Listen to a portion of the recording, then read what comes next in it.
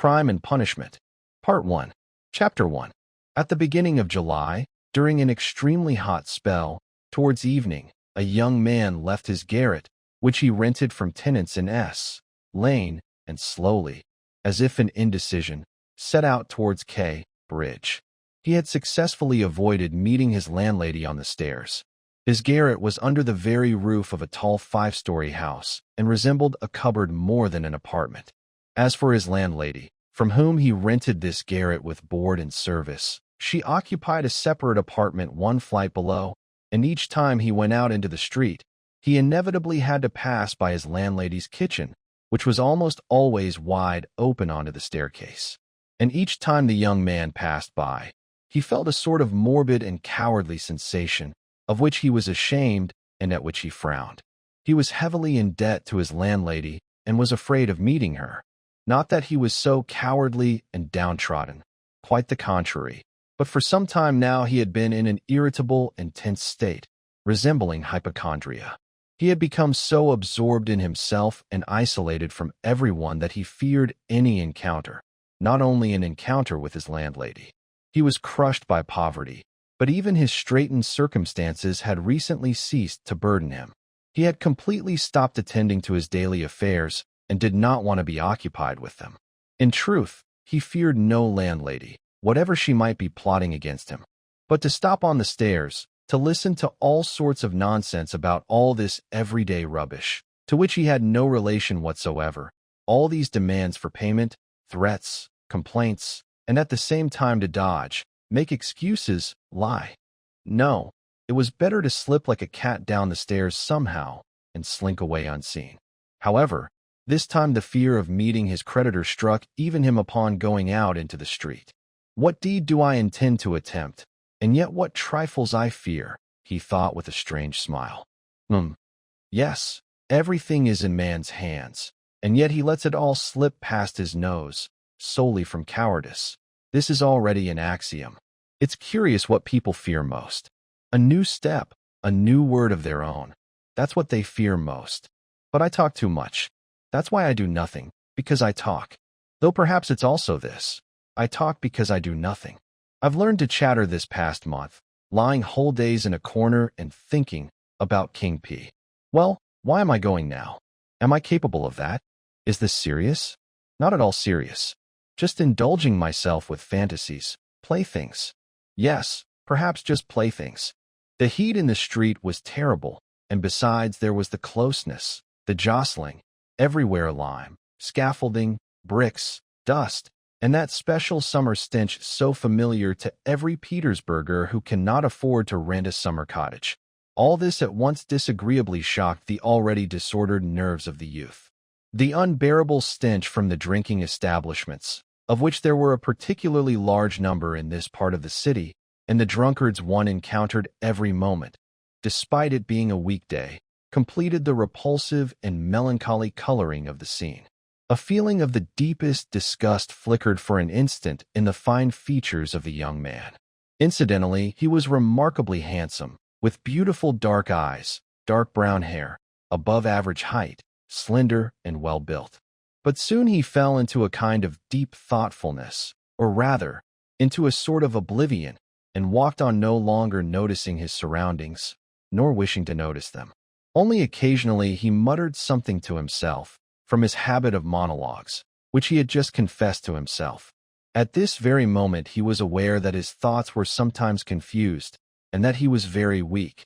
For 2 days now he had eaten almost nothing. He was so poorly dressed that another person, even one accustomed to such things, would have been ashamed to go out into the street in such rags during the day. However, the quarter was such that it was difficult to surprise anyone with one's costume here. The proximity of the Haymarket, the abundance of certain establishments, and, predominantly, the artisan and tradesman population crowded into these central Petersburg streets and lanes, so variegated the general panorama with such characters that it would have been strange to be surprised at encountering any figure. But so much malicious contempt had already accumulated in the soul of the young man that, despite all his sometimes very youthful touchiness, he was least of all ashamed of his rags in the street. It would have been another matter upon meeting certain acquaintances or former comrades, with whom in general he did not like to meet. And meanwhile, when a drunkard, who was being transported for some unknown reason and to some unknown destination along the street at that time in a huge empty cart drawn by a huge draft horse, suddenly shouted at him as he passed by, "Hey you, German hatter," and bellowed at the top of his lungs, pointing at him with his hand. The young man suddenly stopped and convulsively clutched at his hat. The hat was tall, round, a Zimmermann hat, but completely worn out, entirely rust-colored, full of holes and stains, brimless, and cocked at the most hideous angle to one side. But not shame, but an entirely different feeling, resembling even fright, seized him. "I knew it," he muttered in confusion. "I thought so. That's the worst of all. Some stupid thing like this, some trivial detail, could ruin the whole plan. Yes, the hat is too conspicuous. Ridiculous, and therefore conspicuous. With my rags I absolutely need a cap, even some old pancake, but not this monstrosity. Nobody wears such things, they'll notice it a mile away, they'll remember. The main thing is they'll remember it later, and there's the evidence. Here one needs to be as inconspicuous as possible. Details are the main thing. These very details always ruin everything." He didn't have far to go. He even knew how many steps from the gates of his house. Exactly 730. He had counted them once when he was particularly lost in fantasies. At that time he himself did not yet believe in these fantasies of his, and only irritated himself with their hideous but seductive audacity. Now, a month later, he was beginning to look at it differently, and despite all the teasing monologues about his own impotence and indecision, he had somehow, even involuntarily, grown accustomed to considering the hideous fantasy as an enterprise, though he still did not believe in himself. He was even going now to make a trial of his enterprise, and with each step his agitation grew stronger and stronger.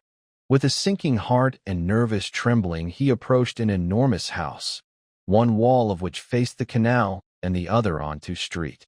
This house was entirely divided into small apartments and was inhabited by all sorts of tradesmen, tailors, locksmiths, cooks, various Germans, girls living independently, petty clerks, and so on. People entering and leaving scurried under both gates and through both courtyards of the house. 3 or 4 caretakers served here.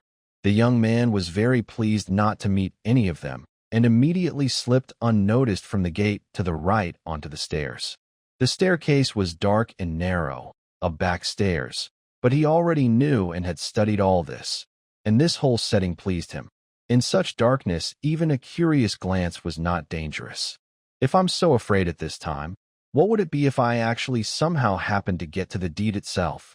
He thought involuntarily as he passed to the 4th floor.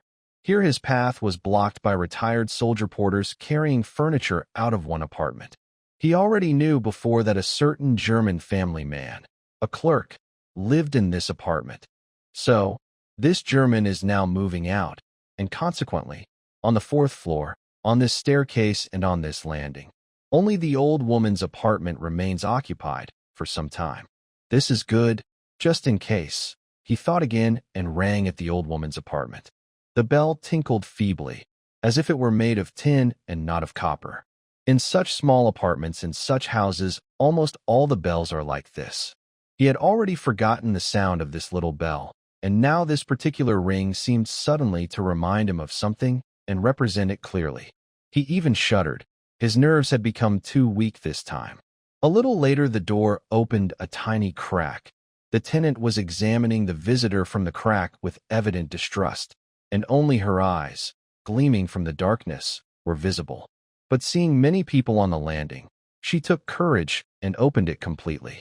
The young man stepped over the threshold into the dark entryway, partitioned off, behind which was a tiny kitchen.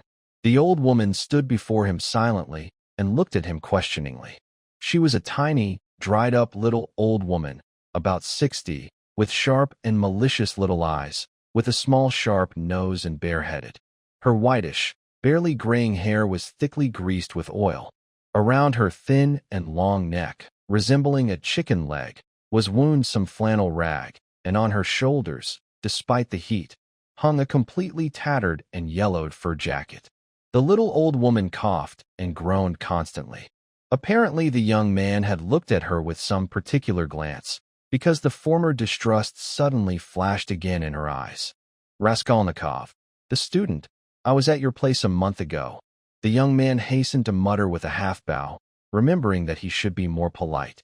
"I remember, my dear, I remember very well that you were here," the old woman pronounced distinctly, still not taking her questioning eyes from his face. "So here, sir, and again, on similar business," Raskolnikov continued, somewhat confused and surprised at the old woman's distrust. "Perhaps, however, she's always like this, and I didn't notice at that time," he thought with an unpleasant feeling. The old woman was silent, as if pondering, then stepped aside, and pointing to the door to the room, said, letting the guest pass ahead, "Please come in, my dear." The small room into which the young man entered, with yellow wallpaper, geraniums, and muslin curtains at the windows, was at this moment brightly lit by the setting sun.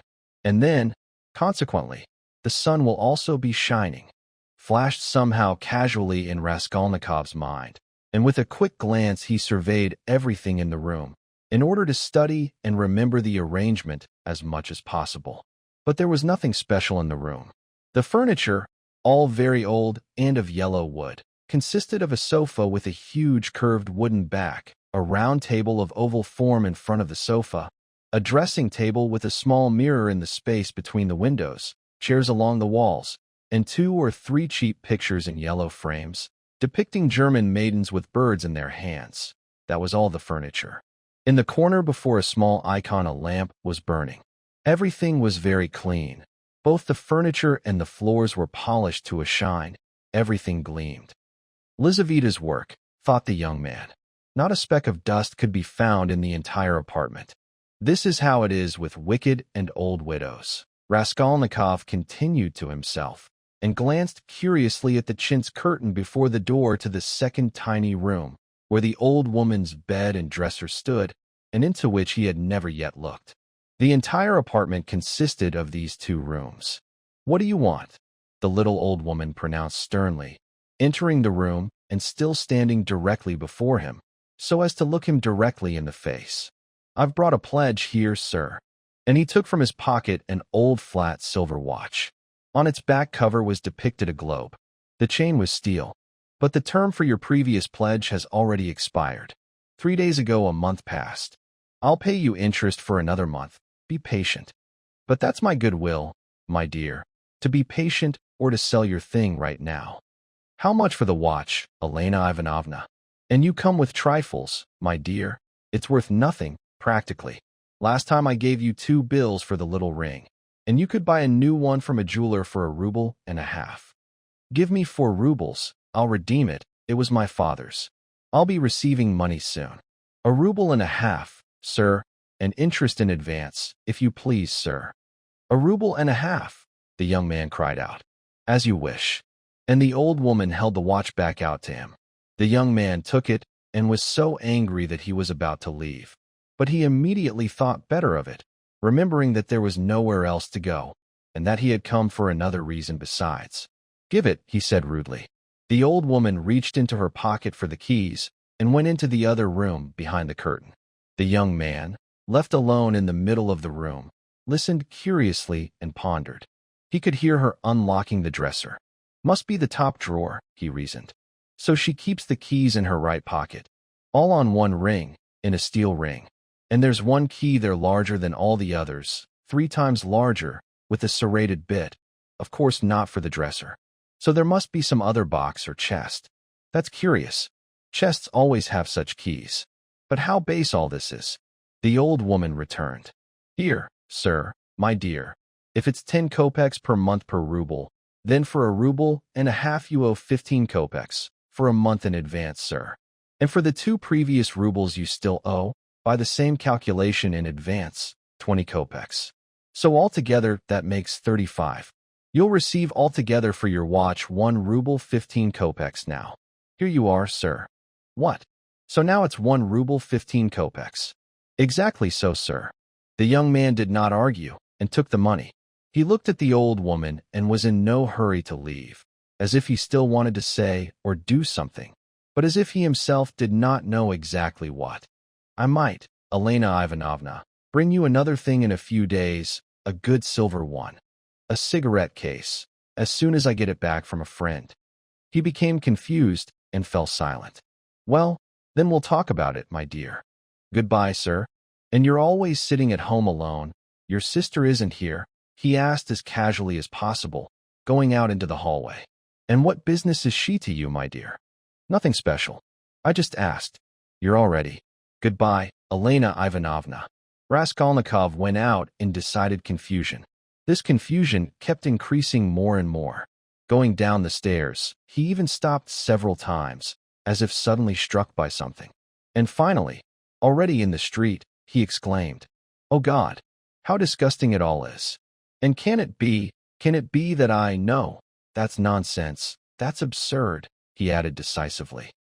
"And can such horror have entered my head? What filth my heart is capable of, however. Above all, it's dirty, nasty, vile. And I, for a whole month." But he could express neither in words nor in exclamations his agitation. The feeling of infinite disgust, which had begun to oppress and sicken his heart even while he was only walking to the old woman's, had now reached such proportions and had become so vividly clear that he did not know where to go from his anguish. He walked along the sidewalk like a drunk man, not noticing passers-by and colliding with them, and came to his senses only in the next street. Looking around, he noticed that he was standing near a drinking establishment, the entrance to which was from the sidewalk down a staircase into the basement floor. Just at that moment, two drunkards came out of the door, supporting and cursing each other, and climbed up to the street. Without thinking long, Raskolnikov immediately went down. Never before had he entered drinking establishments, but now his head was spinning, and moreover a burning thirst tormented him. He wanted to drink cold beer, all the more so as he attributed his sudden weakness also to the fact that he was hungry. He sat down in a dark and dirty corner, behind a sticky little table, ordered beer, and greedily drank the first glass. Immediately, everything eased, and his thoughts cleared. "All this is nonsense," he said with hope, and there was nothing to be disturbed about.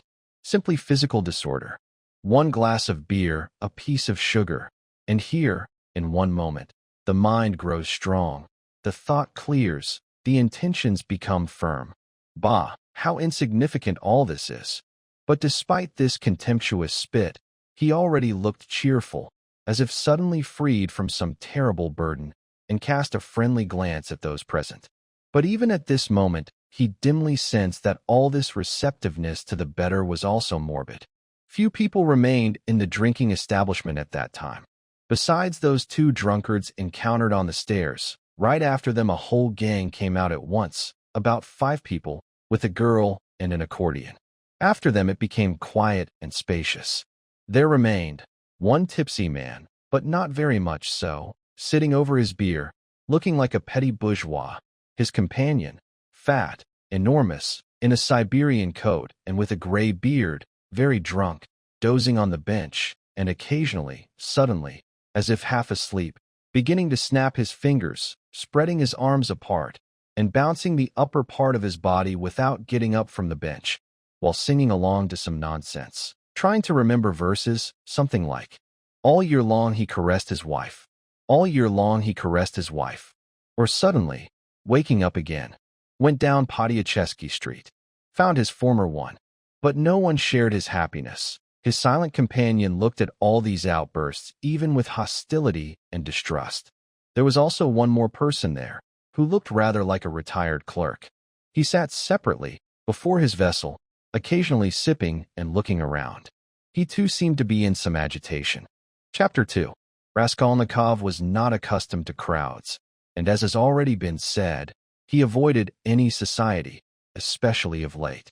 But now he was suddenly drawn to people somehow. Something was taking place in him, something new, and at the same time he felt a sort of thirst for people. He was so tired from this whole month of concentrated anguish and gloomy agitation that he wanted to breathe, if only for a moment, in another world, no matter what, and despite all the filthiness of the setting, he now remained in the drinking establishment with pleasure. The proprietor of the establishment was in another room, but frequently entered the main one, descending into it from somewhere by steps, whereby his smart, greased boots with large red turn-downs were the first to appear. He wore a long coat and a terribly greasy black satin waistcoat, without a tie, and his whole face seemed smeared with oil, like an iron lock. Behind the counter was a boy of about 14, and there was another younger boy who served when anything was ordered. There were chopped pickles, black rusks, and fish cut into pieces. All of it smelled very bad. It was so stuffy that it was even unbearable to sit, and everything was so saturated with the smell of wine that it seemed one could become drunk in 5 minutes from this air alone. There are certain encounters, even with people completely unknown to us, in whom we begin to take interest at first sight, somehow suddenly, instantly, before we say a word. Exactly such an impression was made on Raskolnikov by the guest who sat apart and looked like a retired clerk. The young man recalled this first impression several times afterwards and even attributed it to presentiment. He kept glancing at the clerk, partly also because the clerk himself was looking at him persistently, and it was evident that he very much wanted to begin a conversation. At the others in the drinking establishment, not excluding the proprietor, the clerk looked somehow habitually and even with boredom, and at the same time with a shade of a certain haughty disdain, as if at people of lower position and development, with whom he had nothing to discuss. He was a man already over 50, of medium height and stout build, with graying hair and a large bald spot, with a face swollen from constant drinking, yellow, even greenish, and with puffy eyelids, from behind which tiny, slit-like, but animated reddish eyes gleamed. But there was something very strange about him. In his gaze there shone something even like rapture. Perhaps there was both sense and intelligence, but at the same time something like madness flickered. He was dressed in an old, completely tattered black frock coat, with buttons fallen off. Only one still held on somehow, and to this one he fastened himself, evidently wishing to maintain propriety. From under his nankeen waistcoat stuck out a shirt front, all crumpled, soiled and stained. His face was shaven, in the clerk's manner, but long ago, so that thick bluish stubble had already begun to appear. And in his mannerisms there really was something solidly bureaucratic. But he was restless, he ruffled his hair, and sometimes, in anguish, supported his head with both hands, placing his torn elbows on the stained and sticky table. Finally he looked directly at Raskolnikov, and spoke loudly and firmly. "Might I dare, my dear sir, to address you with proper conversation? For though you are not in significant appearance, my experience distinguishes in you an educated man and one unaccustomed to drink. I have always respected education combined with heartfelt feelings, and moreover I hold the rank of titular counselor. Marmeladov, such is my surname, titular counselor. May I venture to inquire, have you been in service?" "No, I'm studying," answered the young man, partly surprised both by the peculiarly ornate tone of speech and by being addressed so directly, point-blank.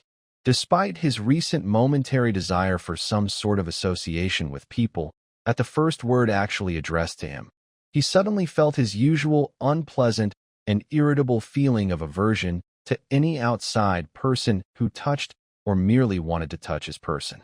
"A student, then, or a former student?" exclaimed the clerk. "Just as I thought. Experience, my dear sir, repeated experience," and as a sign of boasting he touched his finger to his forehead. "You were a student or pursued scholarly activities? Allow me." He half rose, swayed, grabbed his vessel and little glass, and moved closer to the young man, somewhat diagonally from him. He was tipsy, but spoke fluently and boldly, only getting a little confused here and there and dragging out his speech. With a kind of eagerness he latched onto Raskolnikov, as if he too hadn't spoken to anyone for a whole month. "My dear sir," he began almost with solemnity, "poverty is not a vice, that is the truth. I know that drunkenness, too, is not a virtue, and that all the more so. But destitution, my dear sir, destitution, that is a vice, sir. In poverty you still preserve your innate nobility of feelings, but in destitution, no one ever does. For destitution, a man is not even driven out with a stick, but swept out with a broom from human company, to make it all the more offensive. And justly so, for in destitution I am the first ready to offend myself. And hence the drinking. My dear sir, a month ago Mr. Lebeziatnikov beat my wife, and my wife is not the same as me. Do you understand, sir? Allow me to ask you one more question, just out of simple curiosity. Have you ever spent the night on the Neva, on the hay barges? No, I haven't, answered Raskolnikov. What's that about? Well, sir, I've just come from there, and it's my 5th night now, sir. He poured himself a glass, drank, and became thoughtful. Indeed, on his clothes, and even in his hair here, and there could be seen stuck blades of hay. It was very likely that he had neither undressed nor washed for 5 days. His hands were especially dirty, greasy, red, with black nails. His conversation seemed to arouse general, though lazy, attention. The boys behind the counter began to snicker. The proprietor, it seemed, came down from the upper room on purpose to listen to the amusing fellow, and sat down at a distance, yawning lazily but importantly. Evidently, Marmeladov had long been known here, and he had probably acquired his inclination for ornate speech as a consequence of his habit of frequent tavern conversations with various strangers. This habit becomes a necessity for some drinkers, and predominantly for those of them who are treated strictly at home and who are bossed around. That's why in drinking company they always try as if to justify themselves, and if possible, even to gain respect. Amusing fellow, said the proprietor loudly. And why don't you work? Why aren't you in service, if you're a clerk? Why am I not in service, my dear sir? Marmeladov picked up, addressing himself exclusively to Raskolnikov, as if it was he who had asked him the question, why am I not in service? And doesn't my heart ache that I grovel in vain? When Mr. Lebeziatnikov, a month ago, beat my wife with his own hands, and I lay there drunk, didn't I suffer? Permit me, young man, has it happened to you? Well, at least to borrow money hopelessly? It has happened. That is, what do you mean hopelessly? That is, completely hopelessly, sir, knowing in advance that nothing will come of it. For instance, you know beforehand and thoroughly that this person, this most well-intentioned and most useful citizen, will not give you money under any circumstances. For why? I ask, would he give it? After all, he knows that I won't pay it back. Out of compassion. But Mr. Lebeziatnikov, who follows new ideas, explained the other day that compassion is even forbidden by science nowadays, and that's how it's already done in England, where there's political economy. Why then, I ask, would he give it? And so, knowing in advance that he won't give it, you still set out on your way and— Why go then? Added Raskolnikov. And if there's nowhere else to go, for every man needs to have at least somewhere he can go. Because there comes a time when one absolutely must go somewhere. When my only daughter went for the first time on a yellow ticket, I went too then. For my daughter lives on a yellow ticket, sir, he added in parentheses, looking at the young man with some anxiety. Nothing, my dear sir, nothing, he hastened to declare immediately and apparently calmly, when both boys behind the counter snorted and the proprietor himself smiled. Nothing, sir. I'm not embarrassed by this nodding of heads, for everyone already knows everything, and all that is secret becomes manifest, and I relate to this not with contempt, but with humility. Let it be, let it be. Behold the man. Permit me, young man. Can you? But no, to express it more strongly and graphically. Can you not? But dare you, looking at me at this hour, say affirmatively that I am not a swine? The young man did not answer a word. Well, sir, continued the orator, having waited out solidly and even with increased dignity the snickering that again followed in the room. Well, sir, let me be a swine, but she is a lady. I have a beastly image, but Katerina Ivanovna, my wife, she is an educated person and the daughter of a staff officer by birth. Let it be, let it be. I'm a scoundrel, but she has a lofty heart and is filled with feelings ennobled by education. And yet, oh, if only she would pity me. My dear sir, for every man needs to have at least one place where he would be pitied. But Katerina Ivanovna, though she is a magnanimous lady, is unjust. And though I myself understand that when she pulls my hair, she pulls it only out of pity of heart, for I repeat without embarrassment, she pulls my hair, young man, he confirmed with coarse dignity, having heard the snickering again. But God, what if she would only once? But no, no, all this is in vain, and there's nothing to talk about. Nothing to talk about. For the desired has already happened more than once, and I have been pitied more than once. But such is my nature, and I am a born beast. I should think so, remarked the yawning proprietor. Marmeladov struck his fist decisively on the table. Such is my nature. Do you know, my dear sir, that I even drank her stockings?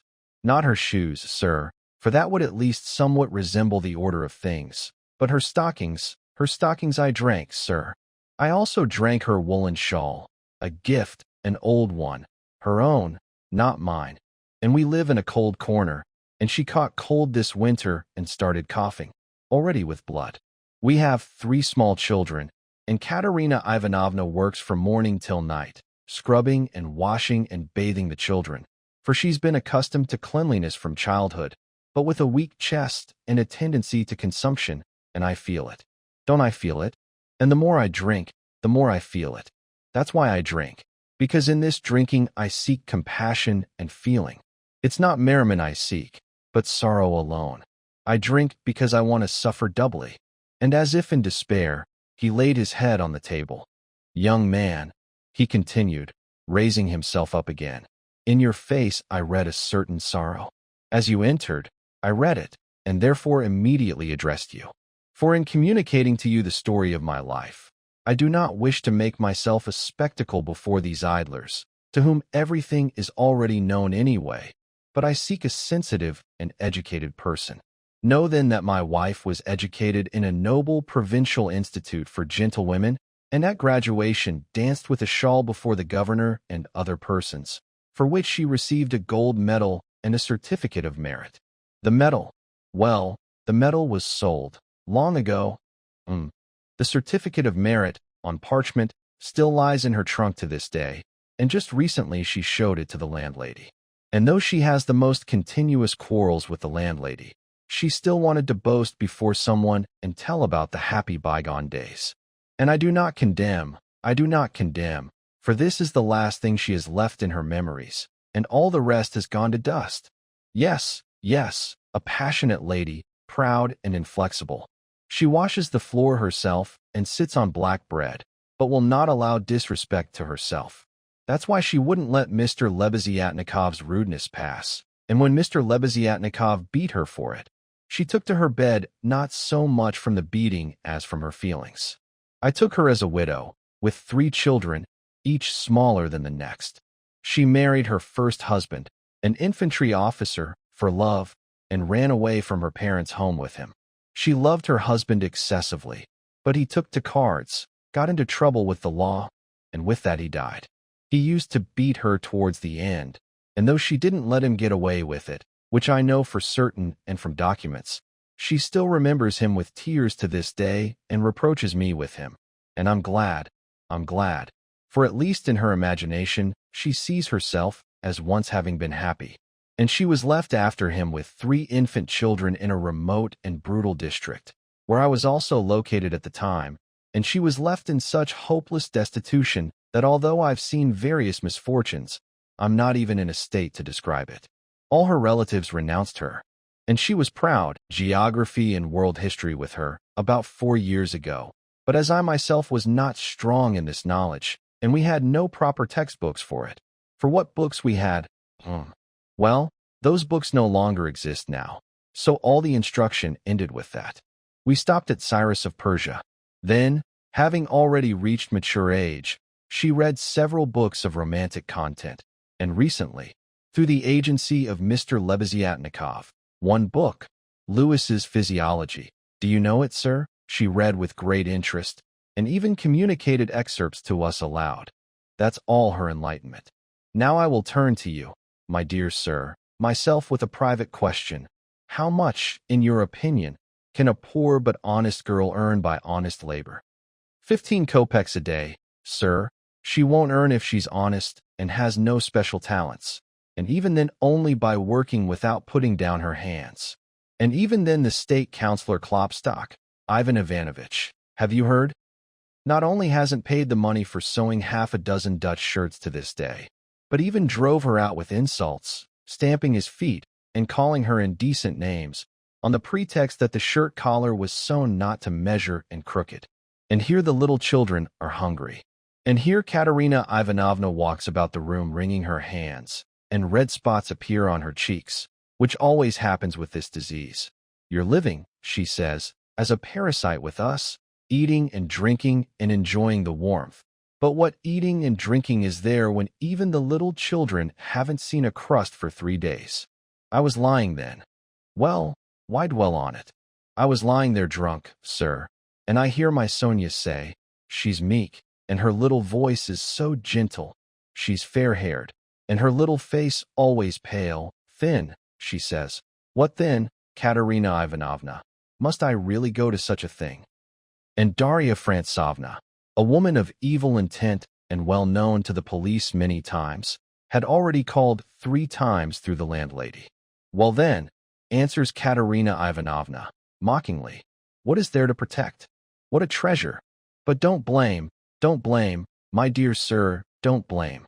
It was not said in sound mind, but in agitated feelings, in illness, and with the children crying unfed, and moreover was said more out of insult than in any precise sense. For Katerina Ivanovna is of such a character that when the children begin to cry, even from hunger, she immediately starts beating them. And I see, around 6 o'clock, Sonechka got up, put on her kerchief, put on her little cape, and left the apartment, and at 9 o'clock came back again. She came in and went straight to Katerina Ivanovna, and silently laid 30 silver rubles on the table before her. Not a word did she utter, not even a glance, but took only our large green woolen shawl. We have such a common shawl, a woolen one, covered her head and face with it completely, and lay down on the bed, face to the wall, only her little shoulders and her whole body trembling. And I, as before, lay there in the same state, sir.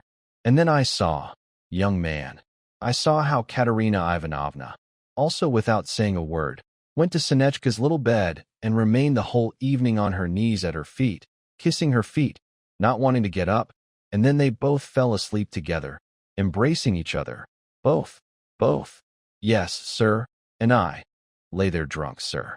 Marmeladov fell silent, as if his voice had failed him. Then suddenly he hastily poured a drink, drank it, and grunted.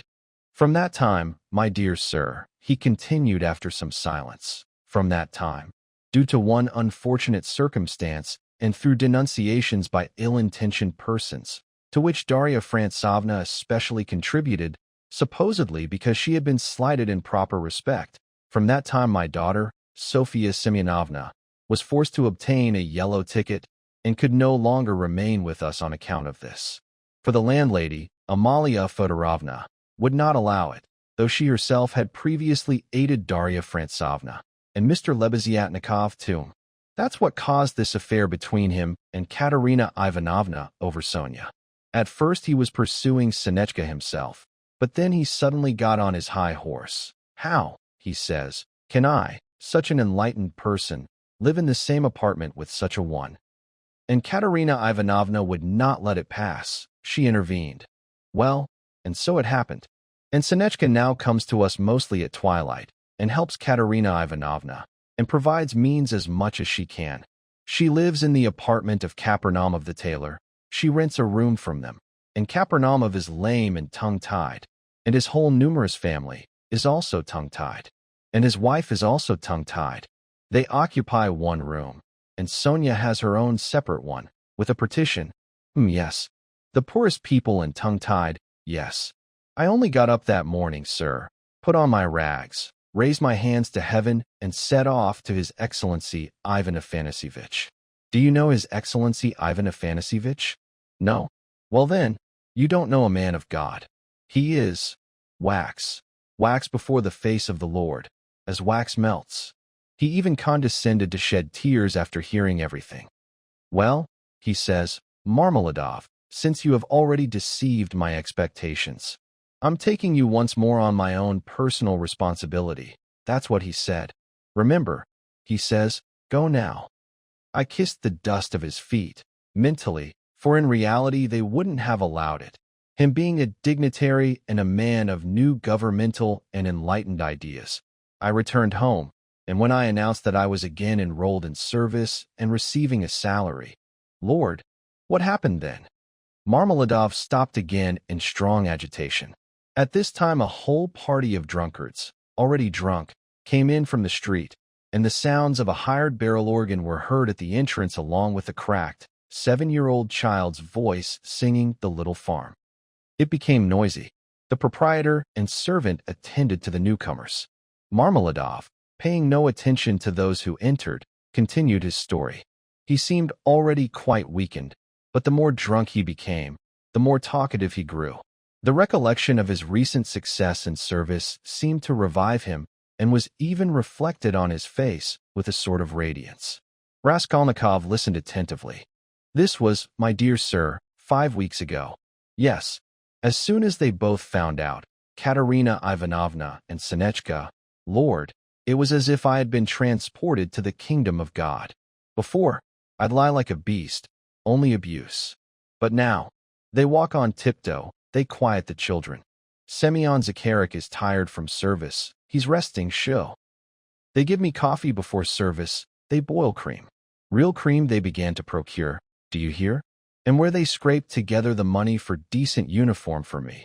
11 rubles 50 kopecks, I don't understand. Boots, calico shirt fronts, most magnificent, a dress uniform, all put together for 11.5 in the most excellent form, sir. I came home the first day in the morning from service. I look. Katerina Ivanovna had prepared 2 dishes, soup and corned beef with horseradish, about which there had been no notion until then. She has no dresses at all. That is, none at all, sir, but here it's as if she was going visiting. She dressed up, and not that there was anything, but they know how to make everything from nothing. They'll fix their hair, put on some clean little collar there, some cuffs, and a completely different person emerges, younger and prettier. Senechka, my dove, only helped with money, but she says, for me to visit you often now is improper, for the time being, so maybe only at twilight, so that no one sees. Do you hear, do you hear? After dinner I went to sleep, and what do you think? Katerina Ivanovna couldn't restrain herself. A week earlier she had quarreled in the worst way with the landlady, with Amalia Fedorovna, but here she invited her for a cup of coffee. They sat for 2 hours and whispered everything. How now Semyon Zakharik is in service and receiving a salary, and went to His Excellency himself, and His Excellency himself came out, ordered everyone to wait, and took Semyon Zakharik by the hand past everyone into his study. Do you hear, do you hear? I, of course, he says, Semyon Zakharik, remember your services, and though you did adhere to that frivolous weakness, but as you now promise, and moreover without you things went badly for us. Do you hear, do you hear? I now hope, he says, in your noble word. That is, all this I tell you she made up, and not out of frivolity, just for boasting, sir. No, sir, she believes it all herself. She comforts herself with her own imaginings, by God, sir. And I don't condemn it. No, I don't condemn it. And when 6 days ago, I brought my first salary, 23 rubles 40 kopecks in full, she called me her little treasure. Little treasure, she says, you're such a one. And in private, sir, do you understand? Well, what beauty is there in me, and what kind of husband am I? No, she pinched my cheek. Little treasure, you're such a one, she says. Marmeladov stopped, wanted to smile, but suddenly his chin began to quiver. He restrained himself, however. This tavern, the debauched appearance, 5 nights on the hay barges, and the bottle. Yet at the same time this morbid love for his wife and family confused his listener. Raskolnikov listened intently, but with a painful sensation. He was vexed that he had come here. My dear sir, exclaimed Marmeladov, recovering himself. Oh, my dear sir, Perhaps all this is laughable to you, as to others, and I only trouble you with the stupidity of all these miserable details of my domestic life. But it's not laughable to me, for I can feel all this. And throughout that whole paradisiacal day of my life, and all that evening, I myself passed the time in fleeting dreams, namely, how I would arrange it all, and dress the little children, and give her peace, and return my only daughter from dishonor to the bosom of the family. And much, much more. It's permissible, sir. Well, sir, my dear sir, Marmeladov suddenly seemed to start, raised his head and looked fixedly at his listener. Well, sir, and the very next day, after all these dreams, that is, exactly 5 days ago now, towards evening, by cunning deception, like a thief in the night, I stole from Katerina Ivanovna the key to her trunk, took out what remained of the salary I had brought. How much in all I don't remember, and here, sir, look at me, all of you, 5 days away from home, and they're looking for me there, and my service is finished, and my dress uniform lies in a drinking establishment at the Egyptian Bridge, in exchange for which I receive these garments. And it's all over. Marmeladov struck himself on the forehead with his fist, clenched his teeth, closed his eyes, and leaned his elbow firmly on the table. But a minute later his face suddenly changed, and with a kind of affected cunning and feigned insolence, he glanced at Raskolnikov, laughed and said, "And today I went to Sonia, went to ask for hangover money. He. She didn't give it, did she?" Someone from among the newcomers shouted, and burst out laughing at the top of his lungs. "This very half-bottle, sir, was bought with her money," pronounced Marmeladov, addressing himself exclusively to Raskolnikov. 30 kopecks she brought out, with her own hands, the last, all she had. I saw it myself. She said nothing, only looked at me silently. Not on earth. But there, they grieve over people, they weep, but they don't reproach, And that hurts more, sir, hurts more, when they don't reproach. 30 kopecks, yes, sir. And she needs them now too. Eh? What do you think, my dear sir? For now she must maintain cleanliness. This cleanliness costs money, special cleanliness, you understand? Do you understand? Well, and there's pomade to buy too, for it can't be helped, sir. Starched skirts, a neater little boot to show off her foot when she has to cross a puddle. Do you understand, sir, what this cleanliness means? Well, sir, and I, her own father, took those 30 kopecks for my hangover. And I'm drinking, sir, and I've already drunk it all, sir. Well, who will pity someone like me? Do you pity me now, sir, or not? Speak, sir, do you pity me or not? He. He wanted to pour more, but there was nothing left. The half-bottle was empty. Why should anyone pity you? Shouted the proprietor, who had appeared beside them again. Laughter rang out, and even curses. Those who had been listening laughed and cursed, and those who hadn't been listening too, just looking at the figure of the retired clerk. Pity. Why should anyone pity me? Marmeladov suddenly cried out, rising with his hand stretched forward, in decisive inspiration, as if he had been waiting only for those words. Why pity me, you say? Yes, there's nothing to pity me for. I should be crucified on the cross, not pitted. But crucify me, judge, crucify, and do not pity him. And then I myself will come to you for crucifixion, for I thirst not for merriment, but for sorrow and tears. Do you think, seller, that this half-bottle of yours went down sweetly for me? Sorrow, I sought at the bottom of it, sorrow and tears, and I tasted it, and found it. But he will pity us, he who pitted all, and who understood all and everything. He the only, he is the judge. He will come on that day and ask, and where is the daughter who gave herself for an evil and consumptive stepmother, for other people's infant children? Where is the daughter who pitied her earthly father, a worthless drunkard, not fearing his brutishness? And he will say, Come, I have already forgiven you once. I have forgiven you once. Your many sins are forgiven now, because you loved much. And he will forgive my Sonia. He will forgive. I know that he will forgive. I felt it in my heart just now when I was at her place. And he will judge and forgive all, both the good and the evil, both the wise and the meek. And when he has finished with all, then he will summon us too. Come forth, he will say, you too. Come forth, you drunkards. Come forth, you weak ones. Come forth, you shameless ones. And we will all come forth, without shame, and we will stand. And he will say, you are swine, of the image of the beast and his mark. But come you also.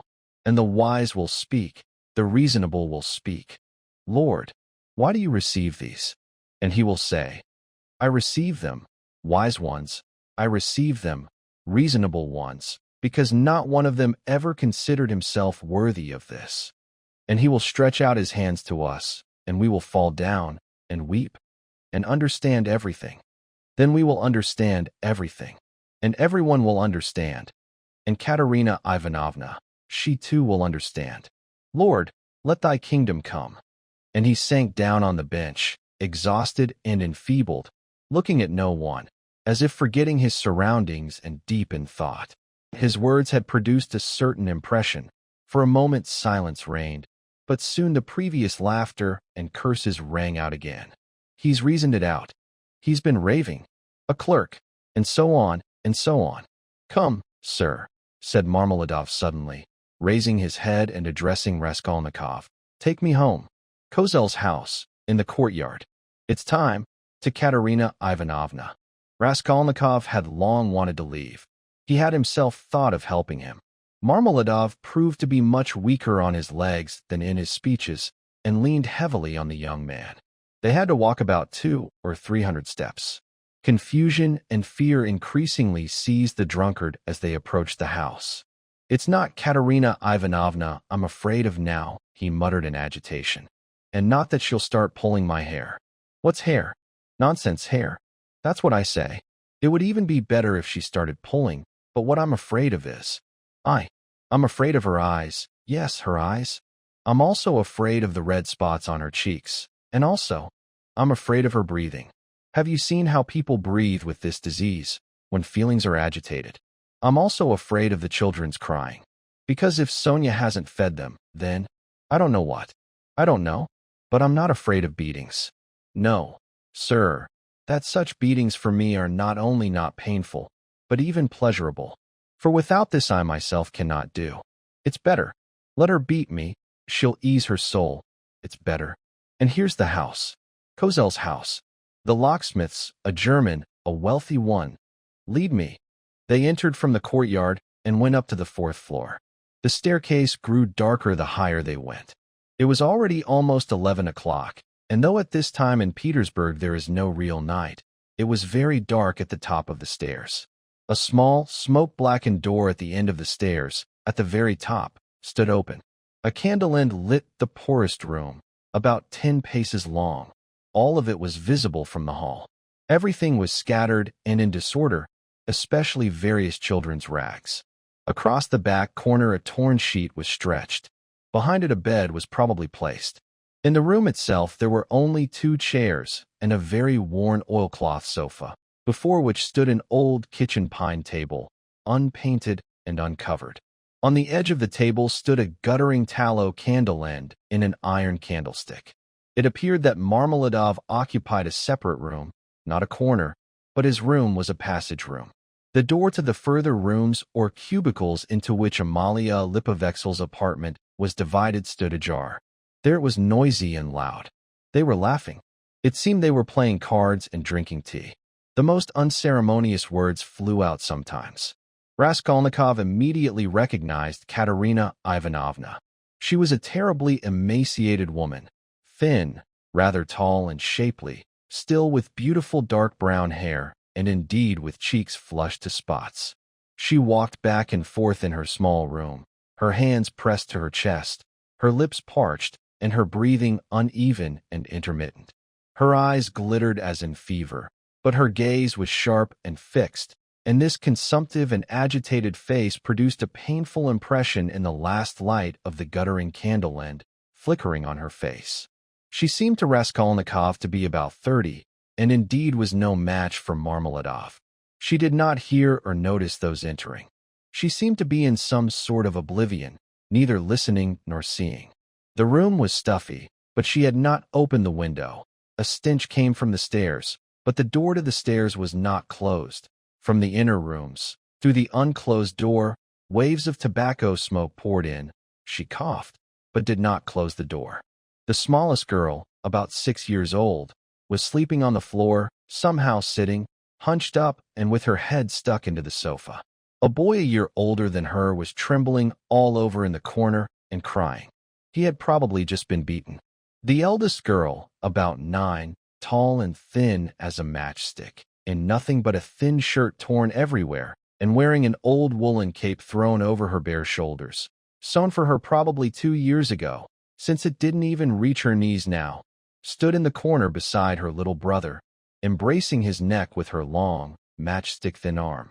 She seemed to be calming him, whispering something to him, doing everything to keep him from whimpering again, and at the same time fearfully watching her mother with her big, big dark eyes, which seemed even bigger on her emaciated and frightened little face. Marmeladov, without entering the room, knelt right in the doorway and pushed Raskolnikov forward. The woman, seeing a stranger, stopped distractedly before him, coming to herself for a moment and seemingly wondering, why had he come in? But evidently it immediately occurred to her that he was going to the other rooms, since theirs was a passage room. Having figured this out and no longer paying him any attention, she went to the hall door to close it, and suddenly cried out, seeing her husband kneeling on the very threshold. "Ah," she cried out in frenzy, "he's back. The convict. The monster. And where's the money? What's in your pocket? Show me.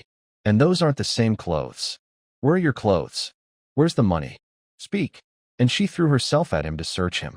Marmeladov immediately, obediently, and submissively spread his arms to both sides, to make the pocket search easier. There wasn't a kopeck. "Where's the money?" she screamed. "Oh, Lord, can it be he's drunk at all?" There were 12 rubles left in the trunk. And suddenly, in fury, she grabbed him by the hair and dragged him into the room.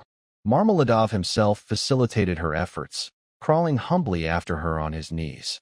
"And this is pleasure for me. And this is not pain for me. But please, sure, my dear sir," he cried out, being shaken by the hair and even once knocking his forehead on the floor. The child sleeping on the floor woke up and began to cry. The boy in the corner couldn't stand it, trembled, screamed, and rushed to his sister in terrible fright, almost in a fit. The eldest girl was trembling like a leaf in her sleep. "He's drunk it. Drunk it all," cried the poor woman in despair. "And those aren't the same clothes. Hungry, hungry." And wringing her hands, she pointed at the children. "Oh, accursed life. And you aren't you ashamed?" She suddenly pounced on Raskolnikov. "From the tavern. You were drinking with him? You were drinking with him too? Get out." The young man hurried to leave without saying a word. Moreover, the inner door opened wide, and several curious people looked out. Impudent laughing heads with cigarettes, with pipes, in skullcaps, stretched forward. Figures in dressing gowns and completely unbuttoned, in summer costumes indecent to the point of impropriety, were visible, some with cards in their hands. They laughed especially amusedly when Marmeladov, dragged by the hair, cried out that this was pleasure for him. Some even began to enter the room. Finally, an ominous shriek was heard. This was Amalia Lipovexel herself, forcing her way forward to establish order in her own way and to frighten the poor woman for the 100th time with an abusive order to vacate the apartment the very next day. As he left, Raskolnikov managed to thrust his hand into his pocket, grabbed as many copper coins as he could from the change from the ruble he'd had broken at the drinking establishment, and imperceptibly placed them on the windowsill. Then, already on the stairs, he thought better of it and wanted to go back. "What nonsense I've done," he thought. "They have Sonia there, and I need it myself." But reasoning that it was already impossible to take it back, and that he wouldn't have taken it anyway, he waved his hand and went to his apartment. "Sonia needs pomade too, after all," he continued, walking down the street and smiling sardonically. "This cleanliness costs money. And Sonechka might even go bankrupt herself today, because it's the same risk hunting for red game, gold prospecting. So they'll all be broke tomorrow without my money. Bravo, Sonia. What a well they've managed to dig. And they profit from it. They really do profit. and they've gotten used to it. They cried and got used to it. Man, the scoundrel gets used to everything. He fell into thought. But what if I'm wrong? He suddenly exclaimed involuntarily. What if man in general really isn't a scoundrel? Man as a whole, the whole human race. That is, then it means that all the rest is prejudice, merely induced fears, and there are no barriers, and that's how it should be. Chapter 3. He woke up the next day already late, after a troubled sleep, but the sleep had not refreshed him. He woke up bilious, irritable, angry, and looked with hatred at his garret. It was a tiny little cell, about 6 paces long, presenting the most miserable appearance with its yellowish, dusty wallpaper peeling everywhere from the walls, and so low that a somewhat tall person would feel uneasy in it, and it seemed constantly as if one were about to knock one's head against the ceiling. The furniture corresponded to the premises. There were 3 old chairs, not entirely sound, a painted table in the corner on which lay several notebooks and books. By the dust on them alone, it was evident that no hand had touched them for a long time. And finally, an awkward large sofa, occupying almost the entire wall and half the width of the whole room, once upholstered in chintz, but now in tatters and serving as Raskolnikov's bed. Often he slept on it just as he was, without undressing, without a sheet, covering himself with his old, worn student overcoat and with one little pillow at his head, under which he stuffed all the linen he had, both clean and worn, to make the head rest higher. Before the sofa stood a little table. It would be difficult to sink lower and become more slovenly, but this was even pleasant to Raskolnikov in his present state of mind. He had decidedly withdrawn from everyone, like a tortoise into its shell, and even the face of the servant girl, who was obliged to wait on him and sometimes looked into his room, aroused bile and convulsions in him. This happens with certain monomaniacs who have concentrated too much on something. His landlady had stopped serving him meals 2 weeks ago, and he had not yet thought to go down and have it out with her, though he was going without dinner. Nastasia, the cook and the landlady's only servant, was partly glad of the lodger's mood and had completely stopped cleaning and sweeping his room, so that only once a week, accidentally, she would sometimes take up the broom. She had also awakened him now. "Get up! Why are you sleeping?" she shouted over him. "It's 10 o'clock. I brought you tea. Do you want some tea? You must be wasting away." The lodger opened his eyes, started, and recognized Nastasia. "Is the tea from the landlady?" he asked, slowly and with a sickly look, raising himself up on the sofa. From the landlady indeed. She placed before him her own cracked teapot with already used tea, and laid down 2 yellow lumps of sugar. "Here, Nastasia, take this, please," he said, feeling in his pocket. He had slept dressed, and pulling out a handful of copper coins. "Go and buy me a French roll. And get some sausage too from the butcher's, the cheapest kind. I'll bring you a roll this very minute. But wouldn't you like some cabbage soup instead of sausage? Good soup, from yesterday. I saved it for you yesterday, but you came in late. Good soup." When the soup was brought, and he set to it, Nastasia sat down beside him on the sofa and began to chatter. She was a peasant woman and a very talkative one. "Praskovia Pavlovna wants to complain about you to the police," she said. He frowned deeply. "To the police? What does she want? You don't pay money and you don't leave the apartment. It's obvious what she wants." That's all I needed now," he muttered through clenched teeth. "No, this is not convenient for me now. She's a fool," he added aloud. "I'll go see her today, talk to her.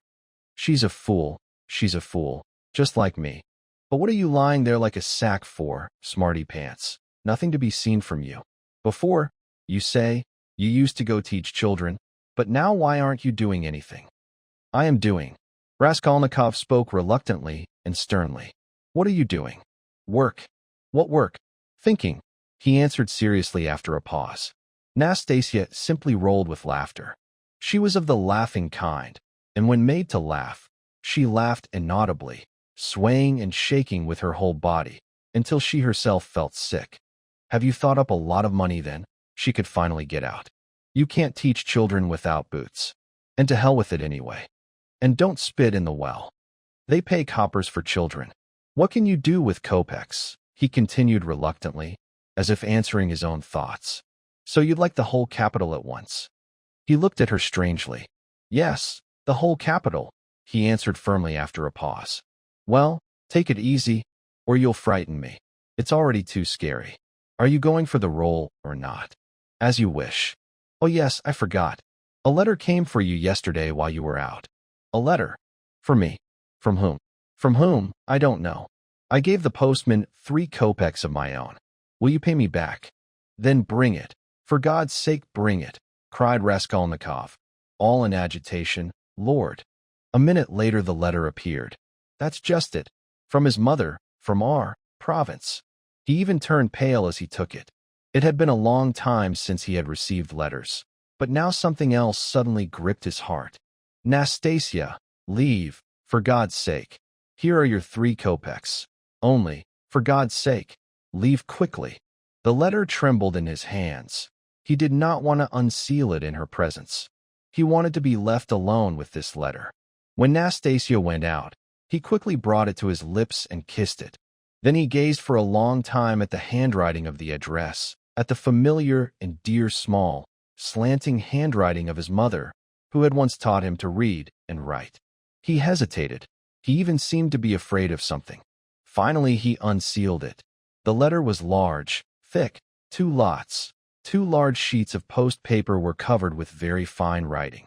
My dear Rodion, his mother wrote, it's already more than 2 months since I talked with you by letter, for which I myself have suffered and even spent some nights sleepless, thinking. But surely you won't blame me for this involuntary silence of mine. You know how I love you. You are our only one, mine and Dunya's. You are our everything, all our hope, our trust. What happened to me when I learned that you had already left the university several months ago, for lack of means to maintain yourself, and that your lessons and other resources had ceased? How could I help you with my 120 rubles a year pension? The 15 rubles I sent you 4 months ago I borrowed, as you yourself know, against this same pension, from our local merchant Vasily Ivanovich Vakrushin. He's a good man and was a friend of your father's. But having given him the right to receive the pension for me, I had to wait until the debt was paid off, and this has only just now been completed, so that I couldn't send you anything all this time. But now, thank God, I think I can send you some more, and in general, we can now even boast of fortune, about which I hasten to inform you. And first of all, can you guess, dear Rodion, that your sister has been living with me for a month and a half now, and we won't be separated anymore in the future. Thank God, her torments are over, but I'll tell you everything in order, so that you'll know how it all was, and what we've been hiding from you until now. When you wrote to me 2 months ago that you had heard from someone that Dunya was enduring much from rudeness in the house of Mr. and Mrs. Svidrigailov, and asked me for precise explanations, what could I write to you in reply then? If I had written you the whole truth, you would perhaps have thrown everything up and come to us, even on foot, because I know your character and feelings, and you wouldn't let your sister be offended. I myself was in despair, but what was to be done? I didn't know the whole truth myself then.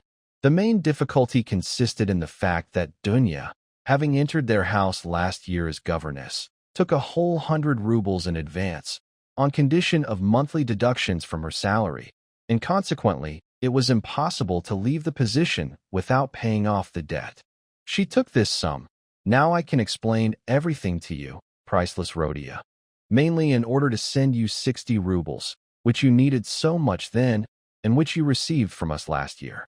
We both deceived you then, writing that this was from Dunya's previously saved money, but it wasn't so, and now I'm telling you the whole truth, because everything has now suddenly changed, by God's will, for the better, and so that you'll know how much Dunya loves you, and what a priceless heart she has. Indeed, Mr. Svidrigailov at first treated her very rudely, and made various discourtesies and mockeries of her at table.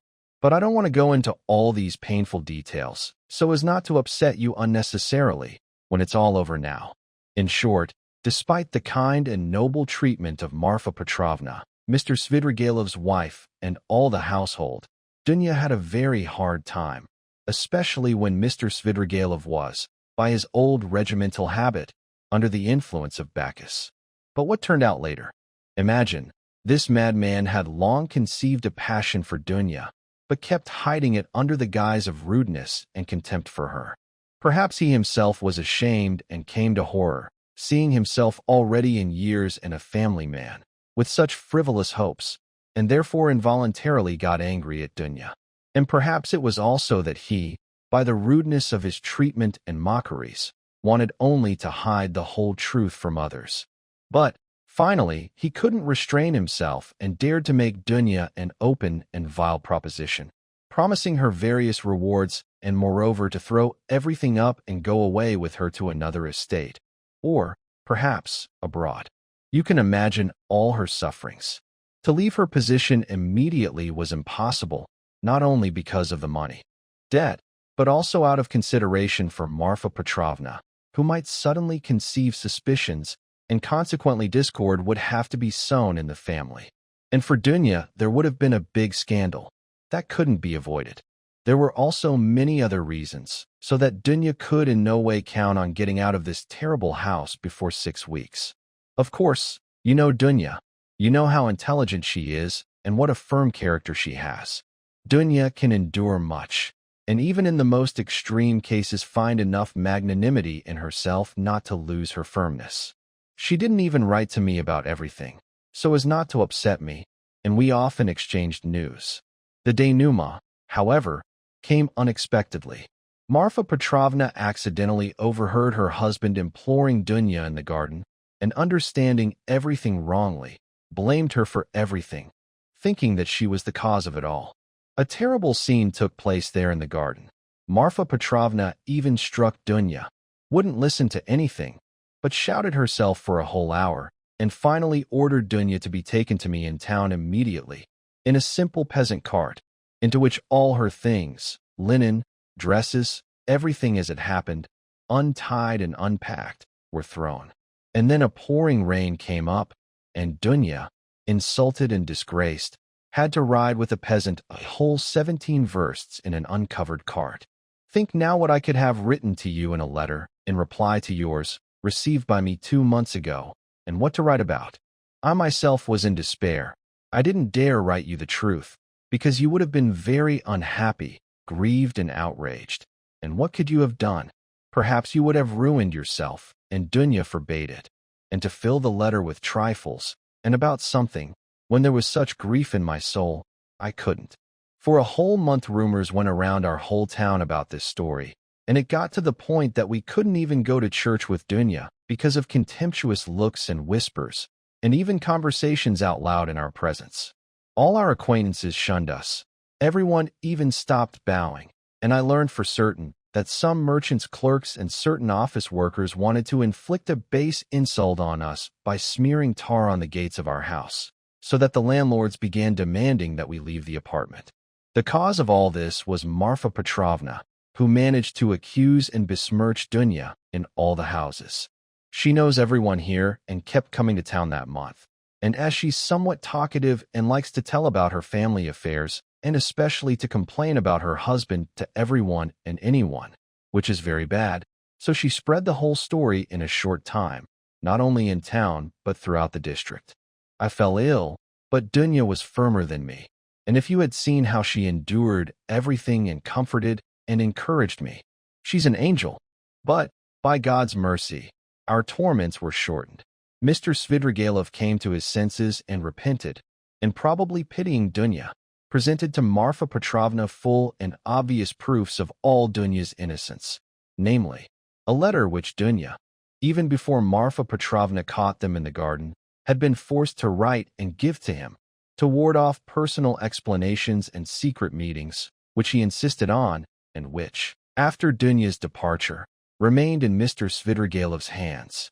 In this letter she in the most ardent manner and with complete indignation reproached him precisely for the ignobility of his conduct towards Marfa Petrovna, pointed out to him that he was a father and family man, and that, finally, how base on his part it was to torment and make unhappy an already unfortunate and defenseless girl. In a word, dear Rhodia, this letter is so nobly and touchingly written that I sobbed reading it, and to this day I cannot read it without tears. Moreover, in justification of Dunya, there finally appeared the testimony of the servants, who saw and knew much more than Mr. Svidrigailov himself supposed, as is always the case. Marfa Petrovna was completely struck and newly crushed, as she herself confessed to us, but was fully convinced of Dunya's innocence, and the very next day, Sunday, going straight to the cathedral, on her knees and in tears begged the Virgin to give her strength to bear this new trial and fulfill her duty. Then, straight from the cathedral, without calling on anyone, she came to us, told us everything, wept bitterly, and, in full repentance, embraced and implored Dunya to forgive her. That same morning, without delaying at all, straight from us, she went to all the houses in town and everywhere, in the most flattering expressions for Dunya, shedding tears, restored her innocence and the nobility of her feelings and conduct. Moreover, she showed everyone and read aloud Dunya's own letter to Mr. Svidrigailov and even let copies be made of it, which, it seems to me, was already unnecessary. Thus she had to spend several days in a row visiting everyone in town, because some became offended that preference had been shown to others, and thus lines formed, so that in each house they were already waiting in advance, and everyone knew that on such and such a day Marfa Petrovna would be at such and such a place to read this letter. And to each reading there gathered again even those who had already listened to the letter several times both in their own houses and at other acquaintances. By turns. My opinion is that much, very much, was unnecessary here, but Marfa Petrovna is of such a character. At least she fully restored Dunya's honor, and all the vileness of this affair fell as an indelible disgrace on her husband, as the chief culprit, so that I even feel sorry for him. They dealt too severely with this madman. Dunya was immediately invited to give lessons in some houses, but she refused. In general, everyone suddenly began to treat her with special respect. All this contributed mainly to that unexpected circumstance through which now, one might say, our whole fate is changing. Know, dear Rodion, that a suitor has proposed to Dunya, and that she has already managed to give her consent, about which I hasten to inform you as quickly as possible.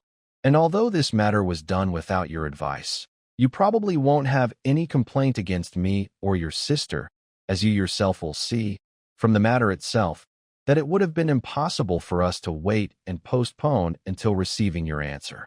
And you yourself couldn't have judged everything precisely from afar. It happened like this. He is already a court counselor, Fyodor Petrovich Luzin, and a distant relative of Marfa Petrovna, who contributed much to this. He began by expressing, through her, his desire to make our acquaintance, was properly received, drank coffee, and the very next day sent a letter in which he very politely explained his proposal and asked for a quick and decisive answer. He is a businesslike and busy man, and is now hurrying to Petersburg, so he values every minute. Of course, we were at first very struck, as all this happened too quickly and unexpectedly.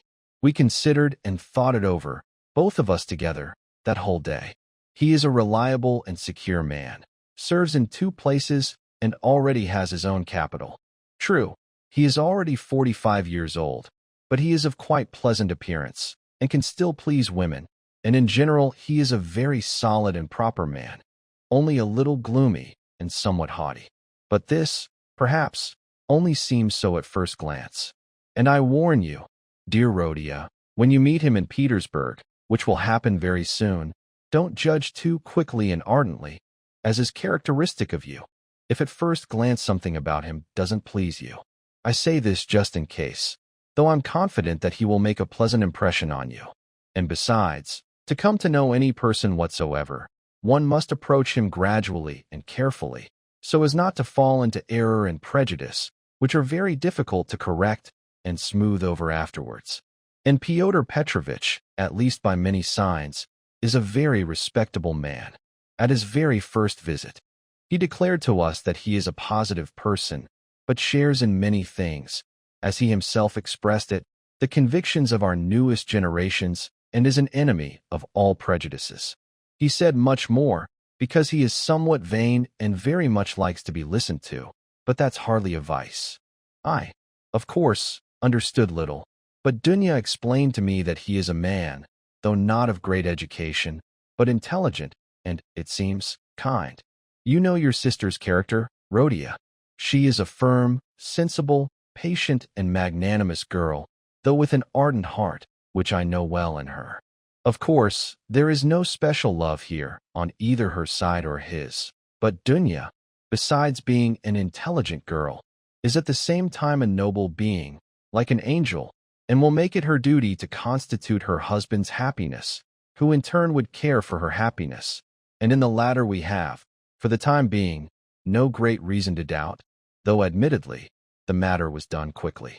Moreover, he is a very intelligent and calculating man, and of course, he himself will see that his own marital happiness will be the more secure, the happier Dunya is with him. And as for some unevenness in character, some old habits, and even some disagreement in thoughts, which cannot be avoided even in the happiest marriages, Dunya herself told me about this, that she relies on herself, that there is nothing to worry about here, and that she can endure much, provided that the further relations are honest and fair. And there is nothing to doubt about this yet, and we have no reason. And a person's appearance is very deceptive, and one cannot judge at all by appearance alone, especially at first glance. He, for example, seemed harsh to me at first, but this may arise precisely from the fact that he is a straightforward man, and certainly so. For example, at the second visit, having already received consent, in conversation he expressed himself so, that he had already before, not knowing Dunya, decided to take an honest girl, but without a dowry, and certainly one who had already experienced a calamitous position, because, as he explained, a husband should owe nothing to his wife, and it is much better if the wife considers her husband her benefactor. I'll add that he expressed himself somewhat more gently and affectionately than I wrote, because I forgot the actual expression and remember only the thought, and besides, he said this by no means intentionally, but evidently speaking inadvertently, in the heat of conversation, so that he even tried afterwards to correct himself and soften it. But it still seemed to me a little harsh, and I told Dunya about it afterwards. But Dunya even answered me with vexation that words are not yet deeds, and this is of course true. Before deciding, Dunya didn't sleep all night, and supposing that I was already asleep, she got up from bed and walked back and forth in the room all night. Finally, she knelt down and prayed long and fervently before the icon, and in the morning declared to me that she had decided. I have already mentioned that Fyodor Petrovich is now going to Petersburg. He has important business there and wants to open a public law office in Petersburg. He has long been occupied with conducting various claims and lawsuits, and only recently won one significant lawsuit. And he must go to Petersburg also because he has one important case in the Senate there. Thus, dear Rhodia, he can also be very useful to you, even in everything. And Dunya and I have already decided that you, even from this very day, could definitely begin your future career and consider your fate as already clearly determined. Oh, if only this would come true. This would be such an advantage that it should be considered nothing other than direct mercy to us from the Almighty. Dunya only dreams of this. We have already ventured to say a few words about this to Fyodor Petrovich. He expressed himself cautiously and said that, of course, since he cannot do without a secretary, it would naturally be better to pay a salary to a relative than to a stranger, if only the former proves capable for the position, as if you wouldn't prove capable.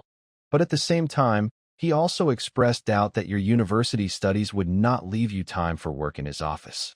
For now the matter ended there, but Dunya thinks of nothing else now.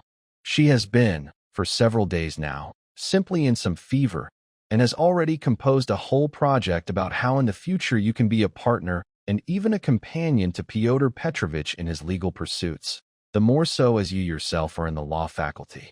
I, Rhodia, fully agree with her and share all her plans and hopes, seeing in them full probability, and despite the present, very explicable evasiveness of Fyodor Petrovich, because he doesn't know you yet, Dunya is firmly convinced that she will achieve everything by her good influence on her future husband, and of this she is confident.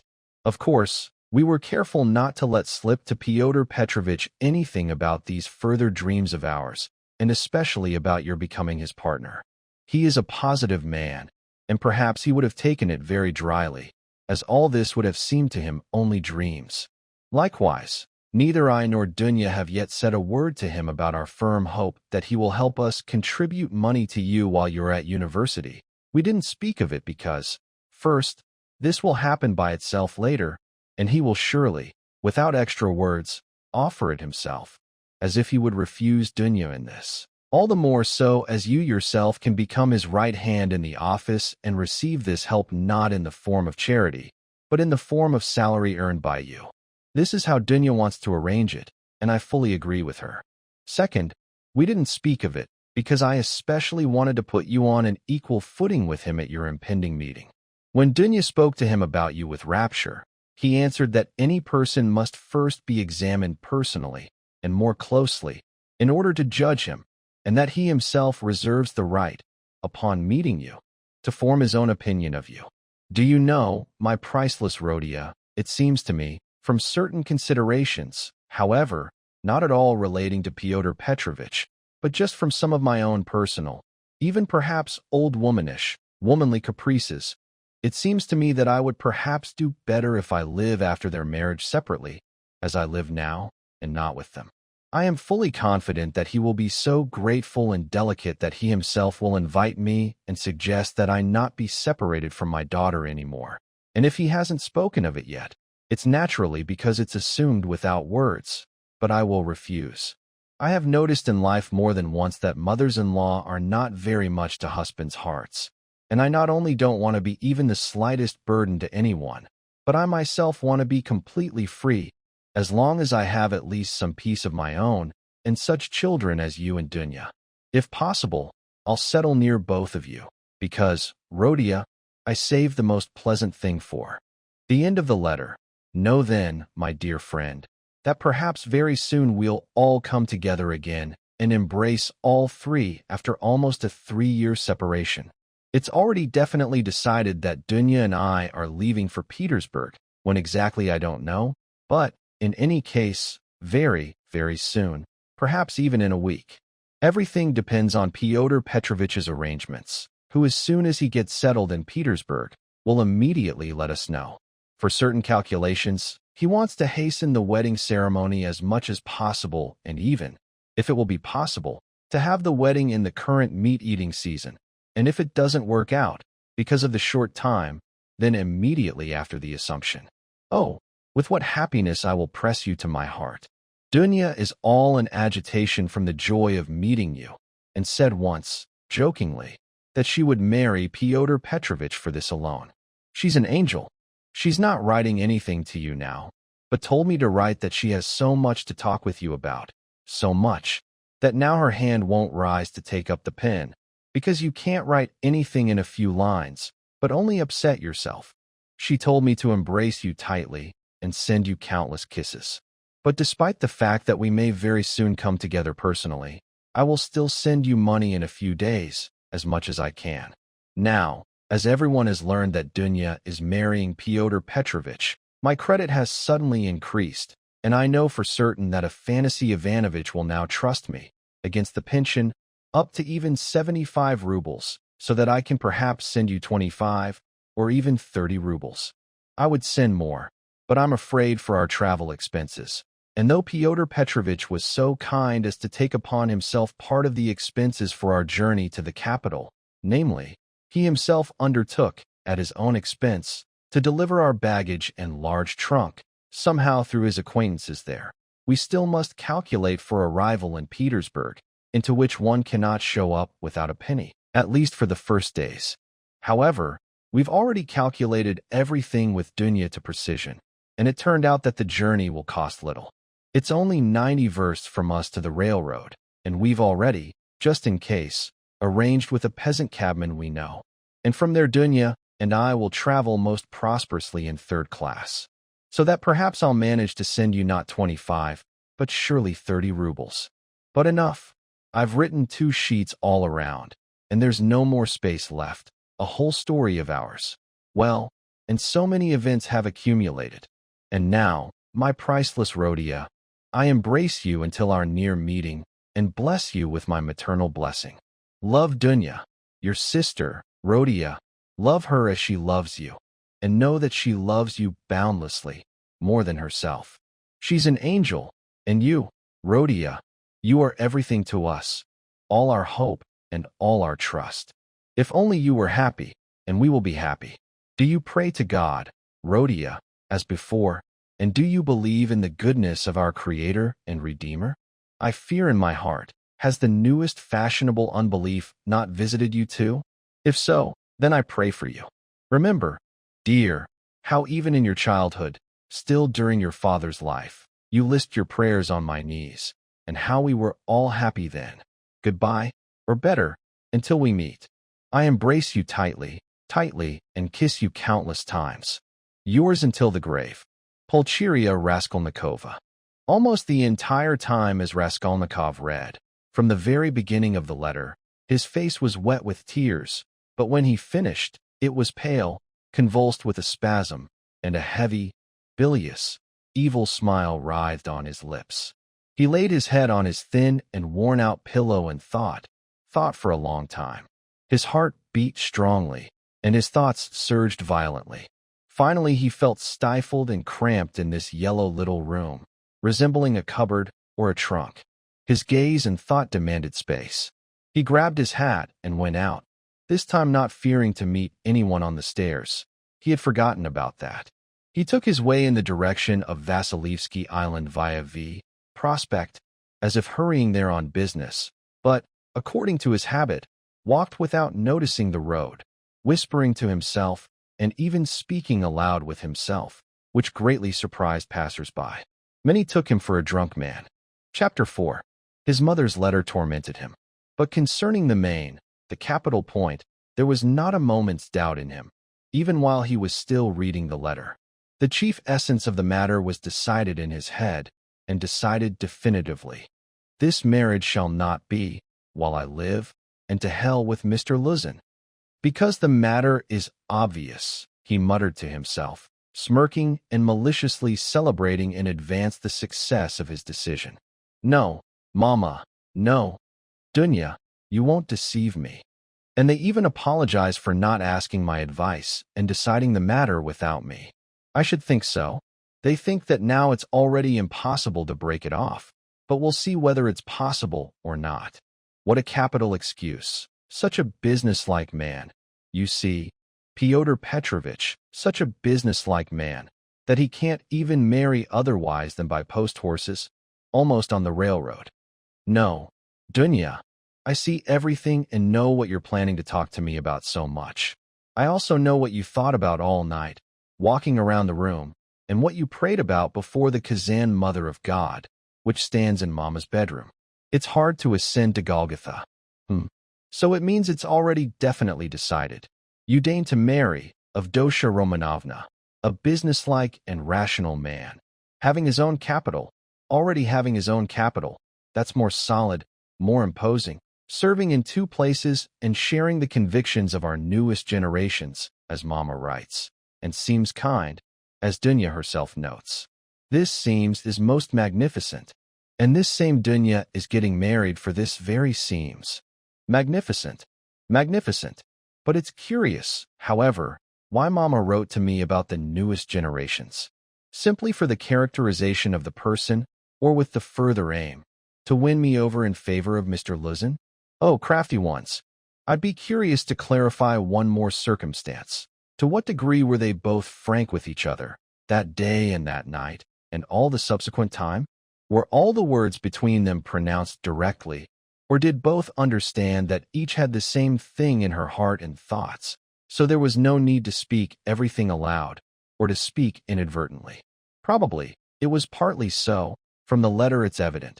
He seemed harsh to Mama, a little, and naive Mama went to Dunya with her remarks. And she, of course, got angry and answered with vexation. I should think so. Who wouldn't be enraged when the matter is clear without naive questions, and when it's decided that there's nothing to talk about? And why does she write to me? Love Dunya, Rhodia, and she loves you more than herself. Isn't it that secretly her own conscience torments her for agreeing to sacrifice her daughter to her son? You are our hope. You are our everything. Oh, Mama. Spite welled up in him more and more strongly, and if he had met Mr. Luzin now, he would, it seems, have killed him. It's true, he continued, following the whirlwind of thoughts spinning in his head. It's true that one must approach a person gradually and carefully in order to get to know him. But Mr. Luzin is clear. The main thing is, he's a businesslike man and seems kind. No small matter, he took the baggage upon himself. He's delivering the large trunk at his own expense. How can he not be kind? But they, both of them, the bride and mother, are hiring a peasant in a cart covered with matting. I've traveled that way, you know. Nothing. It's only 90 versts, and from there we'll travel most prosperously in third class, 1,000 versts. And it's sensible. Stretch your legs according to your clothes. But what about you, Mr. Luzin? After all, this is your bride. And you couldn't have known that the mother is borrowing against her pension for the journey in advance. Of course, here you have a common commercial transaction, an enterprise on mutual benefits and equal shares, which means the expenses are half and half, bread and salt together, but tobacco separate, according to the proverb. But even here the businessman took advantage of them a little. The baggage costs less than their travel, and perhaps it will even go for free. What? Don't they both see this? Or are they deliberately not noticing? And they're content. And when you think that these are only the flowers, but the real fruits are ahead. For what's important here? Here it's not stinginess, not penny pinching that's important, but the tone of all this. After all, this is the future tone after the marriage, a prophecy. And why is Mama, however, living it up? With what will she show up in Petersburg? With 3 silver rubles, or with 2 bills? As that old woman says. How does she hope to live in Petersburg afterwards? After all, she's already managed to guess, for some reasons, that she won't be able to live together with Dunya after the marriage, even in the first time. The dear man surely let something slip somehow, made himself known, though Mama waves both hands at this. I myself, she says, will refuse. What? Does she rely on someone? On the 120 rubles pension, with deductions for the debt, to a fantasy Ivanovitch. She knits winter shawls there, and embroiders cuffs, ruins her old eyes. But the shawls add only 20 rubles a year to the 120 rubles, I know that. So still, they rely on the nobility of Mr. Luzin's feelings. He himself, they say, will offer, will urge. Hold your pocket. And that's how it always is with these Schillerian beautiful souls. Until the last moment they dress a person in peacock feathers. Until the last moment they hope for the good, not for the bad. And though they have a presentiment of the reverse of the medal, they won't for anything speak the real word to themselves in advance. It warps them from the very thought. They wave off the truth with both hands, until the very time when the decorated person personally sticks a nose on them. And I wonder, does Mr. Luzin have any decorations? I'll bet that he has an Anna in his buttonhole, and that he wears it at dinners with contractors and merchants. Perhaps he'll even wear it at his own wedding. But anyway, to hell with him. Well, let Mama be. God be with her. She's already like that. But what about Dunya? Dunya, dear, I know you. After all, you were already 20 years old the last time we saw each other. I already understood your character. Mama writes there that Dunya can endure much. I knew that, sir. I knew that 2.5 years ago already. And for 2.5 years I've been thinking about this very thing, that Dunya can endure much. If she can endure Mr. Svidrigailov, with all the consequences, it means, indeed, she can endure much. And now they've imagined, together with Mama, that she can also endure Mr. Luzin, who sets forth a theory about the advantages of wives taken from poverty and benefited by their husbands, and moreover sets it forth almost at the first meeting. Well, let's suppose he let it slip, though he's a rational man, so that perhaps he didn't let it slip at all, but specifically had in mind to explain it more quickly. But Dunya? After all, the man is clear to her, but she has to live with the man. After all, she'll eat black bread alone and wash it down with water. But she won't sell her soul, and won't give up her moral freedom for comfort. Won't give it up for all Schleswig-Holstein, let alone for Mr. Luzin. No, Dunya wasn't like that, as far as I knew. And, well, of course she hasn't changed now either. What's to be said? The Svidrigaïlovs are hard. It's hard to wander all your life in governesses around the provinces for 200 rubles, but I still know that my sister would sooner go as a Negro to a planter, or as a Latvian to a Baltic German, than debase her spirit and her moral feeling by a connection with a man she doesn't respect, and with whom she has nothing in common, forever, out of her own personal advantage. And even if Mr. Luzin were all of the purest gold, or of a whole diamond, even then she wouldn't agree to become Mr. Luzin's legal concubine. Why then does she agree now? What's the trick? What's the solution? The matter is clear.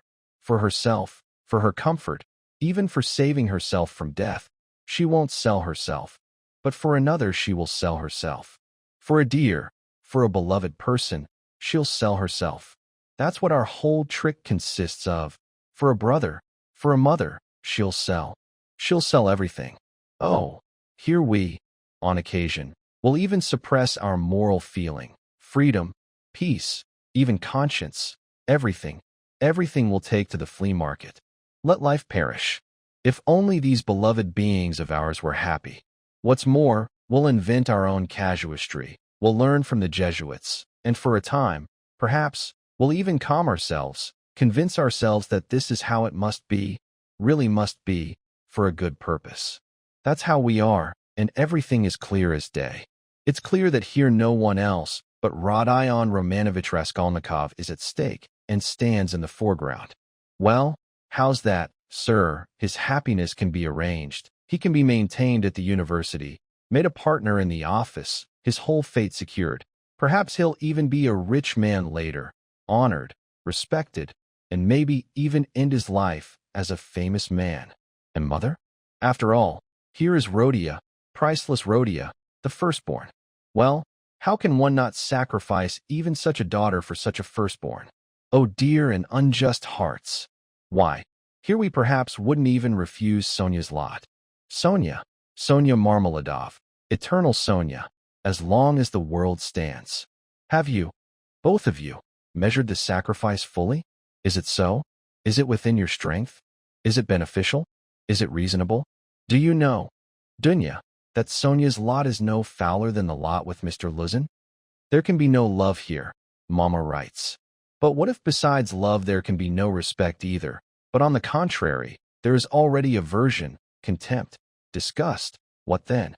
And it turns out then, that again, consequently, one will have to maintain cleanliness. Isn't that so? Do you understand? Do you understand what this cleanliness means? Do you understand that Luzin's cleanliness is the same as Sonia's cleanliness, and perhaps even worse, fouler, baser, because with you, Dunya, there's still a calculation for surplus comfort, but there it's simply a question of death by starvation. Dearly, dearly it costs, Dunya, this cleanliness. Well, if later you don't have the strength, you'll repent? How much sorrow, sadness, curses, tears hidden from everyone. How much? Because you're not Marfa Petrovna. And what will happen to mother then? After all, she's already uneasy now, tormented. And then, when she sees everything clearly. And what about me? What indeed did you think about me? I don't want your sacrifice. Dunya, I don't want it, Mama. It shall not be. While I live, it shall not be. It shall not be. I won't accept it. He suddenly came to himself and stopped. It shall not be? But what will you do to prevent it? Will you forbid it? And what right do you have? What can you promise them in turn to have such a right? To devote your whole fate, your whole future to them, when you finish your course and get a position. We've heard this, but it's future tense. But what about now? After all, something must be done now. Do you understand this? And what are you doing now? You're robbing them. After all, the money comes to them against 100-ruble pension and against the Svidrigaïlovs as security. How will you protect them from the Svidrigaïlovs, from a fantasy Ivanovich Vakrushin, future millionaire, Zeus, disposing of their fate? In 10 years? But in 10 years mother will have time to go blind from the shawls, and perhaps from tears, she'll waste away from fasting. And sister? Well, think what can happen to sister in 10 years, or during these 10 years. Have you guessed? Thus he tormented himself and teased himself with these questions, even with a certain pleasure. However, all these questions were not new, not sudden, but old, festering, long-standing. They had long been tearing at him, and had torn his heart to pieces. Long, long ago this whole present anguish had been born in him, had grown, accumulated, and in recent times had matured and concentrated. Chapter 4. His mother's letter tormented him. But concerning the capital point, there was not a moment's doubt in him, even while he was still reading the letter. The chief essence of the matter was decided in his head, and decided definitively. This marriage shall not be, while I live, and to hell with Mr. Luzin. Because the matter is obvious, he muttered to himself, smirking and maliciously celebrating in advance the success of his decision.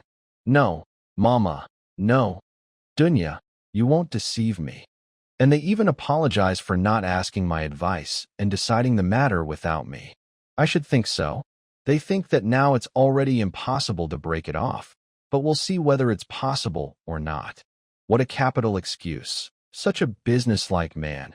You see, Pyotr Petrovitch, such a businesslike man, that he can't even marry otherwise than by post horses, almost on the railroad. No, Dunya, I see everything and know what you're planning to talk to me about so much. I also know what you thought about all night, walking around the room, and what you prayed about before the Kazan Mother of God, which stands in Mama's bedroom. It's hard to ascend to Golgotha. So it means it's already definitely decided. You deign to marry Avdotya Romanovna, a businesslike and rational man, having his own capital, already having his own capital, that's more solid, more imposing, serving in 2 places and sharing the convictions of our newest generations, as Mama writes, and seems kind, as Dunya herself notes. This seems is most magnificent, and this same Dunya is getting married for this very seems. Magnificent, magnificent. But it's curious, however, why Mama wrote to me about the newest generations. Simply for the characterization of the person, or with the further aim, to win me over in favor of Mr. Luzin? Oh, crafty ones. I'd be curious to clarify one more circumstance. To what degree were they both frank with each other, that day and that night, and all the subsequent time? Were all the words between them pronounced directly, or did both understand that each had the same thing in her heart and thoughts, so there was no need to speak everything aloud, or to speak inadvertently? Probably, it was partly so. From the letter it's evident. He seemed harsh to Mama, a little, and naive Mama went to Dunya with her remarks.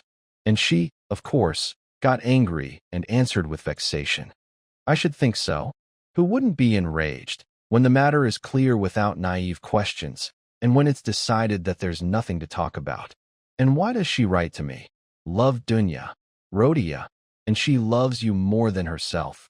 Isn't it that secretly her own conscience torments her for agreeing to sacrifice her daughter to her son? You are our hope.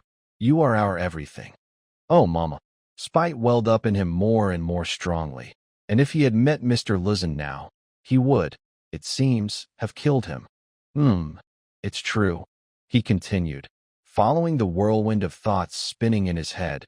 It's true that one must approach a person gradually and carefully in order to get to know him, but Mr. Luzin is clear. The main thing is, he's a businesslike man and seems kind. No small matter, he took the baggage upon himself. He's delivering the large trunk at his own expense. How can he not be kind? But they, both of them, the bride and mother, are hiring a peasant in a cart covered with matting. I've traveled that way, you know. Nothing. It's only 90 versts, and from there we'll travel most prosperously in 3rd class, 1,000 versts. And it's sensible. Stretch your legs according to your clothes. But what about you, Mr. Luzin? After all, this is your bride. And you couldn't have known that the mother is borrowing against her pension for the journey in advance. Of course, here you have a common commercial transaction, an enterprise on mutual benefits and equal shares, which means the expenses are half and half, bread and salt together. but tobacco separate, according to the proverb. But even here the businessman took advantage of them a little. The baggage costs less than their travel, and perhaps it will even go for free. What? Don't they both see this? Or are they deliberately not noticing? And they're content. And when you think that these are only the flowers, but the real fruits are ahead. For what's important here? Here it's not stinginess, not penny pinching that's important, but the tone of all this. After all, this is the future tone after the marriage, a prophecy. And why is Mama, however, living it up? With what will she show up in Petersburg? With 3 silver rubles, or with 2 bills? As that old woman says. How does she hope to live in Petersburg afterwards? After all, she's already managed to guess, for some reasons, that she won't be able to live together with Dunya after the marriage, even in the first time. The dear man surely let something slip somehow, made himself known, though Mama waves both hands at this. I myself, she says, will refuse. What? Does she rely on someone? On the 120 rubles pension, with deductions for the debt, to a fantasy Ivanovich. She knits winter shawls there, and embroiders cuffs, ruins her old eyes. But the shawls add only 20 rubles a year to the 120 rubles, I know that. So still, they rely on the nobility of Mr. Luzin's feelings. He himself, they say, will offer, will urge. Hold your pocket. And that's how it always is with these Schillerian beautiful souls. Until the last moment they dress a person in peacock feathers. Until the last moment they hope for the good, not for the bad. And though they have a presentiment of the reverse of the medal, they won't for anything speak the real word to themselves in advance. It warps them from the very thought. They wave off the truth with both hands, until the very time when the decorated person personally sticks a nose on them. And I wonder, does Mr. Luzin have any decorations? I'll bet that he has an Anna in his buttonhole, and that he wears it at dinners with contractors and merchants. Perhaps he'll even wear it at his own wedding. But anyway, to hell with him. Well, let Mama be. God be with her. She's already like that. But what about Dunya? Dunya, dear, I know you. After all, you were already 20 years old the last time we saw each other. I already understood your character. Mama writes there that Dunya can endure much. I knew that, sir. I knew that 2.5 years ago already. And for 2.5 years I've been thinking about this very thing, that Dunya can endure much. If she can endure Mr. Svidrigailov, with all the consequences, it means, indeed, she can endure much. And now they've imagined, together with Mama, that she can also endure Mr. Luzin, who sets forth a theory about the advantages of wives taken from poverty and benefited by their husbands, and moreover sets it forth almost at the first meeting. Well, let's suppose he let it slip, though he's a rational man, so that perhaps he didn't let it slip at all, but specifically had in mind to explain it more quickly. But Dunya? After all, the man is clear to her, but she has to live with the man. After all, she'll eat black bread alone and wash it down with water, but she won't sell her soul, and won't give up her moral freedom for comfort, won't give it up for all Schleswig-Holstein, let alone for Mr. Luzin. No, Dunya wasn't like that, as far as I knew. And, well, of course she hasn't changed now either. What's to be said? The Svidrigailovs are hard. It's hard to wander all your life in governesses around the provinces for 200 rubles, but I still know that my sister would sooner go as a Negro to a planter, or as a Latvian to a Baltic German, than debase her spirit and her moral feeling by a connection with a man she doesn't respect, and with whom she has nothing in common, forever, out of her own personal advantage. And even if Mr. Luzin were all of the purest gold, or of a whole diamond, even then she wouldn't agree to become Mr. Luzin's legal concubine. Why then does she agree now? What's the trick? What's the solution? The matter is clear. For herself, for her comfort, even for saving herself from death, she won't sell herself. But for another she will sell herself. For a dear, for a beloved person, she'll sell herself. That's what our whole trick consists of. For a brother, for a mother, she'll sell. She'll sell everything. Oh, here we, on occasion, will even suppress our moral feeling, freedom, peace, even conscience, everything, everything we'll take to the flea market. Let life perish. If only these beloved beings of ours were happy.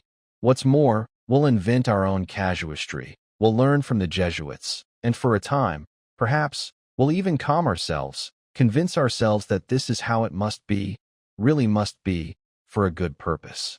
That's how we are, and everything is clear as day. It's clear that here no one else but Rodion Raskolnikov is at stake and stands in the foreground. Well, how's that, sir? His happiness can be arranged. He can be maintained at the university, made a partner in the office, his whole fate secured. Perhaps he'll even be a rich man later, honored, respected, and maybe even end his life as a famous man. And mother? After all, here is Rodia, priceless Rodia, the firstborn. Well, how can one not sacrifice even such a daughter for such a firstborn? Oh dear and unjust hearts! Why, here we perhaps wouldn't even refuse Sonia's lot. Sonia Marmeladov, eternal Sonia, as long as the world stands. Have you, both of you, measured the sacrifice fully? Is it so? Is it within your strength? Is it beneficial? Is it reasonable? Do you know, Dunya, that Sonia's lot is no fouler than the lot with Mr. Luzin? There can be no love here, Mama writes. But what if besides love there can be no respect either, but on the contrary, there is already aversion, contempt, disgust? What then? And it turns out then, that again, consequently, one will have to maintain cleanliness. Isn't that so? Do you understand? Do you understand what this cleanliness means? Do you understand that Luzin's cleanliness is the same as Sonia's cleanliness, and perhaps even worse, fouler, baser, because with you, Dunya, there's still a calculation for surplus comfort, but there it's simply a question of death by starvation. Dearly, dearly it costs, Dunya, this cleanliness. Well, if later you don't have the strength, you'll repent? How much sorrow, sadness, curses, tears hidden from everyone. How much? Because you're not Marfa Petrovna. And what will happen to mother then? After all, she's already uneasy now, tormented, and then, when she sees everything clearly. And what about me? What indeed did you think about me? I don't want your sacrifice. Dunya, I don't want it, Mama. It shall not be. While I live, it shall not be. It shall not be. I won't accept it. He suddenly came to himself and stopped. It shall not be? But what will you do to prevent it? Will you forbid it? And what right do you have? What can you promise them in turn to have such a right? To devote your whole fate, your whole future to them, when you finish your course and get a position. We've heard this, but it's future tense. But what about now? After all, something must be done now. Do you understand this? And what are you doing now? You're robbing them. After all, the money comes to them against 100-ruble pension and against the Svidrigaïlovs as security. How will you protect them from the Svidrigaïlovs, from a fantasy Ivanovich Vakrushin, future millionaire, Zeus, disposing of their fate? In 10 years? But in 10 years mother will have time to go blind from the shawls, and perhaps from tears. She'll waste away from fasting. And sister? Well, think what can happen to sister in 10 years, or during these 10 years. Have you guessed? Thus he tormented himself and teased himself with these questions, even with a certain pleasure. However, all these questions were not new, not sudden, but old, festering, long-standing. They had long been tearing at him, and had torn his heart to pieces.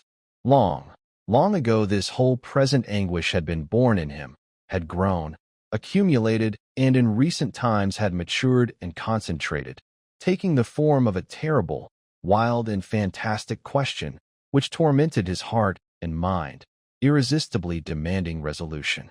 Now his mother's letter had suddenly struck him like thunder. It was clear that now he should not languish, not suffer passively, with mere reasoning, about the fact that the questions were insoluble, but absolutely do something, and right now, and as quickly as possible. At any cost he must decide, at least on something, or renounce life altogether.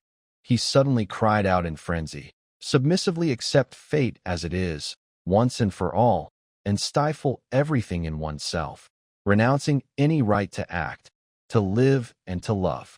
Do you understand? Do you understand, my dear sir, what it means when there is nowhere else to go.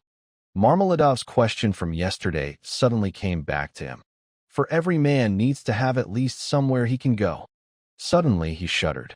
One and the same thought from yesterday again flashed through his head. But he didn't shudder because the thought flashed. He knew, he had a presentiment, that it would inevitably flash, and was already waiting for it. And this thought was not at all yesterday's. But the difference was that a month ago, and even yesterday, it had been only a dream. But now it suddenly appeared not as a dream, but in some new, menacing and completely unfamiliar form, and he suddenly became aware of this himself. His head throbbed, and it grew dark before his eyes. He hastily looked around.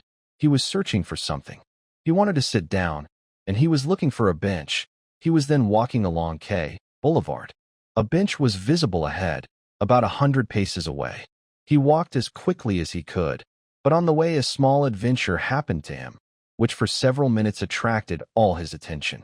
Looking out for the bench, he noticed ahead of him, about 20 paces away, a woman walking, but at first he paid no attention to her, as to all the objects that had flashed before him until now. It had happened to him many times, for example, to walk home and completely not remember the road by which he had walked, and he had already gotten used to walking like that. But there was something so strange in the walking woman and, from the very first glance, striking to the eye, that little by little his attention began to rivet to her, at first reluctantly and as if with vexation, and then more and more firmly. He suddenly wanted to understand what exactly was so strange about this woman. First of all, she, apparently a girl and very young, was walking in such heat bareheaded, without an umbrella and without gloves, somehow comically waving her arms. She had on a silk dress of light material, fabric, but also somehow very strangely put on, barely fastened, and torn at the back at the waist, at the very beginning of the skirt. A whole shred had come off and hung dangling. A small kerchief was thrown over her bare neck, but stuck out somehow crookedly and sideways. To crown it all, the girl walked unsteadily, stumbling, and even swaying in all directions. This encounter finally aroused all of Raskolnikov's attention. He came up to the girl right at the bench, but reaching the bench, she simply collapsed on it, in the corner, threw her head back on the bench's back, and closed her eyes, apparently from extreme fatigue. Looking closely at her, he immediately guessed that she was completely drunk. It was strange and wild to look at such a phenomenon. He even thought he might be mistaken.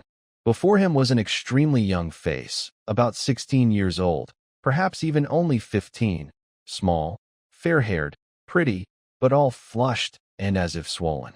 The girl, it seemed, already understood very little.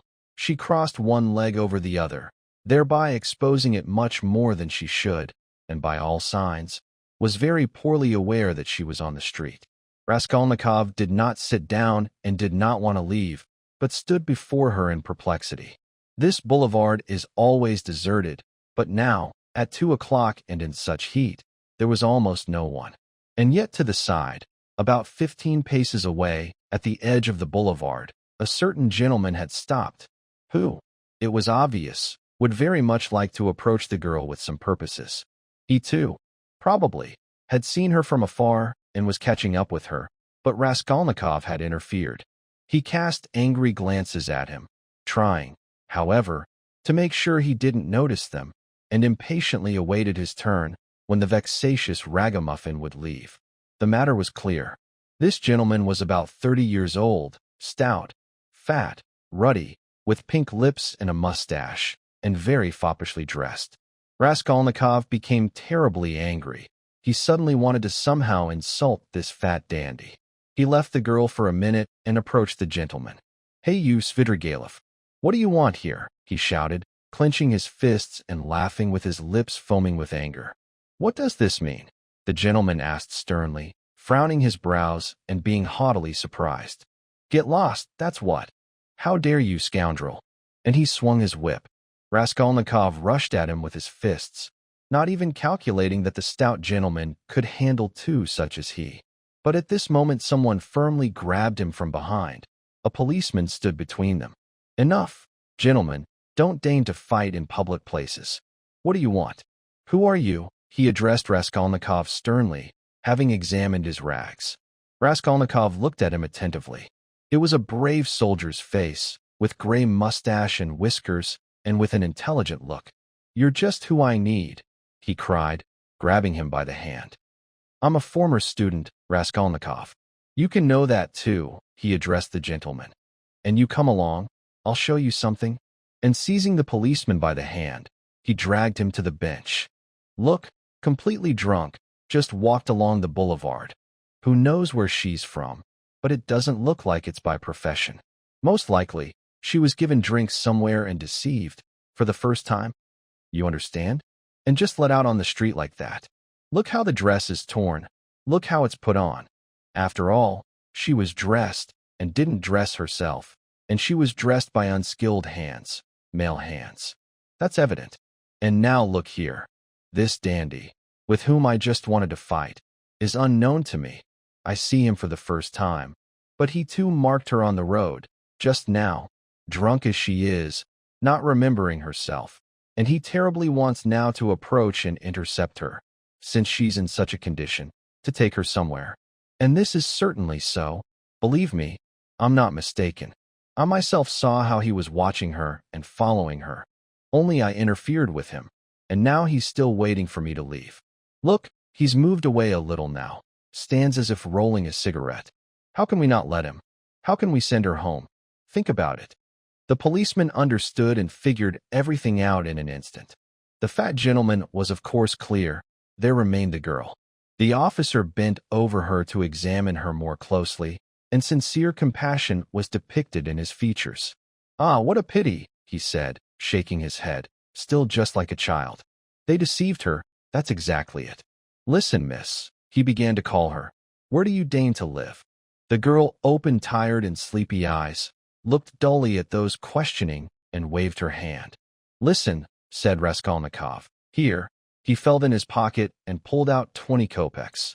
They were found. Here, take a cab and tell him to deliver her to the address. If only we could find out the address. Miss, oh miss, the policeman began again, having taken the money. I'll get you a cab right now and escort you myself. Where do you order? Where do you deign to live? Go away. They're pestering. The girl muttered and again waved her hand. Ah, how bad. Ah, what a shame, miss, what a shame. He shook his head again, shaming, pitying, and indignant. What a problem, he addressed Raskolnikov, and at the same time, in passing, again looked him over from head to foot. He probably seemed strange to him too, in such rags, but giving out money himself. Did you find them far from here? He asked him. I tell you, she was walking ahead of me, staggering, right here on the boulevard. As she reached the bench, she just collapsed. Ah, what shame has started in the world now, Lord. Such a simple one, and already drunk. They deceived her, that's exactly it. Look, their dress is torn. Ah, how debauchery has gone nowadays. And perhaps she'll be from the nobility, from some poor ones. Nowadays many such have appeared. By appearance she's as if delicate, just like a young lady. And he bent over her again. Perhaps he himself had such daughters growing up, just like young ladies and of delicate nature, with the manners of well-brought-up girls and with all sorts of fashionable airs already adopted. The main thing, Raskolnikov fussed, is not to let this scoundrel have her. Why should he abuse her further? It's obvious from a mile away what he wants. Look, the scoundrel, he won't leave. Raskolnikov spoke loudly and pointed at him directly with his hand. The man heard and seemed about to get angry again, but thought better of it and limited himself to one contemptuous glance. Then he slowly moved away another 10 paces and stopped again. We can prevent him, sir, the sergeant answered thoughtfully. If only they would say where to take them. Miss, oh miss, he bent down again. She suddenly opened her eyes completely, looked attentively, as if she understood something, got up from the bench, and went back in the direction from which she had come. Phew, shameless ones, pestering, she said, waving her hand once more. She walked quickly, but still swaying strongly as before. The dandy followed her, but along another alley, not taking his eyes off her. Don't worry, I won't let him, sir, the mustached man said decisively and set off after them. Such debauchery has started nowadays, he repeated aloud, sighing. At this moment something seemed to sting Raskolnikov. In one instant he seemed to be turned inside out. "Listen, hey," he shouted after the mustached man. The man turned around. "Leave it. What do you care? Drop it. Let him amuse himself," he pointed at the dandy. "What's it to you?" The policeman didn't understand and stared with all his eyes. Raskolnikov laughed. "Yeah," said the officer, waving his hand, and went after the dandy and the girl, probably taking Raskolnikov either for a madman or for something even worse. "He took my 20 kopecks," Raskolnikov said angrily, left alone. "Well, let him take from that one too, and let him release the girl with him. And that will be the end of it. And why did I get involved in helping here? Well, is it for me to help? Do I have the right to help? Let them swallow each other alive. What's it to me? And how dare I give away those 20 kopecks? Are they even mine?" Despite these strange words, he felt very heavy. He sat down on the abandoned bench. His thoughts were scattered, and in general it was hard for him to think at this moment about anything whatsoever. He would have liked to forget himself completely, forget everything, then wake up and begin completely anew. "Poor girl," he said, looking at the empty corner of the bench. "She'll come to. She'll cry. Then mother will find out. First she'll beat her, and then she'll flog her, painfully and with shame, perhaps even drive her out. And if she doesn't drive her out, Darya Frantsovna will still sniff it out, and my girl will start scurrying about, here and there. Then immediately the hospital. And this always happens with those who live with very honest mothers and quietly misbehave from them. Well, and then again the hospital. Wine, taverns, and more hospital. In 2 or 3 years, a cripple, total of her life 19 or 18 years old in all, sir. Haven't I seen such? And how did they come to be? Well, they all came to be just like that. Bah! Let them. This, they say, is how it should be. Such a percentage, they say, must go away every year, somewhere. To hell probably, so as to refresh the others and not interfere with them. Percentage. Splendid, really, these little words of theirs. They're so soothing, scientific. Once it's said, percentage, it means there's nothing to worry about. Now if it were another word, well then, it would perhaps be more disturbing. But what if Dunya somehow gets into the percentage? Not into that one, then into another? But where am I going? He suddenly thought. Strange. After all, I set off for some reason. As soon as I read the letter, I set off. To Vasilievsky Island, to Razumikin I went. That's where now? I remember. But why, however? And how did the thought of going to Razumikin fly into my head precisely now? This is remarkable. He marveled at himself. Razumikin was one of his former university comrades. Remarkably, Raskolnikov, while at the university, had almost no comrades, shunned everyone, went to no one, and received at his place with difficulty. However, everyone soon turned away from him too. He somehow didn't participate in general gatherings, nor in conversations, nor in amusements, nor in anything. He studied intensely, sparing himself not, and for this he was respected, but no one loved him. He was very poor and somehow haughtily proud and uncommunicative, as if he concealed something about himself. To some of his comrades it seemed that he looked at them all like children, from above, as if he had surpassed them all in development and knowledge and convictions, and that he looked at their convictions and interests as something inferior. With Razumikin, however, he somehow became close. That is, not that he became close, but was more communicative with him, more frank. However, with Razumikin it was impossible to be in any other relations. He was an unusually cheerful and sociable fellow, kind to the point of simplicity. However, beneath this simplicity lay both depth and dignity. The best of his comrades understood this. Everyone loved him. He was very far from stupid, though really sometimes simple-minded. His appearance was expressive, tall, thin, always badly shaven, dark-haired. Sometimes he brawled and was known as a strong man. Once at night, in company, he knocked down a policeman 12 vershoks tall with one blow. He could drink endlessly, but he could also not drink at all. Sometimes he played pranks even impermissibly, but he could also not play pranks at all. Razumikin was also remarkable in that no failures ever embarrassed him, and no bad circumstances, it seemed, could crush him. He could live even on a roof, endure hellish hunger and extraordinary cold. He was very poor and decidedly supported himself alone, earning money by various jobs. He knew a multitude of sources where he could draw, of course, by work. Once he went a whole winter without heating his room at all and claimed that this was even more pleasant because one sleeps better in the cold. At present he too was forced to leave the university, but not for long, and he was hastening with all his might to remedy his circumstances so that he could continue. Raskolnikov hadn't been to see him for 4 months already, and Razumikin didn't even know his address. Once, about 2 months ago, they had met on the street, but Raskolnikov turned away and even crossed to the other side so that he wouldn't notice him. And Razumikin, though he noticed, passed by, not wishing to trouble his friend. Chapter 5. Indeed, I wanted to ask Razumikin for work not long ago, so that he could get me lessons or something. Raskolnikov reasoned. But how can he help me now?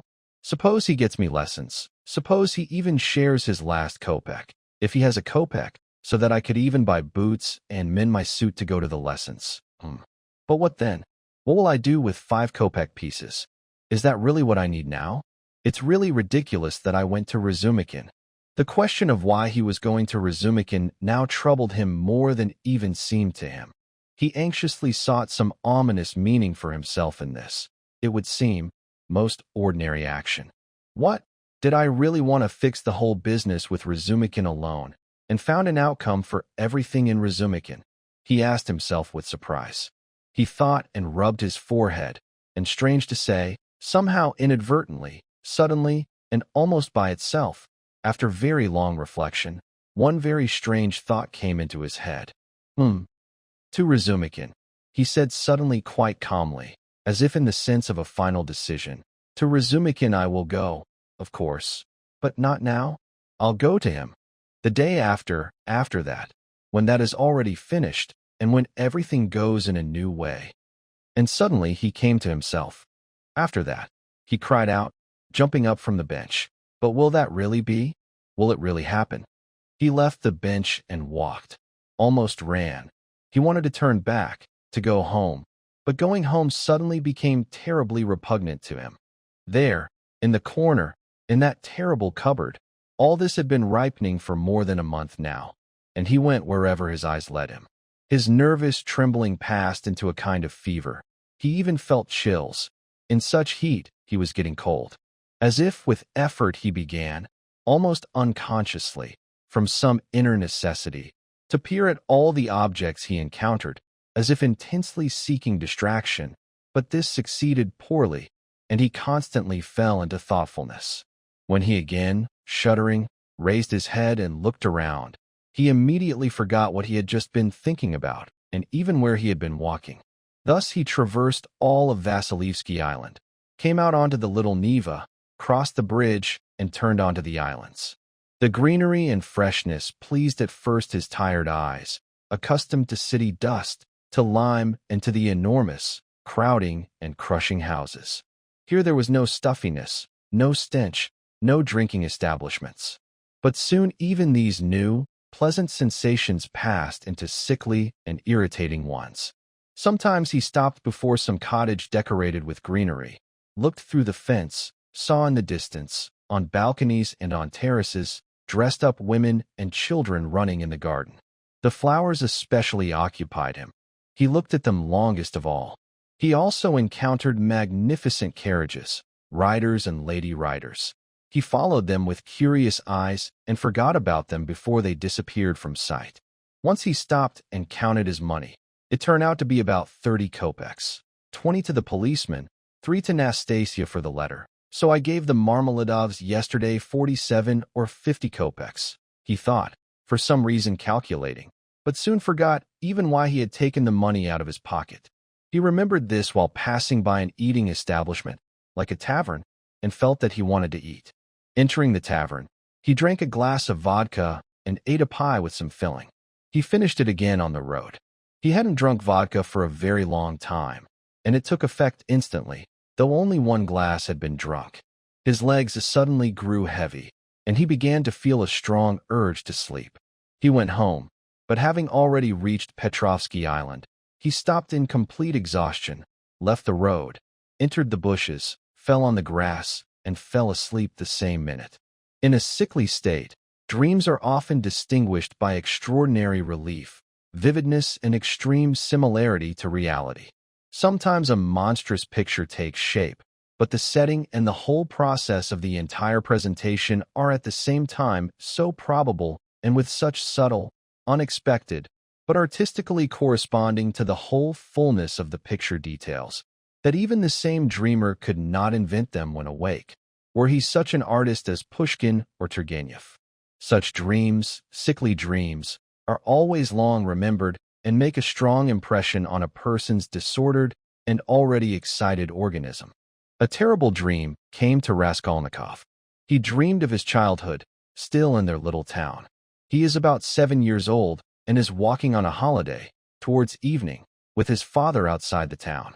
The time is gray, the day is stifling, the locality is exactly the same as has been preserved in his memory. Even in his memory, it had faded much more than it appeared now in the dream. The little town stands open as if in the palm of one's hand, not a willow around. Somewhere very far away, on the very edge of the sky, a little forest grows dark. A few steps from the last town garden stands a tavern, a large tavern, which always made the most unpleasant impression on him and even fear when he passed by it, walking with his father. There was always such a crowd there. They shouted so, laughed, cursed, sang so hideously and hoarsely, and fought so often. Around the tavern there always wandered such drunk and terrible faces. Meeting them, he pressed closely to his father and trembled all over. By the tavern there is a road, a country road, always dusty, and the dust on it is always so black. It goes winding further, and about 300 paces away it turns right to encircle the town cemetery.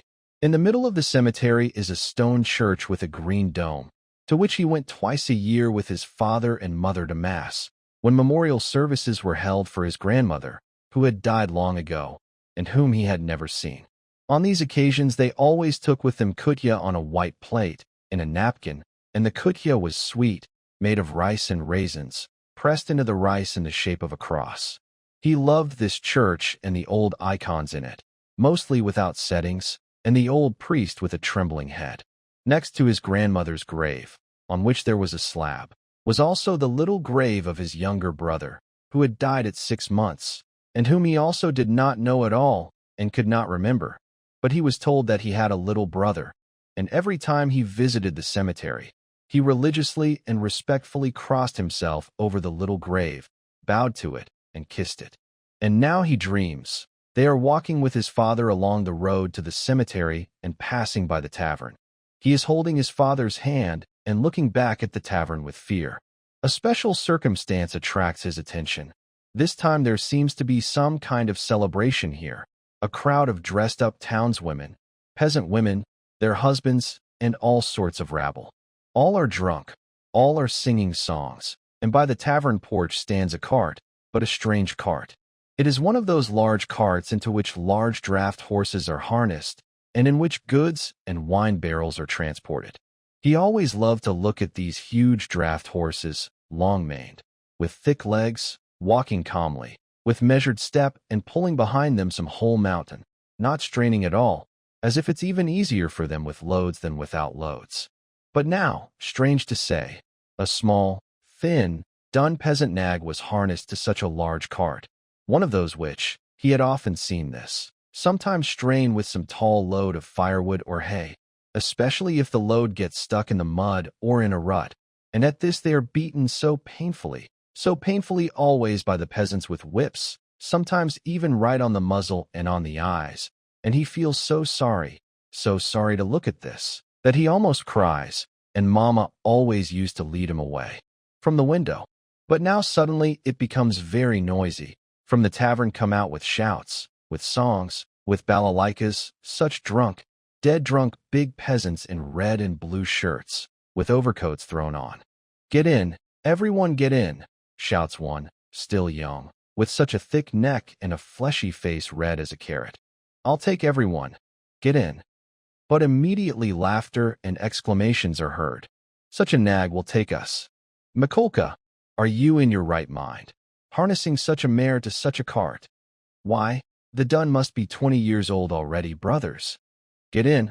I'll take everyone. Mikolka shouts again, jumping first into the cart, taking the reins, and standing upright at full height in front. The bay went off with Matvey the other day, he shouts from the cart. And this mare, brothers, just tears at my heart. I'd just as soon kill her. She eats bread for nothing. I say get in. I'll make her gallop. She'll gallop. And he takes the whip in his hands, with pleasure preparing to lash the dun. Well, get in. Why not? They laugh in the crowd. You hear she'll gallop. She probably hasn't galloped for 10 years. She'll gallop. Don't spare her. Brothers, everyone take whips. Get ready. That's right. Lash her. Everyone climbs into Mikolka's cart with laughter and jokes. About 6 people have climbed in, and there's still room for more. They take with them a woman, fat and ruddy. She's in red calico, in a headdress with beads, with clogs on her feet, cracking nuts and laughing. Around them in the crowd, they're also laughing. And indeed, how can one not laugh? Such a wretched mare, and she's supposed to gallop with such a load. 2 fellows in the cart immediately take whips to help Mikolka. Well, sounds out. The little nag strains with all her might, but not only can't gallop, but can barely even walk, just minces with her legs, grunts and crouches from the blows of 3 whips showering on her like hail. The laughter in the cart and in the crowd doubles, but Mikolka gets angry and in fury lashes with quickened blows at the mare, as if he really thinks she'll gallop. Let me in too, brothers, shouts one fellow from the crowd who has gotten excited. Get in. Everyone get in, shouts Mikolka. She'll take everyone. I'll lash her to death. And he whips, and doesn't know what to beat her with any more from frenzy. Papa, Papa, he shouts to his father. Papa, what are they doing? Papa, they're beating the poor horse. Come, says his father. They're drunk, playing around, fools. Come, don't look. And he wants to lead him away, but he tears himself from his hands, and beside himself, runs to the horse. But the poor horse is in a bad way. She's gasping, stops, pulls again, almost falls. Lash her to death, shouts Mikolka. That's what it's come to. Chapter 6. Later Raskolnikov happened somehow to learn why exactly the townsman and his wife were inviting Lizaveta to their place. It was the most ordinary matter and contained nothing particularly special.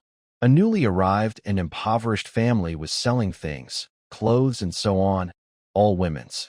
Since it was unprofitable to sell at the market, they were looking for a dealer, and Lizaveta was engaged in this. She took commissions, went about on business, and had a large practice, because she was very honest and always quoted the lowest price. Whatever price she named, so it would be. She spoke little in general, and as already mentioned, was so humble and timid. But Raskolnikov had recently become superstitious. Traces of superstition remained in him for a long time afterwards, almost ineradicably. And in all this affair he was always afterwards inclined to see a certain strangeness, mysteriousness, as if the presence of some special influences and coincidences. Still in winter, an acquaintance of his, a student, Pokarev, leaving for Kharkov, had somehow mentioned to him in conversation the address of the old woman Elena Ivanovna, in case he should have to pawn something. For a long time he didn't go to her, because he had lessons, and somehow managed to get by. About a month and a half ago he remembered the address. He had 2 things suitable for pawning: his father's old silver watch and a small gold ring with 3 little red stones, given to him by his sister at parting as a keepsake. He decided to take the ring. Having found the old woman, at first glance, still knowing nothing special about her, he felt an insurmountable aversion to her, took from her 2 bills, and on the way stopped at a poor little tavern. He ordered tea, sat down and fell into deep thought. A strange thought was hatching in his head, like a chick from an egg, and occupied him very, very much. Almost next to him at another table sat a student, whom he didn't know at all, and didn't remember, and a young officer. They had played billiards and began to drink tea. Suddenly, he heard the student talking to the officer about the moneylender, Elena Ivanovna, the collegiate secretary, and giving him her address. This alone seemed somehow strange to Raskolnikov. He had just come from there, and here they were talking about her precisely. Of course it was chance, but he now couldn't shake off a very extraordinary impression, and here it was as if someone were serving him. The student suddenly began to communicate to his comrade various details about this Elena Ivanovna. "She's excellent," he was saying. "You can always get money from her. She's rich as a Jew, can give out 5,000 at once, and doesn't disdain even a ruble pledge. Many of our fellows have been to her. Only she's a terrible bitch." And he began to tell how wicked she was, capricious, that if you're just one day late with a pledge, the thing is lost. She gives a quarter of what the thing is worth, but charges interest of 5 and even 7% a month and so on. The student got talkative and communicated, besides, that the old woman has a sister, Lizaveta, whom she, so small and nasty, beats constantly and keeps in complete subjection like a small child, whereas Lizaveta is at least 8 vershoks tall. "Now that's also a phenomenon," the student exclaimed and burst out laughing. They began to talk about Lizaveta. The student told about her with some special pleasure and kept laughing, while the officer listened with great interest and asked the student to send him this Lizaveta to mend linen. Raskolnikov didn't miss a single word and learned everything at once. Lizaveta was the younger half, from different mothers, sister of the old woman, and was already 35 years old. She worked for her sister day and night, was in the house instead of a cook and washerwoman, and moreover, sewed for sale, even hired herself out to wash floors, and gave everything to her sister. She didn't dare take any order or any work upon herself without the old woman's permission. The old woman had already made her will, which was known to Lizaveta herself, who by the will didn't get a penny, except movables, chairs, and so on. All the money was designated to a monastery in N. province, for the eternal remembrance of her soul. Lizaveta was a townswoman, not a civil servant's daughter, a spinster, and terribly awkward in appearance, remarkably tall, with long legs as if turned outward, always in worn-out goatskin shoes, and kept herself clean. But what the student was most surprised at and laughed about was that Lizaveta was constantly pregnant. "But you say she's a monster?" the officer remarked. "Yes, she's so swarthy, just like a soldier in disguise, but you know, not a monster at all. She has such a kind face and eyes. Very much so. Proof, many people like her. So quiet, gentle, meek, agreeable to everything. And her smile is even very good.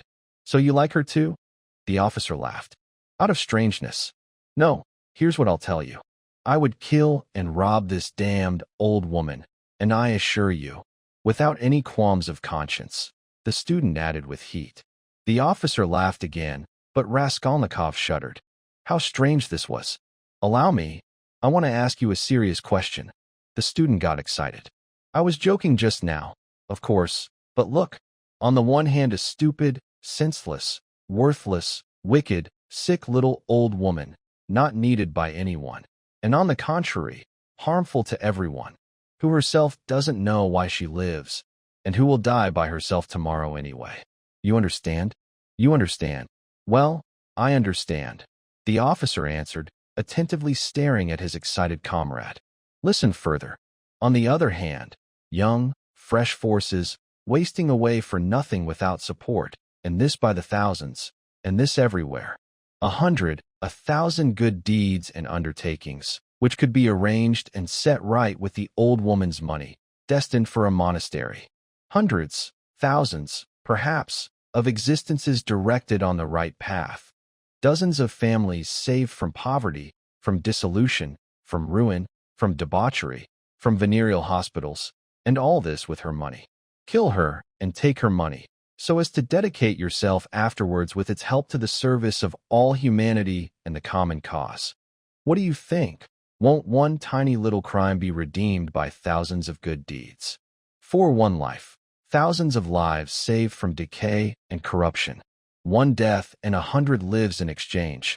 Why? It's arithmetic. And what does the life of this consumptive, stupid, and wicked little old woman mean on the common scales? No more than the life of a louse, a cockroach, and not even that much, because the little old woman is harmful. She gnaws at someone else's life. She's wicked. The other day, she bit Lizaveta's finger out of wickedness. They almost had to cut it off. Of course, she's not worthy to live, the officer remarked. But there's nature. Brother, but nature is corrected and directed, otherwise we'd have to drown in prejudices. Without this, there wouldn't be a single great man. They say, duty, conscience. I don't want to say anything against duty and conscience, but how do we understand them? Wait, I'll ask you one more question. Listen. No, you wait. I'll ask you a question. Listen. Well, here you are now talking and speechifying. But tell me, will you kill the old woman yourself or not? Of course not. I'm for justice. It's not about me here. And in my opinion, if you yourself don't dare, then there's no justice here either. Let's have another game. Raskolnikov was in extreme agitation. Of course, all this was the most ordinary and most frequent talk and thoughts, already heard by him more than once, only in different forms and on different themes, young conversations and thoughts. But why precisely now did he happen to hear precisely such a conversation and such thoughts, when in his own head there had just been born exactly the same thoughts? And why precisely now, just as he had brought out the embryo of his thought from the old woman's, does he precisely run into a conversation about the old woman? This coincidence always seemed strange to him. This insignificant tavern conversation had an extraordinary influence on him in the further development of the affair, as if there really was some predetermination, indication here. Returning from the Haymarket, he threw himself on the sofa and sat for a whole hour without moving. Meanwhile, it grew dark. He had no candle, and it didn't even occur to him to light one. He could never remember. Was he thinking about anything at that time? Finally, he felt the former fever, chills, and with pleasure realized that one could lie down on the sofa. Soon a strong, leaden sleep fell upon him, as if crushing him. He slept an unusually long time, and without dreams. Nastasia, who came to him at 10 o'clock the next morning, could barely shake him awake. She brought him tea and bread. The tea was again used tea, and again in her own teapot. "How he sleeps," she exclaimed with indignation. "He's always sleeping." He raised himself with effort. His head ached. He tried to get on his feet, turned in his garret, and fell back on the sofa. "Sleeping again," Nastasia exclaimed. "Are you sick or what?" He didn't answer anything. "Do you want tea?" "Later," he said with effort, closing his eyes again and turning to the wall. Nastasia stood over him. "Maybe he really is sick," she said, turned and left. She came in again at 2 o'clock, with soup. He was lying as before. The tea stood untouched. Nastasia was even offended and began to shake him angrily. "Why are you sleeping?" she exclaimed, looking at him with disgust. He raised himself and sat up, but said nothing to her and stared at the ground. "Are you sick or not?" Nastasia asked, and again received no answer. "You should go out into the street," she said after a pause. "At least the wind would blow on you. Will you eat something, or what?" "Later," he said weakly. "Go away," and waved his hand. She stood a little longer, looked at him with compassion, and left. After a few minutes he raised his eyes and looked long at the tea and soup. Then he took bread, took a spoon, and began to eat. He ate a little, without appetite, 3 or 4 spoonfuls, as if mechanically. His head ached less. Having dined, he stretched out again on the sofa, but could no longer fall asleep, but lay motionless, face down, burying his face in the pillow. He kept dreaming, and such strange dreams they were. Most often he imagined that he was somewhere in Africa, in Egypt, in some oasis. A caravan is resting, camels lie peacefully, around palm trees grow in a complete circle, everyone is dining. But he keeps drinking water, straight from the stream, which flows and murmurs right there, at his side. And it's so cool, and such wonderful, wonderful blue water, cold, running over multicolored stones, and over such clean sand with golden sparkles. Suddenly, he heard clearly that a clock was striking. He shuddered, came to himself, raised his head, looked at the window, realized the time, and suddenly jumped up completely recovered, as if someone had torn him from the sofa. On tiptoe he approached the door, opened it slightly, and began to listen down on the staircase. His heart was beating terribly, but on the staircase everything was quiet, as if everyone were asleep. It seemed wild and strange to him that he could have slept in such oblivion since yesterday and had done nothing yet, prepared nothing. And meanwhile perhaps it had already struck 6 o'clock, and an extraordinary feverish and somehow confused bustle suddenly seized him, instead of sleep and stupor. However, there were few preparations. He strained all his efforts to think of everything and forget nothing, but his heart kept beating, pounding so that it became hard for him to breathe. First of all, he had to make a loop and sew it to his coat, a matter of minutes. He crawled under the pillow and found among the linen stuffed under it one completely dilapidated, old, unwashed shirt of his. From its rags he tore a strip, a vershock wide and about 8 vershocks long. He folded this strip in two, took off his wide, strong summer coat of some thick cotton material, his only outer garment, and began to sew both ends of the strip under his left armpit on the inside. His hands trembled as he sewed, but he managed it so that nothing was visible from the outside when he put the coat on again. The needle and thread had long been prepared and lay in the little table, in a paper. As for the loop, it was a very clever invention of his own. The loop was intended for the axe.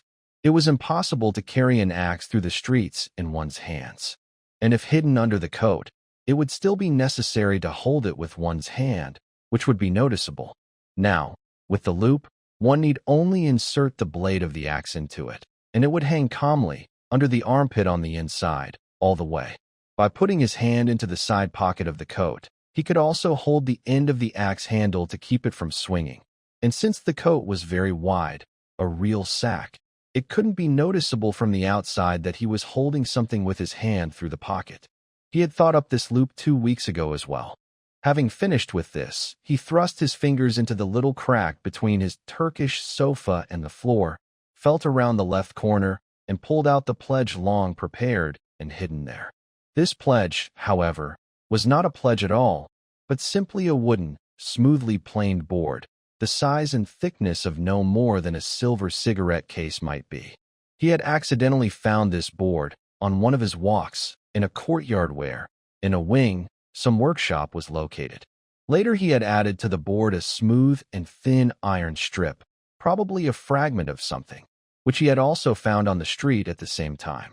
Having put the two boards together, of which the iron one was smaller than the wooden one, he tied them together firmly, crosswise, with thread, then neatly and elegantly wrapped them in clean white paper and tied them with a thin ribbon, also crosswise, and fitted the knot so that it would be more difficult to untie. This was in order to distract the old woman's attention for a time, when she began to fiddle with the knot, and thus catch a moment. The iron plate was added for weight, so that the old woman wouldn't guess, at least in the first moment, that the thing was wooden. All this had been kept under the sofa until the time. He had just gotten the pledge when suddenly somewhere in the courtyard someone's shout rang out. "It's past 7 o'clock. Past. My God." He rushed to the door, listened, grabbed his hat, and began to descend his 13 steps, carefully, inaudibly, like a cat. The most important thing remained, to steal an axe from the kitchen. That the deed had to be done with an axe had been decided by him long ago. He also had a folding garden knife, but he didn't rely on a knife, and especially on his own strength, and therefore settled on an axe definitively. Let us note, by the way, one peculiarity regarding all the definitive decisions already adopted by him in this affair. They had one strange property. The more definitive they became, the more hideous, absurd, they immediately became in his eyes as well. Despite all his tormenting internal struggle, he could never for a single moment believe in the feasibility of his designs, all this time. And if it had even happened sometime that everything down to the last detail had been analyzed and decided by him definitively, and no doubts remained any more, then it seems he would have renounced everything definitively, as absurdity, monstrosity, and impossibility. But a whole abyss of unresolved points and doubts remained.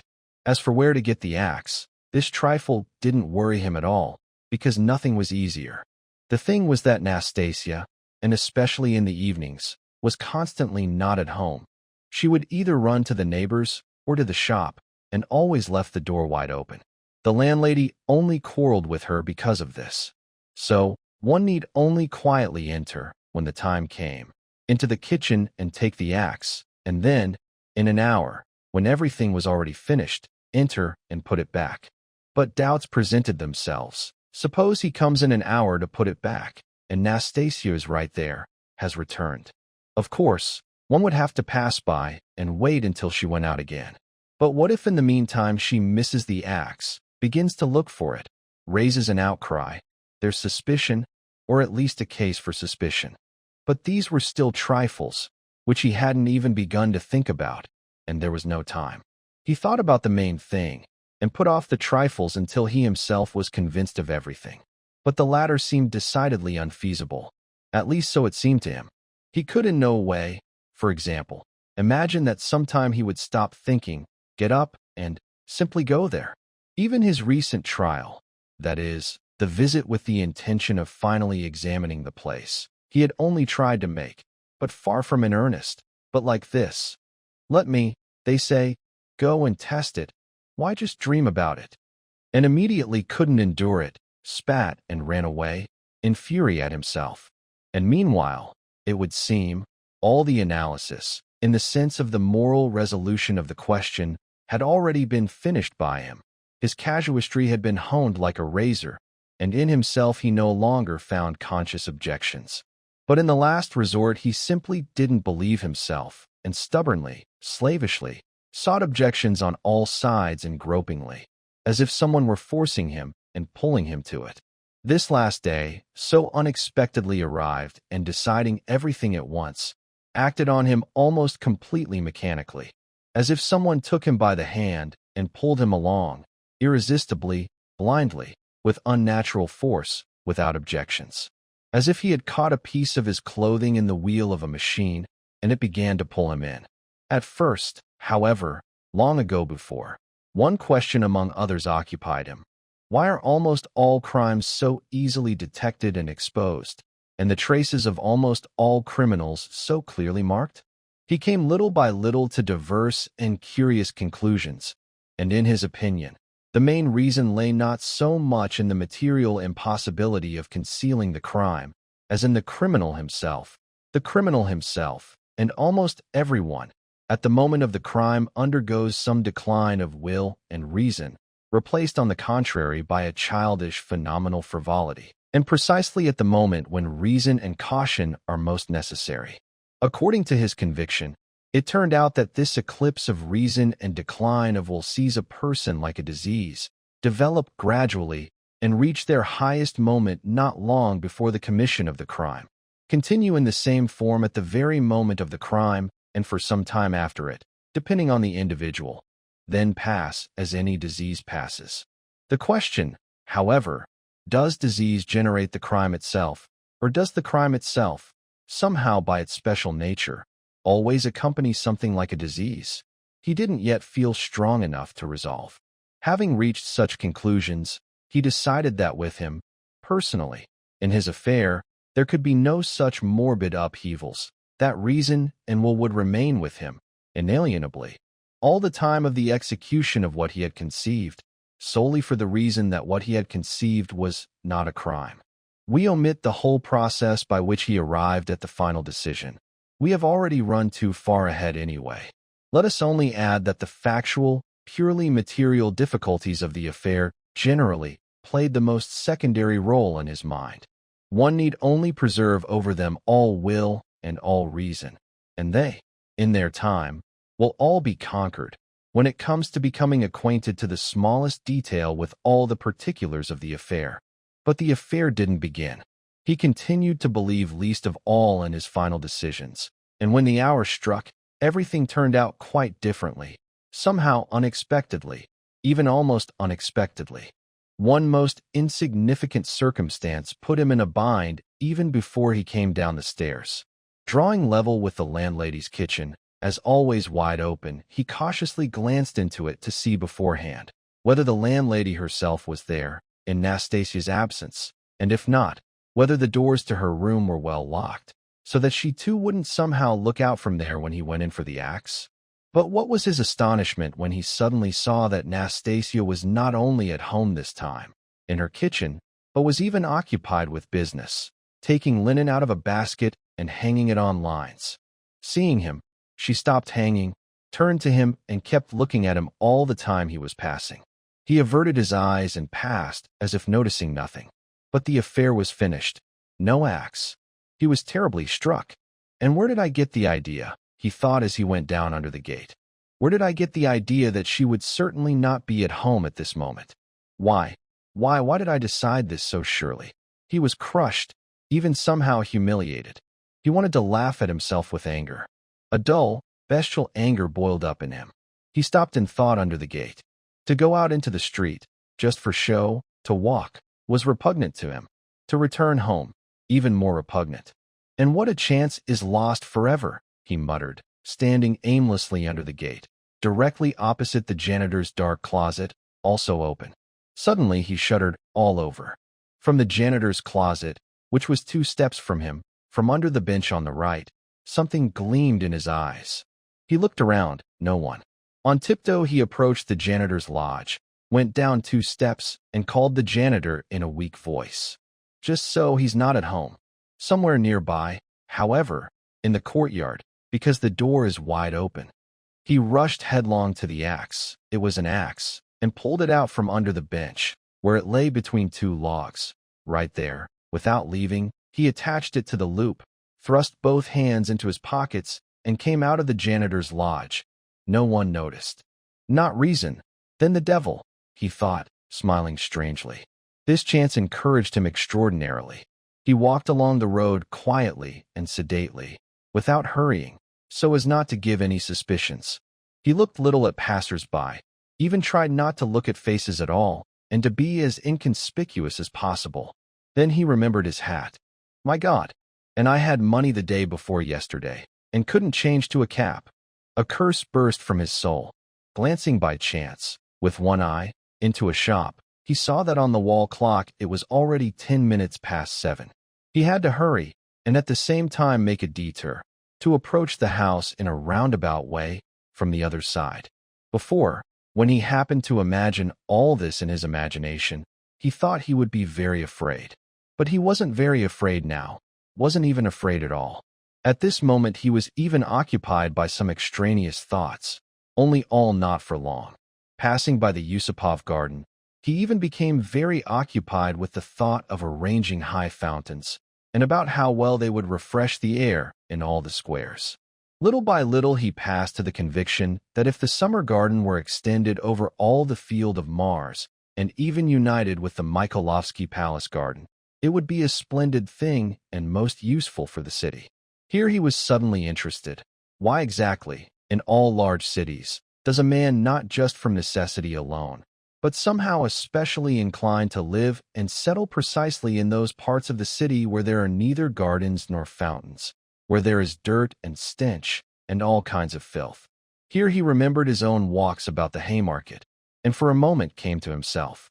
What nonsense, he thought. No, it's better not to think at all.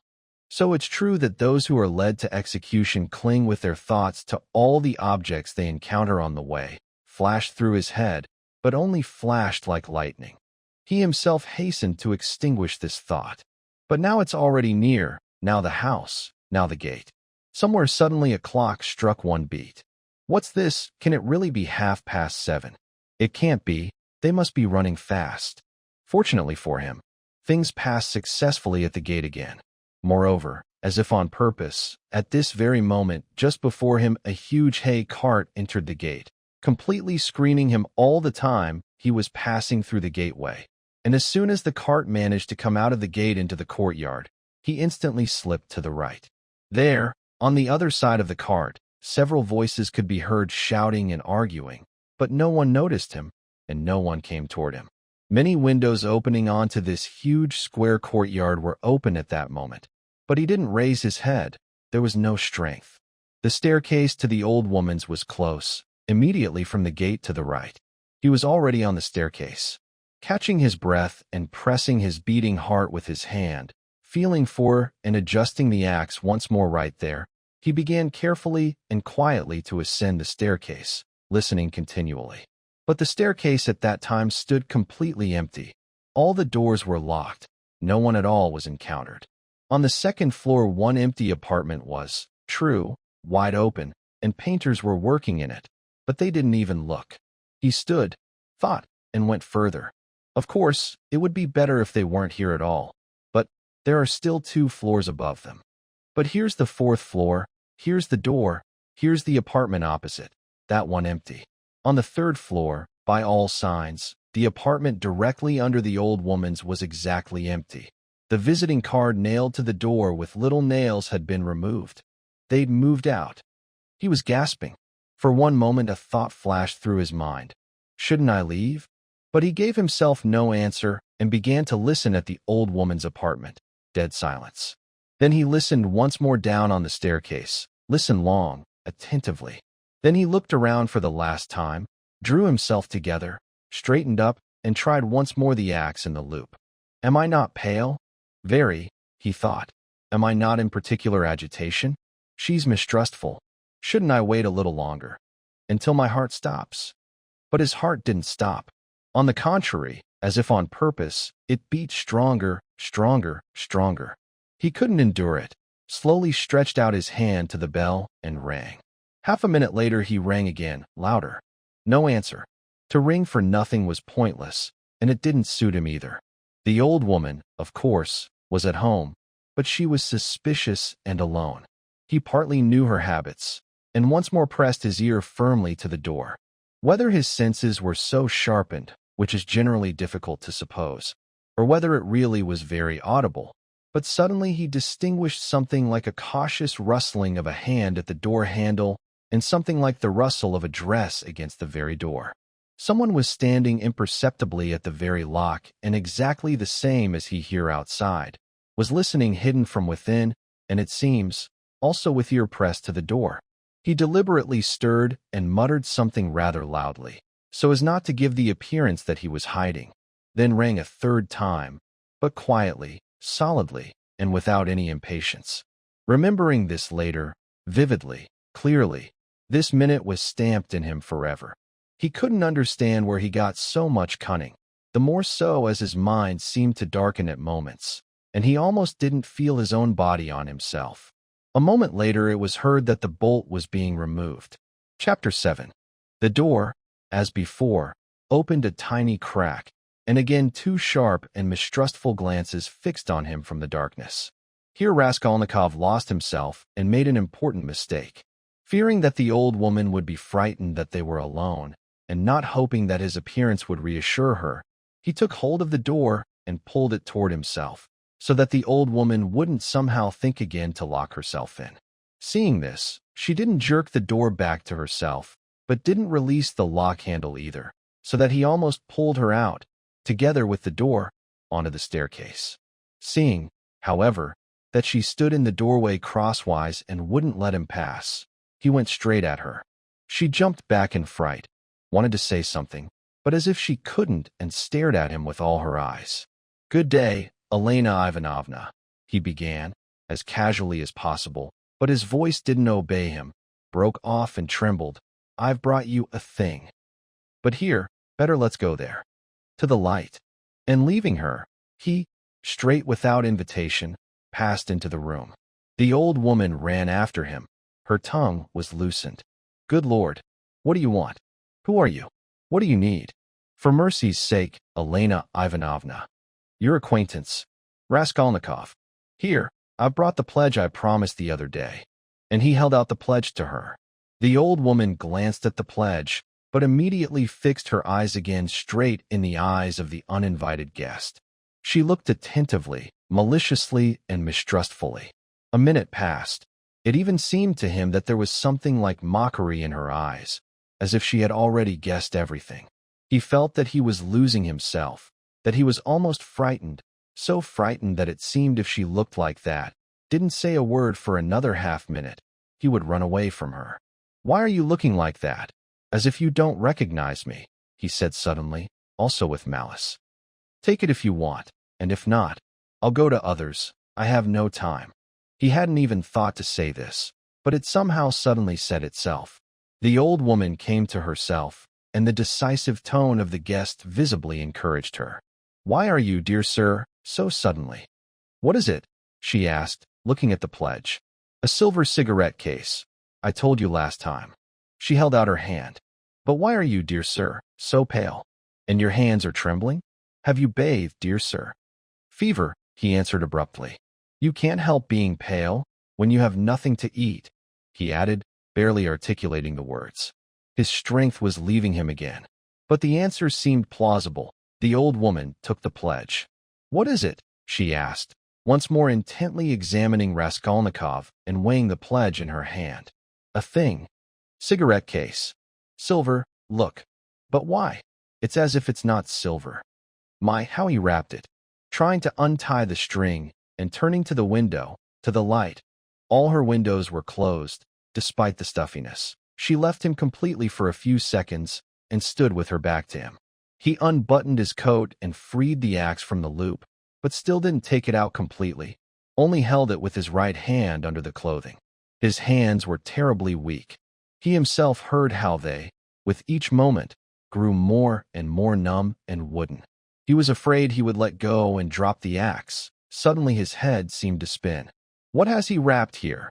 the old woman cried with vexation and moved in his direction.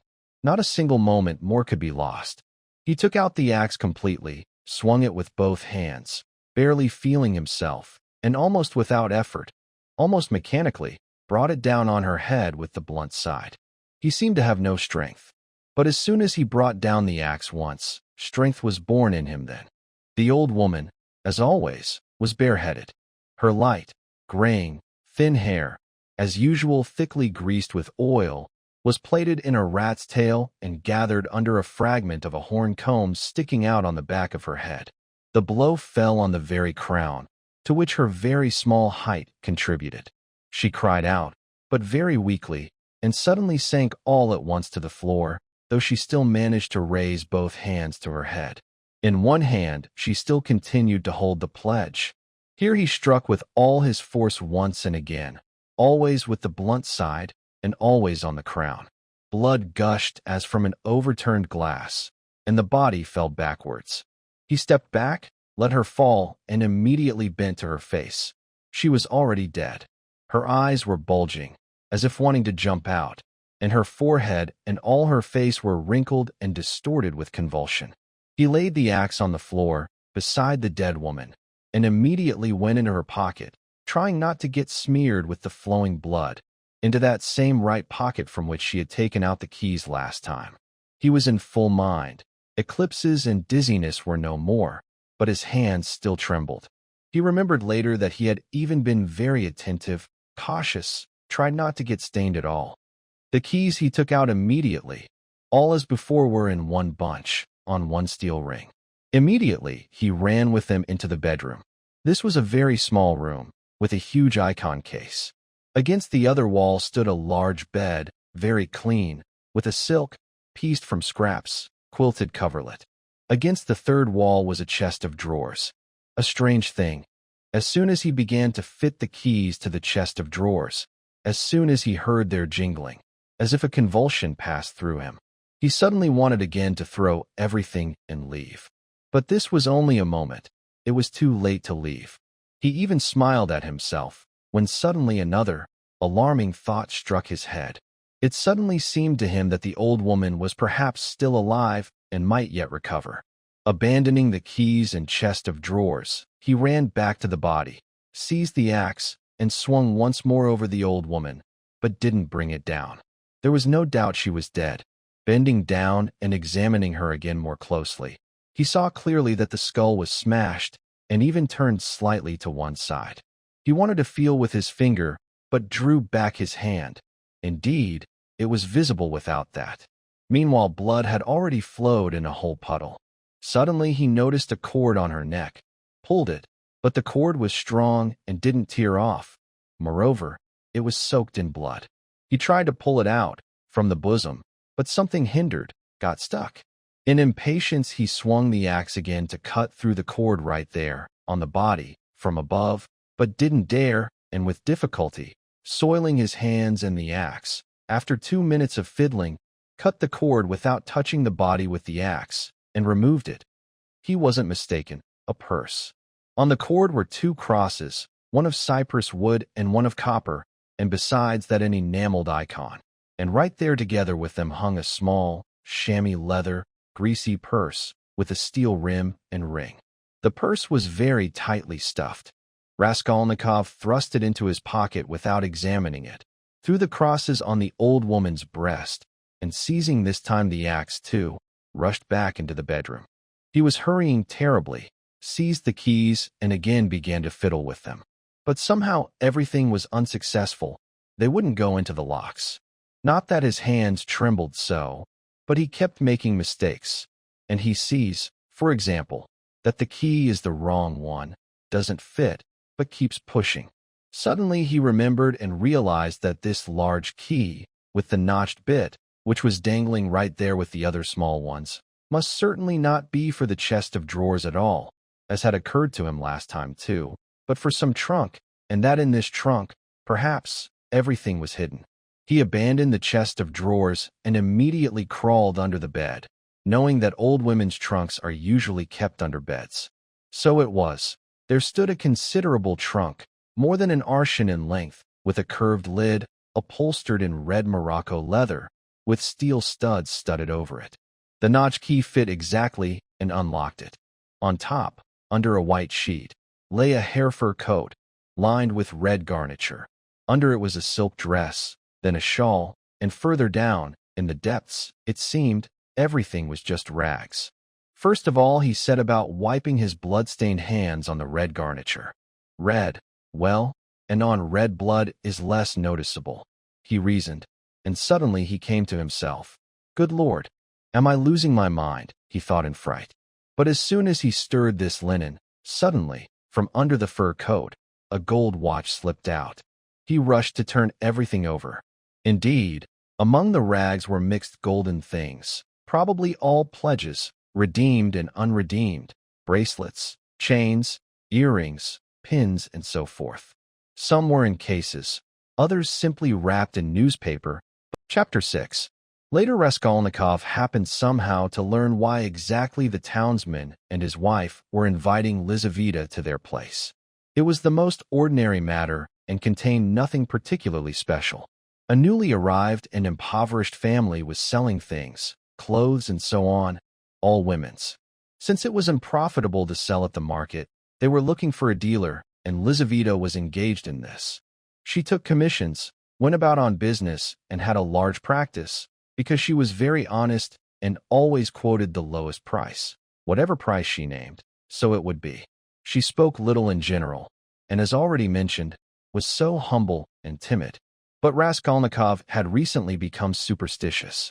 Traces of superstition remained in him for a long time afterwards, almost ineradicably. And in all this affair he was always afterwards inclined to see a certain strangeness, mysteriousness, as if the presence of some special influences and coincidences. Still in winter, an acquaintance of his, a student, Pokarev, leaving for Kharkov, had somehow mentioned to him in conversation the address of the old woman Elena Ivanovna, in case he should have to pawn something. For a long time he didn't go to her, because he had lessons, and somehow managed to get by. About a month and a half ago he remembered the address. He had 2 things suitable for pawning: his father's old silver watch and a small gold ring with 3 little red stones, given to him by his sister at parting, as a keepsake. He decided to take the ring. Having found the old woman, at first glance, still knowing nothing special about her, he felt an insurmountable aversion to her, took from her 2 bills, and on the way stopped at a poor little tavern. He ordered tea, sat down and fell into deep thought. A strange thought was hatching in his head, like a chick from an egg, and occupied him very, very much. Almost next to him at another table sat a student, whom he didn't know at all and didn't remember, and a young officer. They had played billiards and began to drink tea. Suddenly, he heard the student talking to the officer about the moneylender, Elena Ivanovna, the collegiate secretary, and giving him her address. This alone seemed somehow strange to Raskolnikov. He had just come from there, and here they were talking about her precisely. Of course it was chance, but he now couldn't shake off a very extraordinary impression, and here it was as if someone were serving him. The student suddenly began to communicate to his comrade various details about this Elena Ivanovna. "She's excellent," he was saying. "You can always get money from her. She's rich as a Jew, can give out 5,000 at once, and doesn't disdain even a ruble pledge. Many of our fellows have been to her. Only she's a terrible bitch." And he began to tell how wicked she was, capricious, that if you're just one day late with a pledge, the thing is lost. She gives a quarter of what the thing is worth, but charges interest of 5 and even 7% a month and so on. The student got talkative and communicated, besides, that the old woman has a sister, Lizaveta, whom she, so small and nasty, beats constantly and keeps in complete subjection like a small child, whereas Lizaveta is at least 8 vershoks tall.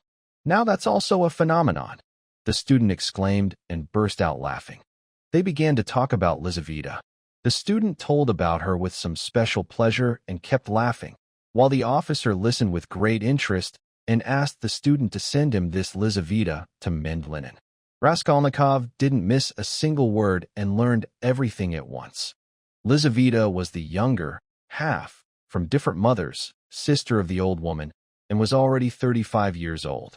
She worked for her sister day and night, was in the house instead of a cook and washerwoman, and moreover, sewed for sale, even hired herself out to wash floors, and gave everything to her sister. She didn't dare take any order or any work upon herself without the old woman's permission. The old woman had already made her will, which was known to Lizaveta herself, who by the will didn't get a penny, except movables, chairs, and so on. All the money was designated to a monastery in N. province, for the eternal remembrance of her soul.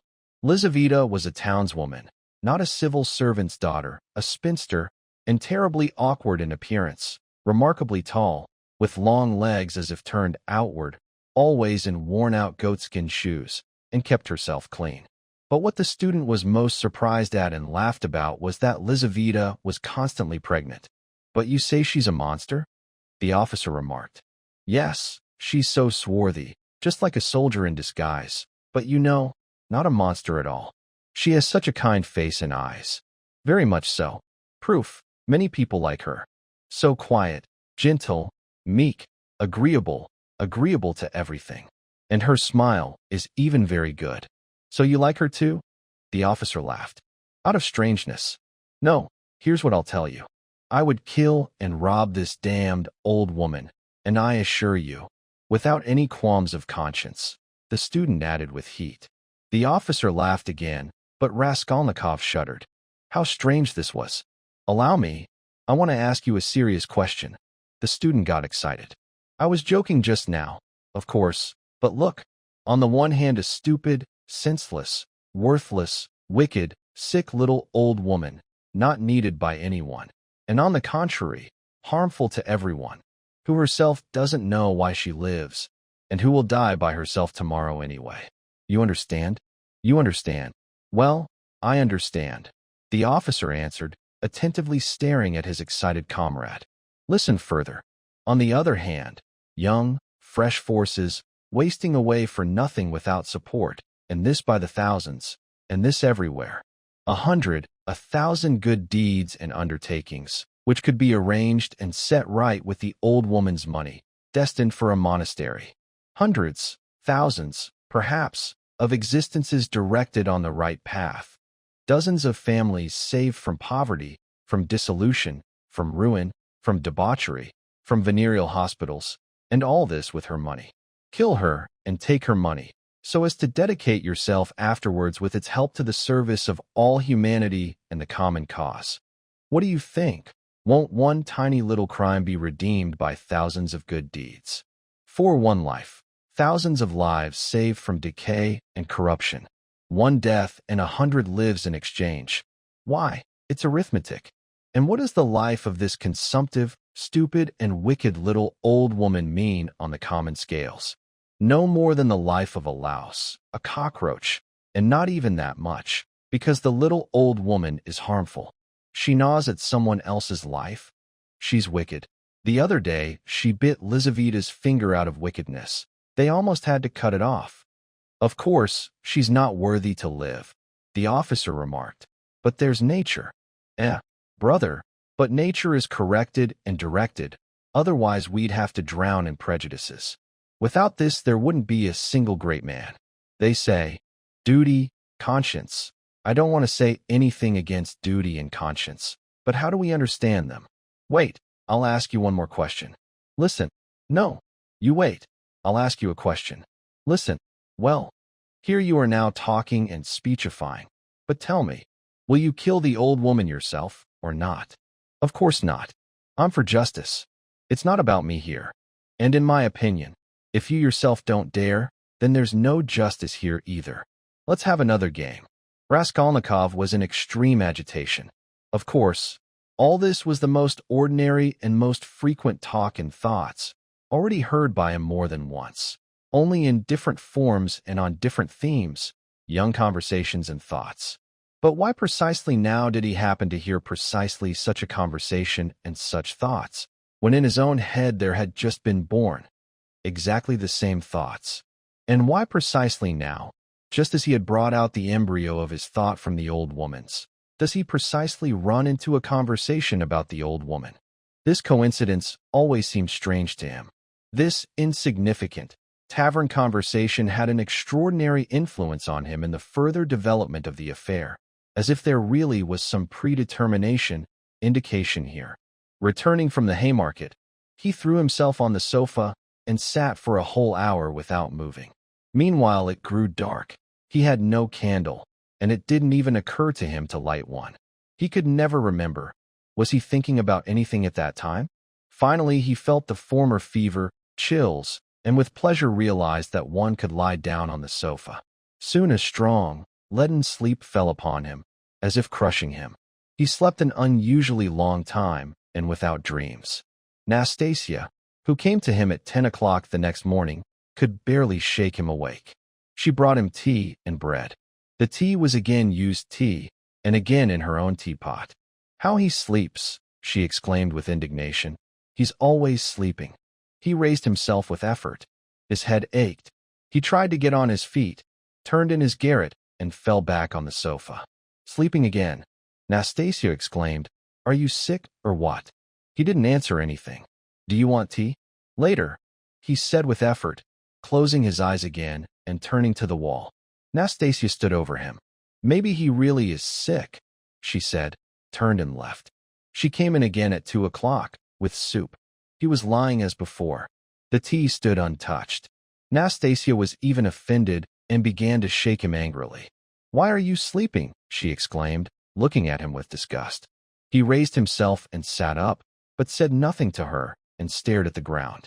"Are you sick or not?" Nastasia asked, and again received no answer. "You should go out into the street," she said after a pause. "At least the wind would blow on you. Will you eat something, or what?" "Later," he said weakly. "Go away," and waved his hand. She stood a little longer, looked at him with compassion, and left. After a few minutes he raised his eyes and looked long at the tea and soup. Then he took bread, took a spoon, and began to eat. He ate a little, without appetite, 3 or 4 spoonfuls, as if mechanically. His head ached less. Having dined, he stretched out again on the sofa, but could no longer fall asleep, but lay motionless, face down, burying his face in the pillow. He kept dreaming, and such strange dreams they were. Most often he imagined that he was somewhere in Africa, in Egypt, in some oasis. A caravan is resting, camels lie peacefully, around palm trees grow in a complete circle, everyone is dining. But he keeps drinking water, straight from the stream, which flows and murmurs right there, at his side. And it's so cool, and such wonderful, wonderful blue water, cold, running over multicolored stones, and over such clean sand with golden sparkles. Suddenly, he heard clearly that a clock was striking. He shuddered, came to himself, raised his head, looked at the window, realized the time, and suddenly jumped up completely recovered, as if someone had torn him from the sofa. On tiptoe he approached the door, opened it slightly, and began to listen down on the staircase. His heart was beating terribly, but on the staircase everything was quiet, as if everyone were asleep. It seemed wild and strange to him that he could have slept in such oblivion since yesterday and had done nothing yet, prepared nothing. And meanwhile perhaps it had already struck 6 o'clock, and an extraordinary feverish and somehow confused bustle suddenly seized him, instead of sleep and stupor. However, there were few preparations. He strained all his efforts to think of everything and forget nothing, but his heart kept beating, pounding so that it became hard for him to breathe. First of all, he had to make a loop and sew it to his coat, a matter of minutes. He crawled under the pillow and found among the linen stuffed under it one completely dilapidated, old, unwashed shirt of his. From its rags he tore a strip, a vershock wide and about 8 vershocks long. He folded this strip in two, took off his wide, strong summer coat of some thick cotton material, his only outer garment, and began to sew both ends of the strip under his left armpit on the inside. His hands trembled as he sewed, but he managed it so that nothing was visible from the outside when he put the coat on again. The needle and thread had long been prepared and lay in the little table, in a paper. As for the loop, it was a very clever invention of his own. The loop was intended for the axe. It was impossible to carry an axe through the streets in one's hands, and if hidden under the coat, it would still be necessary to hold it with one's hand, which would be noticeable. Now, with the loop, one need only insert the blade of the axe into it, and it would hang calmly, under the armpit on the inside, all the way. By putting his hand into the side pocket of the coat, he could also hold the end of the axe handle to keep it from swinging. And since the coat was very wide, a real sack, it couldn't be noticeable from the outside that he was holding something with his hand through the pocket. He had thought up this loop 2 weeks ago as well. Having finished with this, he thrust his fingers into the little crack between his Turkish sofa and the floor, felt around the left corner, and pulled out the pledge long prepared and hidden there. This pledge, however, was not a pledge at all, but simply a wooden, smoothly planed board, the size and thickness of no more than a silver cigarette case might be. He had accidentally found this board on one of his walks in a courtyard where, in a wing, some workshop was located. Later he had added to the board a smooth and thin iron strip, probably a fragment of something, which he had also found on the street at the same time.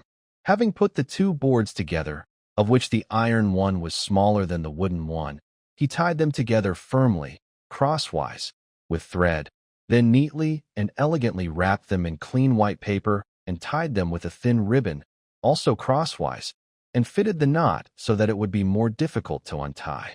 This was in order to distract the old woman's attention for a time, when she began to fiddle with the knot, and thus catch a moment. The iron plate was added for weight, so that the old woman wouldn't guess, at least in the first moment, that the thing was wooden. All this had been kept under the sofa until the time. He had just gotten the pledge when suddenly somewhere in the courtyard someone's shout rang out. "It's past 7 o'clock. Past. My God." He rushed to the door, listened, grabbed his hat, and began to descend his 13 steps, carefully, inaudibly, like a cat. The most important thing remained, to steal an axe from the kitchen. That the deed had to be done with an axe had been decided by him long ago. He also had a folding garden knife, but he didn't rely on a knife, and especially on his own strength, and therefore settled on an axe definitively. Let us note, by the way, one peculiarity regarding all the definitive decisions already adopted by him in this affair. They had one strange property. The more definitive they became, the more hideous, absurd, they immediately became in his eyes as well. Despite all his tormenting internal struggle, he could never for a single moment believe in the feasibility of his designs, all this time. And if it had even happened sometime that everything down to the last detail had been analyzed and decided by him definitively, and no doubts remained any more, then it seems he would have renounced everything definitively, as absurdity, monstrosity, and impossibility. But a whole abyss of unresolved points and doubts remained. As for where to get the axe, this trifle didn't worry him at all, because nothing was easier. The thing was that Nastasia, and especially in the evenings, was constantly not at home. She would either run to the neighbors or to the shop, and always left the door wide open. The landlady only quarreled with her because of this. So, one need only quietly enter, when the time came, into the kitchen and take the axe, and then, in an hour, when everything was already finished, enter and put it back.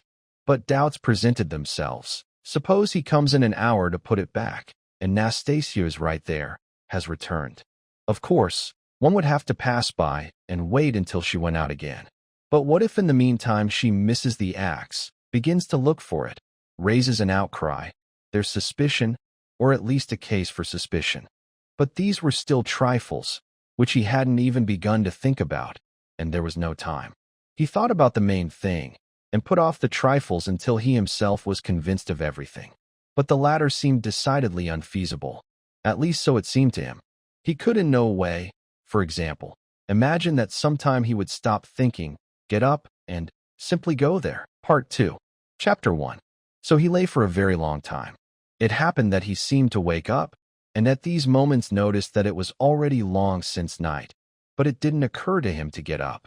Finally, he noticed that it was already light by day. He lay on the sofa on his back, still stupefied from recent oblivion. Sharp, desperate cries from the street reached him, which, however, he heard every night under his window, at 3 o'clock. They were what had awakened him now. So the drunks are already coming out of the taverns, he thought, 3 o'clock, and suddenly jumped up, as if someone had torn him from the sofa. What? Already 3 o'clock. He sat on the sofa, and here he remembered everything. Suddenly, in one instant he remembered everything. In the first moment, he thought he would go mad. A terrible cold seized him, but the cold was also from fever, which had already begun with him long ago in his sleep. But now suddenly such a chill struck that his teeth almost jumped out, and everything in him shook. He opened the door and began to listen. In the house, everything was perfectly asleep. With astonishment, he examined himself and everything around in the room and didn't understand. How could he yesterday, upon entering, not have locked the door on the hook and thrown himself on the sofa not only without undressing, but even in his hat? It had rolled off and lay right there on the floor, near the pillow. If someone had come in, what would he have thought? That I'm drunk? But he rushed to the window. There was enough light, and he hastily began to examine himself. All of himself, from foot to head, all his clothes. Were there no traces? But it was impossible this way. Trembling from chill, he began to take everything off himself and examine again all around. He turned over everything, to the last thread, to the last scrap, and, not trusting himself, repeated the examination 3 times. But there was nothing, it seemed, no traces. Only in that place where the trousers were frayed at the bottom and hung in fringe. On this fringe remained thick traces of clotted blood. He seized his large folding knife and cut off the fringe. More, it seemed, there was nothing. Suddenly he remembered that the purse and the things that he had pulled out of the old woman's trunk, all of them, until now, were lying in his pockets. He hadn't even thought until now to take them out and hide them. He hadn't remembered about them even now, when he was examining his clothes. What was this? In an instant he rushed to take them out and throw them on the table. Having taken everything out, even turning the pockets inside out, to make sure nothing else remained, he carried this whole heap into the corner. There, in the very corner, below, in one place the wallpaper had torn away from the wall. Immediately he began to stuff everything into this hole, under the paper. It went in. Everything out of sight, and the purse too. He thought joyfully, rising and staring dully at the corner, at the hole which bulged out even more. Suddenly he shuddered all over with horror. My God, he whispered in despair. What's wrong with me? Is this hidden? Is this how one hides? True, he hadn't counted on things. He thought there would be only money, and therefore hadn't prepared a place beforehand. But now what am I glad about, he thought. Is this how one hides? Truly, reason is leaving me. In exhaustion, he sat on the sofa, and immediately an unbearable chill shook him again. Mechanically, he pulled over what lay nearby. On a chair, his former student winter coat, warm but already almost in tatters, covered himself with it, and sleep and delirium again seized him at once. He forgot himself. Not more than 5 minutes later, he jumped up again, and immediately, in frenzy, again threw himself at his clothes. How could I fall asleep again, when nothing's been done? So it is. The loop under my arm I still haven't removed. I forgot about such a thing. Such evidence. He tore off the loop and hastily began to tear it to pieces, stuffing them under the pillow into the linen. Pieces of torn canvas will in no case arouse suspicion. It seems so. He repeated, standing in the middle of the room, and with painfully strained attention again began to look around, on the floor and everywhere. Hadn't he forgotten something else? The conviction that everything, even memory, even simple reasoning, were leaving him, began to torment him unbearably. What? Can it really be beginning already? Can this really be the punishment coming? Look, so it is. Indeed, the scraps of fringe that he had cut from the trousers were lying on the floor, in the middle of the room, for the first person to see. But what's wrong with me? He cried again as if lost. Here a strange thought came into his head, that perhaps all his clothes were bloody, that perhaps there were many stains, but that he simply didn't see them, didn't notice them, because his reasoning had weakened, fragmented. His mind was darkened. Suddenly, he remembered that there was blood on the purse too. Bah! So consequently there must be blood in the pocket too, because I shoved the still wet purse into the pocket then. In an instant he turned the pocket inside out, and, so it is, on the pocket lining there are traces, stains. So I haven't completely lost my reason yet. So there is reasoning and memory, since I caught myself and guessed, he thought with triumph, breathing deeply and joyfully with his whole chest. Simply weakness of feverish delirium for a minute. And he tore out the whole lining from the left pocket of the trousers. At this moment a ray of sun illuminated his left boot. On the sock, which peeked out from the boot, signs seemed to appear. He threw off the boot. Indeed, signs. The whole tip of the sock soaked with blood. He must have carelessly stepped in that puddle then. But what to do with this now? Where to put this sock, fringe, pocket? He gathered all this in his hand and stood in the middle of the room. In the stove? But in the stove they'll start rummaging first of all. Burn? And with what to burn? There aren't even matches. No, better to go out somewhere and throw everything away. Yes, better to throw it away, he repeated, sitting again on the sofa. And right now, this minute, without delay. But instead, his head again declined on the pillow. Again unbearable chill froze him. Again he pulled the overcoat over himself. And for a long time, several hours, it still seemed to him in fits, that right now, without putting it off, I'll go somewhere and throw everything away, so it's out of sight, quickly. He started from the sofa several times, wanted to get up, but already couldn't. Finally, a strong knock on the door awakened him completely. Open up, are you alive or not? And he just keeps sleeping, shouted Nastasia, pounding her fist on the door. Whole days like a dog he sleeps. A dog he is. Open up, will you? It's already 11 o'clock. Maybe he's not home, said a man's voice. Bah, that's the janitor's voice. What does he want? He jumped up and sat on the sofa. His heart was pounding so that it even hurt. And who locked himself with the hook? Objected Nastasia. Look, he started locking himself. Will they carry him off himself, or what? Open up, blockhead, wake up. What do they want? Why the janitor? Everything's known. Resist or open. Better to open. Let it all perish. He half rose, leaned forward, and took off the hook. His whole room was of such size that one could take off the hook without getting up from bed. So it is. The janitor and Nastasia are standing there. Nastasia somehow strangely looked him over. He looked at the janitor with a challenging and desperate expression. The latter silently held out to him a gray paper, folded in two, sealed with bottle sealing wax. A summons from the office, he said, handing over the paper. From what office? To the police, it means they're calling. To the office. You know what office. To the police. What for? How should I know? They're summoning you, so go. He looked at him attentively, looked around, and turned to leave. You're completely ill, it seems, remarked Nastasia, not taking her eyes off him. The janitor, too, turned his head for a moment. You've been in fever since yesterday, she added. He didn't answer and held the paper in his hands without unsealing it. Well, don't get up, Nastasia continued, taking pity and seeing that he was lowering his legs from the sofa. You're sick, so don't go, it won't burn. What's that in your hands? He glanced. In his right hand he had the cut-off pieces of fringe, the sock and scraps of the torn pocket. So he had slept with them. Later, thinking about this, he remembered that even half waking in fever, he had clenched all this tight in his hand, and so fell asleep again. Look what rags he's gathered and sleeps with them, just like with treasure. And Nastasia burst into her sickly nervous laugh. In an instant he shoved everything under the overcoat and stared intently at her. Though he could very little at that moment fully sensibly reason, he felt that they wouldn't treat a person this way when they come to take him. But the police. You drink some tea? Would you like, perhaps? I'll bring some. There's some left. No.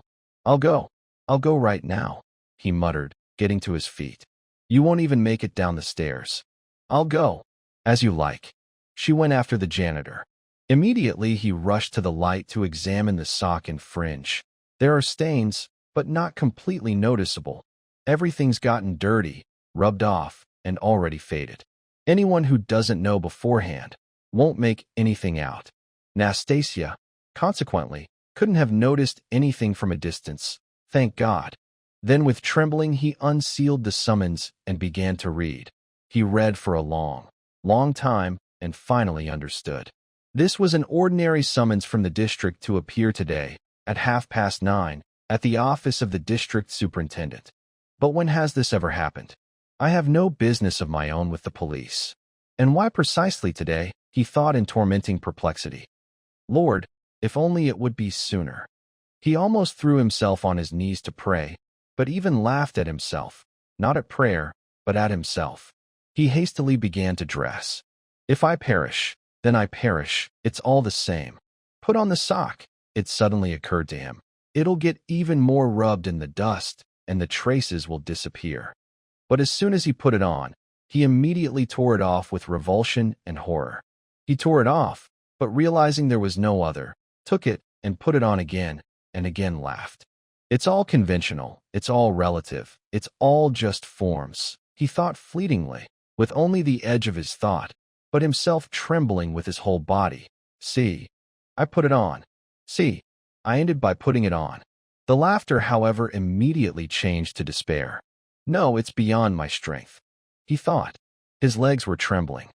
From fear, he muttered to himself. His head was spinning and aching from fever. It's a trick. They want to lure me with a trick and suddenly confound me on everything, he continued to himself, going out onto the staircase. The bad thing is that I'm almost in delirium. I might blurt out some stupidity. On the staircase, he remembered that he was leaving all the things just so, in the wallpaper hole, and here, perhaps, they'll search on purpose without him. He remembered and stopped. But such despair and such, if one can say, cynicism of ruin suddenly took possession of him, that he waved his hand and went further. If only it would be sooner. On the street again the heat was unbearable, not a drop of rain all these days. Again dust, brick and lime. Again stench from the shops and taverns. Again constantly drunks, finished peddlers and half-broken-down cabs. The sun flashed brightly in his eyes, so that it hurt to look and his head spun completely. The ordinary sensation of a feverish person who has suddenly gone out into the street on a bright sunny day. Reaching the turn on to yesterday's street, he glanced into it with tormenting anxiety, at that house, and immediately averted his eyes. If they ask, maybe I'll even tell, he thought, approaching the office. The office was about a quarter of a verst from him. It had just moved to a new apartment, in a new house, on the 4th floor. He had been to the former apartment once fleetingly, but very long ago. Entering under the gate, he saw to the right a staircase. down which a peasant was descending with a book in his hands. A janitor means the office is here, and he began to ascend upward at random. He didn't want to ask anyone about anything. I'll go in, fall on my knees, and tell everything, he thought, entering the 4th floor. The staircase was narrow, steep, and all in slopes. All the kitchens of all the apartments on all 4 floors opened onto this staircase and stood so almost all day. Hence there was terrible stuffiness. Up and down janitors with books under their arms ascended and descended, errand runners, and various people of both sexes, visitors. The door to the office itself was also wide open. He entered and stopped in the entrance hall. Here some peasants were all standing and waiting. The stuffiness was extraordinary, and, besides that, the fresh paint that hadn't yet set on rancid linseed oil of newly painted rooms beat sickeningly into the nose. Having waited a little, he decided to move still further forward into the next room. All the rooms were tiny and low. A terrible impatience drew him further and further. No one noticed him. In the second room some clerks sat and wrote, dressed perhaps a little better than him, but all looking somehow strange. He turned to one of them. What do you want? He showed the summons from the office. You're a student? The man asked, glancing at the summons. Yes, a former student. The clerk looked him over, however, without any curiosity. This was some particularly disheveled man with a fixed idea in his look. You'll learn nothing from this one, because it's all the same to him, thought Raskolnikov. Go there, to the head clerk, said the clerk, and poked forward with his finger, pointing to the very last room. He entered this room, the 4th in order, cramped and packed full of the public, people dressed a bit more decently than in those rooms. Among the visitors were 2 ladies. One in mourning, poorly dressed, sat at the table opposite the head clerk and was writing something at his dictation. The other lady, very fat and purple-red, with blotches, a conspicuous woman, and somehow very splendidly dressed, with a brooch on her breast the size of a tea saucer, stood to the side and was waiting for something. Raskolnikov handed his summons to the head clerk. The latter glanced at it fleetingly, said, "Wait," and continued to occupy himself with the lady in mourning. He breathed more freely. Surely not that. Little by little he began to take courage. He exhorted himself with all his strength to take courage and recover himself. Some stupidity, some trifling carelessness, and I can give myself away completely. It's a pity there's no air here, he added. Stuffy. My head's spinning even more. And my mind too. He felt terrible disorder in all of himself. He himself was afraid of not mastering himself. He tried to cling to something and think about something completely extraneous, but this didn't succeed at all. The head clerk interested him greatly, however. He kept wanting to guess something from his face, figure him out.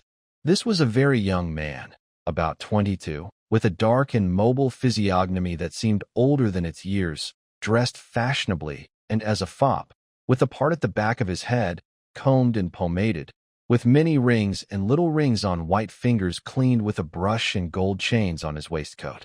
He even said a couple of words in French with a foreigner who was there, and quite satisfactorily. Louisa Ivanovna, you should sit, he said fleetingly to the splendidly dressed purple-red lady, who kept standing as if not daring to sit herself, though a chair was right there. Ich danke, she said, and quietly, with a silky rustle, lowered herself onto the chair. Her light blue dress with white lace trim spread around the chair like an air balloon and occupied nearly half the room. It reeked of perfume, but the lady was evidently embarrassed that she occupied half the room and that she reeked so of perfume, though she smiled timidly and insolently at the same time, but with obvious disquiet. The lady in Part 2, Chapter 1. So he lay for a very long time. It happened that he seemed to wake up, and at these moments noticed that it was already long since night, but it didn't occur to him to get up. Finally, he noticed that it was already light by day. He lay on the sofa on his back, still stupefied from recent oblivion. Sharp, desperate cries from the street reached him, which, however, he heard every night under his window, at 3 o'clock. They were what had awakened him now. So the drunks are already coming out of the taverns, he thought. 3 o'clock. and suddenly jumped up, as if someone had torn him from the sofa. What? Already 3 o'clock. He sat on the sofa, and here he remembered everything. Suddenly, in one instant he remembered everything. In the first moment, he thought he would go mad. A terrible cold seized him, but the cold was also from fever, which had already begun with him long ago in his sleep. But now suddenly such a chill struck that his teeth almost jumped out, and everything in him shook. He opened the door and began to listen. In the house, everything was perfectly asleep. With astonishment, he examined himself and everything around in the room and didn't understand. How could he yesterday, upon entering, not have locked the door on the hook and thrown himself on the sofa not only without undressing, but even in his hat? It had rolled off and lay right there on the floor, near the pillow.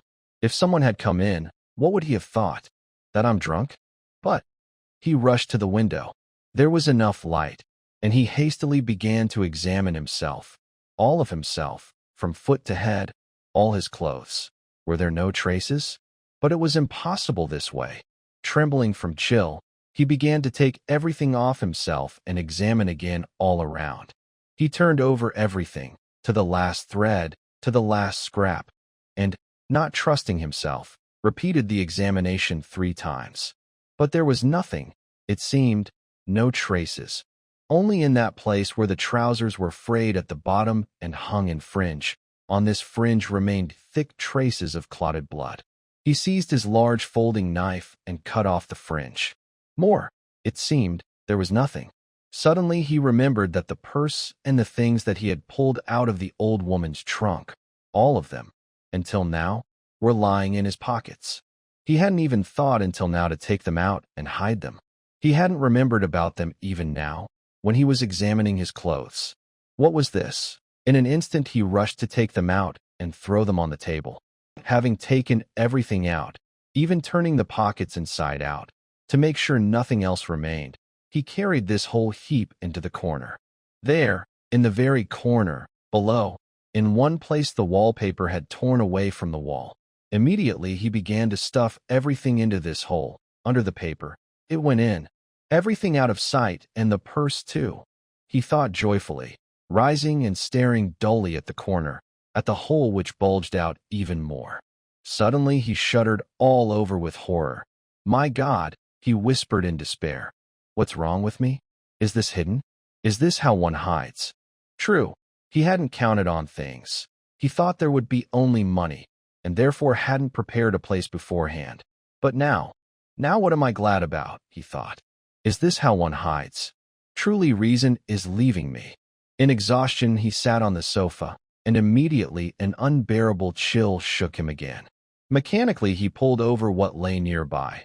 On a chair, his former student winter coat, warm but already almost in tatters, covered himself with it, and sleep and delirium again seized him at once. He forgot himself. Not more than 5 minutes later he jumped up again, and immediately, in frenzy, again threw himself at his clothes. How could I fall asleep again, when nothing's been done? So it is. The loop under my arm I still haven't removed. I forgot about such a thing. Such evidence. He tore off the loop and hastily began to tear it to pieces, stuffing them under the pillow into the linen. Pieces of torn canvas will in no case arouse suspicion. It seems so. He repeated, standing in the middle of the room, and with painfully strained attention again began to look around, on the floor and everywhere. Hadn't he forgotten something else? The conviction that everything, even memory, even simple reasoning were leaving him, began to torment him unbearably. What? Can it really be beginning already? Can this really be the punishment coming? Look, so it is. Indeed, the scraps of fringe that he had cut from the trousers were lying on the floor, in the middle of the room, for the first person to see. But what's wrong with me? He cried again as if lost. Here a strange thought came into his head, that perhaps all his clothes were bloody, that perhaps there were many stains, but that he simply didn't see them, didn't notice them, because his reasoning had weakened, fragmented. His mind was darkened. Suddenly, he remembered that there was blood on the purse too. Bah! So consequently there must be blood in the pocket too, because I shoved the still wet purse into the pocket then. In an instant he turned the pocket inside out, and so it is. On the pocket lining there are traces, stains. So I haven't completely lost my reason yet. So there is reasoning and memory, since I caught myself and guessed, he thought with triumph, breathing deeply and joyfully with his whole chest. Simply weakness of feverish delirium for a minute. And he tore out the whole lining from the left pocket of the trousers. At this moment a ray of sun illuminated his left boot. On the sock, which peeked out from the boot, signs seemed to appear. He threw off the boot. Indeed, signs. The whole tip of the sock soaked with blood. He must have carelessly stepped in that puddle then. But what to do with this now? Where to put this sock, fringe, pocket? He gathered all this in his hand and stood in the middle of the room. In the stove? But in the stove they'll start rummaging first of all. Burn? And with what to burn? There aren't even matches. No, better to go out somewhere and throw everything away. Yes, better to throw it away, he repeated, sitting again on the sofa. And right now, this minute, without delay. But instead, his head again declined on the pillow. Again unbearable chill froze him. Again he pulled the overcoat over himself. And for a long time, several hours, it still seemed to him in fits that right now, without putting it off, I'll go somewhere and throw everything away, so it's out of sight, quickly, quickly. He started from the sofa several times, wanted to get up, but already couldn't. Finally, a strong knock on the door awakened him completely. "Open up, are you alive or not? And he just keeps sleeping," shouted Nastasia, pounding her fist on the door. "Whole days like a dog he sleeps. A dog he is. Open up, will you? It's already 11 o'clock. Maybe he's not home," said a man's voice. "Bah, that's the janitor's voice. What does he want?" He jumped up and sat on the sofa. His heart was pounding so that it even hurt. "And who locked himself with the hook?" objected Nastasia. "Look, he started locking himself. Will they carry him off himself, or what? Open up, blockhead, wake up. What do they want? Why the janitor? Everything's known. Resist or open. Better to open. Let it all perish." He half rose, leaned forward, and took off the hook. His whole room was of such size that one could take off the hook without getting up from bed. So it is. The janitor and Nastasia are standing there. Nastasia somehow strangely looked him over. He looked at the janitor with a challenging and desperate expression. The latter silently held out to him a gray paper, folded in two, sealed with bottle sealing wax. "A summons from the office," he said, handing over the paper. "From what office?" "To the police. It means they're calling to the office." "You know what office." "To the police." "What for?" "How should I know?" "They're summoning you, so go." He looked at him attentively, looked around, and turned to leave. "You're completely ill, it seems," remarked Nastasia, not taking her eyes off him. The janitor, too, turned his head for a moment. "You've been in fever since yesterday," she added. He didn't answer and held the paper in his hands without unsealing it. "Well, don't get up," Nastasia continued, taking pity and seeing that he was lowering his legs from the sofa. "You're sick, so don't go, it won't burn. What's that in your hands?" He glanced. In his right hand he had the cut-off pieces of fringe, the sock and scraps of the torn pocket. So he had slept with them. Later, thinking about this, he remembered that even half-waking in fever, he had clenched all this tight in his hand, and so fell asleep again. "Look what rags he's gathered and sleeps with them, just like with treasure." And Nastasia burst into her sickly nervous laugh.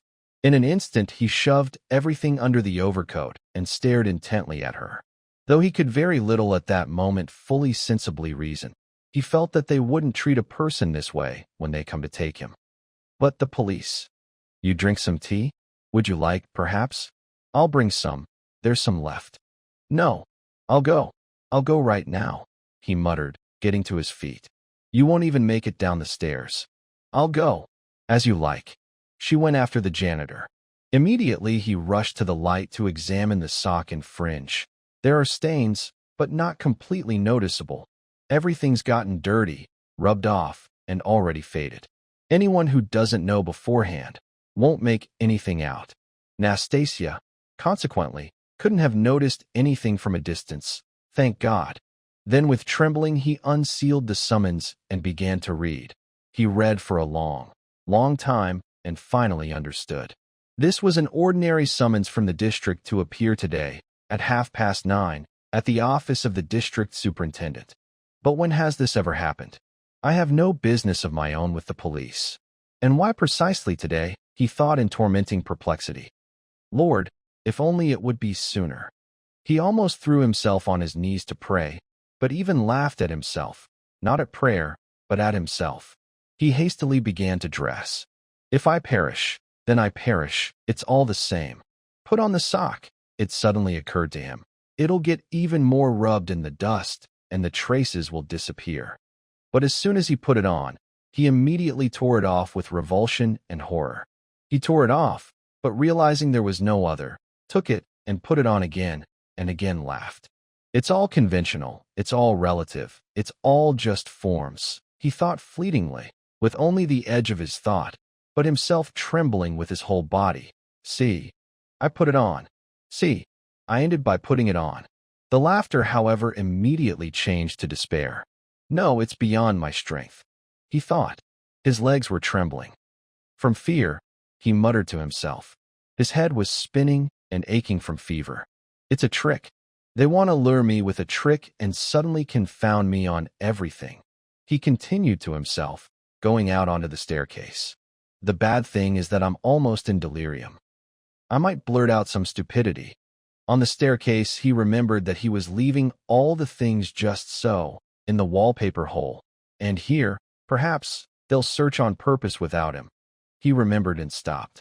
But such despair and such, if one can say, cynicism of ruin suddenly took possession of him, that he waved his hand and went further.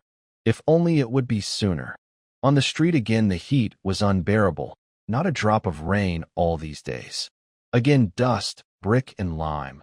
Again stench from the shops and taverns. Again constantly drunks, finished peddlers and half-broken down cabs. The sun flashed brightly in his eyes, so that it hurt to look and his head spun completely. The ordinary sensation of a feverish person who has suddenly gone out into the street on a bright sunny day. Reaching the turn onto yesterday's street, he glanced into it with tormenting anxiety, at that house, and immediately averted his eyes. If they ask, maybe I'll even tell, he thought, approaching the office. The office was about a quarter of a verst from him. It had just moved to a new apartment, in a new house, on the 4th floor. He had been to the former apartment once fleetingly, but very long ago. Entering under the gate, he saw to the right a staircase, down which a peasant was descending with a book in his hands. A janitor means the office is here, and he began to ascend upward at random. He didn't want to ask anyone about anything. I'll go in, fall on my knees and tell everything, he thought, entering the 4th floor. The staircase was narrow, steep, and all in slops. All the kitchens of all the apartments on all 4 floors opened onto this staircase and stood so almost all day. Hence there was terrible stuffiness. Up and down janitors with books under their arms ascended and descended, errand runners, and various people of both sexes, visitors. The door to the office itself was also wide open. He entered and stopped in the entrance hall. Here some peasants were all standing and waiting. The stuffiness was extraordinary, and, besides that, the fresh paint that hadn't yet set, on rancid linseed oil of newly painted rooms, beat sickeningly into the nose. Having waited a little, he decided to move still further forward, into the next room.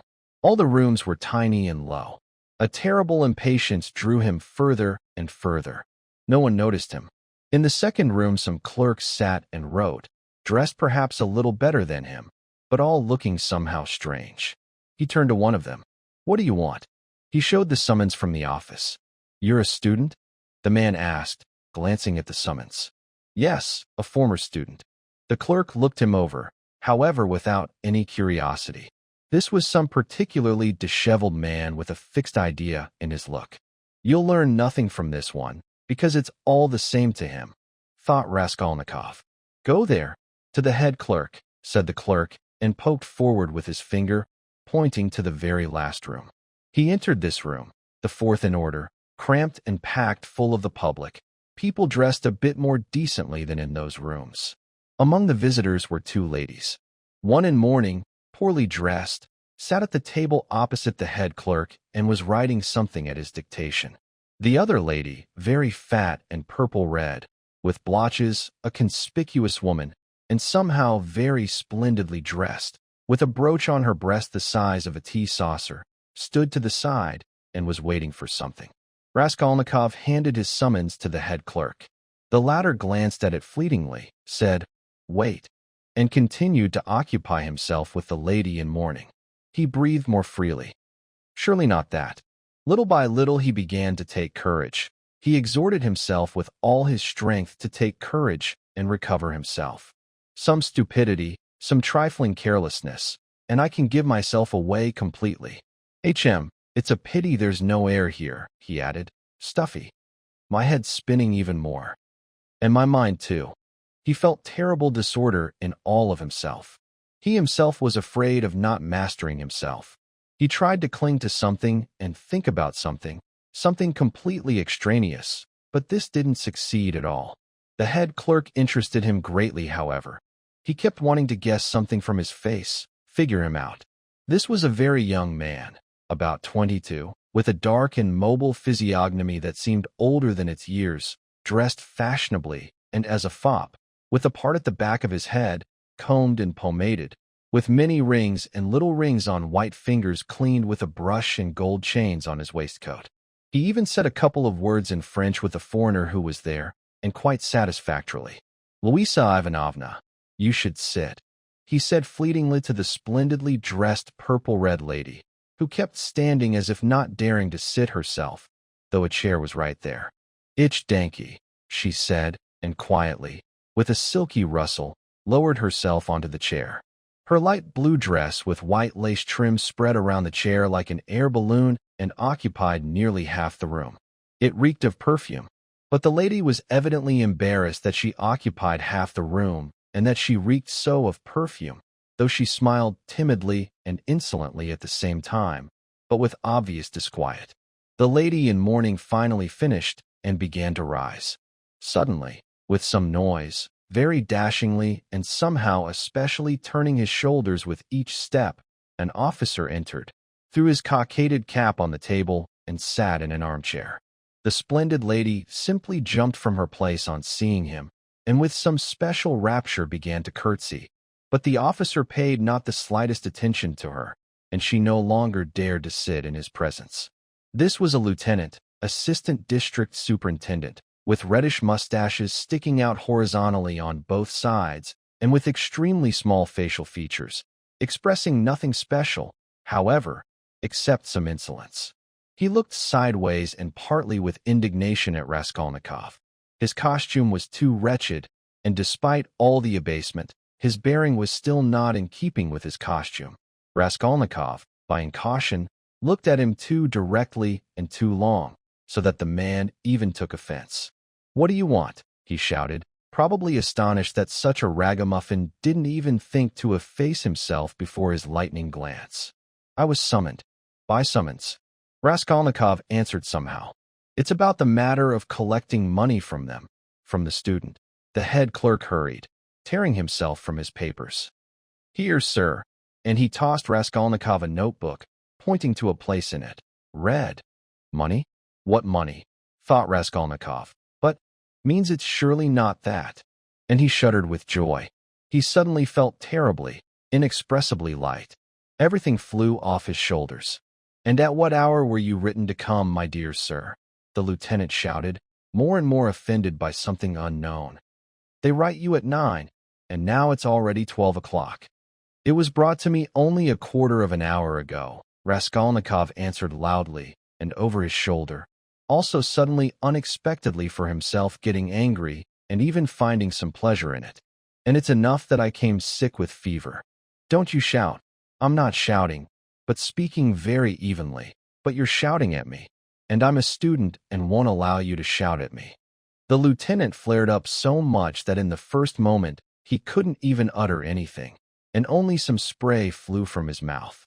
He jumped up from his place. "Be silent. You're in an official place. Don't be insolent, sir."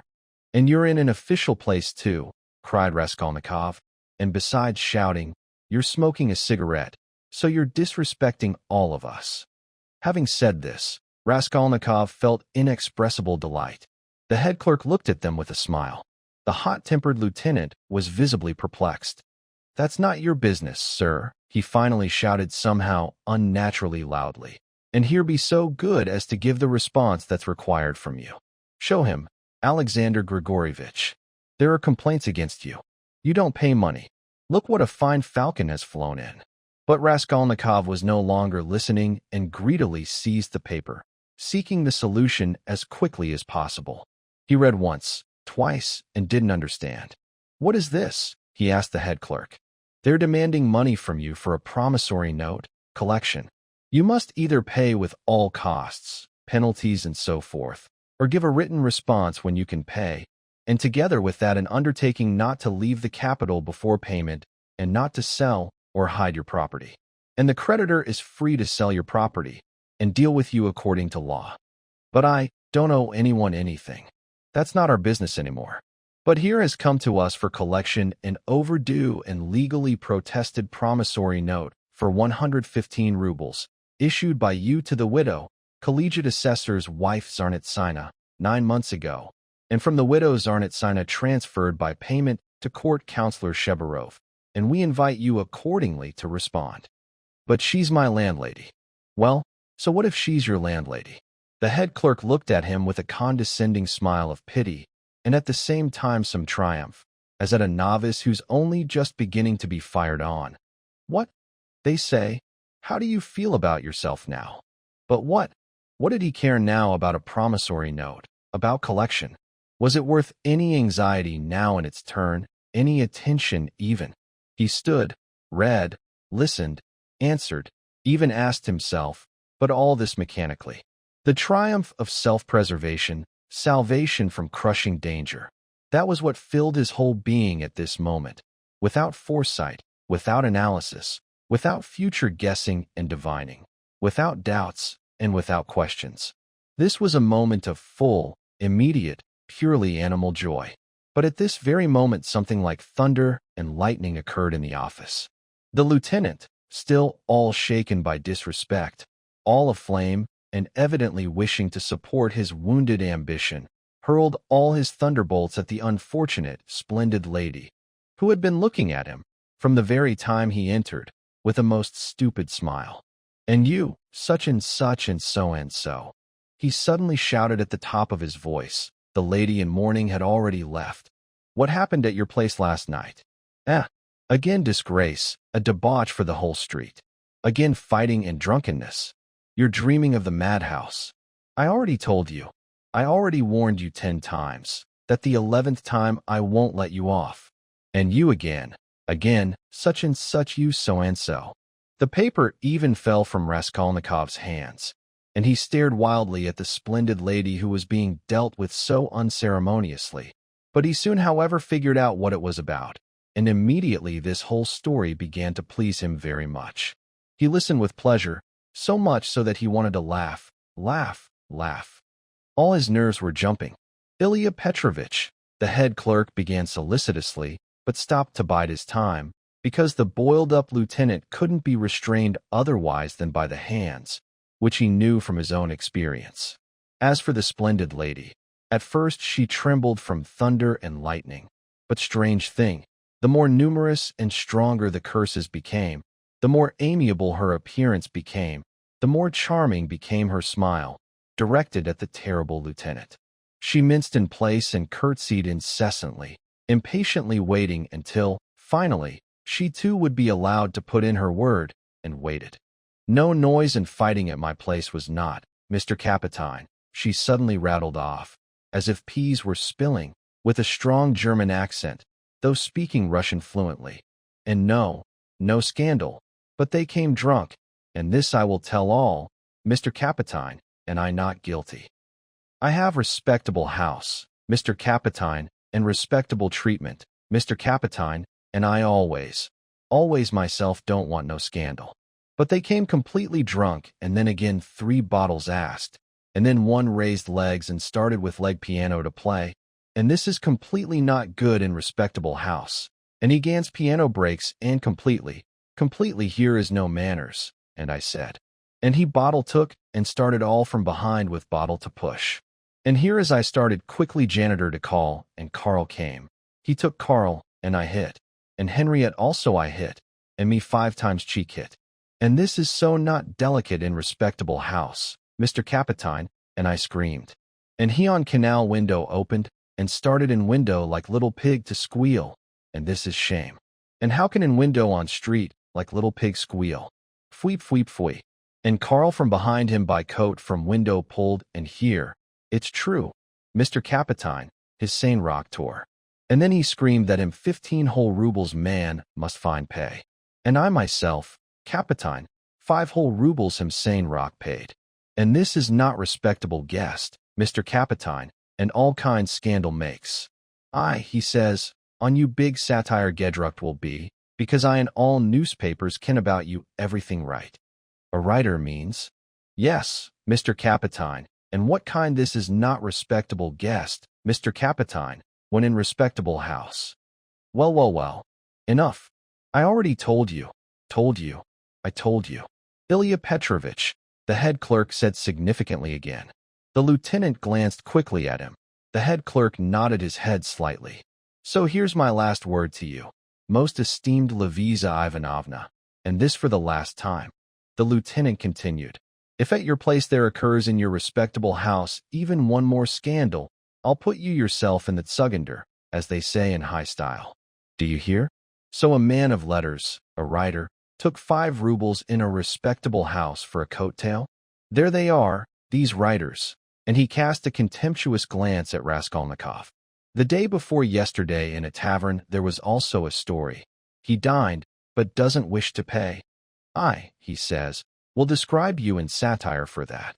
On a steamboat also, last week, someone called the respectable family of a state councillor, wife and daughter, the vilest names. From a confectioner's also the other day they threw one out by force. There they are, these writers, men of letters, students, proclamation makers. Ha! And you go. I'll come by myself to visit you. Then beware. Do you hear?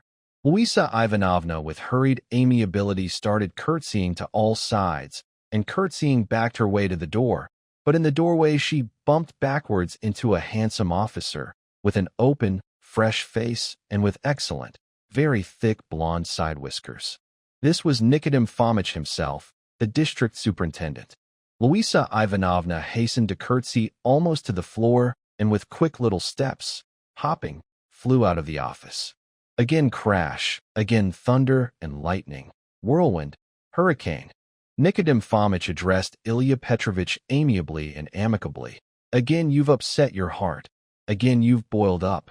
I heard it from the staircase. Well, what? Ilya Petrovich said with noble negligence, and not even what, but something like, "Well, what?"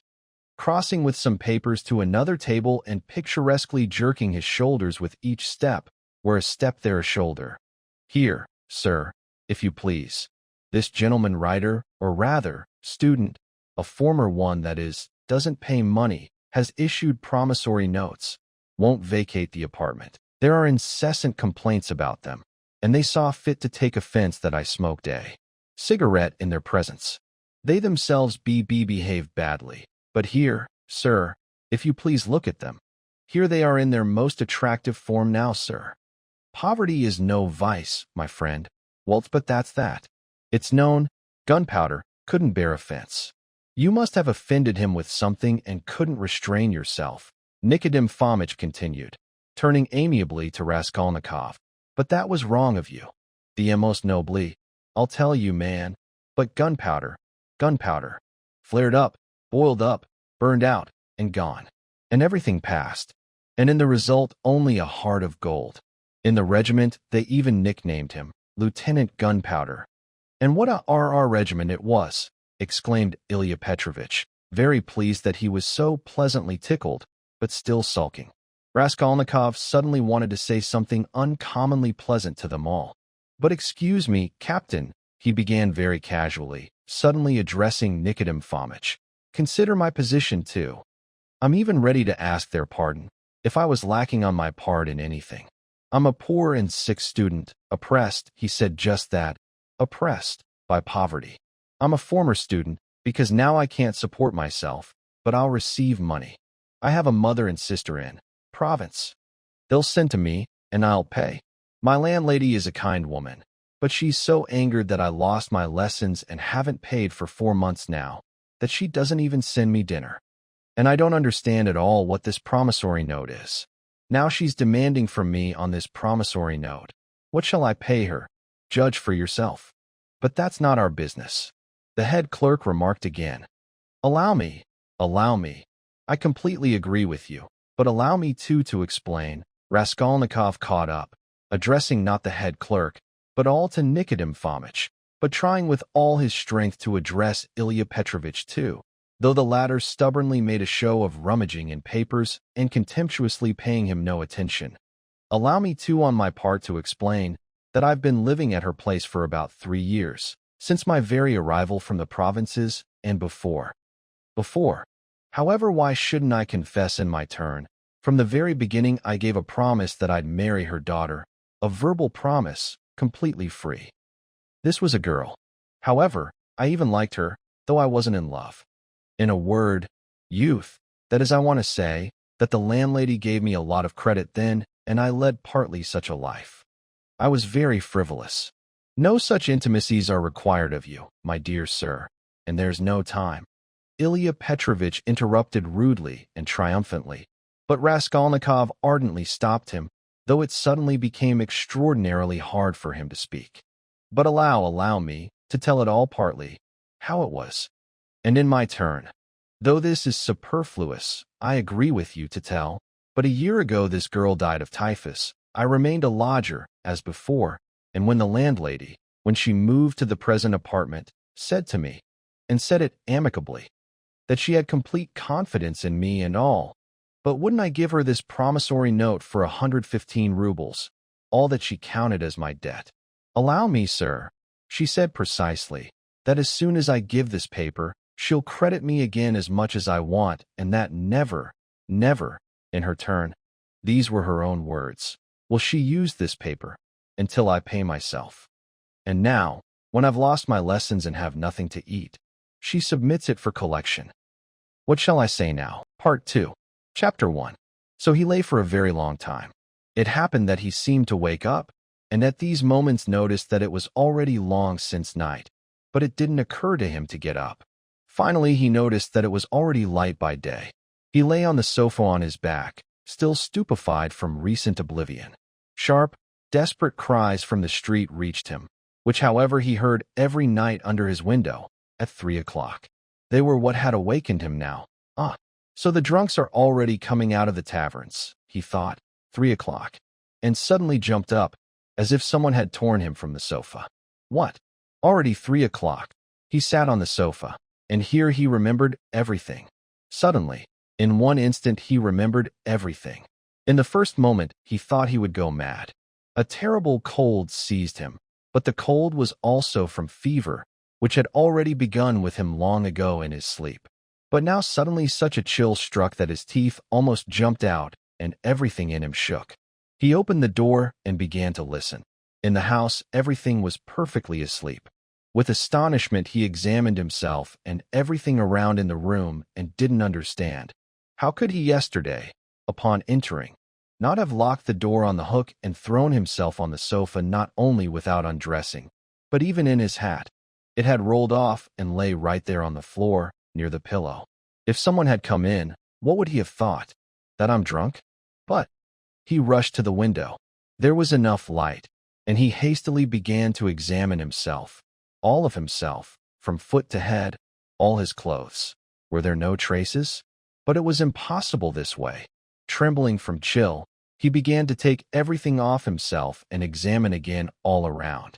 He turned over everything, to the last thread, to the last scrap, and, not trusting himself, repeated the examination 3 times. But there was nothing, it seemed, no traces. Only in that place where the trousers were frayed at the bottom and hung in fringe, on this fringe remained thick traces of clotted blood. He seized his large folding knife and cut off the fringe. More, it seemed, there was nothing.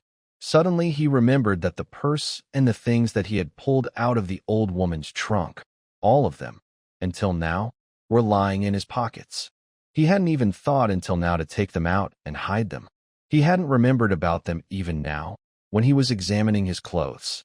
What was this? In an instant he rushed to take them out and throw them on the table.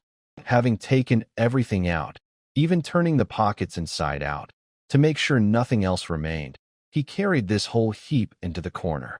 There, in the very corner, below, in one place the wallpaper had torn away from the wall.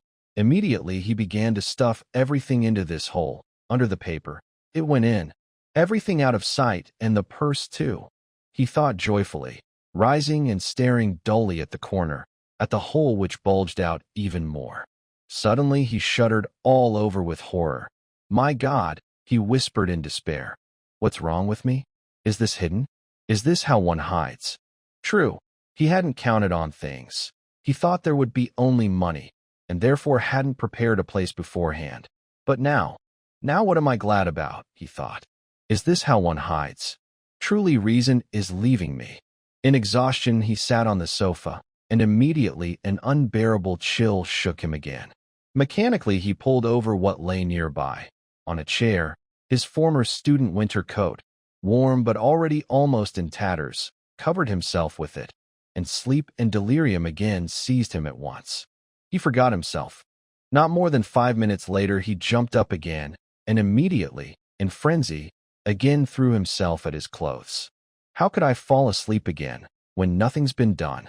So it is, the loop under my arm I still haven't removed. I forgot about such a thing. Such evidence. He tore off the loop and hastily began to tear it to pieces, stuffing them under the pillow into the linen. Pieces of torn canvas will in no case arouse suspicion. It seems so.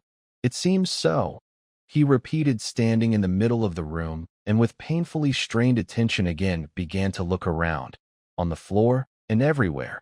Hadn't he forgotten something else?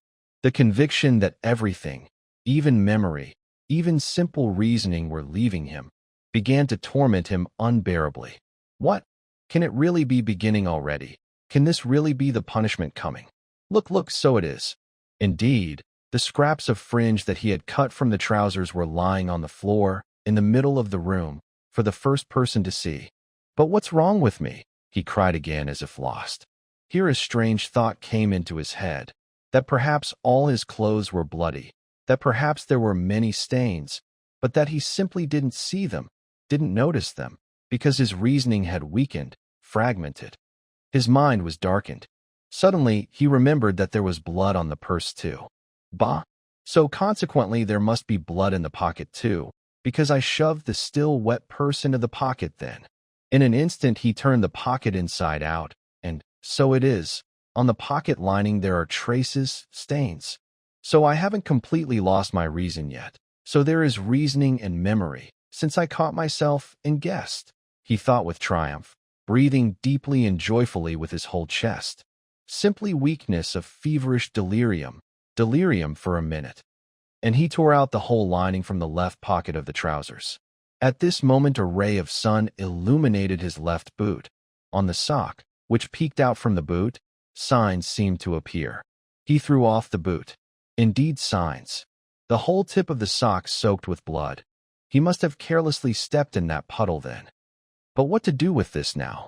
Where to put this sock, fringe, pocket? He gathered all this in his hand and stood in the middle of the room. In the stove? But in the stove they'll start rummaging first of all. Burn? And with what to burn? There aren't even matches. No, better to go out somewhere and throw everything away. Yes, better to throw it away, he repeated, sitting again on the sofa. And right now, this minute, without delay. But instead, his head again declined on the pillow. Again unbearable chill froze him. Again he pulled the overcoat over himself. And for a long time, several hours, it still seemed to him in fits, that right now, without putting it off, I'll go somewhere and throw everything away, so it's out of sight, quickly. He started from the sofa several times, wanted to get up, but already couldn't. Finally, a strong knock on the door awakened him completely. "Open up, are you alive or not? And he just keeps sleeping," shouted Nastasia, pounding her fist on the door. "Whole days like a dog he sleeps. A dog he is. Open up, will you? It's already 11 o'clock. "Maybe he's not home," said a man's voice. "Bah, that's the janitor's voice. What does he want?" He jumped up and sat on the sofa. His heart was pounding so that it even hurt. "And who locked himself with the hook?" objected Nastasia. "Look, he started locking himself. Will they carry him off himself, or what? Open up, blockhead, wake up. What do they want? Why the janitor? Everything's known. Resist or open. Better to open. Let it all perish." He half rose, leaned forward, and took off the hook. His whole room was of such size that one could take off the hook without getting up from bed. So it is, the janitor and Nastasia are standing there. Nastasia somehow strangely looked him over. He looked at the janitor with a challenging and desperate expression. The latter silently held out to him a gray paper, folded in two, sealed with bottle sealing wax. "A summons from the office," he said, handing over the paper. "From what office?" "To the police. It means they're calling to the office." "You know what office?" "To the police." "What for?" "How should I know?" "They're summoning you, so go." He looked at him attentively, looked around, and turned to leave. "You're completely ill, it seems," remarked Nastasia, not taking her eyes off him. The janitor, too, turned his head for a moment. "You've been in fever since yesterday," she added. He didn't answer and held the paper in his hands without unsealing it. "Well, don't get up," Nastasia continued, taking pity and seeing that he was lowering his legs from the sofa. "You're sick, so don't go, it won't burn. What's that in your hands?" He glanced. In his right hand he had the cut-off pieces of fringe, the sock and scraps of the torn pocket. So he had slept with them. Later, thinking about this, he remembered that even half waking in fever, he had clenched all this tight in his hand, and so fell asleep again. "Look what rags he's gathered and sleeps with them, just like with treasure." And Nastasia burst into her sickly nervous laugh. In an instant he shoved everything under the overcoat and stared intently at her. Though he could very little at that moment fully sensibly reason, he felt that they wouldn't treat a person this way when they come to take him. But the police. "You drink some tea? Would you like, perhaps?" "I'll bring some. There's some left." "No. I'll go right now," he muttered, getting to his feet. "You won't even make it down the stairs." "I'll go." "As you like." She went after the janitor. Immediately he rushed to the light to examine the sock and fringe. There are stains, but not completely noticeable. Everything's gotten dirty, rubbed off, and already faded. Anyone who doesn't know beforehand won't make anything out. Nastasia, consequently, couldn't have noticed anything from a distance, thank God. Then with trembling he unsealed the summons and began to read. He read for a long time and finally understood. This was an ordinary summons from the district to appear today, at 9:30, at the office of the district superintendent. But when has this ever happened? I have no business of my own with the police. And why precisely today? He thought in tormenting perplexity. Lord, if only it would be sooner. He almost threw himself on his knees to pray, but even laughed at himself, not at prayer, but at himself. He hastily began to dress. If I perish, then I perish, it's all the same. Put on the sock, it suddenly occurred to him. It'll get even more rubbed in the dust, and the traces will disappear. But as soon as he put it on, he immediately tore it off with revulsion and horror. He tore it off, but realizing there was no other, took it and put it on again, and again laughed. It's all conventional, it's all relative, it's all just forms, he thought fleetingly, with only the edge of his thought, but himself trembling with his whole body. See, I put it on. See, I ended by putting it on.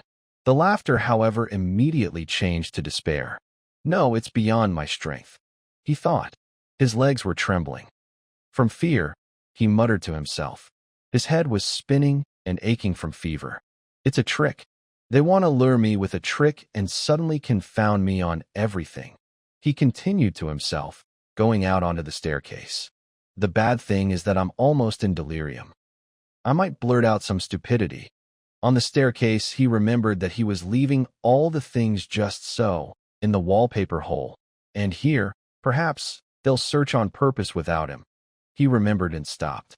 But such despair and such, if one can say, cynicism of ruin suddenly took possession of him, that he waved his hand and went further. If only it would be sooner. On the street again the heat was unbearable, not a drop of rain all these days. Again dust, brick and lime. Again stench from the shops and taverns. Again constantly drunks, Finnish peddlers and half-broken down cabs.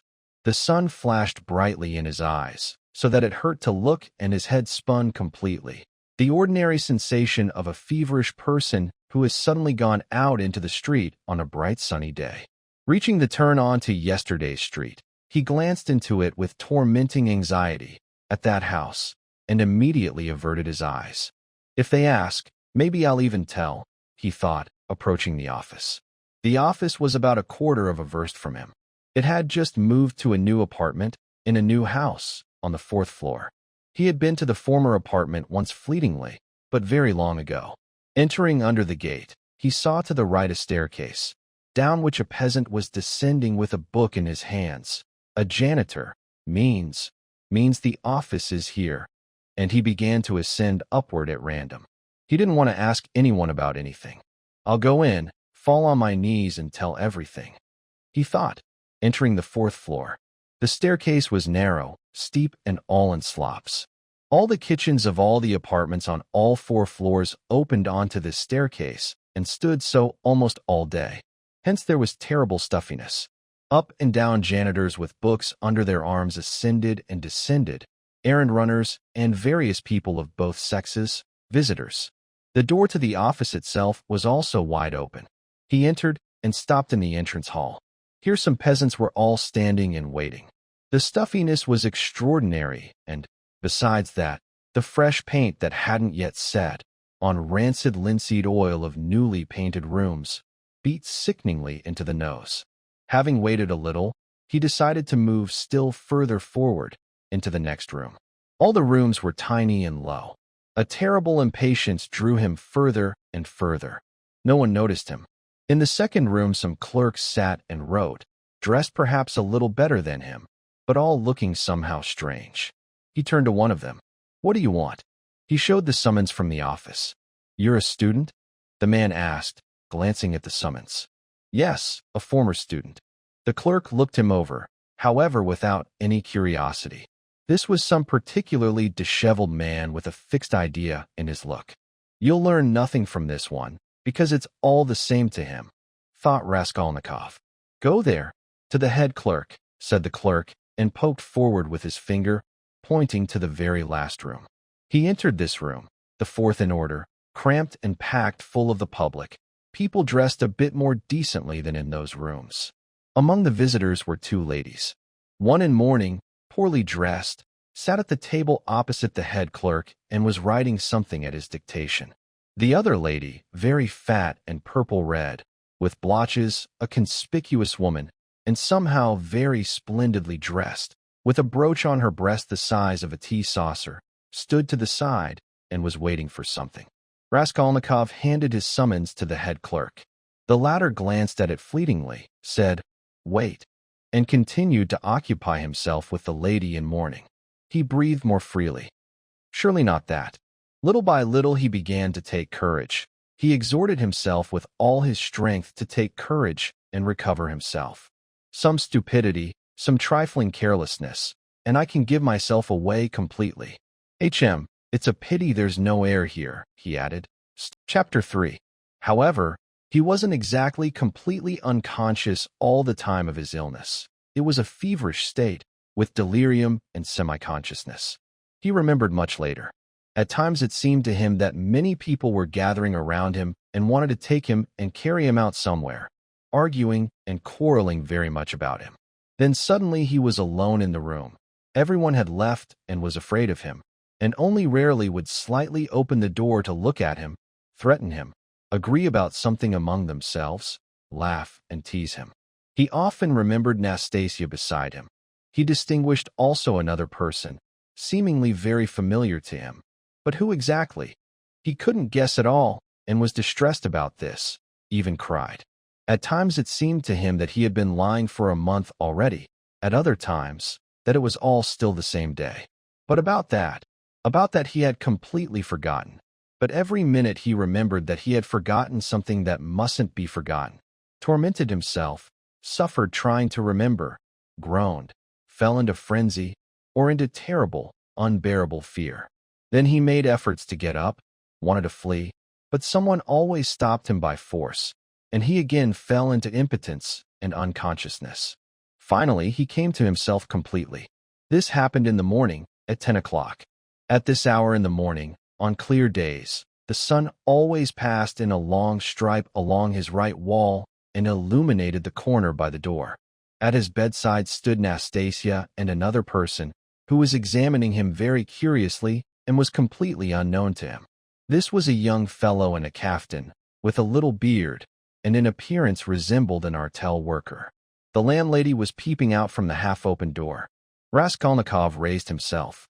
"Who's this, Nastasia?" he asked, pointing at the fellow. "Look at that, he's come to," she said. "Came to," the artel worker responded. Having guessed that he'd come to, the landlady, who had been peeping from the door, immediately closed it and hid. She was always timid and bore conversations and explanations with difficulty. She was about 40 and was fat and plump, dark-browed and dark-eyed, kind from fatness and from laziness, and in looks even very pretty, but shy beyond necessity. "You, who?" he continued interrogating, addressing the artel worker himself. But at this moment the door opened wide again, and bending slightly, because he was tall, Razumikin entered. "What a sea cabin!" he cried, entering. "I always bang my forehead. They call this an apartment too. And you, brother, came to?" "I just heard from Pashenka." "Just came to," said Nastasia. "Just came to," the artel worker echoed again with a smile. "And who might you be yourself, sir?" asked Razumikin, suddenly turning to him. You see, am Razumikin, not Razumikin, as everyone calls me, but Razumikin, student, nobleman's son, and this is my friend." "Well, sir, and who are you?" "And I'm an artel worker in our office, from the merchant Shelepiv, sir, and I'm here on business, sir. Please sit on this chair." Razumikin himself sat on the other side of the little table. "It's good, brother, that you came to," he continued, turning to Raskolnikov. "Fourth day you've barely eaten or drunk. Really, we gave you tea with a spoon. I brought Zosimov to you twice. Remember Zosimov? He examined you attentively and said right away that it's all trifles. Went to the head, somehow. Some nervous nonsense, says the rations were bad, didn't give enough beer and horseradish, hence the illness, but that it's nothing, it'll pass and be ground away. Fine fellow Zosimov. He's begun to practice splendidly. Well, sir, so I won't detain you." He turned again to the artel worker. "Would you care to explain your business? Note for yourself, Rodion, this is the second time someone's come from their office. Only before it wasn't this one who came, but another, and we explained things with him. Who was it who came here before you?" "Must be the day before yesterday, sir." "Exactly, sir. That was Alexei Semyonovitch. He's also with our office, sir. But he'll be more sensible than you, what do you think?" "Yes, sir. He's indeed somewhat more solid, sir." "Praiseworthy. Well, sir, continue." "And here through a fantasy Ivanovitch Vakrushkin, of whom, I believe, you have heard many times, sir, at your mother's request, through our office there's a remittance for you, sir," the artel worker began, addressing Raskolnikov directly. "In case you are now in understanding, sir, 35 rubles to hand to you, sir, as Semyon Semyonovitch received notification from a fantasy Ivanovitch, at your mother's request, in the former manner about this. Do you know of this, sir?" "Yes, I remember." "Vakrushkin," Raskolnikov said thoughtfully. "You hear, you know the merchant Vakrushkin," cried Razumikin. "How can you not be in understanding? But however, I now notice that you too are a sensible man. I only said that to you earlier for edification. Well, sir, it's pleasant to hear intelligent speech too. That's him indeed, sir, Vakrushkin, a fantasy Ivanovitch, and at your mother's request, who threw them in the same manner already sent to you once. They didn't refuse this time either, sir, and Semyon Semyonovich was notified these days from their place that 35 rubles are to be handed to you, sir, in expectation of better, sir. Hear this, in expectation of better came out best of all, not bad too about your mother. Well, so how do you think? Is he in full or not in full memory? To my mind, what does it matter, sir? If only there should be a receipt, sir. He'll scribble. What do you have, a book or what? A book, sir, here, sir. Give it here. Well, Rodion, rise up. I'll support you. Dash off Raskolnikov for him. Take the pen, because, brother, money is sweeter than treacle to us now. Don't need, said Raskolnikov, pushing away the pen. What don't you need? I won't sign. Pa, devil, but how without a receipt? Don't need money. So you don't need money. Well, that, brother, is a lie. I'm a witness. Don't worry, please, he's just like that, voyaging again. This happens with him even when awake, however. You're a sensible man, and we'll guide him. That is simply, guide his hand, and he'll sign. Let's get started. But however, I can come another time, sir. No, no, why should you trouble yourself? You're a sensible man. Well, Rodion, don't detain the guest. See, he's waiting, and he's seriously prepared to guide Raskolnikov's hand. Leave off, I'll do it myself. The latter said, took the pen, and signed in the book. The artel worker laid out the money and left. Bravo. And now, brother, do you want to eat? I do, answered Raskolnikov. Do you have soup? Yesterday's, answered Nastasia, who had been standing right there all this time. With potato and rice groats? With potato and groats. I know it by heart. Bring soup, and give tea too. I'll bring it. Raskolnikov looked at everything with deep astonishment and with dull, senseless fear. He decided to be silent and wait. What would happen next? It seems I'm not in delirium, he thought. It seems this is really. 2 minutes later, Nastasia returned with soup and announced that tea would be ready soon. With the soup appeared 2 spoons, 2 plates, and the whole setting. Salt cellar, pepper pot, mustard for the beef, and so forth, which for a long time had not been in such order. The tablecloth was clean. It wouldn't be bad, Nastasyashka, if Praskovia Pavlovna would detach 2 bottles of beer. We'll drink, sir. Well, you're a quick one, Nastasia muttered, and went to carry out the order. Raskolnikov continued looking around wildly and with strain. Meanwhile, Razumikin moved to him on the sofa, clumsily, like a bear, embraced his head with his left arm, despite the fact that he himself could have raised himself, and with his right brought a spoon of soup to his mouth, having blown on it several times beforehand, so he wouldn't burn himself. But the soup was only just warm. Raskolnikov swallowed 1 spoon greedily, then another, a third. But having fed him several spoons, Razumikin suddenly stopped and announced that for further feeding one had to consult with Zosimov. Nastasia came in, carrying 2 bottles of beer. And do you want tea? I do.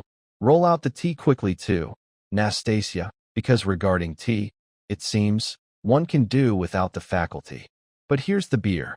He moved to his chair, pulled the soup and beef toward himself, and began to eat with such appetite, as if he hadn't eaten for 3 days.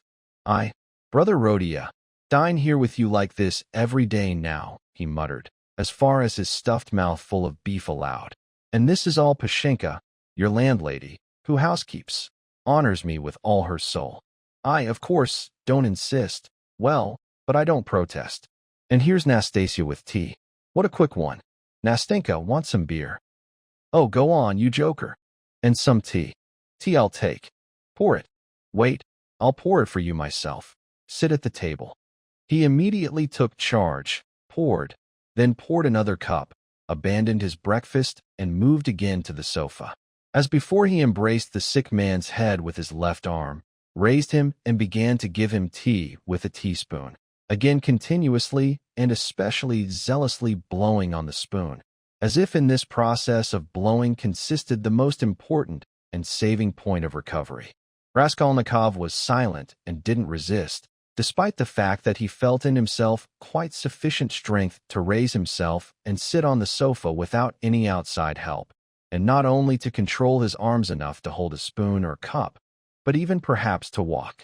But by some strange, almost animal cunning, it suddenly occurred to him to conceal his strength for the time being, to lie low, to pretend, if necessary, even not completely understanding yet, and meanwhile to listen and find out what was happening here. However, he didn't master his revulsion. Having drunk about 10 spoonfuls of tea, he suddenly freed his head, capriciously pushed away the spoon, and fell back on the pillow. Real pillows now indeed lay under his head, down pillows with clean pillowcases. He noticed this too and took it into consideration. "Pashenka must send us raspberry jam today, to make him a drink," said Razumikin, sitting down in his place and again taking up soup and beer. "And where will she get you raspberries?" asked Nastasia, holding a saucer on 5 spread fingers and drinking tea through sugar. "Raspberries, my friend, she'll get at the shop. You see, Rodia, a whole story happened here without you. When you ran away from me in such a villainous manner and didn't tell me your address, I suddenly got so angry that I decided to find you and punish you. That very day I said about it. How I walked, asked. I forgot this, your present apartment. However, I never remembered it, because I didn't know it. Well, and the former apartment, I remember only that it was not far from some bridge on the local canal, and in these parts, Karlamov's house. I searched for this Karlamov's house, and it turned out later that it's not Karlamov's house at all, but Buka's. How sometimes you get confused in sounds. Well, I got angry and went, come what may, the next day to the address bureau, and imagine, in 2 minutes they found you for me there. You're registered there." "Registered? Of course. And yet General Kobylev they couldn't find there in my presence." "Well, sir, it's a long story. But as soon as I burst in here, I immediately got acquainted with all your affairs. All, brother, all. I know everything." And she saw. "And I got acquainted with Nikodym Fomitch, and they showed me Ilya Petrovitch, and with the janitor, and with Mr. Zametov, Alexander Grigorievich, the head clerk in the local office, and finally with Pashenka. That was the crown, and she knows."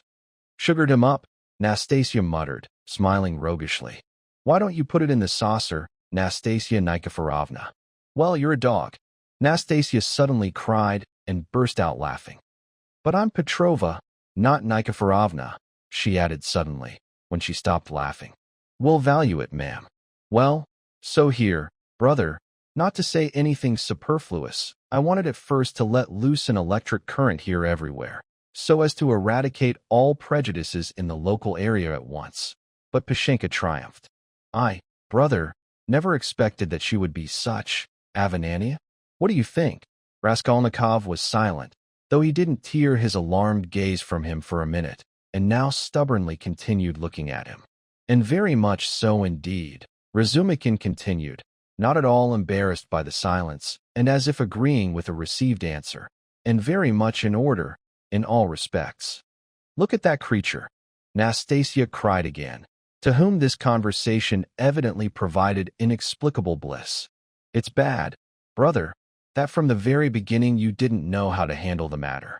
With her it should have been different, because this is, so to speak, the most unexpected character. Well, but about character later. But how, for example, did it come to the point that she dared not send you dinner? Or, for example, this promissory note? Why, you've gone mad or what, signing promissory notes? Or, for example, this proposed marriage, when the daughter, Natalia Egorovna, was still alive. I know everything. But however, I see that this is a delicate string and that I'm a donkey. Forgive me. But apropos of stupidity, what do you think? Praskovia Pavlovna, brother, is not at all so stupid as one might suppose at first glance, eh? Yes. Raskolnikov filtered through, looking aside, but understanding that it was advantageous to support the conversation. Isn't it so? Cried Razumikin, visibly delighted that he'd been answered. But she's not clever either, eh? A completely unexpected character. I, brother, am partly at a loss, I assure you. She must be 40 for sure. She says 36 and has full right to it. However, I swear to you that I judge her more intellectually, by metaphysics alone. Such an emblem has formed between us, brother, that it's like your algebra. I understand nothing. Well, but it's all nonsense. Only she, seeing that you're no longer a student, deprived of lessons and costume, and that after the death of the young lady there's no need to keep you on a family footing anymore, suddenly got frightened, and since you, for your part, hid in a corner and didn't maintain anything of what was before, she decided to drive you from the apartment. And she's nourished this intention for a long time, but felt sorry for the promissory note. Moreover, you yourself assured her that mother would pay. I said that in my meanness. My mother herself almost begs for alms, and I lied, so they'd keep me in the apartment and feed me, Raskolnikov said loudly and distinctly. Yes, you acted sensibly. Only the whole point is that here Mr. Shebarov turned up, court counselor and businessman. Without him, Pashenka wouldn't have thought of anything. She's too shy. Well, but a businessman is not shy, and first thing, of course, proposed the question. Is there hope of realizing the promissory note? Answer. There is, because there's such a mother, who out of her 125-ruble pension, even if she doesn't eat herself, will bail out Rodenka. Yes, and such a sister there is, who'll go into bondage for her brother. On this he based himself. Why are you stirring? I, brother, now learned all your secrets. Not in vain did you have heart-to-hearts with Pashenka when you were still on family footing, and now I say it lovingly. That's just the thing. An honest and sensitive man has heart-to-hearts, and a businessman listens and eats, and then eats you up. So she transferred this little note, as if by payment, to this Shebarov, and he formally demanded it, wasn't embarrassed. I wanted, when I learned all this, to let loose a current on him too, for clearing conscience. But at that time Harmony came out with Pashenka, and I ordered this whole business stopped, at the very source, that is, guaranteeing that you'll pay. I, brother, guaranteed for you here. We called Shebarov, gave him 10 rubles in the teeth, and the paper back, and I have the honor to present it to you. They believe your word now. Here, take it, and it's torn by me, as it should be. Razumikin laid the promissory note on the table. Raskolnikov glanced at it, and without saying a word, turned to the wall. Even Razumikin winced. I see, brother, he said after a minute, that I've played the fool again. I thought to distract you and amuse you with chatter, but it seems I've only driven up bile. Was it you I didn't recognize in delirium? Raskolnikov asked, also keeping silent for a minute and not turning his head. Me. And you even went into frenzy on this occasion, especially when I once brought Zametov. Zametov, the head clerk? What? Raskolnikov quickly turned and fixed his eyes on Razumikin. Why are you so? Why are you upset? He wanted to get acquainted with you. Wanted it himself, because we talked a lot about you with him. Otherwise, from whom would I have learned so much about you? He's a splendid fellow, brother, most wonderful. In his way, of course. Now we're friends. We see each other almost daily. Because I've moved to this district. You don't know yet? I just moved. Been to Leviza's with him twice. Remember Leviza, Leviza Ivanovna? Did I rave about something? Of course. You were beside yourself, sir. What did I rave about? Good Lord. What did you rave about? It's known what people rave about. Well, brother, now, not to waste time, to business. He got up from the chair and seized his cap. What did I rave about? How he harps on it. Are you afraid of some secret, or what? Don't worry. Nothing was said about a countess. But something was said about some bulldog, and about earrings, and about some chains, and about Krestovsky Island, and about some janitor, and about Nikodim Fomitch, and about Ilya Petrovitch, the assistant superintendent. There was much talk. Yes, and besides that, you were very interested in your own sock. Very. You complained. Give me, they say, my sock, and nothing else. Zametov himself searched all your corners for your socks, and with his own hands, washed in perfume, with rings, handed you this trash. Only then did you calm down, and held this trash in your hands for whole days. It was impossible to tear it away. It must be lying somewhere under your blanket now. And then you asked for fringe on trousers, and so tearfully. We kept inquiring, what kind of fringe is that? But nothing could be made out. Well, sir, to business. Here are 35 rubles. I'm taking 10 of them, and in about 2 hours I'll give an account of them. Meanwhile, I'll let Zosimov know, though he should have been here long ago anyway, since it's 12 o'clock. And you, Nastenka, visit often without me, for drinks there, or whatever else they want.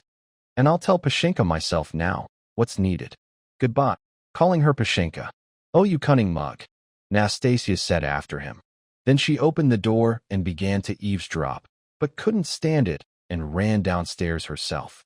She was very interested to learn what he was talking about there with the landlady, and in general it was obvious that she was completely charmed by Razumikin. Barely had the door closed behind her when the sick man threw off the blanket and jumped up from bed like a madman. With burning, convulsive impatience, he waited for them to leave quickly so that he could immediately, without them, get down to business. But to what? To what business? He seemed now as if deliberately to have forgotten. Lord, tell me just one thing. Do they know about everything, or don't they know yet?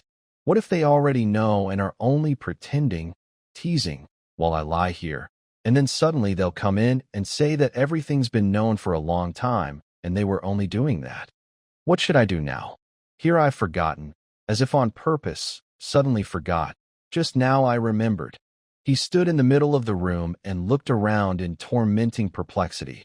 He went to the door, opened it, listened, but that wasn't it.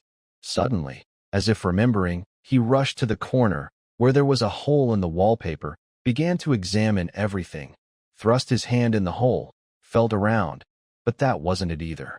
He went to the stove, opened it, and began to rummage in the ashes. The pieces of fringe from the trousers and scraps of the torn pocket were lying there just as he'd thrown them then. Consequently, no one had looked. Then he remembered about the sock, about which Razumikin had just told. True, here it lies on the sofa, under the blanket, but it's already so worn and dirty since then, that surely Zametov couldn't have made anything out. Bah, Zametov, the office. And why do they summon me to the office? Where's the summons? Bah, I confused it. That was then they demanded. I examined the sock then too, and now. Now I was sick. But why did Zametov come? Why did Razumikin bring him? He muttered in impotence, sitting down again on the sofa. What's this? Is all this delirium continuing with me? Or is it real? It seems real. Ah, I remembered. Flee. Quickly flee. Must flee. Must flee. Yes, but where? And where are my clothes? No boots. They took them. Hid them.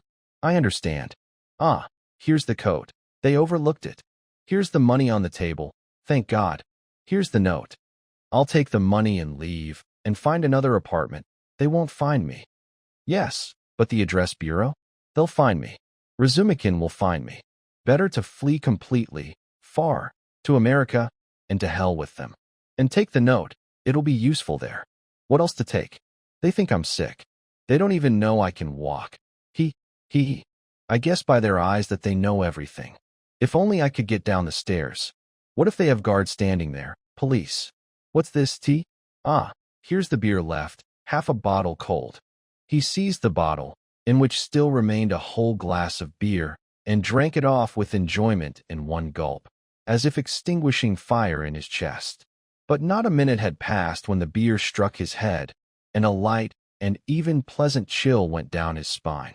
He lay down and pulled the blanket over himself. His thoughts, sick and disconnected even without this, began to get mixed up more and more, and soon light and pleasant sleep embraced him. With enjoyment, he found a place for his head on the pillow, wrapped himself more tightly in the soft quilted blanket that was now on him instead of the torn former overcoat, sighed quietly, and fell into deep, sound, healing sleep. He woke hearing that someone had entered, opened his eyes, and saw Razumikin, who had opened the door wide and was standing on the threshold, uncertain to enter or not. Raskolnikov quickly sat up on the sofa and looked at him as if trying to remember something. Ah, not sleeping. Well, here I am. Nastasia, bring the bundle here. Razumikin shouted downstairs. You'll get an account right away. What time is it? Asked Raskolnikov, looking around anxiously. You slept well, brother. It's evening outside. Must be 6 o'clock. You slept more than 6 hours. Good Lord. What's wrong with me? What's so special? It's good for your health. Where are you hurrying? To a rendezvous, or what? All time is ours now. I've been waiting for you for 3 hours already. Came by twice. You were sleeping. Visited Zosimov twice. Not home. And that's all. But nothing, he'll come. I also went out on my own little business. I moved today, you see, moved completely, with my uncle. I have an uncle now, you see. Well, but, to hell with it, to business. Give me the bundle, Nastenka. Now we'll. And how, brother, do you feel? I'm well, I'm not sick. Razumikin, have you been here long? I'm telling you, I've been waiting 3 hours. No, but before? What before? Since when have you been coming here? But I told you all this earlier, or don't you remember? Raskolnikov thought. Earlier seemed to him like in a dream. Alone he couldn't remember and looked questioningly at Razumikin. The latter said. Forgot. It seemed to me even earlier that you're still not yourself. Now after sleep you've recovered. Really, you look much better. Fine fellow. Well, but to business. Now you'll remember. Look here, dear man. He began to untie the bundle, which evidently interested him extraordinarily. This, brother, believe it or not, was especially on my heart. Because one must make a human being out of you. Let's begin. We'll start from the top. Do you see this little cap? He began, taking out of the bundle a rather nice, but at the same time very ordinary and cheap cap. Let me try it on you? Later, afterwards, said Raskolnikov, waving it away peevishly. No, brother Rodion, don't resist. Later will be too late. And I won't sleep all night, because I bought it by guesswork without measure. Just right, he exclaimed triumphantly, trying it on. Exactly the right size. Headwear, brother, is the very first thing in costume, a kind of recommendation. Tolstoyakov, my friend, is forced each time to take off his covering, entering anywhere into a public place, where all others stand in hats and caps. Everyone thinks he does it from servile feelings, but he simply does it because he's ashamed of his bird's nest, such a shy man. Well, sir, Nastenka, here are 2 headgears for you. This Palmerston he took from the corner Raskolnikov's mangled round hat, which for some unknown reason he called a Palmerston, or this jewel. Estimate, Rodion, what do you think I paid? Nastasyushka? He turned to her, seeing that the other was silent. 20 kopecks, I bet, you gave, Nastasia answered. 20 kopecks, you fool, he cried, offended. Nowadays you can't even buy you for 20 kopecks. 80 kopecks. And that only because it's used. True, it's with an agreement. Wear this one out. Next year they give another for free, by God. Well, sir, let's proceed now to the United American States, as we called them in our gymnasium. I warn you, I'm proud of the trousers, and he spread before Raskolnikov gray trousers of light summer woolen material. Not a hole, not a spot, and meanwhile very decent, though used, and likewise a waistcoat, of one color, as fashion requires. And that it's used, well, that's truly even better, softer, more tender. You see, Rodion, to make a career in the world it's enough, in my opinion, always to observe the season. If you don't demand asparagus in January, you'll save several rubles in your purse, the same in relation to this purchase. Now it's summer season, and I made a summer purchase, because toward autumn the season will require warmer material anyway, so you'll have to throw these away anyway. The more so as all this will have managed to fall apart by itself by then, if not from increased luxury, then from internal disorders. Well, estimate. How much do you think? 2 rubles 25 kopecks. And remember, again with the former condition, wear these out. Next year you take others for free. At Fedyaev's shop they don't trade otherwise. Once you've paid, it's enough for a lifetime, because another time you won't go yourself. Well, sir, let's proceed now to boots. How are they? You see they're obviously used, but they'll do for a couple of months, because it's foreign work and foreign goods. The secretary of the English embassy sold them at the flea market last week. He wore them only 6 days, but needed money very badly. Price 1 ruble 50 kopecks. Lucky, but maybe they won't fit. Nastasia remarked. Won't fit. What's this? And he pulled from his pocket Raskolnikov's old, crusty boot, all covered with dried mud, with a hole. I went with supplies, and they restored the true size for me from this monster. All this business was conducted heartily. And regarding linen, we came to terms with the landlady. Here, first of all, 3 shirts, of homespun, but with fashionable tops. Well, sir, so, 80 kopecks for the cap, 2 rubles 25 the other raiment, total 3 rubles 5 kopecks, ruble 50 boots, because they're very good indeed, total 4 rubles 55 kopecks, yes 5 rubles all the linen, bargained wholesale, total exactly 9 rubles 55 kopecks. 45 kopecks change, in 5 kopek copper pieces, here sir, please accept. And thus, Rodion, you're now restored in full costume, because, in my opinion, your coat can not only still serve, but even has in it an air of special nobility. That's what it means to order at Charmer's. Regarding socks and other remainder, I leave to you yourself. We have 25 rubles left, and don't worry about Pashenka and payment for the apartment. I told you. Credit most unlimited. And now, brother, allow me to change your linen, or else, perhaps, the illness only sits in the shirt now. Leave off. Don't want to. Raskolnikov waved away, having listened with revulsion to Razumikin's strained playful account of the purchase of clothes. This, brother, is impossible. Why did I wear out boots? Razumikin insisted. Nastasyushka, don't be shy, but help. There you go.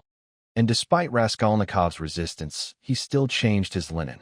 The latter collapsed on the pillow and for 2 minutes didn't say a word. How long they won't leave me alone, he thought. With what money was all this bought? He finally asked, looking at the wall.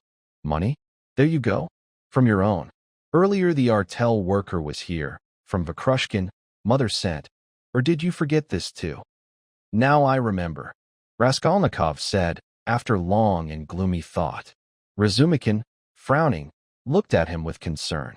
The door opened, and a tall and stout man entered, seemingly also already somewhat familiar in appearance to Raskolnikov. Zosimov, at last, cried Razumikin, delighted. Chapter 4. Zosimov was a tall and fat man, with a puffy and colorlessly pale, smoothly shaven face, with whitish-blonde straight hair and spectacles, and with a large gold ring on a finger swollen from fat. He was about 27. He was dressed in a wide, fashionable light overcoat, in light summer. Chapter 3. However, he wasn't exactly completely unconscious all the time of his illness. It was a feverish state, with delirium and semi-consciousness. He remembered much later. At times it seemed to him that many people were gathering around him and wanted to take him and carry him out somewhere, arguing and quarreling very much about him. Then suddenly he was alone in the room. Everyone had left and was afraid of him, and only rarely would slightly open the door to look at him, threaten him, agree about something among themselves, laugh and tease him. He often remembered Nastasia beside him. He distinguished also another person, seemingly very familiar to him. But who exactly? He couldn't guess at all, and was distressed about this, even cried. At times it seemed to him that he had been lying for a month already, at other times, that it was all still the same day. But about that he had completely forgotten. But every minute he remembered that he had forgotten something that mustn't be forgotten, tormented himself, suffered trying to remember, groaned, fell into frenzy, or into terrible, unbearable fear. Then he made efforts to get up, wanted to flee, but someone always stopped him by force, and he again fell into impotence and unconsciousness. Finally, he came to himself completely. This happened in the morning, at 10 o'clock. At this hour in the morning, on clear days, the sun always passed in a long stripe along his right wall and illuminated the corner by the door. At his bedside stood Nastasia and another person, who was examining him very curiously and was completely unknown to him.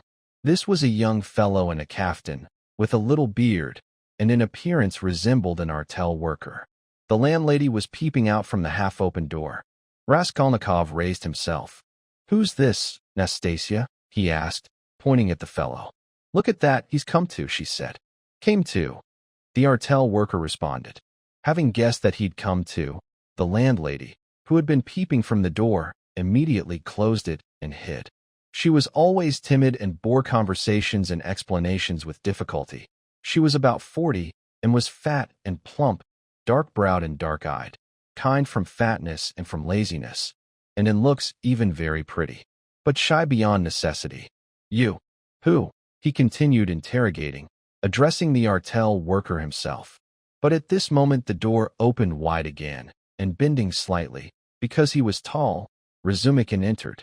"What a sea cabin!" he cried, entering. "I always bang my forehead. They call this an apartment too. And you, brother, came to?" "I just heard from Pashenka." "Just came to," said Nastasia. "Just came to." The artel worker echoed again with a smile. "And who might you be yourself, sir?" asked Razumikin, suddenly turning to him. You see, am Razumikin, not Razumikin, as everyone calls me, but Razumikin, student, nobleman's son, and this is my friend." "Well, sir, and who are you?" "And I'm an artel worker in our office, from the merchant Shelepiv, sir, and I'm here on business, sir. Please sit on this chair." Razumikin himself sat on another, on the other side of the little table. "It's good, brother, that you came to," he continued, turning to Raskolnikov. "Fourth day you've barely eaten or drunk. Really, we gave you tea with a spoon. I brought Zosimov to you twice. Remember Zosimov? He examined you attentively and said right away that it's all trifles. Went to the head, somehow. Some nervous nonsense, says the rations were bad, didn't give enough beer and horseradish, hence the illness, but that it's nothing, it'll pass and be ground away. Fine fellow Zosimov. He's begun to practice splendidly. Well, sir, so I won't detain you." He turned again to the artel worker. "Would you care to explain your business? Note for yourself, Rodia, this is the second time someone's come from their office. Only before it wasn't this one who came, but another, and we explained things with him." "Who was it who came here before you?" "Must be the day before yesterday, sir." "Exactly, sir. That was Alexei Semyonovitch. He's also with our office, sir. But he'll be more sensible than you, what do you think?" "Yes, sir. He's indeed somewhat more solid, sir." "Praiseworthy. Well, sir, continue."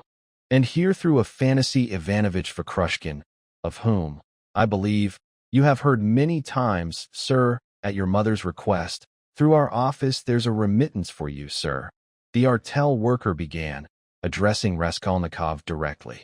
"In case you are now in understanding, sir, 35 rubles to hand to you, sir, as Semyon Semyonovitch received notification from a fantasy Ivanovitch, at your mother's request, in the former manner about this.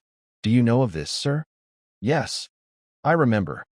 "Vakrushkin," Raskolnikov said thoughtfully. "You hear, you know the merchant Vakrushkin," cried Razumikin. "How can you not be in understanding? But however, I now notice that you too are a sensible man. I only said that to you earlier for edification. Well, sir, it's pleasant to hear intelligent speech too. That's him indeed, sir, Vakrushkin, a fantasy Ivanovitch, and at your mother's request, who threw them in the same manner already sent to you once. They didn't refuse this time either, sir, and Semyon Semyonovitch was notified these days from their place that 35 rubles are to be handed to you, sir, in expectation of better, sir." Here this, in expectation of better, came out best of all. Not bad too about your mother. Well, so how do you think? Is he in full or not in full memory? To my mind, what does it matter, sir? If only there should be a receipt, sir. He'll scribble. What do you have, a book or what? A book, sir, here, sir. Give it here. Well, Rodia, rise up. I'll support you. Dash off Raskolnikov for him. Take the pen, because, brother, money is sweeter than treacle to us now. Don't need, said Raskolnikov, pushing away the pen. What don't you need? I won't sign.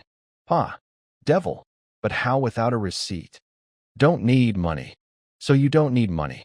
Well, that, brother, is a lie. I'm a witness. Don't worry, please, he's just like that, voyaging again. This happens with him even when awake, however. You're a sensible man, and we'll guide him. That is simply, guide his hand, and he'll sign. Let's get started. But however, I can come another time, sir. No, no, why should you trouble yourself? You're a sensible man. Well, Rodion, don't detain the guest. See, he's waiting, and he's seriously prepared to guide Raskolnikov's hand. Leave off, I'll do it myself. The latter said, took the pen, and signed in the book. The artel worker laid out the money and left. Bravo. And now, brother, do you want to eat? I do, answered Raskolnikov. Do you have soup? Yesterday's, answered Nastasia, who had been standing right there all this time. With potato and rice groats? With potato and groats. I know it by heart. Bring soup, and give tea too. I'll bring it. Raskolnikov looked at everything with deep astonishment and with dull, senseless fear. He decided to be silent and wait. What would happen next? It seems I'm not in delirium, he thought. It seems this is really. 2 minutes later, Nastasia returned with soup and announced that tea would be ready soon. With the soup appeared 2 spoons, 2 plates, and the whole setting. Salt cellar, pepper pot, mustard for the beef, and so forth, which for a long time had not been in such order. The tablecloth was clean. It wouldn't be bad, Nastasyashka, if Praskovia Pavlovna would detach 2 bottles of beer. We'll drink, sir. Well, you're a quick one, Nastasia muttered, and went to carry out the order. Raskolnikov continued looking around wildly and with strain. Meanwhile, Razumikin moved to him on the sofa, clumsily, like a bear, embraced his head with his left arm, despite the fact that he himself could have raised himself, and with his right brought a spoon of soup to his mouth, having blown on it several times beforehand, so he wouldn't burn himself. But the soup was only just warm. Raskolnikov swallowed 1 spoon greedily, then another, a third.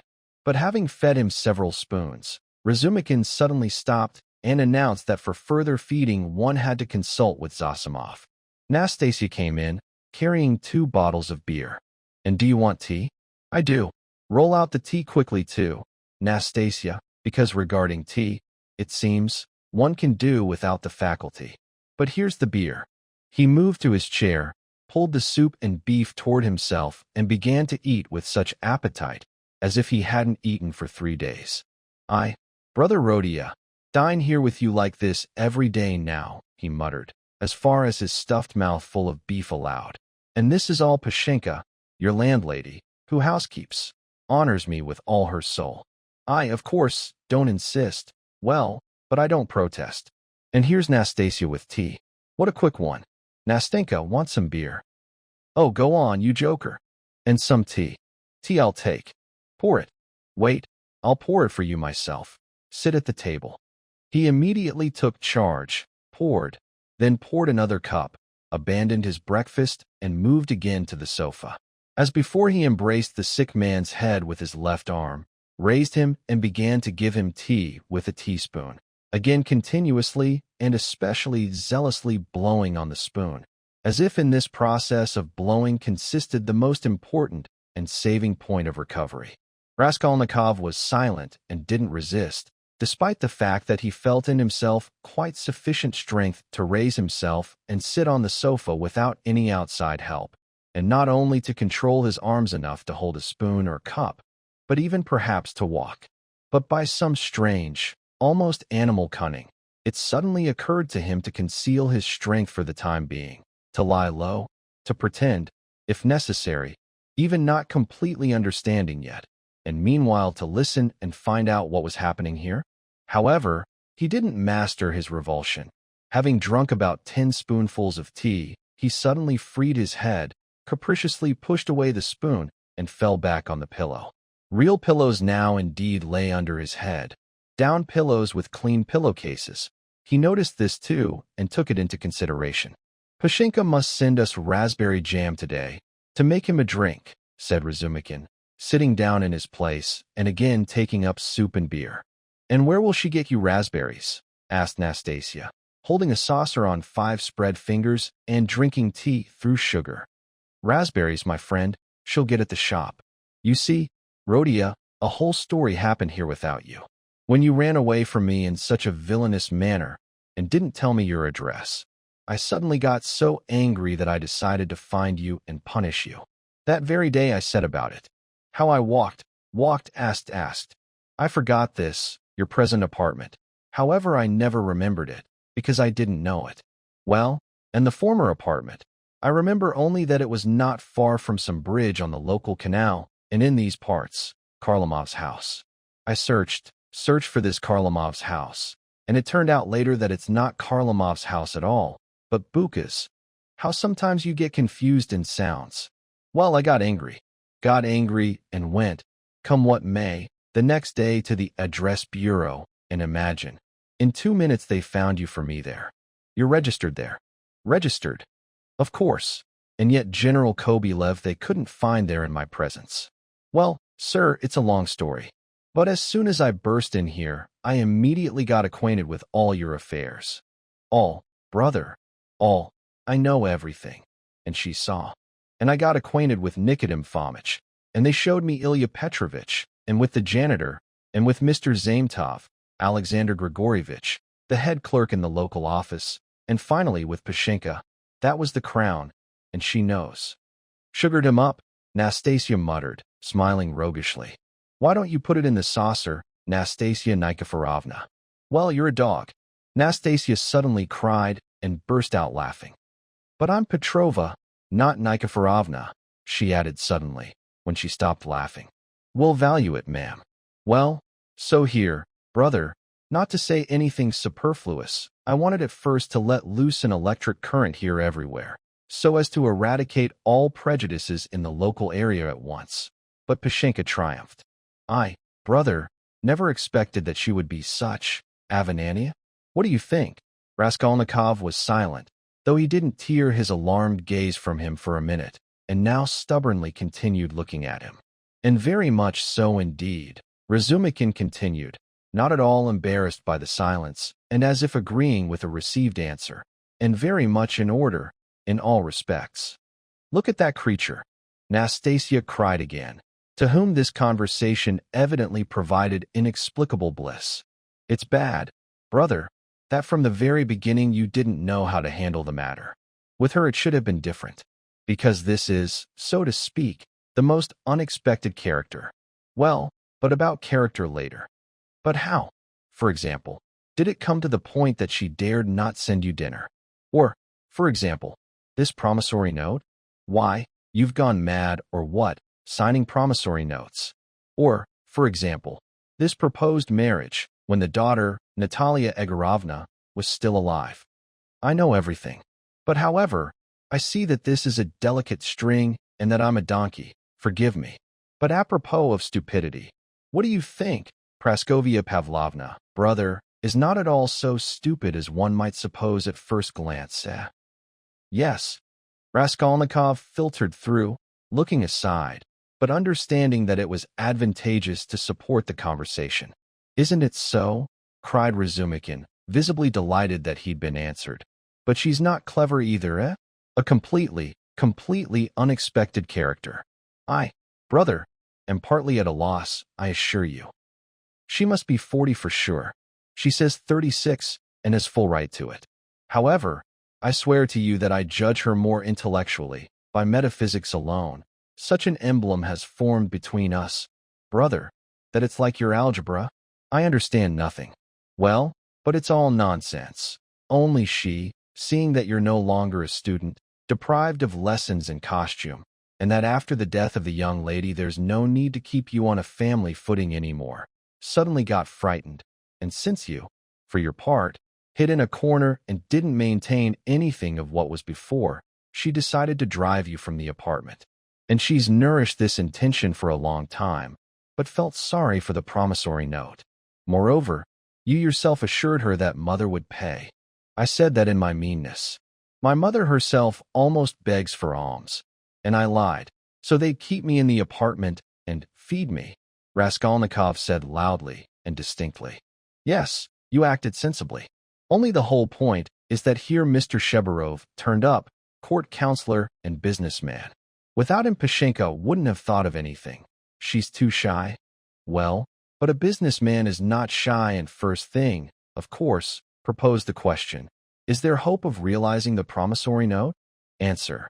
There is, because there's such a mother, who out of her 125-ruble pension, even if she doesn't eat herself, will bail out Rodenka. Yes, and such a sister there is, who'll go into bondage for her brother.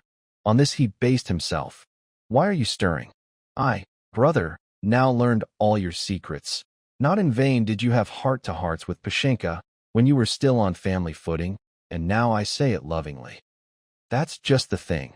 An honest and sensitive man has heart-to-hearts, and a businessman listens and eats, and then eats you up.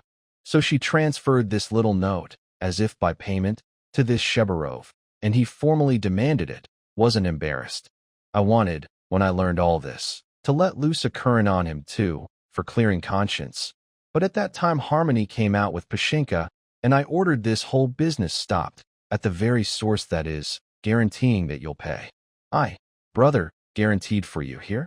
We called Shebarov, gave him 10 rubles in the teeth, and the paper back, and I have the honor to present it to you. They believe your word now.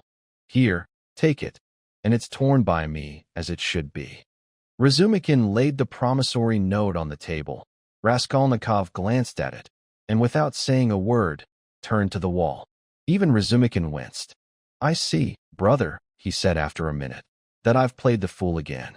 I thought to distract you and amuse you with chatter, but it seems I've only driven up bile. Was it you I didn't recognize in delirium? Raskolnikov asked, also keeping silent for a minute and not turning his head. Me. And you even went into frenzy on this occasion, especially when I once brought Zametov. Zametov, the head clerk? What? Raskolnikov quickly turned and fixed his eyes on Razumikin. Why are you so? Why are you upset? He wanted to get acquainted with you. Wanted it himself, because we talked a lot about you with him. Otherwise, from whom would I have learned so much about you? He's a splendid fellow, brother, most wonderful. In his way, of course. Now we're friends. We see each other almost daily. Because I've moved to this district. You don't know yet? I just moved. Been to Leviza's with him twice. Remember Leviza Ivanovna? Did I rave about something? Of course. You were beside yourself, sir. What did I rave about? Good Lord. What did you rave about? It's known what people rave about. Well, brother, now, not to waste time, to business. He got up from the chair and seized his cap. What did I rave about? How he harps on it. Are you afraid of some secret, or what? Don't worry. Nothing was said about a countess. But something was said about some bulldog, and about earrings, and about some chains, and about Krestovsky Island, and about some janitor, and about Nikodem Fomitch, and about Ilya Petrovitch, the assistant superintendent. There was much talk. Yes, and besides that, you were very interested in your own sock. Very. You complained. Give me, they say, my sock, and nothing else. Zametov himself searched all your corners for your socks, and with his own hands, washed in perfume, with rings, handed you this trash. Only then did you calm down, and held this trash in your hands for whole days. It was impossible to tear it away. It must be lying somewhere under your blanket now. And then you asked for fringe on trousers, and so tearfully. We kept inquiring, what kind of fringe is that? But nothing could be made out. Well, sir, to business. Here are 35 rubles. I'm taking 10 of them, and in about 2 hours I'll give an account of them. Meanwhile, I'll let Zosimov know, though he should have been here long ago anyway, since it's 12 o'clock. And you, Nastenka, visit often without me, for drinks there, or whatever else they want. And I'll tell Pashenka myself now, what's needed. Goodbye. Calling her Pashenka. Oh, you cunning mug, Nastasia said after him. Then she opened the door and began to eavesdrop, but couldn't stand it and ran downstairs herself. She was very interested to learn what he was talking about there with the landlady, and in general it was obvious that she was completely charmed by Razumikin. Barely had the door closed behind her when the sick man threw off the blanket and jumped up from bed like a madman. With burning, convulsive impatience he waited for them to leave quickly, so that he could immediately, without them, get down to business. But to what? To what business? He seemed now as if deliberately to have forgotten. Lord, tell me just one thing. Do they know about everything, or don't they know yet? What if they already know and are only pretending, teasing, while I lie here, and then suddenly they'll come in and say that everything's been known for a long time, and they were only doing that. What should I do now? Here I've forgotten, as if on purpose, suddenly forgot. Just now I remembered. He stood in the middle of the room and looked around in tormenting perplexity. He went to the door, opened it, listened, but that wasn't it. Suddenly, as if remembering, he rushed to the corner, where there was a hole in the wallpaper, began to examine everything, thrust his hand in the hole, felt around, but that wasn't it either. He went to the stove, opened it, and began to rummage in the ashes. The pieces of fringe from the trousers and scraps of the torn pocket were lying there just as he'd thrown them then. Consequently, no one had looked. Then he remembered about the sock, about which Razumikin had just told. True, here it lies on the sofa, under the blanket, but it's already so worn and dirty since then, that surely Zametov couldn't have made anything out. Bah, Zametov, the office. And why do they summon me to the office? Where's the summons? Bah, I confused it. That was then they demanded. I examined the sock then too, and now. Now I was sick. But why did Zametov come? Why did Razumikin bring him? He muttered in impotence, sitting down again on the sofa. What's this? Is all this delirium continuing with me? Or is it real? It seems real. Ah, I remembered. Flee. Quickly flee. Must flee. Must flee. Yes, but where? And where are my clothes? No boots. They took them. Hid them. I understand. Ah, here's the coat. They overlooked it. Here's the money on the table. Thank God. Here's the note. I'll take the money and leave, and find another apartment. They won't find me. Yes, but the address bureau? They'll find me. Razumikin will find me. Better to flee completely, far, to America, and to hell with them. And take the note. It'll be useful there. What else to take? They think I'm sick. They don't even know I can walk. I guess by their eyes that they know everything. If only I could get down the stairs. What if they have guards standing there? Police. What's this, tea? Ah, here's the beer left, half a bottle cold. He seized the bottle, in which still remained a whole glass of beer, and drank it off with enjoyment in one gulp, as if extinguishing fire in his chest.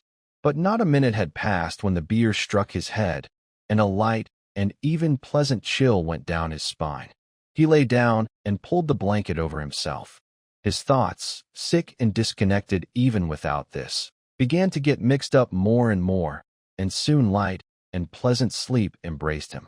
With enjoyment, he found a place for his head on the pillow, wrapped himself more tightly in the soft quilted blanket that was now on him instead of the torn former overcoat, sighed quietly, and fell into deep, sound, healing sleep. He woke hearing that someone had entered, opened his eyes, and saw Razumikin, who had opened the door wide and was standing on the threshold, uncertain to enter or not. Raskolnikov quickly sat up on the sofa and looked at him as if trying to remember something. Chapter 5. This was a gentleman no longer young, prim, imposing, with a cautious and querulous physiognomy, who began by stopping in the doorway, looking around with offensively undisguised astonishment and as if asking with his glances, "Where have I gotten to?" Mistrustfully, and even with an affectation of some fright, almost even offense, he surveyed Raskolnikov's cramped and low sea cabin. With the same astonishment he then transferred and fixed his eyes on Raskolnikov himself, undressed, disheveled, unwashed, lying on his miserable dirty sofa, and also motionlessly examining him. Then, with the same slowness, he began to examine the disheveled, unshaven and uncombed figure of Razumikin, who in his turn looked boldly and questioningly straight into his eyes, not moving from his place. The strained silence lasted about a minute, and finally, as was to be expected, a small change of scenery occurred. Having figured out, must be, from certain, however very sharp, data, that an exaggeratedly stern bearing would get absolutely nothing here. In this sea cabin, the gentleman who had entered softened somewhat and politely, though not without severity, pronounced, addressing Zosimov and articulating every syllable of his question. "Rodion Romanovich Raskolnikov, sir, student or former student?" Zosimov slowly stirred and, perhaps, would have answered, if Razumikin, to whom the question was not at all addressed, hadn't forestalled him immediately. There he is lying on the sofa. And what do you want? This familiar. And what do you want? So undercut the prim gentleman. He even almost turned to Razumikin, but managed to restrain himself in time and quickly turned again to Zosimov. There's Raskolnikov. Zosimov mumbled, nodding at the sick man, then yawned, somehow extraordinarily widely opening his mouth and extraordinarily long keeping it in that position. Then slowly dragged his hand to his vest pocket, pulled out a most enormous convex dull gold watch, opened it, looked, and just as slowly and lazily dragged it back to put away. Raskolnikov himself lay all this time silently, on his back, and stubbornly, though without any thought, looked at the person who entered. His face, now turned away from the curious flower on the wallpaper, was extraordinarily pale and expressed extraordinary suffering, as if he had just undergone a torturous operation or had just been released from torture.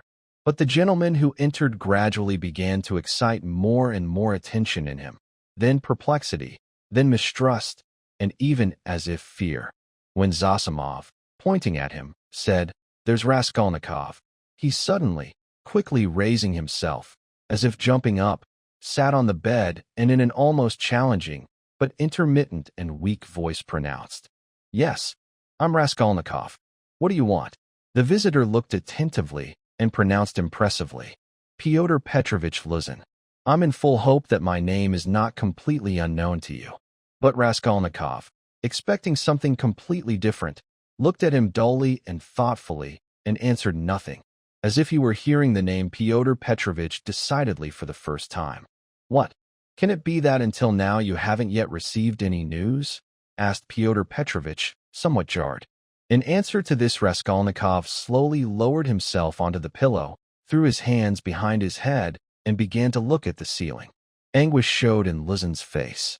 Zosimov and Razumikin began to examine him with even greater curiosity, and he visibly finally got embarrassed. "I supposed and calculated," he mumbled, "that a letter, sent already more than 10 days, almost even 2 weeks ago." "Listen, why do you keep standing at the door?" Razumikin suddenly interrupted. "If you have something to explain, then sit down. Both you and Nastasia have no room there. Nastasyushka, move aside, let him pass. Come in. Here's a chair for you here. Squeeze through." He moved his chair away from the table, freed a little space between the table and his knees and waited, somewhat in a strained position, for the guest to squeeze into this crack. The moment was so chosen that it was impossible to refuse, and the guest climbed through the narrow space, hurrying and stumbling. Having reached the chair, he sat down and looked suspiciously at Razumikin. "Don't be embarrassed, however," the latter blurted out. "Rodi has been sick for 5 days already and delirious for 3 days, but now he's come to, and even ate with appetite. This, here, is his doctor sitting. He just examined him, and I'm Rodka's comrade, also a former student, and now I'm nursing him. So don't count us and don't be constrained, but continue with whatever you need there." "Thank you. But won't I trouble the sick man, however, with my presence and conversation?" Fyodor Petrovich addressed Zosimov. "And no," Zosimov mumbled. "You might even distract him," and yawned again. "Oh, he's been in his senses for a long time, since morning," Razumikin continued, whose familiarity had the appearance of such unfeigned simple-heartedness that Fyodor Petrovich thought better of it and began to take courage, perhaps partly also because this ragamuffin and insolent fellow had managed after all to introduce himself as a student. "Your mother," Luzin began. Razumikin said loudly. Luzin looked at him questioningly. "Nothing, just so, go on." Luzin shrugged his shoulders.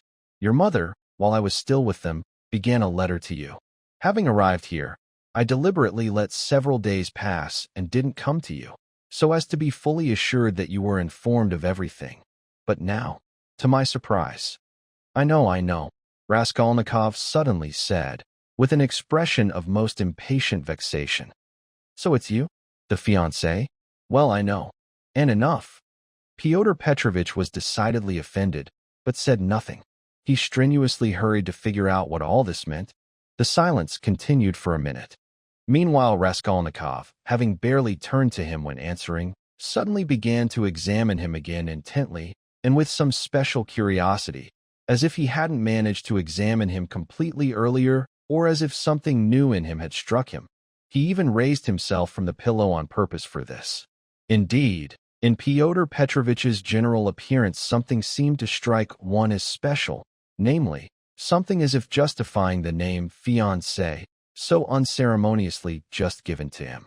First of all, it was visible and even too noticeable that Pyotr Petrovitch had strenuously hastened to take advantage of several days in the capital to manage to dress up and adorn himself in expectation of the bride, which however was quite innocent and permissible. Even his own, perhaps even too self-satisfied consciousness of his pleasant change for the better could have been forgiven for such an occasion, for Pyotr Petrovitch stood on the line of fiancé.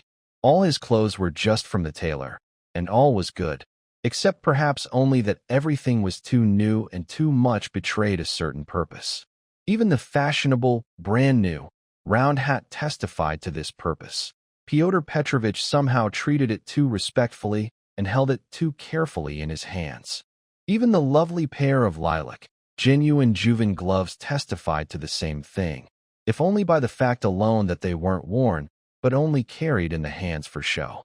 In Pyotr Petrovitch's clothing, light and youthful colors predominated. He wore a pretty light brown summer jacket, lightweight trousers, likewise a waistcoat, just bought fine linen, the lightest batiste cravat with pink stripes, and what was best of all this even suited Pyotr Petrovitch. His face, very fresh and even handsome, seemed younger than its 45 years even without that. Dark side whiskers pleasantly shaded it from both sides, in the form of two cutlets, and very beautifully thickened near the smoothly shaven, gleaming chin. Even the hair, however only slightly graying, combed and curled at the hairdresser's, didn't present by this circumstance anything ridiculous or any stupid appearance, as ordinarily always happens with curled hair, for it gives the face an inevitable resemblance to a German going to his wedding. If there was something really unpleasant and repulsive in this rather handsome and solid physiognomy, it proceeded from other causes.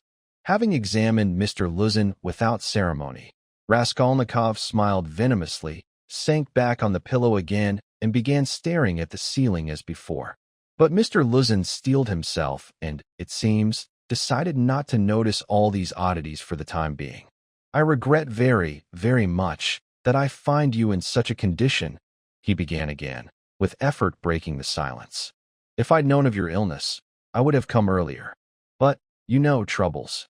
I have moreover a very important case in the Senate concerning my legal practice. Not to mention those cares, which you can guess. Yours, that is, mother and sister, I expect any hour now." Raskolnikov stirred and wanted to say something. His face expressed some agitation. Pyotr Petrovitch paused, waited, but since nothing followed, he continued. "Any hour now. I've found them an apartment for the first time." "Where?" Raskolnikov said weakly. "Very near here, Bakleyev's house." "That's on Voznesensky," Razumikin interrupted. "There are 2 floors of rooms there. The merchant Yushin keeps them. I've been there." "Yes, rooms, sir. Most terrible nastiness. Dirt, stench, and a suspicious place, too. Things have happened, and devil knows who doesn't live there. I myself stopped by on account of a scandalous incident. Cheap, however. I, of course, couldn't collect so much information, since I'm myself a new person," Pyotr Petrovitch answered touchily. "But, however, 2 very, very clean little rooms, and since this is for a very short time. I've already found the real, that is, our future apartment." He turned to Raskolnikov. "And now it's being renovated. But meanwhile I myself am cramped in rooms, 2 steps from here, at Mrs. Lipovexel's, in the apartment of a young friend of mine, Andrei Semyonovitch Lebeziatnikov." He pointed out Bakleyev's house to me. "Lebeziatnikov," Raskolnikov said slowly, as if remembering something. "Yes, Andrei Semyonovitch Lebeziatnikov, serving in the ministry. Do you happen to know him?" "Yes." "No," Raskolnikov answered. "Excuse me, it seems so to me from your question. I was once his guardian. A very nice young man. And progressive. I'm always glad to meet young people. From them you learn what's new. Pyotr Petrovitch looked around hopefully at all those present. In what respect? Asked Razumikin. In the most serious respect, so to speak, in the very essence of the matter. Pyotr Petrovitch picked up, as if delighted with the question. You see, I haven't visited Petersburg for 10 years already. All these are novelties, reforms, ideas. All this has touched us too in the provinces. But to see more clearly and to see everything, one must be in Petersburg. Well, sir, and my thought is precisely this, that you'll notice and learn most by observing our young generations. And I confess, I was delighted. With what exactly? Your question is broad. I may be mistaken, but I think I find a clearer view, more, so to speak, criticism, more practicality. That's true, Zossimov drawled. You're lying. There's no practicality, Razumikin pounced. Practicality is acquired with difficulty and doesn't fly down from heaven for free. And we've been unaccustomed to any practical work for almost 200 years. Ideas, perhaps, do wander about. He turned to Pyotr Petrovitch, and the desire for good exists, though childish, and honesty can even be found, despite the fact that a multitude of swindlers have rushed in here. But there's still no practicality. Practicality walks in boots. I disagree with you. Pyotr Petrovitch objected with visible pleasure. Of course, there are enthusiasms, irregularities, but one must be indulgent. Enthusiasms testify to ardor for the cause and to that irregular external environment in which the cause finds itself. If little has been accomplished, then there was little time too. I'm not even speaking of means. In my personal view, if you will, something has even been accomplished. New, useful thoughts have been spread, certain new, useful works have been spread, instead of the former dreamy and romantic ones. Literature takes on a more mature shade. Many harmful prejudices have been eradicated and ridiculed. In a word, we have irrevocably cut ourselves off from the past, and this, in my opinion, is already something, sir. Memorized it. Recommending himself, Raskolnikov suddenly pronounced. What, sir? Asked Pyotr Petrovitch, not having heard, but received no answer. That's all quite fair. Zossimov hastened to insert. Isn't it, sir? Pyotr Petrovitch continued, glancing pleasantly at Zossimov. You'll agree yourself, he continued, addressing Razumikin, but now with a shade of some triumph and superiority, and almost adding, young man, that there is advancement, or as they say now, progress, at least in the name of science and economic truth. A commonplace. No, not a commonplace, sir. If, for example, I was told until now, love, and I loved, then what came of it? Pyotr Petrovitch continued, perhaps with excessive haste. What came of it was that I tore my kaftan in half, shared with my neighbor, and we both remained half naked, according to the Russian proverb. Chase several hares at once, and you won't catch a single one. But science says, love, first of all, yourself alone, for everything in the world is founded on personal interest. If you love yourself alone, then you'll manage your own affairs properly, and your kaftan will remain whole. Economic truth adds that the more properly arranged private affairs there are in society, and, so to speak, whole kaftans, the more solid foundations it has, and the more the common cause is arranged in it too. Consequently, by acquiring solely and exclusively for myself, I thereby acquire as it were for everyone too, and lead to my neighbor receiving somewhat more than a torn kaftan, and now not from private, individual charity, but as a consequence of universal advancement. The thought is simple, but, unfortunately, has been too long in coming, obscured by enthusiasm and dreaminess, whereas it would seem, little wit is needed to figure it out. Excuse me, I'm also not witty, Razumikin sharply interrupted, and therefore let's stop. I spoke with a purpose, you see, but all this chatter self-gratification, all these incessant, continuous commonplaces, and always the same thing and the same thing, have become so disgusting in 3 years that, by God, I blush when others, not just I, start talking this way in my presence. You, of course, hasten to recommend yourself with your knowledge. This is quite excusable, and I don't condemn it. But I only wanted to find out now what sort of person you are, because, you see, so many various profiteers have latched onto the common cause lately, and they've distorted everything they've touched so much in their own interest that they've decidedly befouled the whole cause. Well, sir, and enough. My dear sir, Mr. Luzin began, bridling with extraordinary dignity. Do you mean to say, so unceremoniously, that I too? Oh, for mercy's sake, for mercy's sake. How could I? Well, sir, and enough. Razumikin cut him off and turned sharply to continue his earlier conversation with Zosimov. Pyotr Petrovitch proved wise enough to believe the explanation immediately. He decided, however, to leave in 2 minutes. I hope that our acquaintance, begun now, he addressed Raskolnikov, after your recovery, and in view of circumstances known to you, will become even stronger. I especially wish you health. Raskolnikov didn't even turn his head. Pyotr Petrovitch began to rise from his chair. The killer was definitely one of the pawners. Zosimov said affirmatively. Definitely one of the pawners. Razumikin echoed. Porfiry doesn't reveal his thoughts, but he's still interrogating the pawners. He's interrogating the pawners? Raskolnikov asked loudly. Yes, so what? Nothing. How does he find them? Asked Zosimov. Some coke indicated. Others had their names written on the wrappers of items, and still others came themselves when they heard. Well, he must be a clever and experienced scoundrel. What boldness! What determination! That's just what he isn't. Razumikin interrupted. This is what throws you all off the trail. And I say, clumsy, inexperienced, and this was surely his first step. Assume calculation and a clever scoundrel, and it comes out implausible. But assume an inexperienced one, and it comes out that chance alone brought him out of trouble. And what can't chance do? Have mercy, but he probably didn't even foresee the obstacles. And how does he conduct the business? He takes things worth 10 or 20 rubles, stuffs his pockets with them, rummages in the old woman's chest, in rags. But in the bureau, in the top drawer, in the little box, they found 1,500 in clean money alone, besides bonds. And he didn't even know how to rob. He only knew how to kill. First step, I tell you, first step, he lost his head. And he got out not by calculation, but by chance. This seems to be about the recent murder of the old woman's civil servant.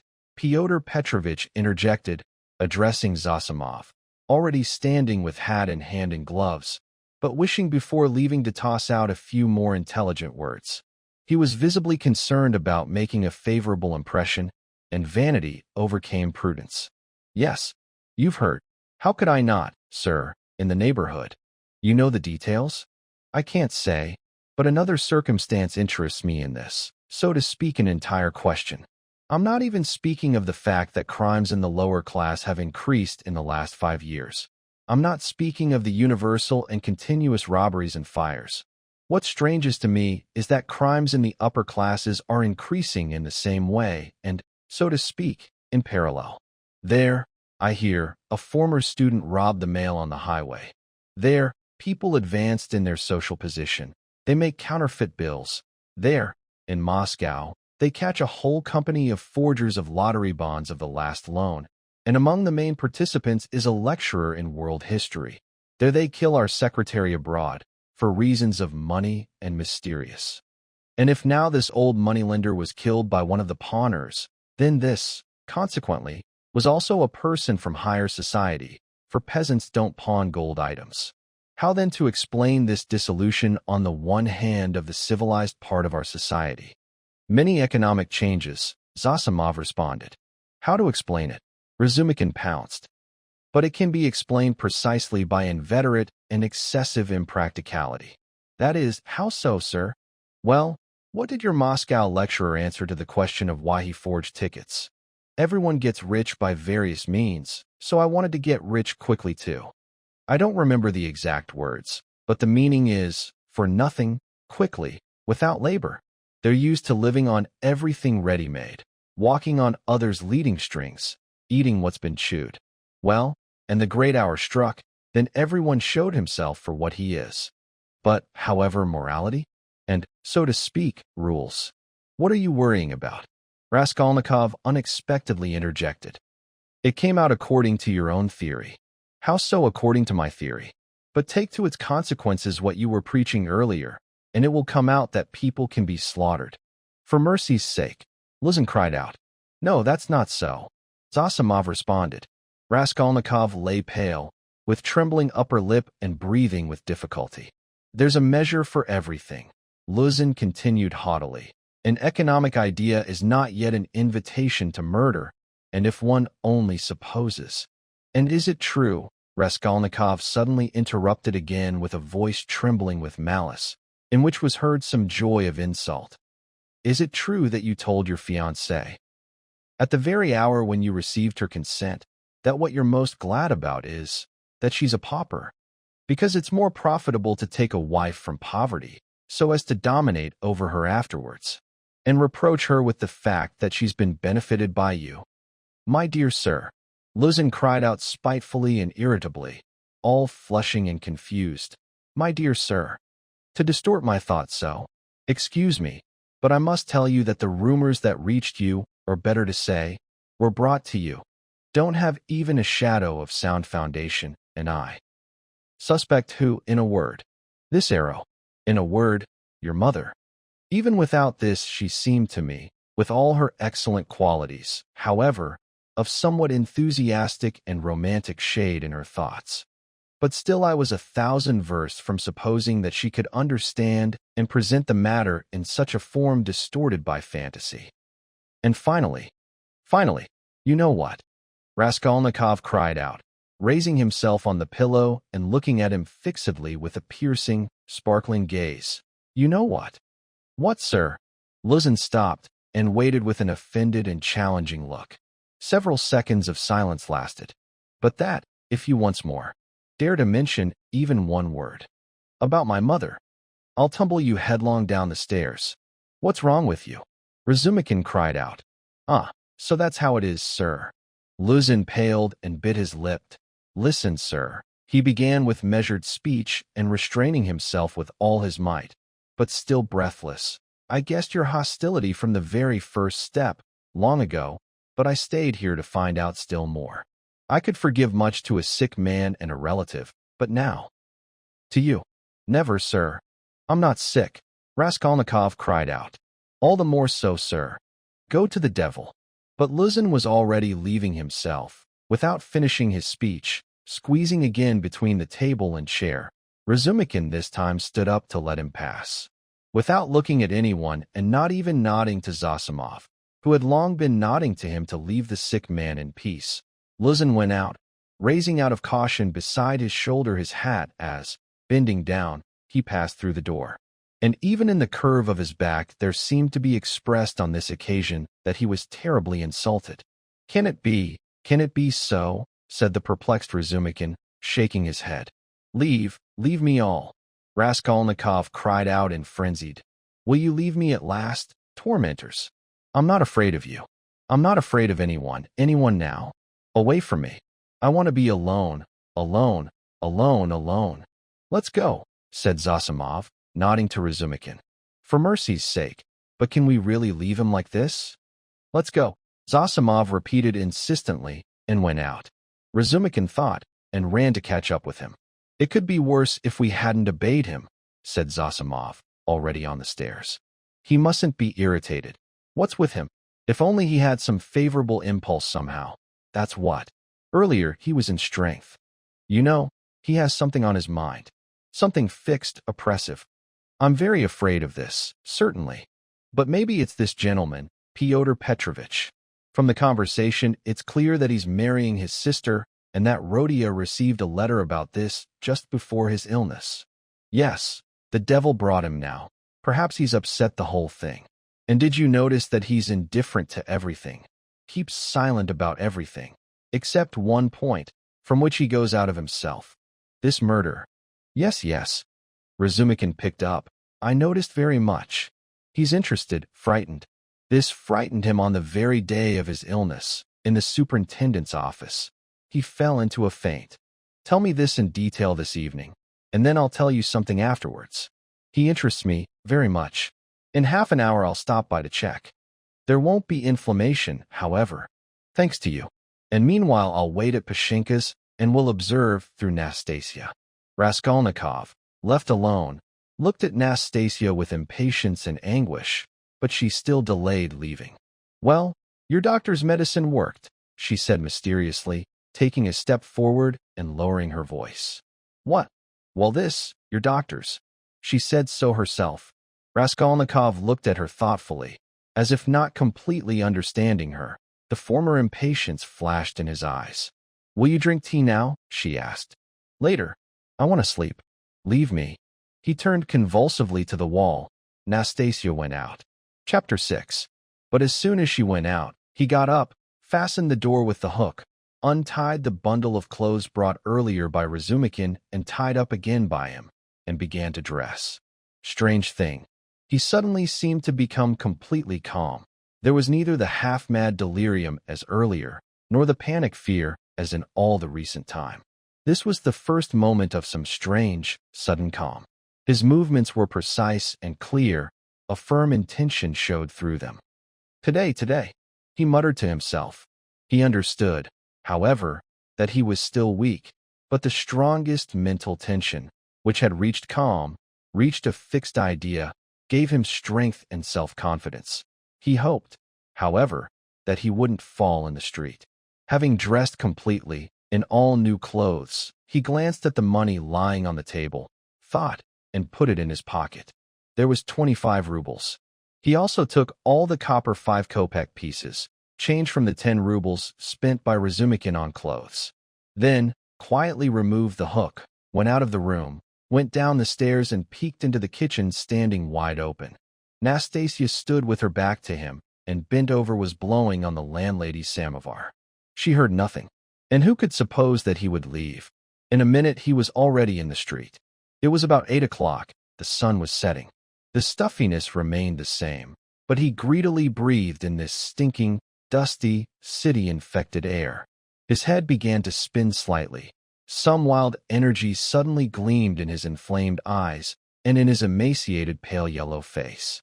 He didn't know, and didn't think about where to go. He knew one thing. That all this must be ended today, at once, right now. That he wouldn't return home otherwise, because he didn't want to live like this. How to end it? With what to end it? About this he had no idea, and didn't want to think. He drove away thought. Thought tormented him. He only felt and knew that everything had to change, this way or that, however it might be. He repeated with desperate, fixed self-confidence and determination. By old habit, by the usual route of his former walks, he headed straight for the Haymarket. Before reaching the Haymarket, on the pavement, in front of a small shop stood a young, black-haired organ grinder and was turning some very sentimental romance. He accompanied a girl standing before him on the sidewalk, about 15 years old, dressed like a young lady, in a crinoline, in a mantilla, in gloves, and in a straw hat with a flame-colored feather. All this was old and worn out. With a street, rattling, but rather pleasant and strong voice, she was singing the romance, in expectation of a 2-kopeck piece from the shop. Raskolnikov stopped beside 2 or 3 listeners, listened, took out a 5-kopeck piece, and put it in the girl's hand. She suddenly cut off the singing at the most sentimental and high note, as if cut off, sharply shouted to the organ grinder, "Enough!" And both trudged on further, to the next shop. Do you love street singing? Raskolnikov suddenly addressed a passerby, no longer young, standing beside him at the organ and having the look of a stroller. The man looked wildly, and was surprised. I love, Raskolnikov continued, but with such an appearance as if he wasn't talking about street singing at all. I love how they sing to the organ on a cold, dark and damp autumn evening. Certainly when it's damp, when all the passers-by have pale green and sick faces. Or, even better, when wet snow falls, completely straight, without wind, you know? And through it the gas lamps glisten. I don't know, sir. Excuse me. The gentleman muttered, frightened both by the question and by Raskolnikov's strange appearance, and crossed to the other side of the street. Raskolnikov went straight and came out to that corner on the Haymarket where the tradesman and the woman who had talked with Lizaveta then were trading. but they weren't there now. Having recognized the place, he stopped, looked around, and turned to a young fellow in a red shirt, yawning at the entrance to a flower warehouse. A tradesman trades here on the corner, doesn't he? With a woman, with his wife? Eh? All sorts trade, the fellow answered, measuring Raskolnikov condescendingly. What's his name? Whatever he was christened, that's what he's called. Are you from Zaraysk too? What province? The fellow looked at Raskolnikov again. We don't have a province, Your Excellency, but a district, and my brother traveled, but I stayed home all the time, so I don't know, sir. Pardon me, Your Excellency, magnanimously. Is that a tavern, upstairs there? That's a restaurant, and billiards is to be found, and princesses will be found. Lala. Raskolnikov crossed the square. There, on the corner, stood a dense crowd of people, all peasants. He climbed into the very thick of it, peering into faces. For some reason he was drawn to talk with everyone. But the peasants paid no attention to him, and all chattered among themselves, gathering in clusters. He stood, thought, and went right, along the sidewalk, toward V.Y. Having passed the square, he got into an alley. He had often passed through this short alley before, which makes an elbow and leads from the square to Sadovaya. Lately he had even been drawn to wander through all these places, when he felt sick, to feel sicker still. But now he entered without thinking about anything. There is a large house here, all under-drinking establishments and other eatery-drinkery establishments. From them women constantly ran out, dressed as they walk in the neighborhood, bareheaded and in only dresses. In 2 or 3 places they crowded on the sidewalk in groups, predominantly at the descents into the lower floor, where, by 2 steps, one could descend into various very amusing establishments. In one of them, at this moment, there was noise and hubbub for the whole street. A guitar twanged, they sang songs, and it was very merry. A large group of women crowded at the entrance. Some sat on the steps, others on the sidewalk, still others stood and talked. Nearby, on the pavement, a drunken soldier with a cigarette wandered about, cursing loudly, and seemed to want to enter somewhere, but as if had forgotten where. One ragamuffin cursed with another ragamuffin, and some dead drunk fellow lay across the street. Raskolnikov stopped at the large group of women. They talked in hoarse voices. All were in calico dresses, in goatskin shoes, and bareheaded. Some were over 40, but there were also some about 17, almost all with black eyes. For some reason the singing and all this noise and hubbub there, below, occupied him. From there could be heard how, amid laughter and squeals, to the thin falsetto of a dashing tune and to a guitar, someone desperately danced, beating time with heels. He listened intently, gloomily and pensively, bending at the entrance and curiously peering from the sidewalk into the passage. My pretty darling stonemason, don't beat me without reason. The singer's thin voice poured out. Raskolnikov terribly wanted to make out what they were singing, as if everything depended on it. Shouldn't I go in? He thought. They're laughing. Drunk. Well, shouldn't I get drunk? Won't you come in, dear gentleman? Asked one of the women in a rather clear and not yet completely hoarse voice. She was young and not even repulsive, one from the whole group. Look, pretty, he answered, raising himself and looking at her. She smiled. The compliment pleased her very much. You're very pretty yourself, she said. How thin you are, another remarked in a bass voice. Just released from the hospital, or what? They're all generals' daughters, but their noses are all snub, a peasant suddenly interrupted, coming up tipsy, in a loose coat, and with a cunningly laughing mug. Look at the fun. Go through if you've come. I'll go. Sweet. And he tumbled down below. Raskolnikov moved on. Listen, gentlemen, the girl called after him. What? She got embarrassed. Dear gentlemen, I'll always be glad to share hours with you. But now somehow I can't gather my conscience in your presence. Give me, pleasant cavalier, 6 kopecks for a drink. Raskolnikov took out what came out. 3 5-kopeck pieces. Ah, what a kind gentleman. What's your name? Ask for Duklada. No, really, what is this? One from the group suddenly remarked, shaking her head at Duklada. This I don't even know how one can ask like that. I would, it seems, fall through from conscience alone.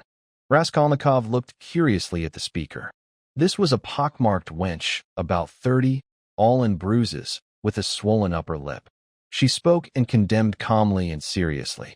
Where was it?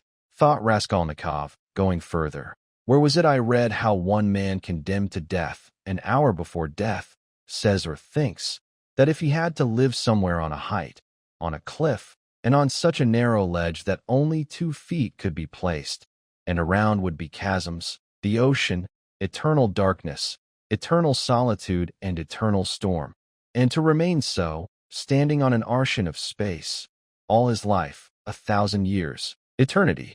It would be better to live so than to die now. Only to live, live and live. However one might live. Only to live. What truth? Lord, what truth? Man is a scoundrel. And he's a scoundrel who calls him a scoundrel for it. He added a minute later. He came out into another street. Bah! The Crystal Palace. Razumikin was just talking about the Crystal Palace. But what did I want? Yes, to read. Zosimov said he read in the newspapers.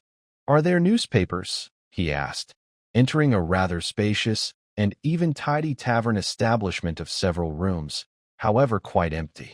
2 or 3 visitors drank tea, and in one distant room sat a group, about 4 people, and drank champagne. It seemed to Raskolnikov that among them was Zametov. However, from a distance it was impossible to make out well. So what, he thought. Will you have vodka, sir? Asked the waiter. Bring tea. And bring me newspapers, old ones, for about 5 days in a row, and I'll give you something for vodka. Yes, sir. Here are today's, sir. And will you have vodka, sir? Old newspapers and tea appeared. Raskolnikov sat down and began to search. Eisler, Aztecs, Eisler, Bartola, Massimo, Aztecs, Eisler. Damn it. Ah, here are the reports. Fell from stairs. Tradesmen burned from drink. Fire on the sands. Fire on Petersburgskaya. Another fire on Petersburgskaya. Another fire on Petersburgskaya. Eisler, Massimo. Ah, here. He finally found what he was seeking and began to read. The lines jumped in his eyes. He, however, read all the news and greedily began to seek in the following numbers later editions. His hands trembled, turning the sheets, from convulsive impatience. Suddenly someone sat beside him, at his table. He glanced. Zametov, the very same Zametov and in the same appearance, with rings, with chains, with a part in his black, curly and pomaded hair, in a fashionable vest, and in a somewhat worn frock coat and stale linen. He was cheerful, at least very cheerfully and good-naturedly smiling. His dark face was somewhat flushed from the champagne drunk. What? You're here? He began with perplexity and in such a tone as if they'd been acquainted forever. And Razumikin told me yesterday that you're still not in your senses. How strange. And I was at your place. Raskolnikov knew he would approach.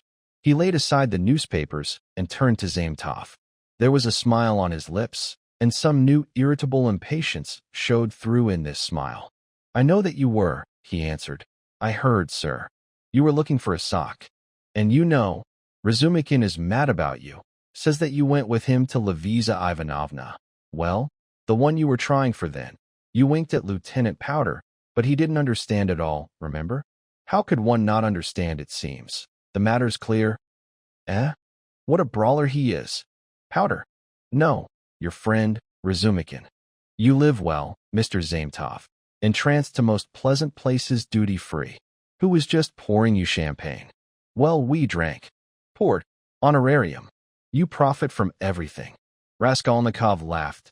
Nothing, my good boy, nothing, he added, slapping Zametov on the shoulder. I'm not saying it out of spite, but in all that is love, playfully. As your workman said when he was beating up Mitka, you know, in that old woman's case. How do you know? Maybe I know more than you do. What a strange fellow you are. Surely you're still very sick. You shouldn't have come out. Do I seem strange to you? Yes. What are you reading newspapers for? Newspapers. They write a lot about fires. No, I'm not reading about fires. Here he looked enigmatically at Zametov.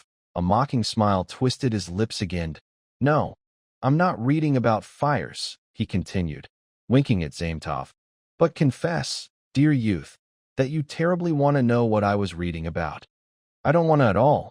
I just asked. Can't one ask? Why are you always? Listen, you're an educated man, literary, eh? I'm from the 6th class of gymnasium, Zametov answered with some dignity.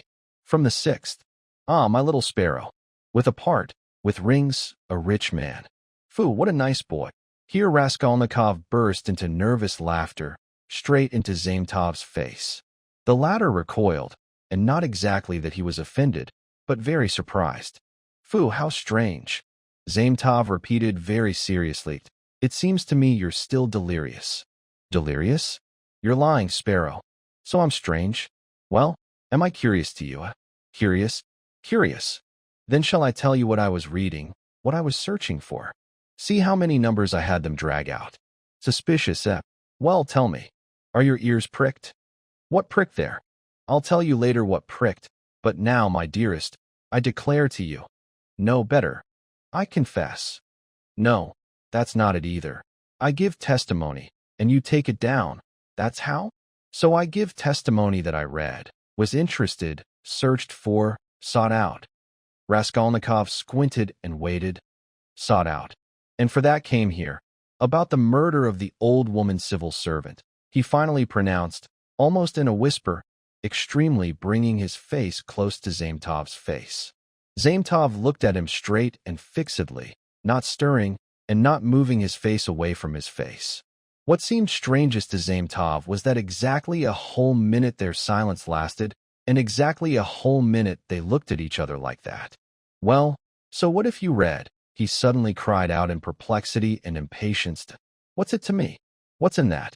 This is that very same old woman, Raskolnikov continued, in the same whisper and not stirring from Zametov's exclamation. That very same one, you remember, about whom they began talking in the office, and I fell into a faint. Now do you understand? But what? What? Understand? Zametov pronounced almost in alarm. Raskolnikov's motionless and serious face was transformed in one instant, and suddenly he burst into the same nervous laughter again, as earlier, as if completely unable to restrain himself. And in one moment there was recalled to him with extraordinary clarity of sensation one recent moment, when he stood behind the door, with the axe, the bolt jumped, they cursed and burst in behind the door, and he suddenly wanted to shout at them, curse with them, stick out his tongue at them, tease them, laugh, laugh, laugh, laugh. Either you're mad, or, Zametov said, and stopped, as if suddenly struck by a thought that suddenly flashed in his mind. Or? What or? Well, what? Well, tell me. Nothing, Zametov answered angrily. It's all nonsense. They both fell silent. After the sudden, convulsive burst of laughter, Raskolnikov suddenly became pensive and sad. He leaned on the table and propped his head with his hand. He seemed to have completely forgotten about Zametov. The silence lasted quite long. Why don't you drink your tea? It'll get cold, said Zametov. What? Tea? Perhaps. Raskolnikov sipped from the glass, put a piece of bread in his mouth, and suddenly, looking at Zametov, seemed to remember everything and as if shook himself. His face took on in the same minute the initial mocking expression. He continued to drink tea. Nowadays many of these swindles have developed, said Zametov. Just recently I read in the Moscow news that in Moscow they caught a whole gang of counterfeiters. A whole society. They forged bonds. Oh, that was long ago? I read it a month ago, Raskolnikov answered calmly. So you think those are swindlers? He added, smiling. How are they not swindlers? Those are children, simpletons, not swindlers.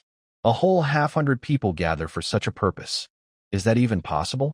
3 would be too many, and even then so that each would be more sure of the other than of himself. Otherwise it's enough for one to blab when drunk, and everything goes to hell. Simpletons.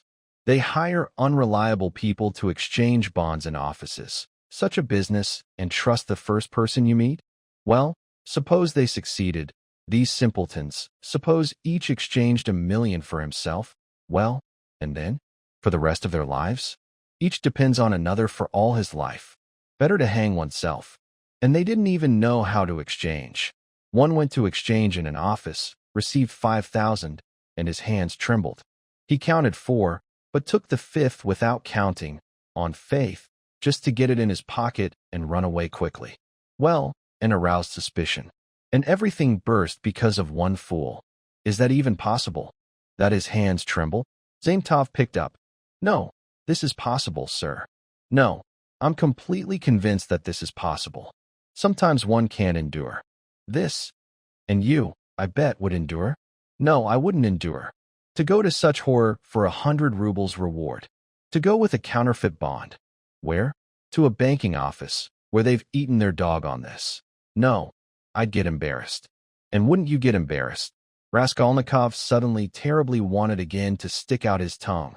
Chills, at moments, ran down his spine. I wouldn't do it like that, he began from afar. I would exchange like this.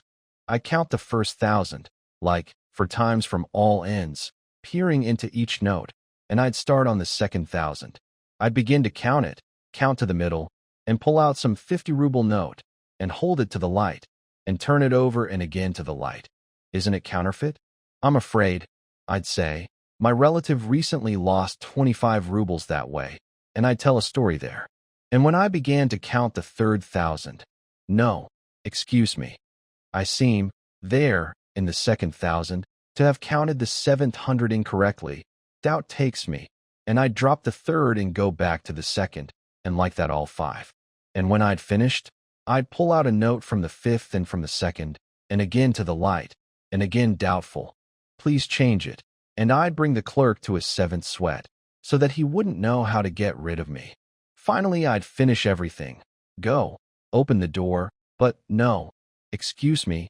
I'd return again, to ask about something, get some explanation. That's how I'd do it. Phoo. What terrible things you're saying, said Zametov, laughing. But this is all just talk. But in reality, you'd surely stumble. Here, I'll tell you. In my opinion, not only you and I, even a hardened, desperate man can't vouch for himself. Why go far? Here's an example. In our district, they killed that old woman. Well, it seems, a desperate head, risked all risks in broad daylight, was saved by miracle alone, but his hands still trembled. He didn't manage to rob, didn't endure. By the deed, it's clear. Raskolnikov seemed offended. Clear. Well, go catch him now, go on, he cried out, maliciously goading Zametov. What? They'll catch him. Who? You? You'll catch him? You'll wear yourselves out. Here's what's main. Is a man spending money or not? Before he had no money. But here suddenly he starts spending. Well, isn't it him? So such a child will fool you on this, if he wants. That's just it, that they all do it like that, Zametov answered. He'll kill cleverly, risk his life, but then immediately gets caught in a tavern. They catch them in the spending. Not everyone's such a sly one as you. You wouldn't go to a tavern, of course. Raskolnikov frowned and looked intently at Zametov. You seem to have developed an appetite and want to know how I'd act here too? He asked with displeasure. I'd like to know. The other answered firmly and seriously. He began to speak and looked too seriously somehow. Very much. Very much. Fine. I would act like this, Raskolnikov began, again suddenly bringing his face close to Zametov's face, again looking at him fixedly, and again speaking in a whisper, so that the latter even shuddered this time. I would do like this. I'd take the money and things, and as soon as I left from there, immediately, without stopping anywhere, I'd go somewhere where it's a deserted place with only fences and almost no one, some vegetable garden or the like. I'd have spotted there beforehand, in this yard, some stone, like a pood or a pood and a half in weight, somewhere in a corner, by the fence, from the construction of the house, perhaps, lying. I'd lift this stone. Under it there must be a hole, and into that hole I'd put all the things and money. I'd put them down and pile on the stone, in the form it lay before, press with my foot, and go away. And for a year I wouldn't take it, for 2 I wouldn't take it, for 3 I wouldn't take it. Well, and search. Gone without a trace. You're mad, Zametov somehow pronounced also almost in a whisper, and for some reason suddenly moved away from Raskolnikov. The latter's eyes suddenly flashed. He turned terribly pale. His upper lip trembled and jumped. He leaned toward Zametov as close as possible and began to move his lips, pronouncing nothing. This lasted about half a minute. He knew what he was doing, but couldn't restrain himself. A terrible word, like the bolt in the door then, jumped on his lips. Now, it'll break loose. Now, just release it. Now, just speak it out. And what if it was I who killed the old woman and Lizaveta? He said suddenly, and came to his senses. Zametov looked wildly at him and turned pale as a tablecloth. His face twisted into a smile. But is that even possible? He said barely audibly. Raskolnikov looked at him maliciously. Admit that you believed it, he said finally coldly and mockingly. Yes? Didn't you? Not at all. Now more than ever I don't believe it. Zametov cried out hurriedly. Caught at last. Caught the sparrow. So you did believe before, when now more than ever you don't believe. Not at all. Zametov exclaimed, visibly embarrassed. You frightened me on purpose to lead to this? So you don't believe? And what did you talk about without me when I left the office then? And why did Lieutenant Powder interrogate me after the fainting? Hey you, he shouted to the waiter, getting up and taking his cap. How much do I owe? 30 kopecks in all, sir, the other answered, running up. And here's 20 kopecks more for vodka for you. Look how much money. He held out to Zametov his trembling hand with banknotes. Red ones, blue ones, 25 rubles. Where from? And where did the new clothes come from? You know there wasn't a kopeck. You've probably already questioned the landlady. Well, enough. Says cause. Goodbye. Most pleasant. He went out all trembling from some wild hysterical sensation, in which meanwhile there was a part of unbearable pleasure, however gloomy, terribly tired. His face was twisted, as if after some fit. His fatigue rapidly increased. His strength was aroused and came now suddenly, with the first impulse, with the first irritating sensation, and weakened rapidly, as the sensation weakened. And Zametov, left alone, sat still for a long time in the same place, and thought. Raskolnikov had inadvertently overturned all his thoughts concerning a certain point, and finally established his opinion. Ilya Petrovitch is a blockhead, he decided finally. Just as Raskolnikov opened the door to the street, he suddenly, on the very porch, collided with Razumikin entering.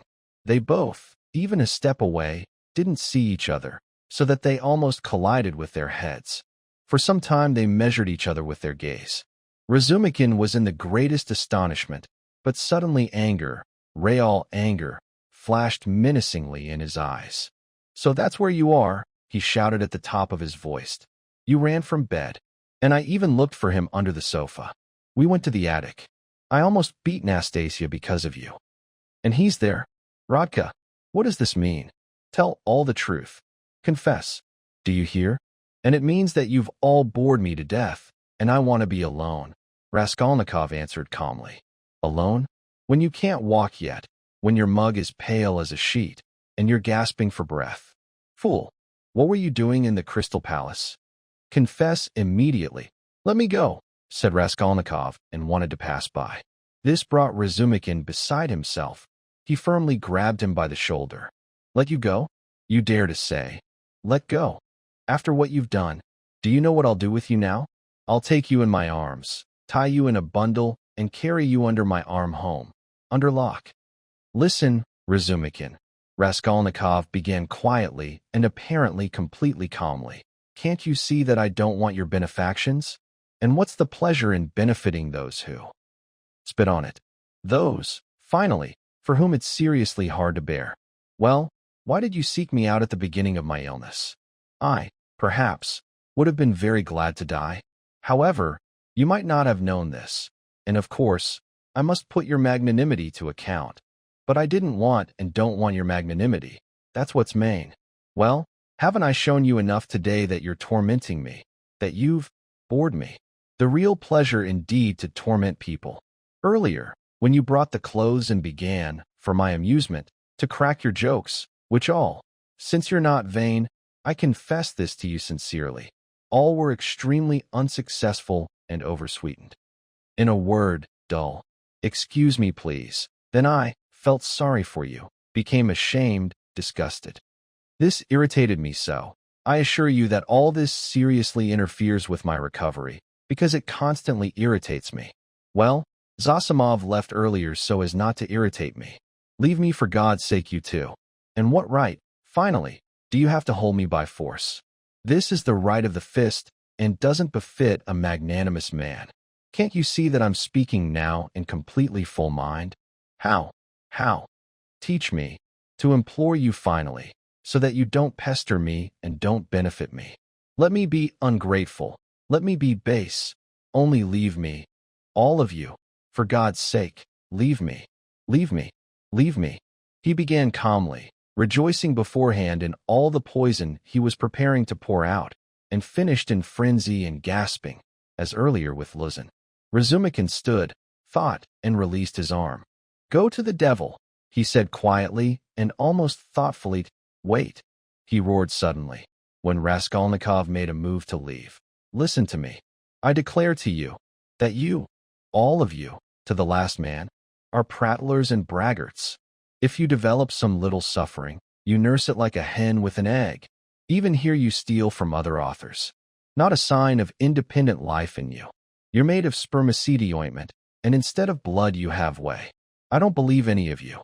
Your first business, in all circumstances, is how not to resemble a human being. Stop! He shouted with redoubled fury, noticing that Raskolnikov again made to leave. Listen to the end. You know, today I'm having a housewarming. Maybe they've already arrived now, but I left my uncle there. I just ran over to receive those coming. So here's the thing. If you weren't a fool, not a vulgar fool, not a stuffed fool, not a translation from a foreign language. You see, Rodion, I admit, you're a clever fellow, but you're a fool. So here, if you weren't a fool, you'd better come to my place today, spend the evening, then wear out your boots for nothing. Since you've already gone out, there's nothing to be done. I'd roll up such soft armchairs for you. The landlords have them. Tea, company. Or if not, I'll put you on the couch, still you'll lie among us. And Zosimov will be there. Will you come? No. Liar. Razumikin cried out impatiently. Why do you know? You can't answer for yourself. And you don't understand anything about this. I've quarreled with people exactly the same way 1,000 times and ran back again. You'll feel ashamed, and you'll return to the person. So remember, Potchinikov's house, 3rd floor. But this way you'll let someone beat you, perhaps, Mr. Razumikin, from the pleasure of benefiting. Who? Me. I'll unscrew someone's nose for just the idea. Potchinikov's house, number 47, in the apartment of the official Babushkin. I won't come, Razumikin. And Raskolnikov turned and walked away. Bet you'll come. Razumikin shouted after him. Otherwise you. Otherwise I don't want to know you. Wait, hey, is Zametov there? There. You saw him? I saw him. And talked. I talked. About what? Well, devil take you. Don't tell me then. Potchinikov's, 47, Babushkin's, remember. Raskolnikov reached Sadovaya and turned the corner. Razumikin looked after him thoughtfully. Finally, waving his hand, he entered the house, but stopped in the middle of the stairs. Devil take it, he continued, almost aloud. He speaks sensibly, but as if. Well, and I'm a fool. But don't madmen speak sensibly? And Zosimov. It seemed to me, this is precisely what he fears. He tapped his forehead with his finger. Well, what if? Well, how can I let him go alone now? Perhaps he'll drown himself. I made a mistake. Impossible. And he ran back, in pursuit of Raskolnikov, but the trail was already cold. He spat and returned with quick steps to the Crystal Palace, to question Zametov as quickly as possible. Raskolnikov went straight to the Sky Bridge, stood in the middle, at the railing, leaned on it with both elbows, and began to look along. Having parted with Razumikin, he had weakened so much that he barely got here. He wanted to sit or lie down somewhere, in the street. Bending over the water, he mechanically looked at the last, pink reflection of sunset, at the row of houses, darkening in the thickening twilight, at one distant little window, somewhere in a garret, on the left embankment, gleaming as if in flame from the last ray of sun that struck it for a moment, at the darkening water of the canal and, it seemed, peered attentively at this water. Finally, some red circles began to spin in his eyes. The houses moved, passers-by, embankments, carriages. All this spun and danced around. Suddenly he shuddered, perhaps saved again from fainting by one wild and hideous vision. He felt that someone stood beside him, on the right, next to him. He glanced, and saw a woman, tall, with a kerchief on her head, with a yellow, elongated, exhausted face and with reddish, sunken eyes. She looked at him directly, but obviously saw nothing and distinguished no one. Suddenly she leaned with her right hand on the railing, raised her right leg, and swung it over the grating, then the left, and threw herself into the canal. The dirty water parted, swallowed the victim for a moment, but in a minute the drowned woman floated up, and she was carried quietly downstream, head and legs in the water, back on top, with her skirt bunched up and swollen above the water, like a pillow. She drowned. She drowned. Dozens of voices shouted. People ran together. Both embankments were strung with spectators. On the bridge, around Raskolnikov, a crowd gathered, pressing and crushing him from behind. Good Lord, but that's our Afro-Sinyushka. A tearful woman's cry was heard somewhere not far away. Good Lord, save her. Dear fathers, pull her out. A boat! A boat! They shouted in the crowd. But there was no need for a boat now. A policeman ran down the steps of the descent to the canal, threw off his overcoat, boots, and plunged into the water. The work wasn't much. The water carried the drowned woman 2 steps from the descent. He grabbed her by the clothes with his right hand.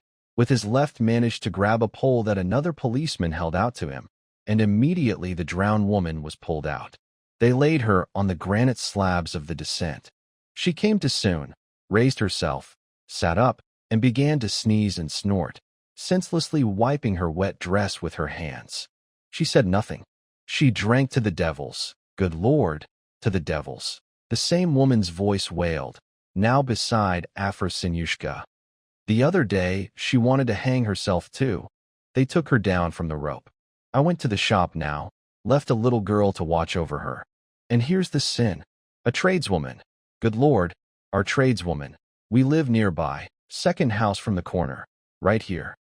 The crowd dispersed. The police were still fussing with the drowned woman. Someone shouted about the office.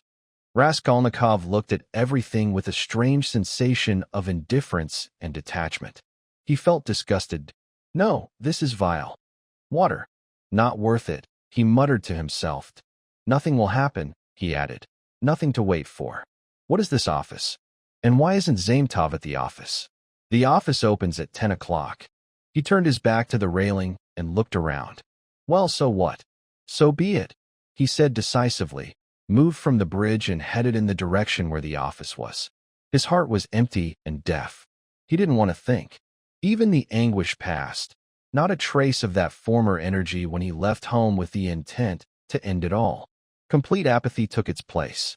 Well, this is also an outcome, he thought, walking slowly and sluggishly along the embankment of the canal. I'll end it anyway, because I want to. An outcome, however, but it's all the same. There'll be an ocean of space. Heh, what an end, however. Is it really the end? Shall I tell them or not? Devil. And I'm tired too. To lie down or sit somewhere as quickly as possible. What's most shameful is that it's very stupid. But spit on that too. Phoo, what stupid things come into my head.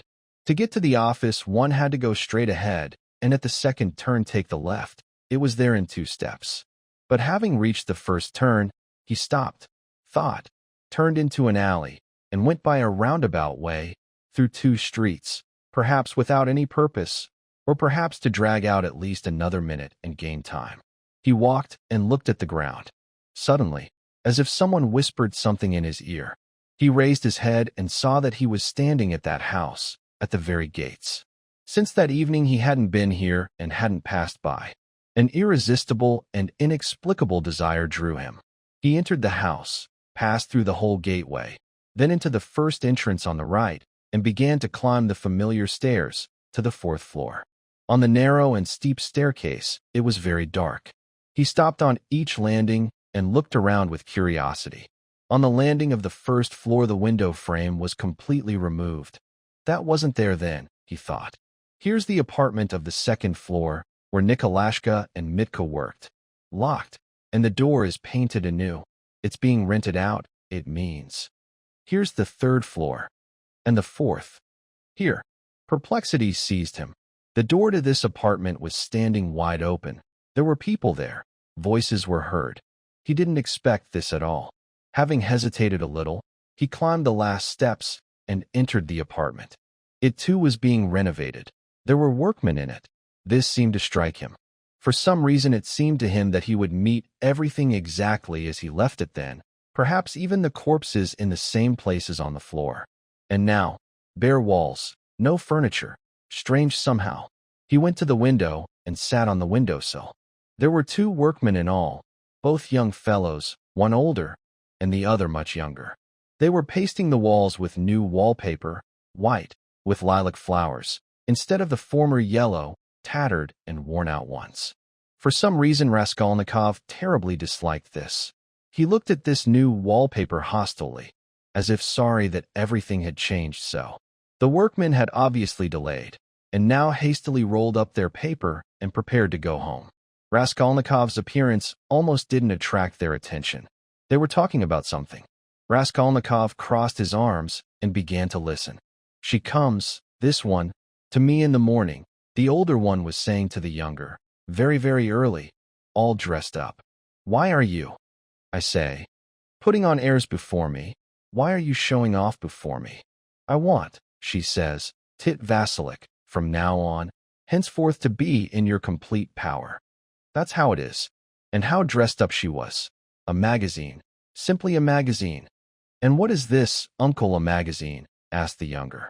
He was obviously being taught by uncle. And a magazine. That is, my dear fellow, such pictures, colored, and they come here to the local tailors every Saturday, by mail, from abroad. That is, so that everyone knows how to dress, both the male, equally with the female sex. A drawing, it means. The male sex is mostly written in long coats, but in the female department such, brother, soufflés, that you'd give me everything, and it's still not enough.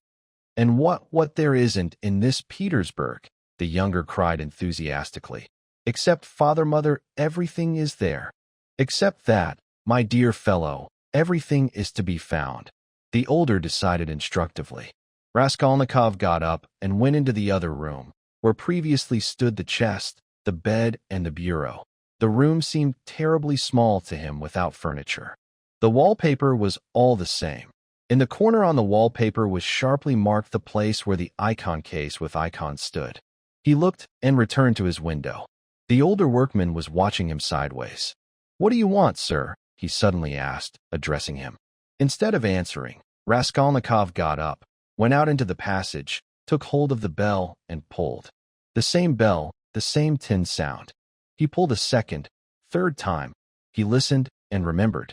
The former, torturously terrible, hideous sensation began to be recalled to him more and more vividly and lively. He shuddered with each stroke, and it became more and more pleasant to him. "What do you want? Who are you?" The workman shouted, coming out to him. Raskolnikov entered again through the door. "I want to rent the apartment," he said. "I'm looking it over. Apartments aren't rented at night, and besides you should come with the janitor. They wash the floor. Will they paint it?" Raskolnikov continued, "Is there no blood?" "What blood?" "Well, they killed the old woman and her sister here. There was a whole pool here." "What sort of person are you?" The workman cried out in alarm. Yes. You want to know? Let's go to the office, I'll tell you there." The workman looked at him in perplexity. "It's time for us to leave, sir, we're delayed." "Let's go, Alyashka. We have to lock up," said the older workman. "Well, let's go." Raskolnikov answered indifferently and went out first, slowly descending the stairs. "Hey, janitor," he shouted, going out under the gates. Several people stood at the very entrance to the house from the street, staring at passers-by.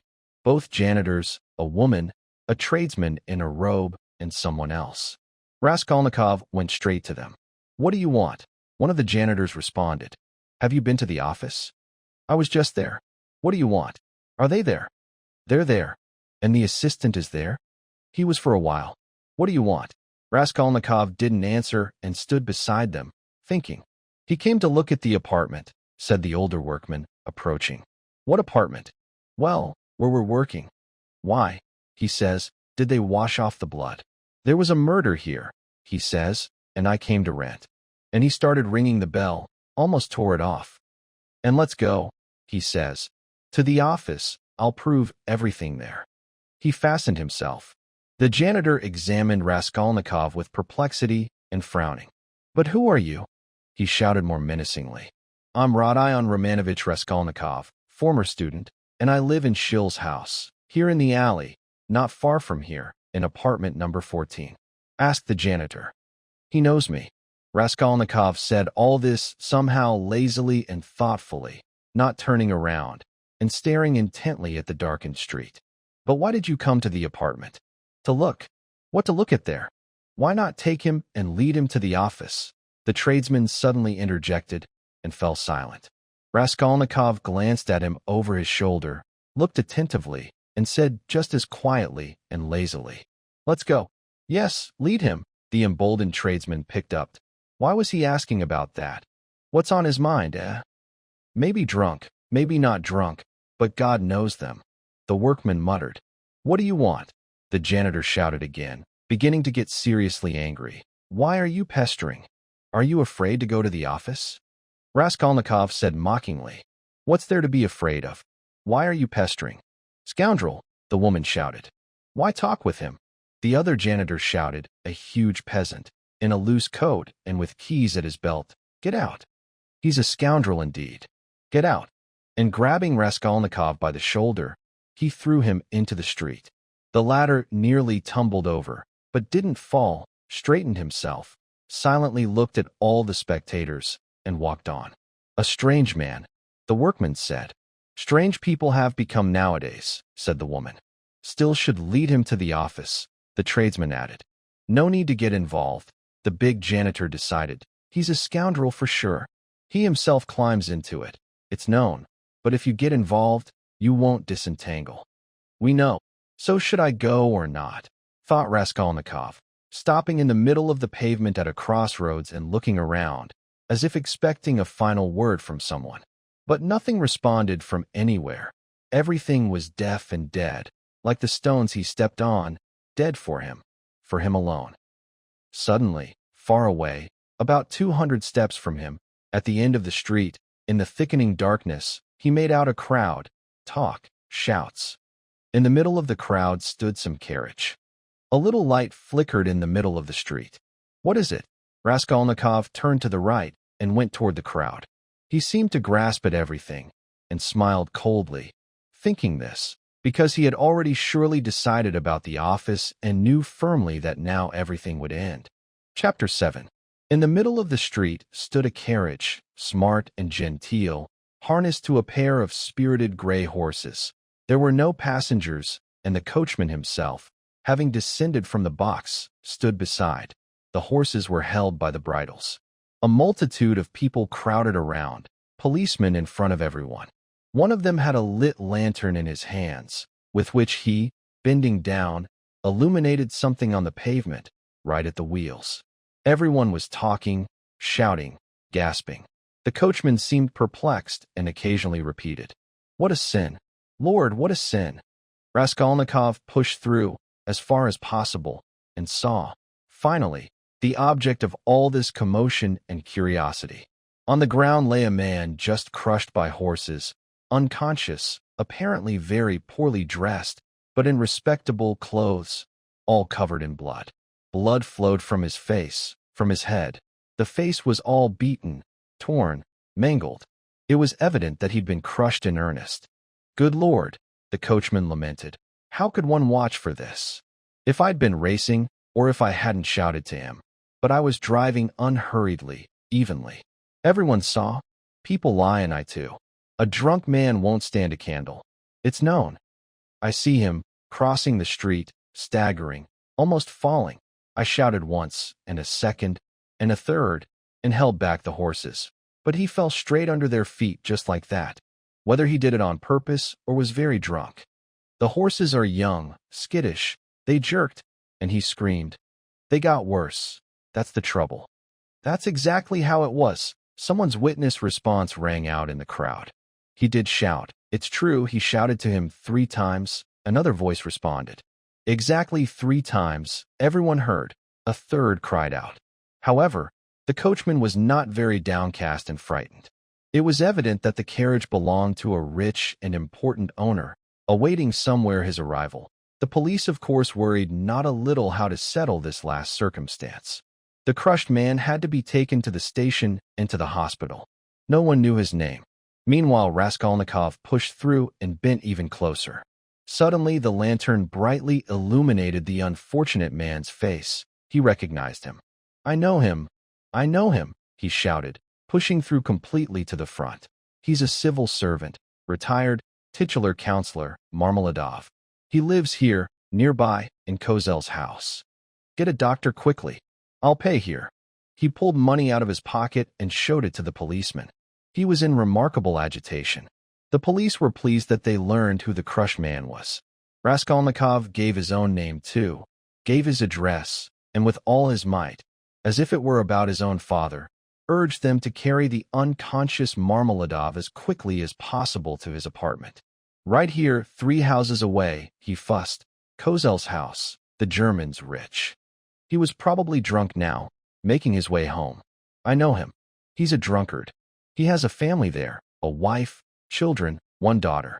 While they're still dragging him to the hospital, there's surely a doctor right in the house. I'll pay.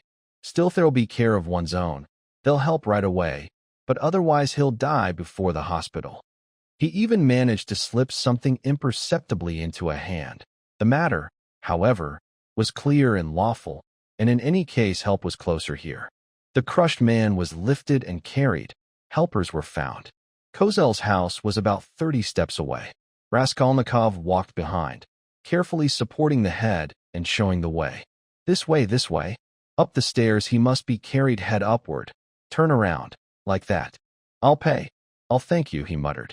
Katerina Ivanovna, as always, as soon as a free minute presented itself, immediately began to walk back and forth in her little room, from the window to the stove and back, arms tightly crossed on her chest, talking to herself and coughing. Lately she had begun to talk more and more with her eldest girl, 10-year-old Polenka, who, although she didn't understand much yet, understood very well that mother needed her, and therefore always followed her with her big intelligent eyes and tried with all her might to pretend she understood everything. This time Polenka was undressing her little brother, who had been unwell all day, to put him to bed. While waiting for his shirt to be changed, which had to be washed that night, the boy sat on a chair silently, with a serious expression, straight and motionless, with legs stretched forward, pressed tightly together, heels toward the public, and toes apart. He listened to what Mama was saying to his sister, pouting his lips, bulging his eyes, and not stirring, exactly as all intelligent boys usually sit when they're being undressed to go to sleep. An even smaller girl, in complete rags, stood by the screen and waited her turn. The door to the stairs was open, to at least somewhat protect against the waves of tobacco smoke bursting in from other rooms and constantly making the poor consumptive cough long and painfully. Katerina Ivanovna seemed to have grown even thinner this week, and the red spots on her cheeks burned even brighter than before. You won't believe, you can't even imagine, Polenka, she said, walking through the room, to what degree we lived merrily and magnificently in Papa's house, and how this drunkard ruined me, and will ruin you all. Papa was a civil colonel and almost already governor. Only 1 step of some kind remained for him, so that everyone came to him and said, "We already consider you so, Ivan Mikhailich, as our governor." When I, Hekk. Oh, this cursed life, she cried out, coughing up phlegm and clutching her chest. When at the last ball, at the Marshal's. Princess Bezamelnia saw me, who blessed me afterwards when I married your papa, Polya. She immediately asked, "Isn't this that nice girl who danced with a shawl at graduation?" The tear must be sewn up. You take a needle and mend it right now, as I taught you, otherwise tomorrow. Heh, tomorrow. Hekk. It'll tear worse, she cried out, straining. Then just recently from Petersburg came the Kammerjunker Prince Shkagolskoy. He danced the mazurka with me, and the very next day wanted to come with a proposal. But I myself thanked him in flattering expressions and said that my heart had long belonged to another. This other was your father, Polya. Papa was terribly angry. And is the water ready? Well, give the little shirt and the stockings. Lida, she addressed the little daughter, you'll sleep this night without a shirt somehow. And put out the stockings alongside.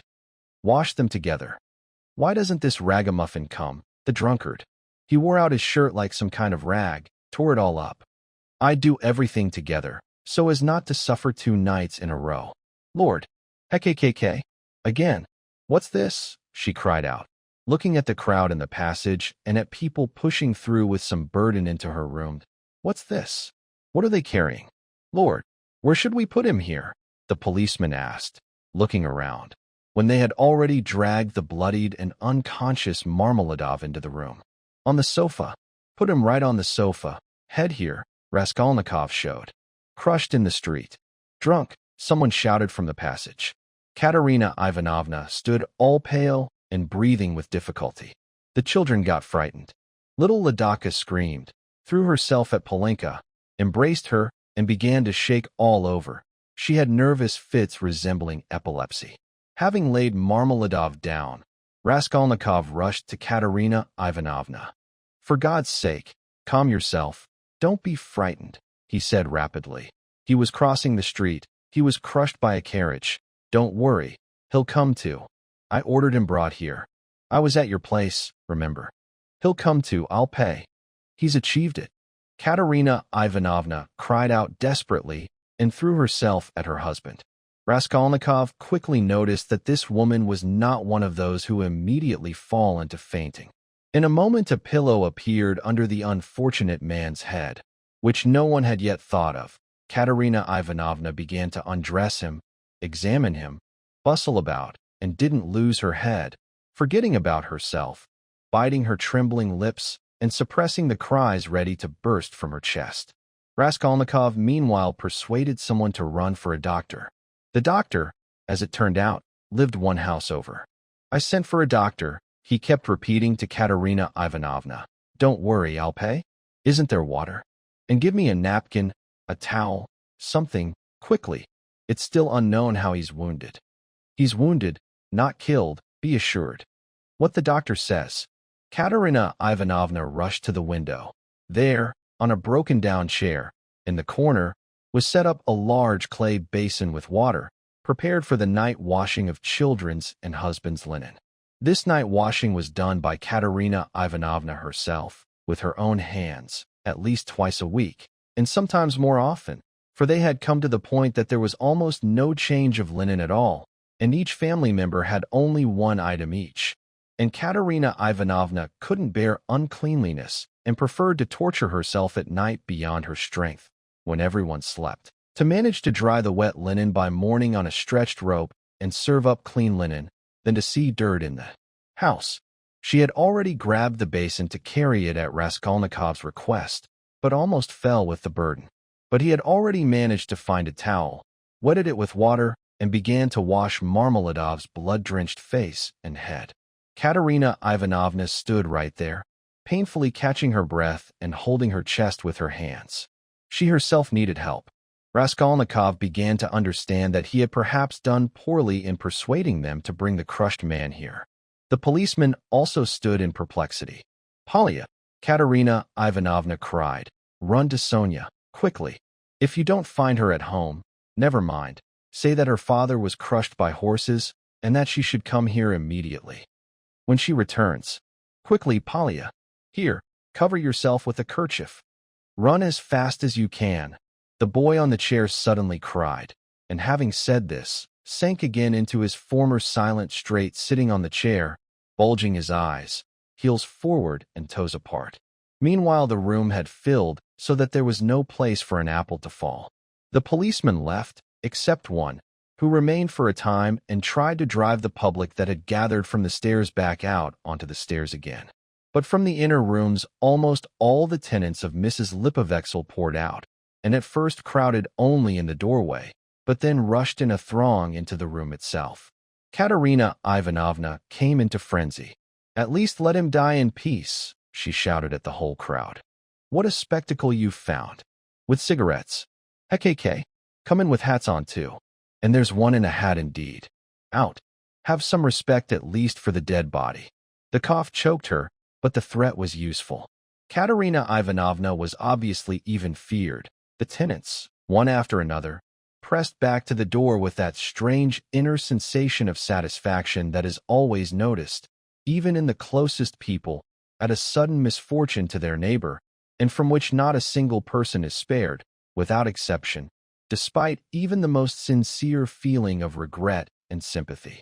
Behind the door, however, voices were heard about the hospital and that there's no need to disturb unnecessarily here.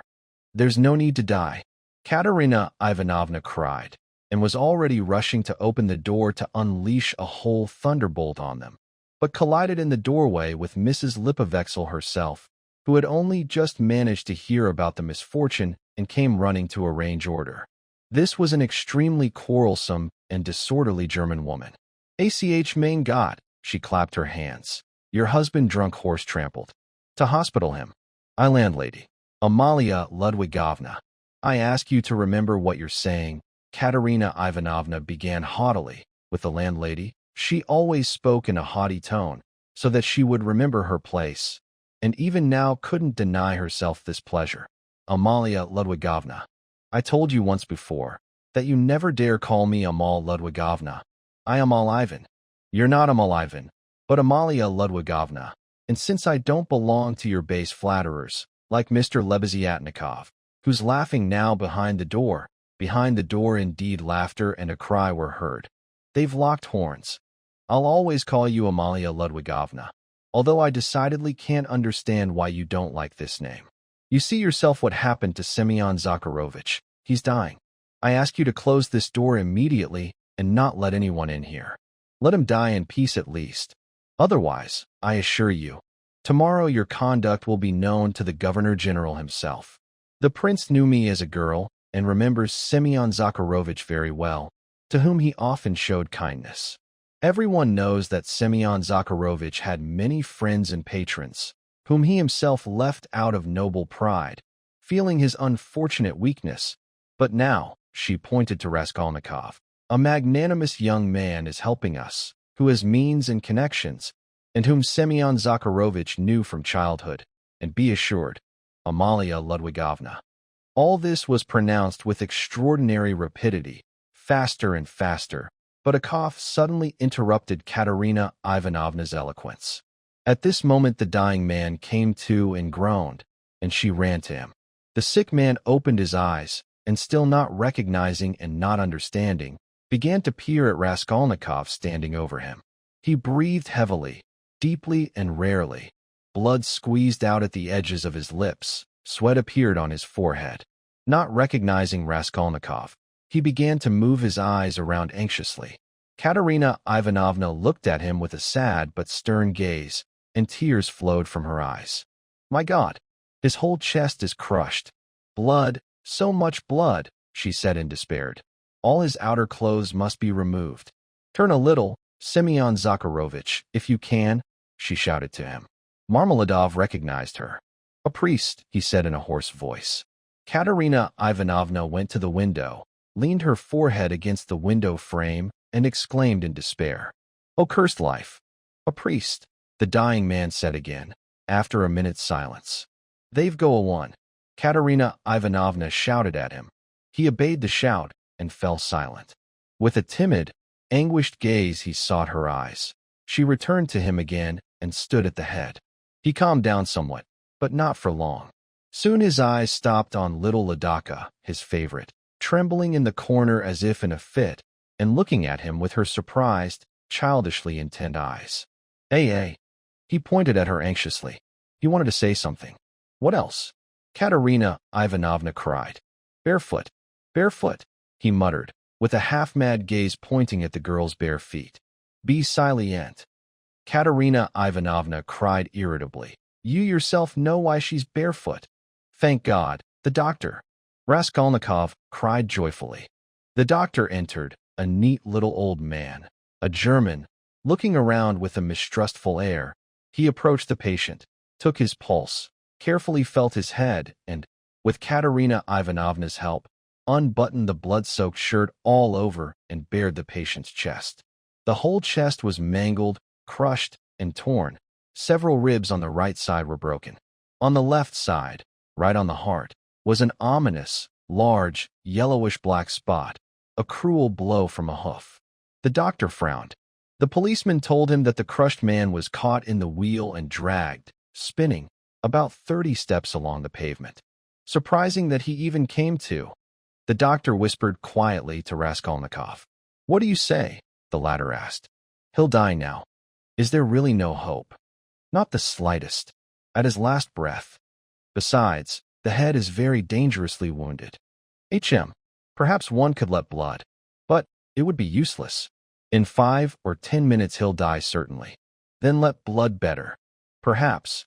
However, I warn you, it will be completely useless."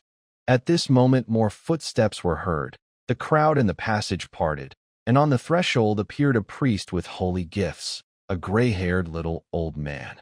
A policeman had accompanied him from the street. The doctor immediately yielded him his place and exchanged a significant glance with him. Raskolnikov begged the doctor to wait at least a little. He shrugged and remained. Everyone stepped back. Confession lasted very briefly. The dying man could hardly understand anything properly. He could only utter intermittent, unclear sounds. Katerina Ivanovna took Ladaka, took the boy off the chair, and going to the corner by the stove, knelt down and made the children kneel before her.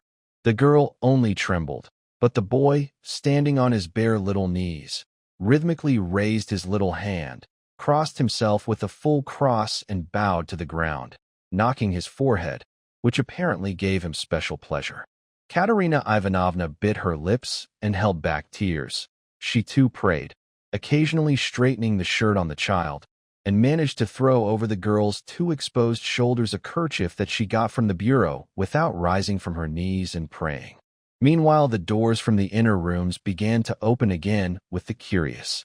In the passage, more and more densely spectators crowded, tenants from the whole staircase, not stepping, however, beyond the threshold of the room. A single candle end illuminated the whole scene. At this moment through the passage, through the crowd, Polenka quickly pushed through, having run for her sister. She entered barely catching her breath from rapid running, took off her kerchief, sought out her mother with her eyes, approached her, and said, "She's coming." Met her in the street. The mother pulled her down on her knees and placed her beside her. From the crowd, silently and timidly, a girl pushed through, and strange was her sudden appearance in this room, amid poverty, rags, death, and despair. She too was in rags. Her attire was worth pennies, but decked out in street style, according to the taste and rules established in their special world, with a clearly and shamefully protruding purpose. Sonia stopped in the passage at the very threshold, but didn't cross the threshold and looked as if lost, not conscious, it seemed, of anything, forgetting both her second-hand fourth-hand silk dress, improper here, colored with a very long and ridiculous train, and the immense crinoline that blocked the whole door, and the light little boots, and the little parasol, unnecessary at night, but which she took with her, and the ridiculous round straw hat with a bright flame-colored feather. From under this hat, put on rakishly like a boy's, peeked out a thin, pale, and frightened little face, with open mouth and with eyes motionless from horror. Sonia was of medium height, about 18 years old, thin, but rather pretty blonde, with remarkable blue eyes. She stared fixedly at the bed, at the priest. She too gasped from rapid walking. Finally the whispering, some words in the crowd, probably reached her. She looked down, took a step across the threshold, and stood in the room, but again right in the doorway. Confession and communion ended. Katerina Ivanovna again approached her husband's bed. The priest stepped back and, leaving, turned to say a couple of words in parting and consolation to Katerina Ivanovna. "And where will I put these?" she sharply and irritably interrupted, pointing at the little ones. "God is merciful. Hope for the help of the Almighty," the priest began. Merciful, but not to us. This is a sin, madam," the priest remarked, shaking his head. "And isn't this a sin?" Katerina Ivanovna cried, pointing at the dying man. "Perhaps those who were the involuntary cause will agree to compensate you, at least for the loss of income." "You don't understand me," Katerina Ivanovna cried irritably, waving her hand. "And what's there to compensate? He himself, drunk, crawled under the horses. What income? From him there was no income, only torment. He, the drunkard, drank everything away. He robbed us and carried everything to the tavern, spent their life and mine in the tavern. And thank God he's dying. Less loss. One should forgive in the death hour. And these are sinful feelings, madam, a great sin." Katerina Ivanovna fussed around the patient, gave him drink, wiped the sweat and blood from his head, straightened the pillows, and talked with the priest, occasionally managing to turn to him in between. But now she suddenly threw herself at him almost in frenzy. Father. Words, and only words. Forgive. If he'd come home drunk today, if they hadn't crushed him, with only one shirt on him, all worn out, and in rags, he would have collapsed to sleep, and I would have been rinsing in water till dawn, washing his rags and the children's, and then I would have dried them by the window, and then, as soon as it's dawn, I'd sit down to darn. That's my night. So what's there to talk about forgiveness? I've forgiven already." A deep, terrible cough interrupted her words. She coughed up into a handkerchief and thrust it out to show the priest, painfully holding her chest with the other hand. The handkerchief was all in blood. The priest bowed his head and said nothing. Marmeladov was in his last agony. He didn't take his eyes from Katerina Ivanovna's face, bending over him again and dropping silent tears on him. He kept wanting to say something to her. He even began, with effort moving his tongue and unclearly pronouncing words, but Katerina Ivanovna, understanding that he wanted to ask her forgiveness, immediately shouted at him imperiously. "Be silent. No need. I know what you want to say." And the sick man fell silent. But at the same moment his wandering gaze fell on the door, and he saw Sonia. Until now he hadn't noticed her. She stood in the corner and in shadow. "Who's that? Who's that?" he suddenly said in a hoarse, gasping voice, all in alarm, with horror pointing his eyes at the door where his daughter stood and trying to raise himself. "Lie down. Lie do alone," Katerina Ivanovna cried. But he had already raised himself, and with unnatural effort managed to lean on his arm. He looked wildly and motionlessly for some time at his daughter, as if not recognizing her. And indeed he had never yet seen her in such a costume. Suddenly he recognized her humbled, crushed, dressed up and ashamed, humbly awaiting her turn to say goodbye to her dying father. Infinite suffering appeared on his face. "Sonia, daughter, forgive me," he cried, and wanted to stretch both hands toward her, but losing support, he fell and crashed from the sofa, straight face down on the ground. They rushed to lift him, laid him down, but he was already departing.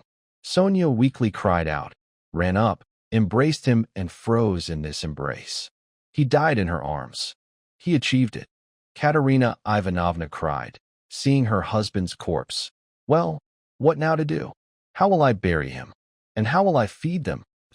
How will I feed them tomorrow?" Raskolnikov approached Katerina Ivanovna.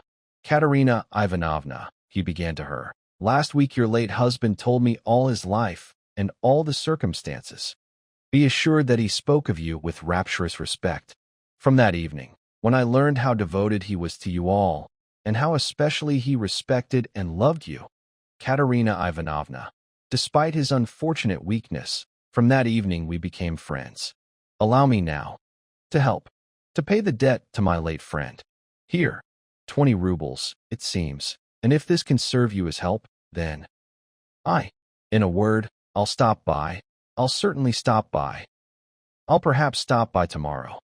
Goodbye."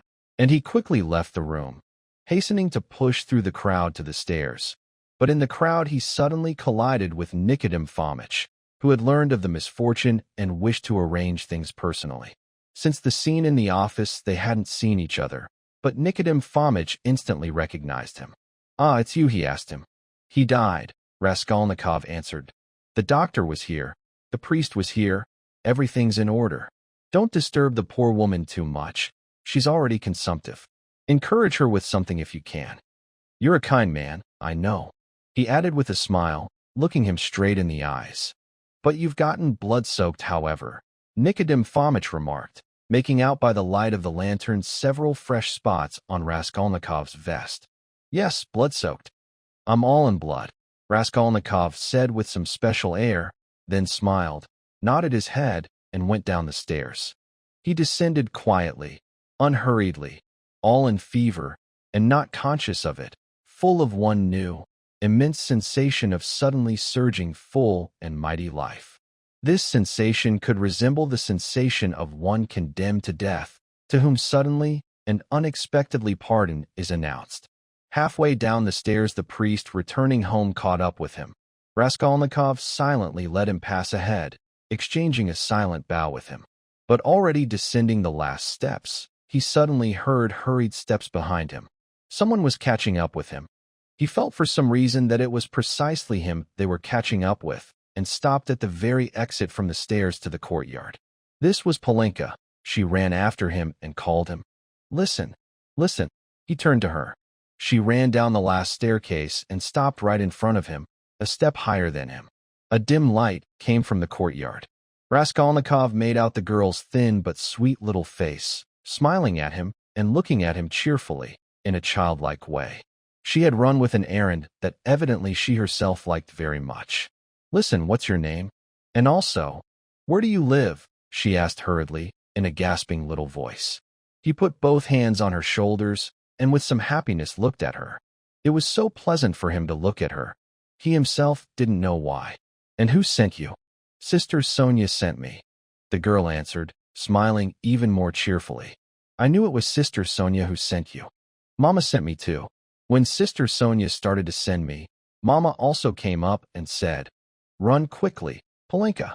Do you love Sister Sonia?" "I love her more than anyone," Polenka said with some special firmness, and her smile suddenly became more serious. "And will you love me?" Instead of an answer, he saw the girl's little face approaching him and her plump little lips naively stretched out to kiss him. Suddenly her thin arms like matches embraced him tightly, tightly, her head inclined to his shoulder, and the girl quietly cried, pressing her face to him more and more tightly. "I feel sorry for Papa," she said after a minute, raising her tearful little face and wiping the tears with her hands. "Such misfortunes have started now," she added unexpectedly, with that especially serious air that children deliberately assume when they suddenly want to talk like grown-ups. "And did Papa love you?" "He loved Ladaka more than all of us," she continued very seriously and without smiling, already completely as grown-ups speak. "Because he loved her, because she's little, and also because she's sick. And he always brought her treats, but he taught us to read, and me grammar and the law of God," she added with dignity. "And Mama said nothing, but we knew she liked it, and Papa knew, and Mama wants to teach me French, because it's already time for me to get an education." "And can you pray?" "Oh, how can we not? We can. For a long time already. Since I'm already big, pray by myself silently, but Arkasha with Ladaka together with Mama aloud. First they read the Mother of God, and then another prayer. 'God, forgive and bless Sister Sonia.' And then another. 'God, forgive and bless our other Papa, because our older Papa already died, and this one is our other one, and we pray for that one too. Polechka, my name is Rodion. Pray sometime for me too. And the servant Rodion, nothing more. All my future life I'll pray for you," the girl said ardently, and suddenly laughed again, threw herself at him, and embraced him tightly again. Raskolnikov told her his name, gave his address, and promised to stop by tomorrow without fail. The girl left in complete rapture from him. It was 11 o'clock when he came out into the street.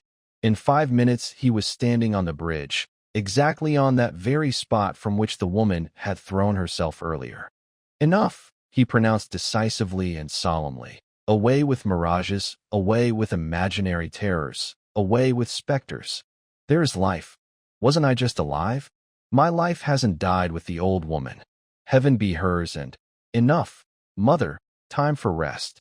The kingdom of reason and light now and will and strength. And we'll see now. We'll measure ourselves now, he added arrogantly, as if addressing some dark force and challenging it. And I'd already agreed to live on an arshin of space. I'm very weak at this moment, but it seems all the illness has passed. I knew it would pass when I went out earlier. By the way, Pachinikov's house, it's 2 steps. I'll certainly go to Razumikin, even if it's not 2 steps. Let him win the bet. Let him amuse himself too. Nothing, let him. Strength is needed. Without strength you won't take anything. And strength must be gotten by strength itself. That's just what they don't know. He added proudly and self-confidently and walked from the bridge, barely moving his legs. Pride and self-confidence grew in him every minute. In the next minute he was no longer the same person he had been in the previous one. But what had happened so special that had so turned him around? He himself didn't know. He only learned, by experience, that he too can live, that there is still life, that his life didn't die with the old woman. Perhaps he was too hasty with his conclusion, but he didn't think about that. But he did ask to remember the servant Rodion, suddenly flashed in his head. Well, but that's just in case, he added, and immediately laughed himself at his boyish escapade. He was in the most excellent disposition of spirit. He easily found Razumikin. In Pachinikov's house the new tenant was already known, and the janitor immediately showed him the way. Already from the middle of the stairs one could distinguish the noise and animated talk of a large gathering. The door to the stairs was standing wide open. Shouts and arguments were heard. Razumikin's room was quite large, but the gathering was about 15 people. Raskolnikov stopped in the entrance hall. Here, behind a partition, 2 of the landlord's maids bustled around 2 large samovars, around bottles, plates, and dishes with pie and appetizers, brought from the landlord's kitchen. Raskolnikov sent for Razumikin. The latter ran up in rapture. From the first glance, it was noticeable that he had drunk an unusual amount. And although Razumikin could almost never get drunk to intoxication, this time something was noticeable. Listen, Raskolnikov hurried. I came only to say that you won the bet, and that indeed no one knows what can happen to him. But I can't come in. I'm so weak that I'll fall down right now. And so hello and goodbye? And come to me tomorrow. You know what? I'll see you home. Since you yourself say you're weak, then. And the guests? Who's that curly-headed one who just peeked in here? Him?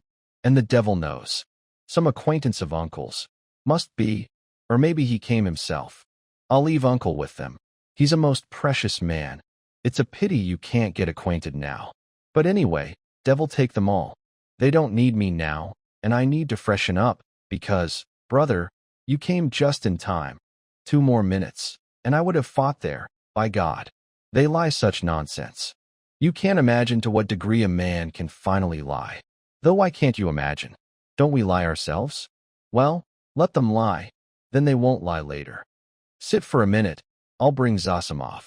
Zosimov pounced on Raskolnikov with some even greediness. Some special curiosity was noticeable in him. Soon his face cleared. Immediately to sleep, he decided, having examined the patient as far as possible, and at night take one little thing. Will you take it? I prepared it earlier, a little powder.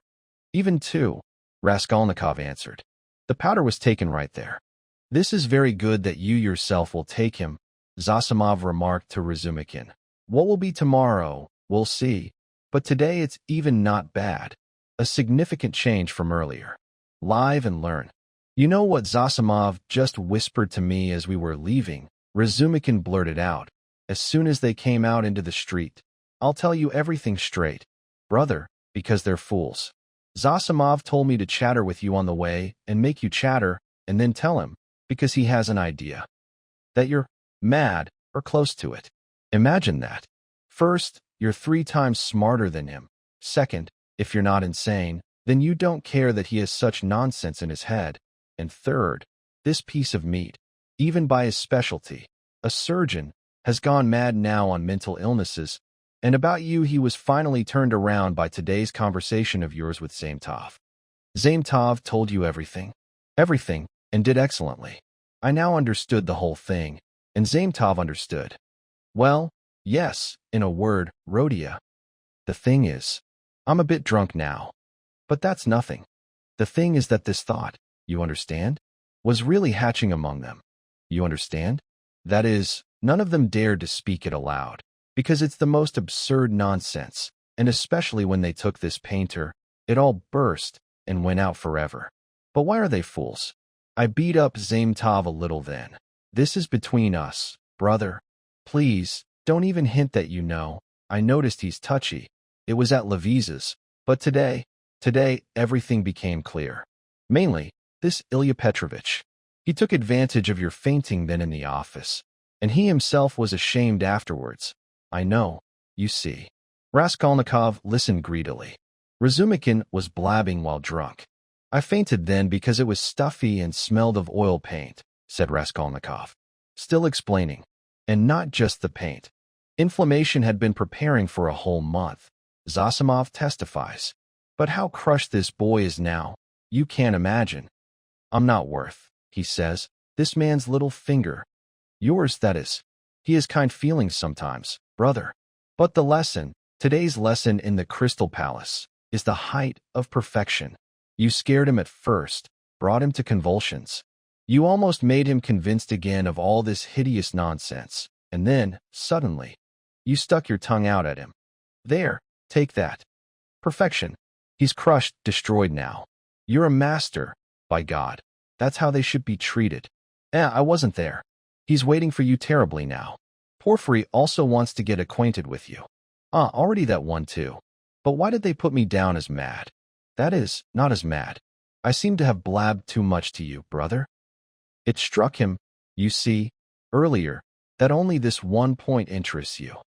Now it's clear why it interests you, knowing all the circumstances, and how it irritated you then and intertwined with your illness. I'm a bit drunk, brother. Only, devil knows, he has some idea of his own. I tell you, he's gone mad on mental illnesses. But you can spit on it. For half a minute both were silent.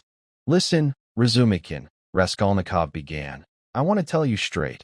I was just now with a dead man. One civil servant died. I gave all my money there. And besides, I was just kissed by one being, who, even if I had killed someone, would also have. In a word, I saw there another being too, with a flame-colored feather. But anyway, I'm raving. I'm very weak, support me. Right now, you know, the stairs. What's with you? What's with you? Asked the alarmed Razumikin. My head's spinning a little. Only that's not the point. But the point is that I'm so sad, just like a woman. Really, look, what's this? Look, what? Don't you see? Light in my room, see? In the crack. They were already standing before the last staircase, next to the landlady's door, and indeed, it was noticeable from below that there was light in Raskolnikov's closet. Strange. Nastasia, perhaps, Razumikin remarked. She's never at my place at this time, and she's been asleep long ago, but I don't care. Goodbye. What do you mean? But I'm seeing you in. We'll go in together. I know we'll go in together, but I want to shake your hand here and say goodbye to you here. Well, give me your hand. Goodbye. What's with you, Rodion? Nothing. Let's go. You'll be a witness. They began to climb the stairs, and a thought flashed in Razumikin that maybe Zosimov was right. I upset him with my chatter, he muttered to himself. Suddenly, approaching the door, they heard voices in the room. But what's this? Razumikin cried out. Raskolnikov was first to take hold of the door and opened it wide, and stood on the threshold as if rooted. His mother and sister were sitting on his sofa and had been waiting for an hour and a half already. Why was he least of all expecting them and least of all thinking of them? Despite the news repeated even today that they were leaving, traveling, would arrive soon. All this hour and a half they questioned Nastasia in turn, who stood before them now too and had already managed to tell them everything. They were beside themselves with fear when they heard that he ran away today, sick and, as evident from the story, certainly delirious. God, what's with him? Both cried. Both endured crucifying torment in this hour and a half of waiting. A joyful, rapturous cry met Raskolnikov's appearance. Both rushed to him, but he stood as if dead. An unbearable sudden consciousness struck him like thunder, and his arms didn't rise to embrace them. They couldn't. Mother and sister squeezed him in embraces, kissed him, laughed, cried. He took a step, swayed, and crashed to the floor in a faint. Alarm, cries of horror, moans. Razumikin, standing on the threshold, flew into the room, grabbed the sick man in his mighty arms, and he instantly found himself on the sofa. Nothing, nothing, he shouted to mother and sister. It's a faint, it's rubbish. Just now the doctor said he's much better, that he's completely healthy. Water.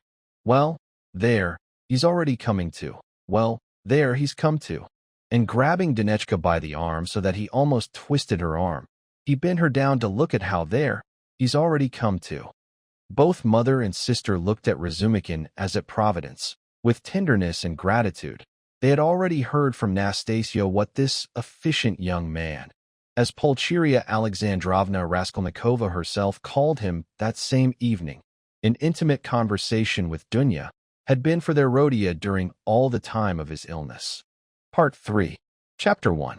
Raskolnikov raised himself and sat on the sofa. He weakly waved to Razumikin to stop the whole flood of his incoherent and ardent consolations addressed to mother and sister, took both of them by the hands, and for 2 minutes silently peered now at one, now at the other. Mother was frightened by his gaze. In this gaze shone through a feeling strong to the point of suffering, but at the same time there was something motionless, even as if insane. Pulcheria Alexandrovna began to cry. Avdotya Romanovna was pale. Her hand trembled in her brother's hand. Go home. With him, he said in an intermittent voice, pointing at Razumikin. Until tomorrow. Tomorrow, everything. When did you arrive? In the evening, Rodia, Pulcheria Alexandrovna answered. The train was terribly late. But, Rodia, I won't leave you now for anything. I'll spend the night here beside. Don't torment me, he said, irritably waving his hand. I'll stay with him. Razumikin cried out. I won't leave him for a minute. And to hell with all of them there. Let them climb the walls. My uncle's there as president. How shall I thank you? Pulcheria Alexandrovna began, again squeezing Razumikin's hands, but Raskolnikov interrupted her again. I can't, he repeated irritably. Don't torment me. Enough, go away. I can't. Let's go. Mama, let's at least leave the room for a minute, the frightened Dunya whispered. We're killing him, it's obvious. Can I really not look at him, after 3 years? Pulcheria Alexandrovna cried. Wait, he stopped them again.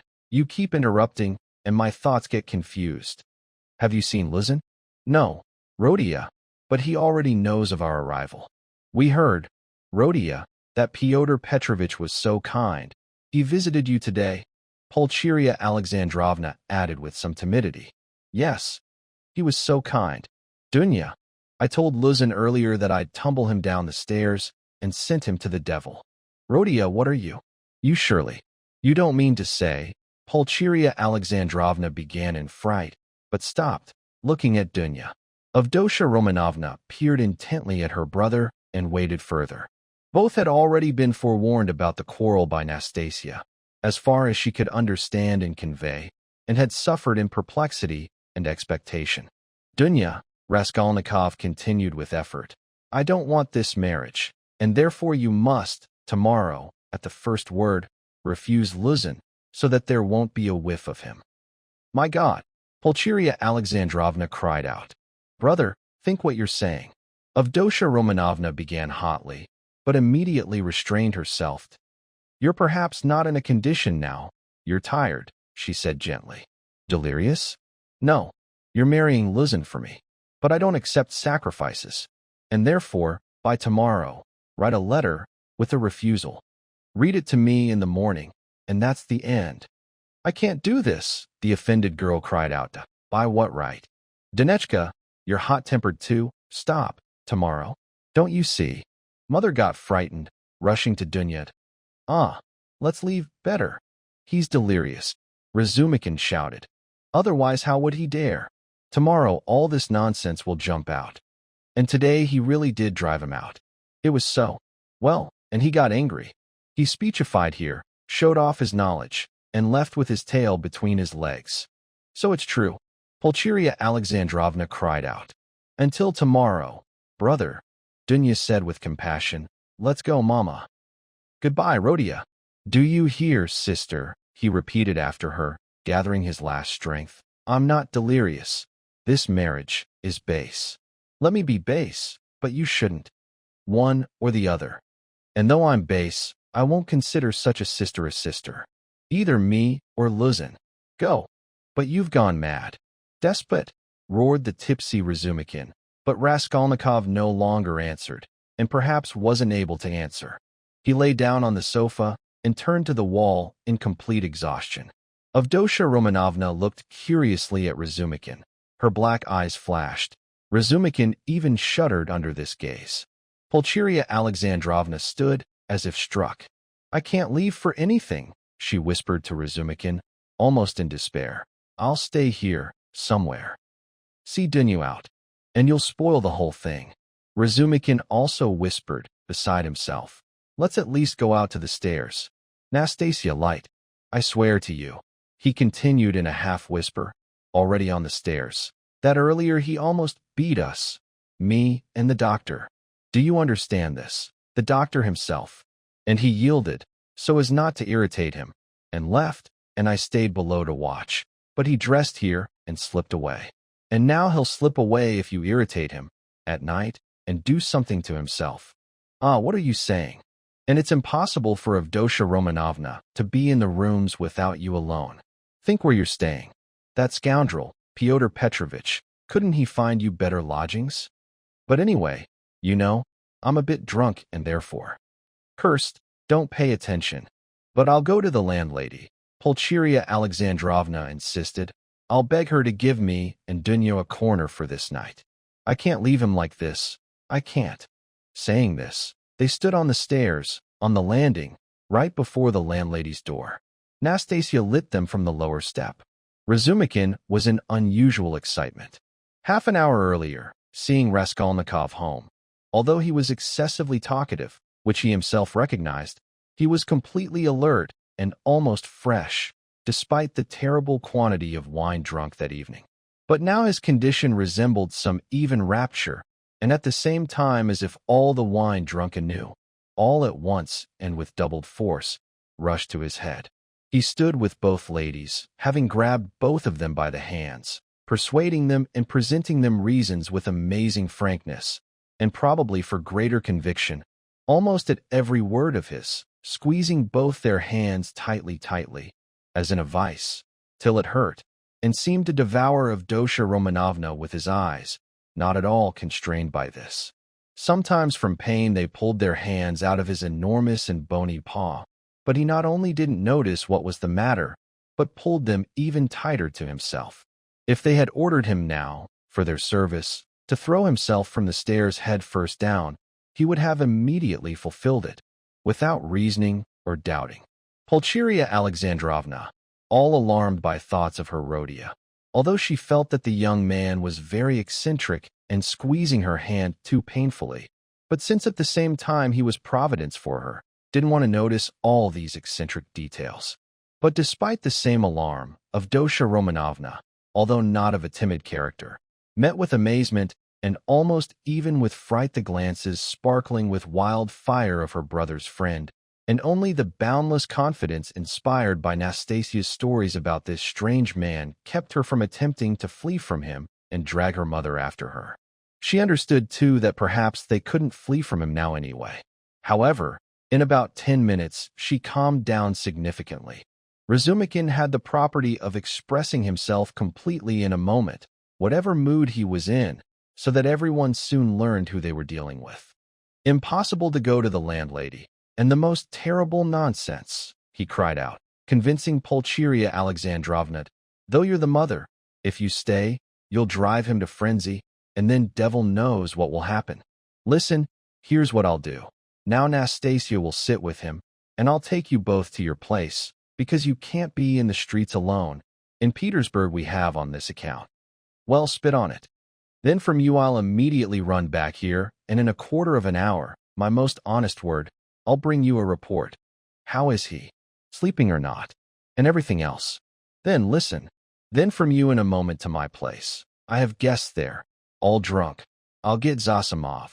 That's the doctor who's treating him. He's sitting at my place now. Not drunk. This one's not drunk. This one's never drunk. I'll drag him to Rodka and then immediately to you, which means in an hour you'll get 2 reports about him. And from the doctor, you understand, from the doctor himself. This isn't like from me. If it's bad, I swear, I'll bring you here myself. And if it's good, then go to sleep. And I'll spend the whole night here. In the passage, he won't hear, and I'll tell Zosimov to sleep at the landlady's, to be at hand. Well, what's better for him now, you or the doctor? The doctor's more useful, more useful. Well, then go home. But to the landlady it's impossible. I can, but you can't. She won't let you, because she's a fool. She'll be jealous of me on account of Avdotya Romanovna, if you want to know, and of you too. But especially of Avdotya Romanovna. This is a completely unexpected character. However, I'm a fool too. Spit on it. Let's go? Do you trust me? Well, do you trust me or not? Let's go, Mama, said Avdotya Romanovna. He'll surely do as he promises. He's already resurrected, brother. And if it's true that the doctor will agree to spend the night here, then what could be better? You understand me, because you're an angel. Razumikin cried out enraptured. Let's go. Nastasia, up in a moment and sit there with him. With a light. I'll come in a quarter of an hour. Pulcheria Alexandrovna, though not completely convinced, no longer resisted. Razumikin took both of them under his arms and dragged them down the stairs. However, he worried her too. Though he's efficient and kind, but is he in a condition to fulfill what he promises? In such a state he is.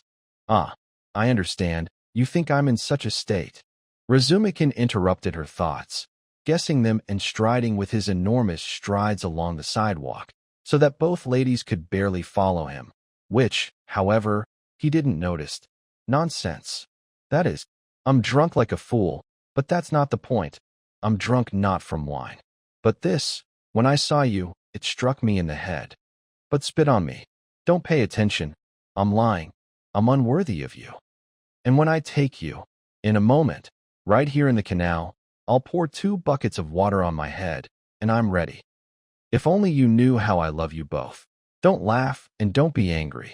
Be angry at everyone, but don't be angry at me. I'm his friend, and therefore your friend too. I want this so. I had a premonition, last year, one such moment there was. However, I didn't have a premonition at all, because you fell from heaven. And I, perhaps, won't sleep all night. This Zosimov was afraid earlier that he'd go mad. That's why he mustn't be irritated. What are you saying? Mother cried out. Did the doctor himself really say this? Avdotya Romanovna asked, frightened. He said it, but it's not that, not at all. He gave medicine too, a powder. I saw it, but you arrived. You'd better have come tomorrow. It's good that we left. And in an hour Zosimov himself will report to you about everything. There's one who's not drunk. And I'll be not drunk. And why did I get so plastered? Because they drew me into an argument. Damn them. I gave an oath not to argue. They talk such rubbish. I almost fought. I left Uncle there, as chairman. Well, would you believe? They demand complete impersonality. And in this they find their very relish. If only not to be themselves, if only to resemble themselves least of all. This is considered the highest progress by them. And if only they'd lie in their own way, but— Listen, Pulcheria Alexandrovna timidly interrupted, but this only added fuel. What do you think? Razumikin shouted, raising his voice even more. You think I'm upset that they lie? Nonsense. I love when they lie. Lying is man's only privilege over all organisms. If you lie, you'll get to the truth. Because I'm a man, I lie. You never get to a single truth without lying 14 times first, maybe even 114, and that's honorable in its way. Well, but we can't even lie with our own mind. Lie to me, but lie in your own way, and I'll kiss you then. To lie in your own way is almost better than the truth in someone else's way. In the first case, you're a man, and in the second, you're just a bird. Truth won't escape, but life can be nailed shut. There have been examples. Well, what are we now? All of us, all without exception, in matters of science, development, thinking, inventions, ideals, desires, liberalism, reason, experience, and everything, everything, everything, everything, everything, are still sitting in the first preparatory class of gymnasium. We're pleased to get by with someone else's mind. It's eaten into us. Isn't that so? Isn't that so what I'm saying? Razumikin shouted, shaking and squeezing the hands of both ladies. Isn't that so? Oh my God, I don't know. Poor Pulcheria Alexandrovna said. Yes, yes. Though I don't agree with you in everything. Avdotya Romanovna added seriously and immediately cried out. So painfully did he squeeze her hand this time. Yes? You say yes? Well, after that you, he shouted in rapture. You're a source of kindness, purity, reason, and perfection. Give me your hand. Give it. You give yours too. I want to kiss your hands here, now, on my knees. And he knelt in the middle of the sidewalk, fortunately deserted at this time. Stop. I beg you, what are you doing? Pulcheria Alexandrovna cried out, alarmed to the extreme. Get up, get up. Dunya laughed and worried too. Not for anything. Until you give me your hands. There, like that, and enough. And I got up, and let's go. I'm an unfortunate fool. I'm unworthy of you and drunk, and I'm ashamed. I'm unworthy to love you, but to bow down before you. This is the duty of everyone. If only he's not a complete beast. And I've bowed down. Here are your rooms, and already by this alone Rodion was right that he drove out your Pyotr Petrovitch earlier. How dare he put you in such rooms? It's a scandal. Do you know whom they let in here? And you're a bride. You're a bride, yes? Well, then I'll tell you that your fiancé is a scoundrel after this. Listen, Mr. Razumikin, you've forgotten yourself. Pulcheria Alexandrovna began. Yes, yes, you're right. I forgot myself. I'm ashamed. Razumikin came to himself. But, you can't be angry at me for speaking like this. Because I speak sincerely, and not because. This would be base. In a word, not because I'm in you. Well, so be it. No need. I won't say why, I don't dare. But we all understood earlier, when he came in, that this man is not of our society. Not because he came and curled from the hairdresser. Not because he hastened to show off his mind and liberalism, but because he's a spy and speculator, because he's a Jew and a charlatan, and it's obvious. Do you think he's clever? No, he's a fool, because he doesn't suspect how easy it is to see through him. Well, is he a match for you?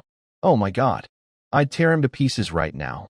See, ladies, he suddenly stopped, already climbing the stairs to the rooms. Though they're all drunk there at my place, but all are honest and love what's magnanimous and good. And though we all lie, because I lie too, but we'll lie our way to truth finally, because we stand on the noble road, but Pyotr Petrovitch doesn't stand on the noble road. Though I just curse them abusively, I respect them all. Even Zametov, though I don't respect, I love him, because he's a puppy. Even that beast Zosimov, because he's honest and knows his business. But, enough. Everything's said and forgiven. Forgiven? Isn't that so? Well, let's go. I know this corridor. I've been here. Here, in the third room, a whole scandal. Well, where are you here? Which room? 8th. Well, then lock yourselves in for the night. Don't let anyone in. In a quarter of an hour I'll return with news, and then in another half hour you'll see me with Zosimov. Goodbye, I'm running. My God, Danechka, what will this be? Said Pulcheria Alexandrovna, anxiously and timidly addressing her daughter. Calm yourself, Mama, Dunya answered, taking off her hat and mantilla. God himself sent us this gentleman, though he's straight from some drinking bout. One can rely on him, I assure you. and all that he's already done for brother. Ah, Dunechka, God knows whether he'll come. And how could I decide to leave Rodia? And I imagined finding him completely differently. How stern he was, as if he wasn't glad to see us. Tears appeared in her eyes. No, it's not so, Mama. You didn't look closely, you were crying all the time. He's very upset from serious illness. That's the whole reason. But he spoke so with you. Dunya, said Mother, timidly peering into her daughter's eyes to read all her thought, and already half consoled by the fact that Dunya was defending Rodia, and consequently had forgiven him. I'm sure that tomorrow he'll think better of it, she added, probing to the end. And I'm sure that tomorrow he'll say the same thing. About this, Avdotya Romanovna cut off, and of course this was the sticking point, because here was a point about which Pulcheria Alexandrovna was too afraid now to speak. Dunya approached and kissed Mother. She embraced her tightly, silently, then sat down in anxious expectation of Razumikin's return and timidly began to follow her daughter, who, arms crossed, also in expectation, began to walk back and forth through the room, thinking to herself. Such walking from corner to corner, in thought, was Avdotya Romanovna's usual habit, and Mother always somehow feared to disturb her thoughtfulness at such times. Razumikin, of course, was ridiculous with his sudden, drunkenly ignited passion for Avdotya Romanovna, but looking at Avdotya Romanovna, especially now, when she walked with arms crossed through the room, sad and thoughtful, perhaps many would have excused him, even despite his eccentric state. Avdotya Romanovna was remarkably good-looking, tall, amazingly slender, strong, self-confident, which showed in her every gesture and which, however, didn't at all take away from her movements' softness and gracefulness. In face she resembled her brother, but she could even be called a beauty. Her hair was dark brown, a little lighter than her brother's, her eyes almost black, sparkling, proud, and at the same time sometimes, at moments, extraordinarily kind. She was pale, but not sickly pale. Her face shone with freshness and health. Her mouth was a little small, but her lower lip, fresh and crimson, protruded slightly forward, together with her chin, the only irregularity in this beautiful face, but giving it a special character and, among other things, as if arrogance. The expression of her face was always more serious than cheerful, thoughtful. But how a smile suited this face, how laughter suited her, cheerful, young, unreserved. It's understandable that the ardent, frank, simple, honest Razumikin, strong as a hero and drunk, who had never seen anything like this, lost his head at first glance. Moreover, chance, as if on purpose, showed him Dunya for the first time in a beautiful moment of love and joy at meeting her brother. He saw afterwards how her lower lip trembled in indignation in answer to her brother's insolent and ungratefully cruel orders, and couldn't resist. He, however, told the truth when he blurted out drunkenly on the stairs earlier that Raskolnikov's eccentric landlady, Praskovia Pavlovna, would be jealous of him not only on account of Avdotya Romanovna, but perhaps even of Pulcheria Alexandrovna herself. Although Pulcheria Alexandrovna was already 43 years old, her face still preserved in itself remains of former beauty, and moreover she seemed much younger than her years, which happens almost always with women who have preserved clarity of spirit, freshness of impressions and honest, pure ardor of heart into old age. Let's say in parentheses that to preserve all this is the only means not to lose one's beauty even in old age. Her hair had already begun to gray and thin. Little radiant wrinkles had long appeared around her eyes. Her cheeks had sunk and dried from care and grief, and still this face was beautiful. This was a portrait of Dunechka's face, only 20 years later, except also for the expression of the lower lip, which in her didn't protrude forward. Pulcheria Alexandrovna was sensitive, however not to the point of insipidity, timid and yielding, but up to a certain line. She could yield much, could agree to much, even from what was contrary to her convictions, but there was always such a line of honesty, principles and extreme convictions, beyond which no circumstances could make her step. Exactly 20 minutes after Razumikin's departure came two soft but hurried knocks at the door. He had returned. "I won't come in." "No time," he hurried. When they opened the door, "He's sleeping for all he's worth, excellently, peacefully, and God grant he sleeps 10 hours. Nastasia's with him. I told her not to leave until I come. Now I'll drag Zosimov. He'll report to you, and then you to bed too. You're exhausted, I see, beyond measure." And he rushed away from them down the corridor. What an efficient and devoted young man, the extremely gladdened Pulcheria Alexandrovna exclaimed. "Seems a splendid person." Avdotya Romanovna answered with some warmth, beginning again to walk back and forth through the room. Almost an hour later, footsteps were heard in the corridor and another knock at the door. Both women waited this time, fully trusting Razumikin's promise, and indeed, he managed to drag Zosimov. Zosimov immediately agreed to abandon the feast and go look at Raskolnikov, but went to the ladies unwillingly and with great mistrust, not trusting the drunk Razumikin.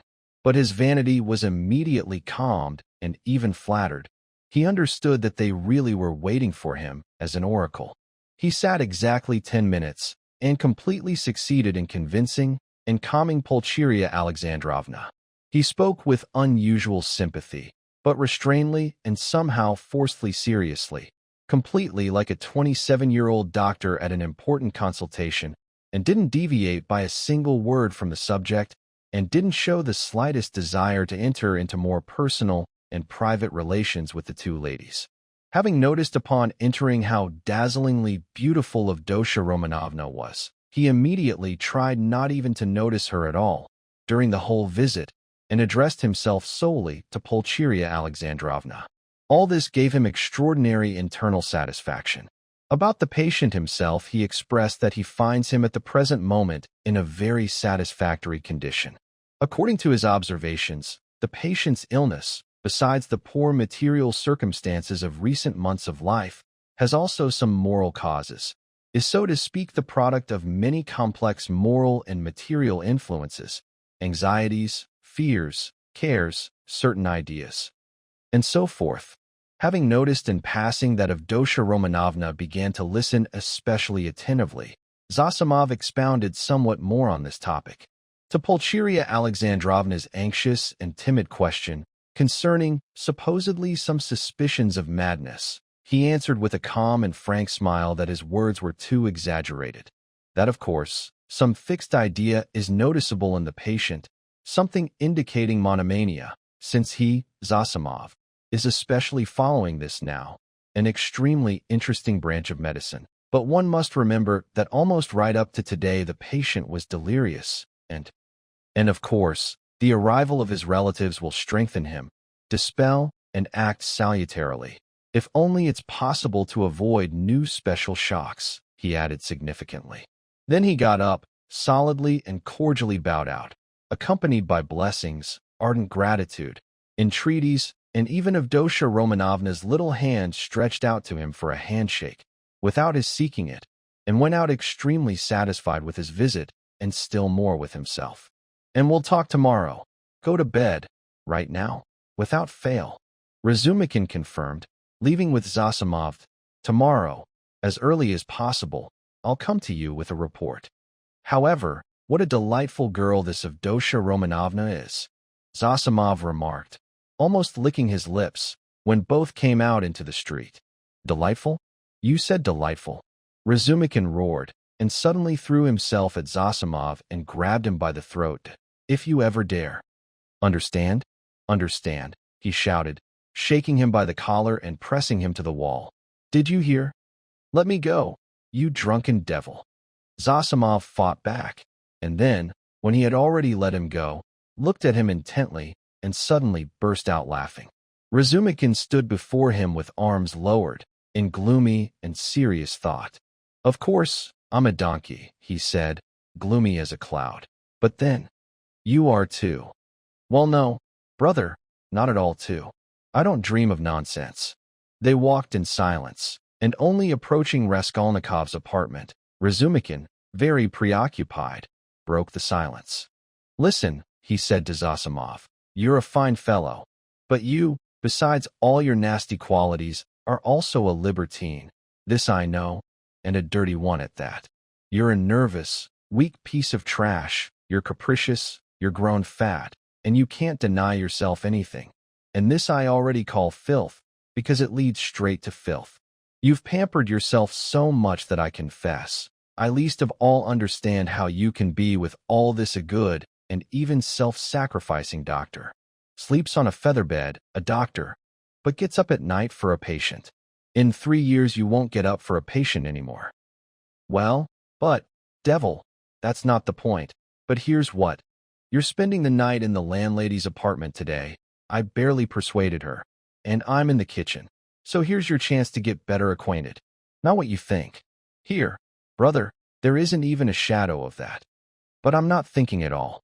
Here, brother, is bashfulness, silence, shyness, fierce chastity, and with all this, sighs, and melts like wax, just melts. Save me from her, for all the devils in the world. Most Avenanti. I'll earn it. I'll earn it with my head. Zosimov laughed louder than before. Look how you're worked up. But why do I need her? I assure you, little trouble, just talk nonsense, whatever you want. Just sit beside her and talk. Moreover, you're a doctor. Start treating her for something. I swear, you won't regret it. She has a clavichord. You know, strum a little. I have a song there, a Russian one, a real one. I'll pour out bitter tears. She loves the real ones. Well, it started with the song. But you're a virtuoso on the pianoforte, a master, Rubinstein. I assure you, you won't regret it. But did you make her some promises or what? A written commitment? Promise to marry, maybe. Nothing, absolutely nothing of the sort. And she's not like that at all. Shebarov approached her. Well, then drop her. But you can't just drop her. But why can't you? Well, yes, somehow you can't, and that's all. Here, brother, there's a drawing-in principle. Then why did you entice her? I didn't entice her at all. I'm perhaps even enticed myself, in my stupidity, but it's absolutely all the same to her, you or me, as long as someone sits beside and sighs. Here, brother. I can't express this to you. Here, well, you know mathematics well, and still study it now, I know. Well, start going through integral calculus with her. By God, I'm not joking. I'm speaking seriously. It's absolutely all the same to her. She'll look at you and sigh, and like this for a whole year straight. I, among other things, talked to her very long, 2 days straight, about the Prussian House of Lords, because what else to talk with her about? She just sighed and glowed. Only don't talk about love. She's shy to the point of convulsions, but show that you can't leave. Well, and that's enough. Terribly comfortable, exactly like at home. Read, sit, lie down, write. You can even kiss, with caution. But what do I need her for? I can't explain it to you at all. You see, you're completely suited to each other. I thought about you before too. You'll end with this anyway. So isn't it all the same to you, sooner or later? Here, brother, such a featherbed principle lies. And not just featherbed. Here it draws in. Here's the end of the world, an anchor, a quiet haven, the navel of the earth, the three-fish foundation of the world, the essence of pancakes, fat pies, the evening samovar, quiet sighs and warm padded jackets, heated stove benches. Well, just as if you died, but at the same time you're alive, both advantages at once. Well, brother, devil, I've lied enough, time to sleep. Listen, I sometimes wake up at night, well, and go to him to look. Only nothing, nonsense, everything's good. Don't worry especially, and if you want, go once too. But if you notice anything, delirium, for example, or fever, or something, wake me immediately. However, it can't be. Chapter 2. Razumikin woke up the next day at 8 o'clock worried and serious. Many new and unforeseen perplexities suddenly presented themselves to him this morning. He had never imagined before that he would ever wake up like this. He remembered down to the last details all of yesterday and understood that something out of the ordinary had happened to him, that he had received into himself one impression hitherto completely unknown to him and unlike all previous ones. At the same time, he clearly recognized that the dream that had ignited in his head was in the highest degree unrealizable. So unrealizable that he even became ashamed of it, and quickly passed to other, more pressing cares and perplexities left to him as inheritance after that thrice-cursed yesterday. His most terrible memory was how he had shown himself yesterday base and vile, not only because he was drunk, but because, taking advantage of her position, out of stupidly hasty jealousy, he abused her fiancé before the girl, knowing neither their mutual relations and obligations to each other, nor even knowing the man properly. And what right had he to judge him so hastily and rashly? And who called him to be a judge? And can such a being as Avdotya Romanovna give herself to an unworthy man for money? Consequently, there must be merits in him too. The rooms? But why indeed could he really know what sort of rooms they were? He's preparing an apartment after all. Phew, how base this all is. And what justification that he was drunk. A stupid excuse, degrading him still more. In wine there's truth, and the truth precisely came out in its entirety. That is, all the filth of his envious, crude heart came out. And is such a dream permissible to him, Razumikin, even to the slightest degree? Who is he in comparison with such a girl? He, a drunken brawler and yesterday's braggart. Is such a cynical and ridiculous comparison even possible? Razumikin blushed desperately at this thought, and suddenly, as if on purpose, at this very moment, he clearly remembered how he had told them yesterday, standing on the stairs, that the landlady would be jealous of him on account of Avdotya Romanovna. This was unbearable. With all his might he struck the kitchen stove with his fist, hurt his hand, and knocked out a brick. Of course, he muttered to himself a minute later, with some feeling of self-abasement. Of course, all these nastinesses can't be painted over and smoothed over now and never. And consequently there's nothing to think about it, and therefore to appear silently and fulfill one's duties, also silently, and not ask forgiveness, and say nothing, and of course now everything's lost.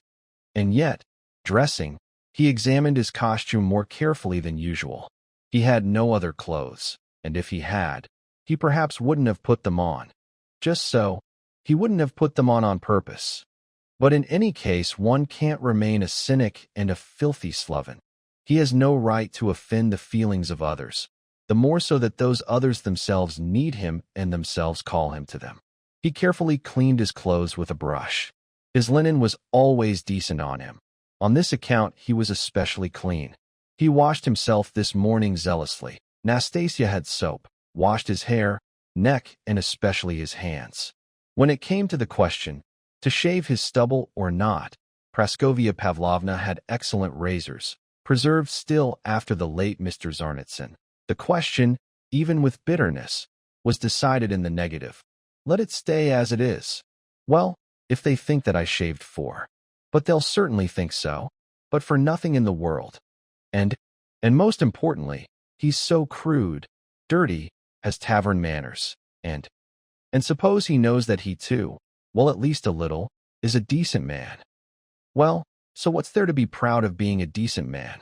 Everyone should be a decent man, and even cleaner, and still, he remembers this. There have been such little affairs behind him too. Not that they were exactly dishonorable. Well, but still. And what thoughts there have been. And to put all this side by side with Avdotya Romanovna. Well, yes, devil. Well, let it be. Well, I'll be deliberately dirty, greasy, tavern-like on purpose, and spit on it. I'll be even more so. Zosimov, who had spent the night in the hall at Praskovia Pavlovna's, found him on such monologues. He was going home, and leaving hastened to look in on the patient. Razumikin reported to him that he was sleeping like a marmot, to which Zosimov ordered not to wake him until he woke up. He himself promised to stop by at 11 o'clock. If only he'll be home, he added. Foo, devil. You're not master of your own patient. Try treating him. Don't you know? Will he go to them? Or will they come here? They, I think, Razumikin answered, understanding the purpose of the question, and will, of course, talk about their family affairs. I'll leave. You, as a doctor, of course have more rights than me. But I'm not a confessor either. I'll come and go. I have plenty of other business. One thing worries me, Razumikin interrupted, frowning. Yesterday I, drunk, blabbed to him. On the way, various nonsense. Various, among other things, that you're afraid that he is inclined to madness. You blabbed to the ladies about the same thing yesterday. I know it's stupid. Beat me if you want. But what? Did you really have some firm thought? But it's nonsense. I say, what firm thought? You yourself described him as a monomaniac when you brought me to him. Well, and yesterday we added fuel to the fire, you that is, with those stories. About the painter, a fine conversation, when he perhaps went mad on this very thing himself. If I'd known precisely what happened then in the office, and that some scoundrel there offended him with this suspicion. I wouldn't have permitted such conversation yesterday. For these monomaniacs make an ocean out of a drop, see fiction in persons while awake. As far as I remember, yesterday, from this story of Zametov's, half the matter became clear to me. Yes, what? I know one case, how one hypochondriac, a 40-year-old, unable to endure the daily mockery, at the table, of an 8-year-old boy, cut his throat.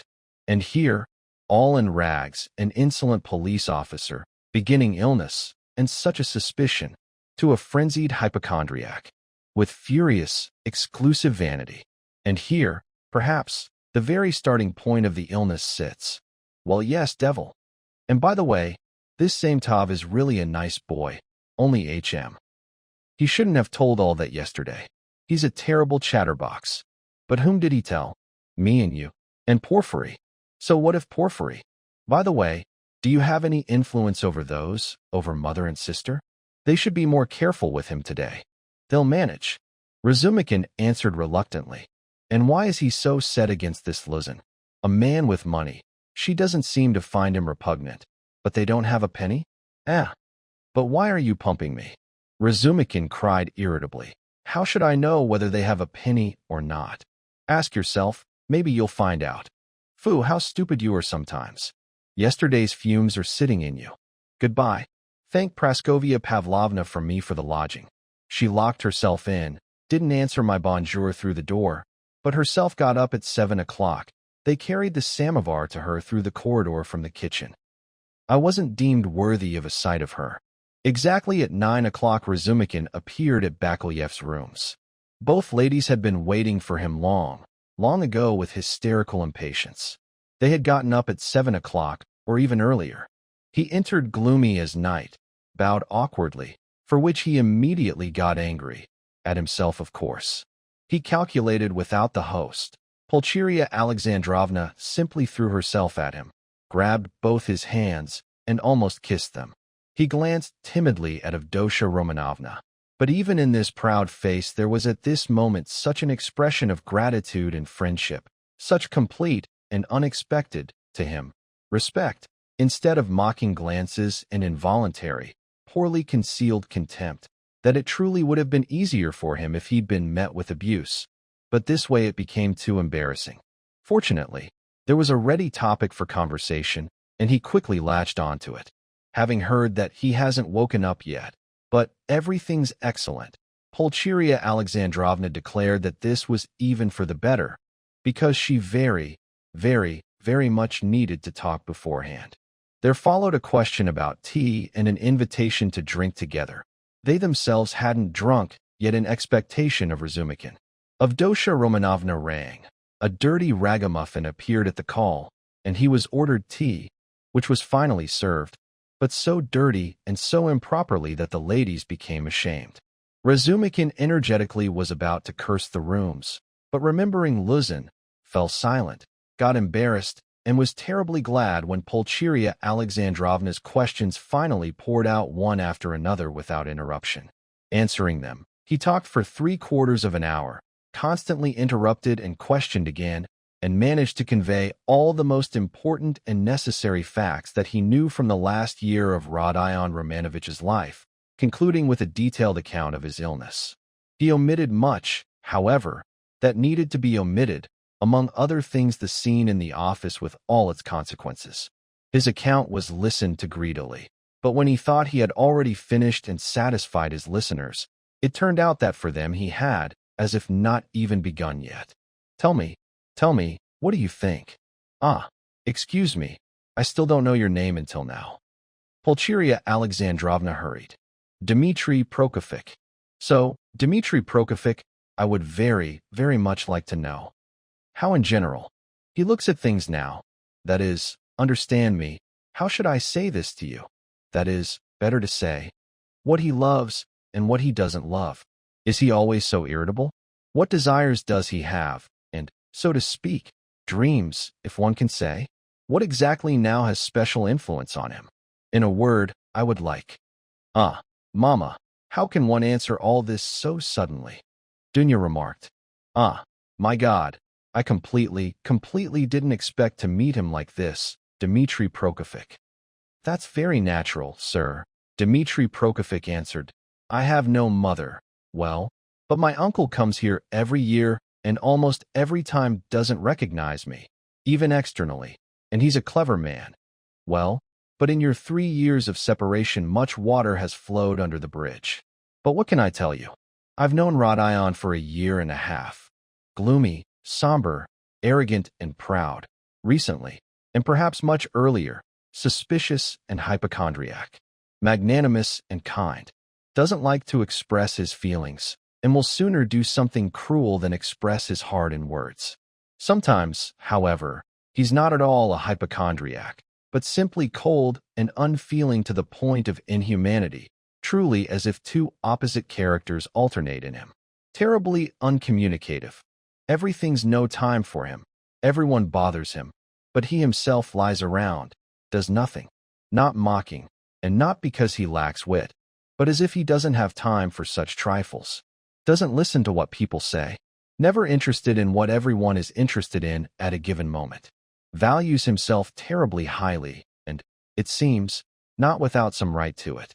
Well, what else? It seems to me your arrival will have the most salutary influence on him. Ah, God grant it.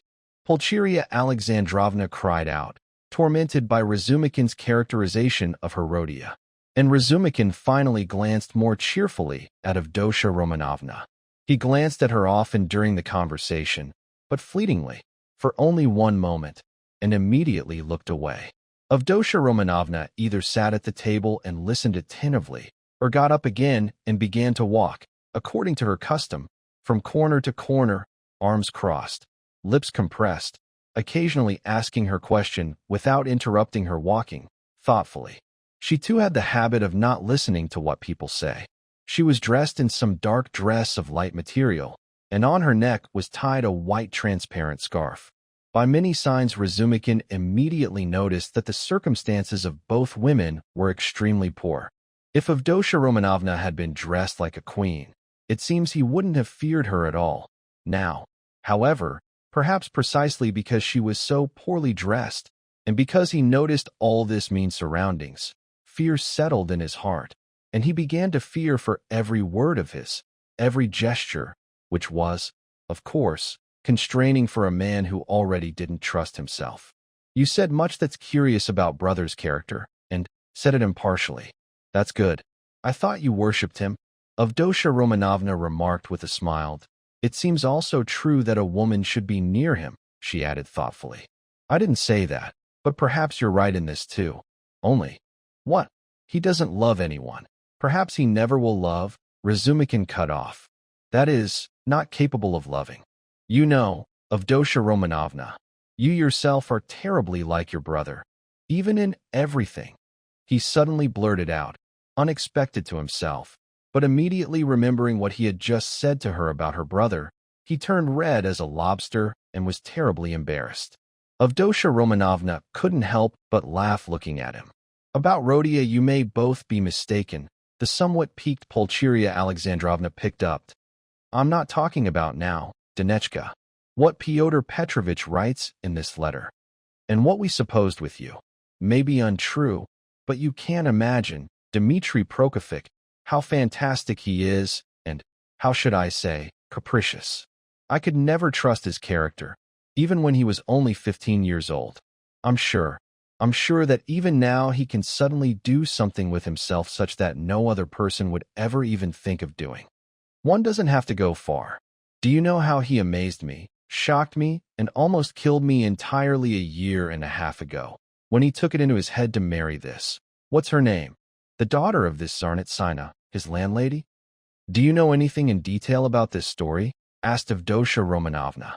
Do you think, Pulcheria Alexandrovna continued with warmth, that my tears, my entreaties, my illness, my death, perhaps, from anguish, our poverty would have stopped him then? He would have calmly stepped over all obstacles. But doesn't he love us? He never spoke himself with me about this story, Razumikin answered cautiously. But I heard something from Mrs. Tsarnitsina herself, who also, in her way, is no talkative person, and what I heard, that, perhaps, is even somewhat strange. But what did you hear? Both women asked at once. However, nothing so very special. I only learned that this marriage, completely arranged already and not taking place only due to the bride's death, was very much not to Mrs. Tsarnitsina's liking, for some reason. Why, I don't know. Besides, they say the bride wasn't even good-looking. That is, they even say ugly. And so sickly and strange. But apparently with some merits. There certainly must have been some merits, otherwise one can't understand anything. No dowry either, but he wouldn't have counted on a dowry. In general, it's hard to judge in such a matter. I'm sure she was a worthy girl, Avdotya Romanovna remarked briefly. God forgive me, but I actually rejoiced then at her death, though I don't know which of them would have ruined the other. He her, or she him? Pulcheria Alexandrovna concluded.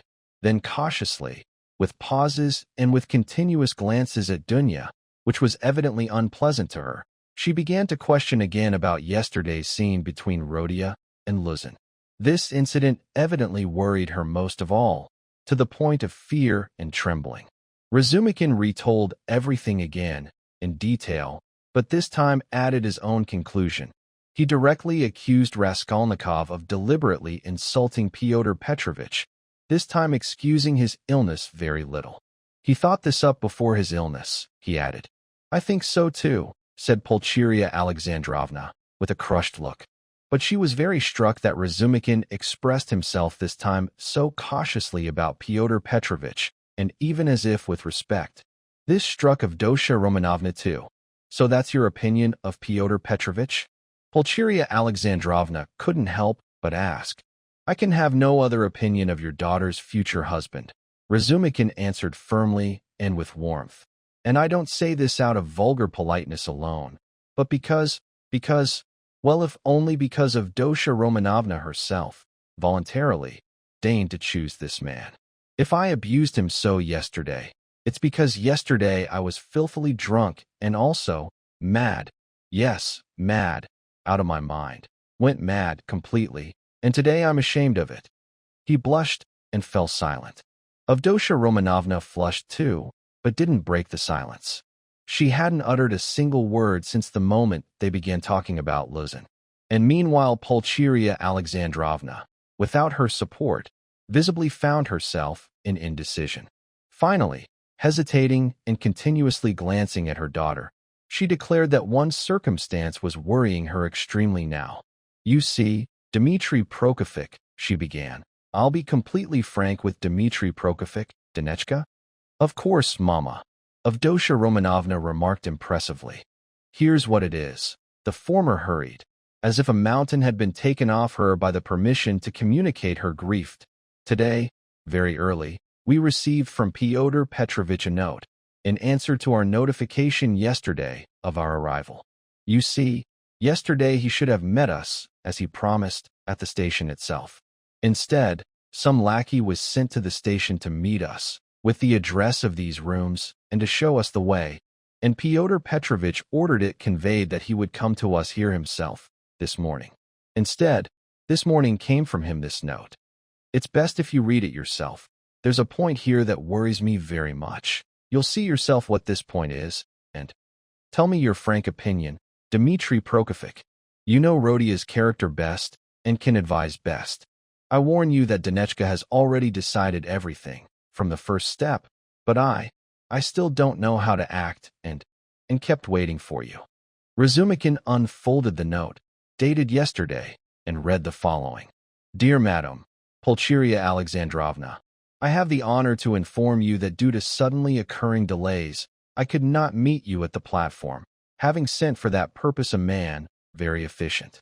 Equally, I deprive myself of the honor of seeing you tomorrow morning, due to urgent Senate business, and so as not to interfere with the family meeting of yours with your son and of Dosha Romanovna with her brother. I shall, however, have the honor to visit and pay my respects to you in your apartment no earlier than tomorrow, precisely at 8 o'clock in the evening, at which I venture to add an insistent, and, I will add to that, urgent request of mine, that at our general meeting Rodion Romanovich should not be present, as he offended me unprecedentedly and discourteously at my visit to him yesterday in his illness, and besides, having a necessary and detailed explanation with you personally on a certain point, concerning which I wish to know your own interpretation. I have the honor herewith to forewarn in advance that if, contrary to my request, I meet Rodion Romanovich, I shall be forced to withdraw immediately, and then blame only yourself. I write in the supposition that Rodion Romanovich, who seemed so ill at my visit, suddenly recovered in 2 hours, and consequently, leaving the courtyard, can come to you too. I am confirmed in this by my own eyes, in the apartment of a certain drunkard, crushed by horses, who died from this, to whose daughter, a girl of notorious conduct, he gave yesterday up to 25 rubles, under the pretext of funeral expenses, which greatly surprised me, knowing with what troubles you collected this sum, whereby testifying my special respects to esteemed Avdotya Romanovna, I ask you to accept the feelings of respectful devotion of your humble servant. P. Listen, what am I to do now, Dmitri Prokofiev? Pulcheria Alexandrovna began, almost crying. How can I propose to Rodion not to come? He so insistently demanded yesterday a refusal to Pyotr Petrovitch, and here they order us not to receive him either. But he'll come on purpose, as soon as he finds out. And what will happen then? Act as Avdotya Romanovna has decided. Razumikin answered calmly and immediately. Oh my God, she says God knows what, and doesn't explain her purpose to me. She says it will be better, that is, not that it's better, but for some reason it's supposedly necessary that Rodion should also come on purpose today at 8 o'clock, and that they should definitely meet. And I didn't even want to show him the letter, and somehow to do it by cunning, through you, so that he wouldn't come, because he's so irritable. And I don't understand anything at all. What drunkard died there, and what daughter there? And how could he give to this daughter all his last money? Which cost you so dearly, Mama? Avdotya Romanovna added.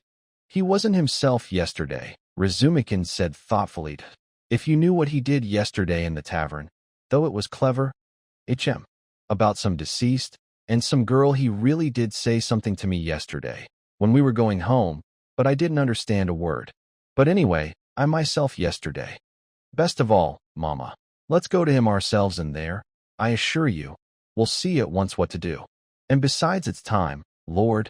It's 11 o'clock, she cried out, glancing at her magnificent gold watch with enamel, hanging at her neck on a thin Venetian chain, and terribly disharmonizing with the rest of her attire. A fiancé's gift, Razumikin thought. Ah, it's time. It's time, Dunechka, it's time. Pulcheria Alexandrovna fussed anxiously. He'll still think we're angry since yesterday, that we're not coming for so long. Ah, my God. Saying this, she hastily threw on her mantilla and put on her hat. Dunechka also dressed. Her gloves on her were not only worn, but even torn, which Razumikin noticed, and meanwhile this evident poverty of costume even gave both ladies an appearance of some special dignity, which always happens with those who know how to wear poor clothes. Razumikin looked at Dunechka with reverence and was proud that he would escort her. That queen, he thought to himself, who mended her stockings in prison, must certainly at that moment have looked a real queen, and even more so than during the most magnificent celebrations and appearances. My God, Pulcheria Alexandrovna exclaimed, would I have thought that I would fear a meeting with my son, with my dear Rodion, as I fear now? I'm afraid, Dmitri Prokofiev, she added, looking timidly at him. Don't be afraid, Mama, said Dunya, kissing her. Better believe in him. I believe. Oh my God. I believe too, but I didn't sleep all night, the poor woman cried out. They went out into the street. You know, Dunechka, as soon as I fell asleep a little toward morning, I suddenly dreamed of the deceased Marfa Petrovna, and all in white.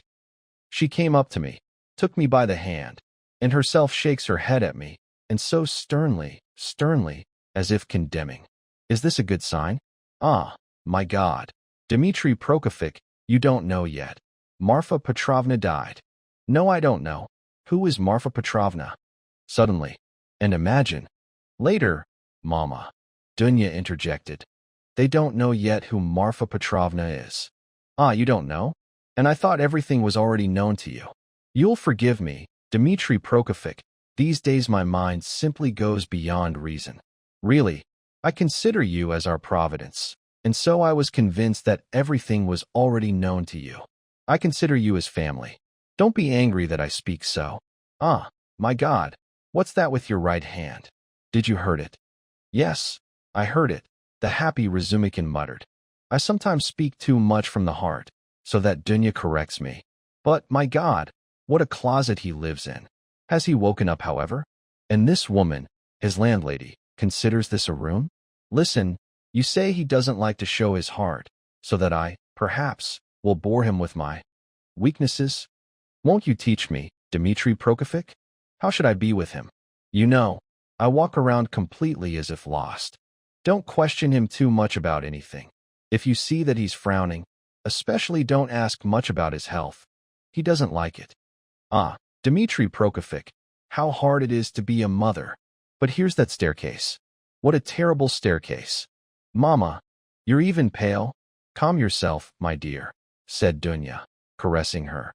He should still be happy that he sees you.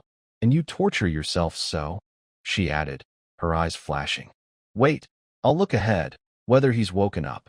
The ladies quietly followed Razumikin, who had gone ahead up the stairs, and when they had already drawn level on the 4th floor with the landlady's door, they noticed that the landlady's door was open a tiny crack, and that 2 quick black eyes were examining them both from the darkness.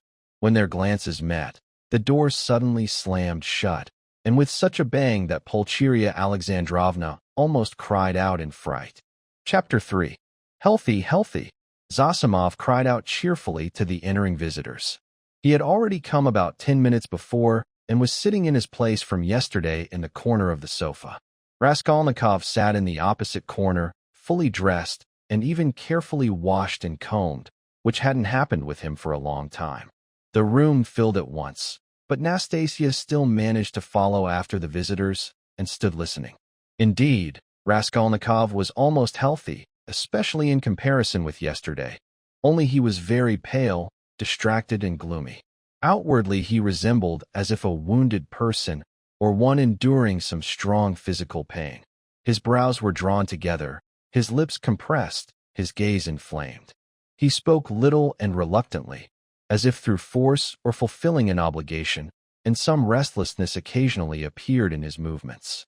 Only a bandage on his arm or a taffeta cover on his finger was lacking for complete resemblance to a person who, for example, has a very painfully festering finger or has injured his arm, or something of that sort.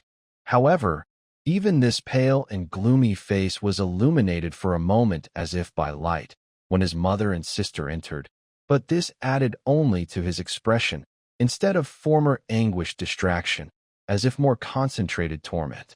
The light faded quickly, but the torment remained, and Zosimov, observing and studying his patient with all the youthful fervor of a doctor only just beginning to practice, noticed with surprise in him, with the arrival of his relatives, instead of joy, as if a heavy hidden resolve to endure an hour, another of torture, which could no longer be avoided.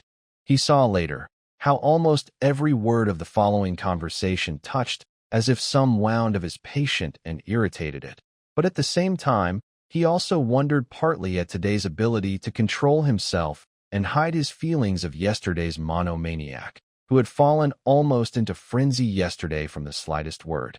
Yes, I myself now see that I'm almost healthy, said Raskolnikov.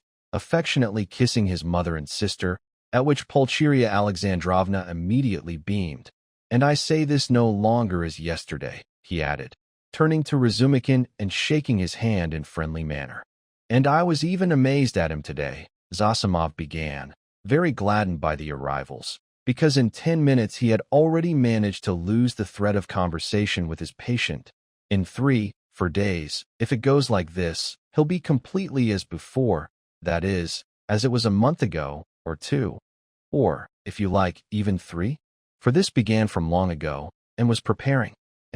Do you admit now that, perhaps, you yourself were to blame too?" he added with a cautious smile, as if still fearing to irritate him with something. "Very possibly," Raskolnikov answered coldly. "I say this," Zosimov continued, getting into his element, "because your complete recovery, in the main, depends now solely on yourself. Now, when one can already talk with you, I wanted to impress upon you that it's necessary to remove the original, so to speak, root causes that influence the origination of your diseased condition. Then you'll be cured, otherwise it will be even worse. I don't know these original causes, but they must be known to you. You're an intelligent person and must certainly have observed yourself. It seems to me the beginning of your disorder coincides partly with your departure from the university. You cannot remain without occupation, and therefore work and a firmly set goal before you, it seems to me, could help you very much." Yes, you're completely right. I'll enter the university as soon as possible, and then everything will go, like clockwork." Zosimov, who had begun his clever advice partly also for effect before the ladies, was of course somewhat puzzled when, having finished his speech and glanced at his listener, he noticed in his face a decided mockery. However, this lasted only a moment. Pulcheria Alexandrovna immediately began thanking Zosimov, especially for his night visit to them yesterday at the hotel. "What? He was at your place at night?" asked Raskolnikov, as if alarmed. "So you two didn't sleep after the journey?" "Ah, Rodia, that was all only until 2 o'clock. Dunya and I at home never go to bed before 2 anyway. I also don't know how to thank him," Raskolnikov continued, suddenly frowning and looking down, setting aside the question of money. "You'll excuse me that I mention this," he turned to Zosimov. "I already don't know what I've done to deserve from you such special attention. I simply don't understand, and it's even hard for me, because it's incomprehensible, I tell you frankly." "Don't be surprised," Zosimov laughed with effort. "Suppose that you're my first patient. Well, and our kind, just beginning to practice, love their first patients like their own children, and some almost fall in love with them. And I'm not rich in patience. I'm not even talking about him," Raskolnikov added, indicating Razumikin. "But he too has seen nothing from me except insults and troubles. What lies he tells! Are you in a sentimental mood today, or what?" Razumikin cried out. If he had been more perceptive, he would have seen that there was no sentimental mood here at all, but even something quite the opposite. But Avdotya Romanovna noticed this. She followed her brother attentively, and with concern. "About you, Mama, I don't even dare to speak," he continued, as if reciting a lesson learned this morning. "Only today could I comprehend somewhat how you must have been tortured here yesterday, waiting for my return." Having said this, he suddenly, silently, and with a smile, extended his hand to his sister. But in this smile there flashed this time a real genuine feeling. Dunya immediately seized and warmly pressed the hand extended to her, gladdened and grateful. This was the first time he had addressed her since yesterday's quarrel. The mother's face lit up with rapture and happiness at the sight of this final and wordless reconciliation between brother and sister. "That's what I love him for," whispered the exaggerating Razumikin, turning energetically in his chair. "He has these movements. And how well everything comes out for him," the mother thought to herself. "What noble impulses he has, and how simply, delicately he ended all that yesterday's confusion with his sister, just by extending his hand at such a moment and giving a good look. And what beautiful eyes he has, and what a beautiful face altogether. He's even better looking than Dunechka. But, my God, what a costume he has, how terribly he's dressed. Vazhya, the errand boy at Afanasy Ivanovitch's shop, is better dressed. And I would, it seems, just rush to him and embrace him and weep. But I'm afraid. What sort is he, Lord? Here he speaks affectionately, yet I'm afraid. Well, what am I afraid of? Ah, Rhodia, you won't believe. She suddenly picked up, hurrying to answer his remark. How unhappy Dunechka and I were yesterday. Now, when it's all past and finished, and we're all happy again, I can tell. Imagine, we're running here to embrace you. Almost straight from the carriage, and this woman. Ah, yes, here she is. Hello, Nastasia. She tells us suddenly that you're lying in delirium, and that you just ran away quietly from the doctor, in delirium, into the street, and that they ran to search for you. You won't believe what came over us. I immediately imagined how Lieutenant Patanchikov, our acquaintance, a friend of your father's, perished tragically. You don't remember him, Rhodia. He too was in delirium, and in just the same way ran out and fell in the well in the courtyard. They could only pull him out the next day. And we, of course, exaggerated even more. We wanted to rush to search for Pyotr Petrovitch, so that at least with his help, because you see we were alone, completely alone. She stretched in a plaintive voice and suddenly stopped completely short, remembering that to speak about Pyotr Petrovitch was still rather dangerous, despite that everyone is already again completely happy. Yes, all this, of course, annoying. Raskolnikov muttered in answer, but with such a distracted and almost inattentive appearance that Dunechka looked at him in amazement. What else did I want? He continued, with effort recollecting. Yes. Please, Mama and you, Dunechka, don't think that I didn't want to come to you first today and waited for you first. What's this, Rhodia? Pulcheria Alexandrovna cried out, also surprised. Is he answering us out of obligation or something? Dunechka thought, and he makes peace and asks forgiveness, as if serving duty or has learned a lesson. I just woke up and wanted to go, but my clothes detained me. I forgot yesterday to tell her. Nastasia, to wash this blood. Only now managed to get dressed. Blood? What blood?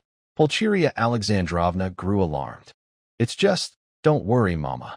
This is blood because yesterday, when I wandered about somewhat in delirium, I ran into a certain crushed person, a certain clerk. In delirium? But you remember everything. Razumikin interrupted. That's true, Raskolnikov answered somehow especially carefully to this. I remember everything, down to the smallest detail even, but here's the thing. Why I did that, and went there, and said that, I already can't explain well. A too well-known phenomenon, Zosimov interjected.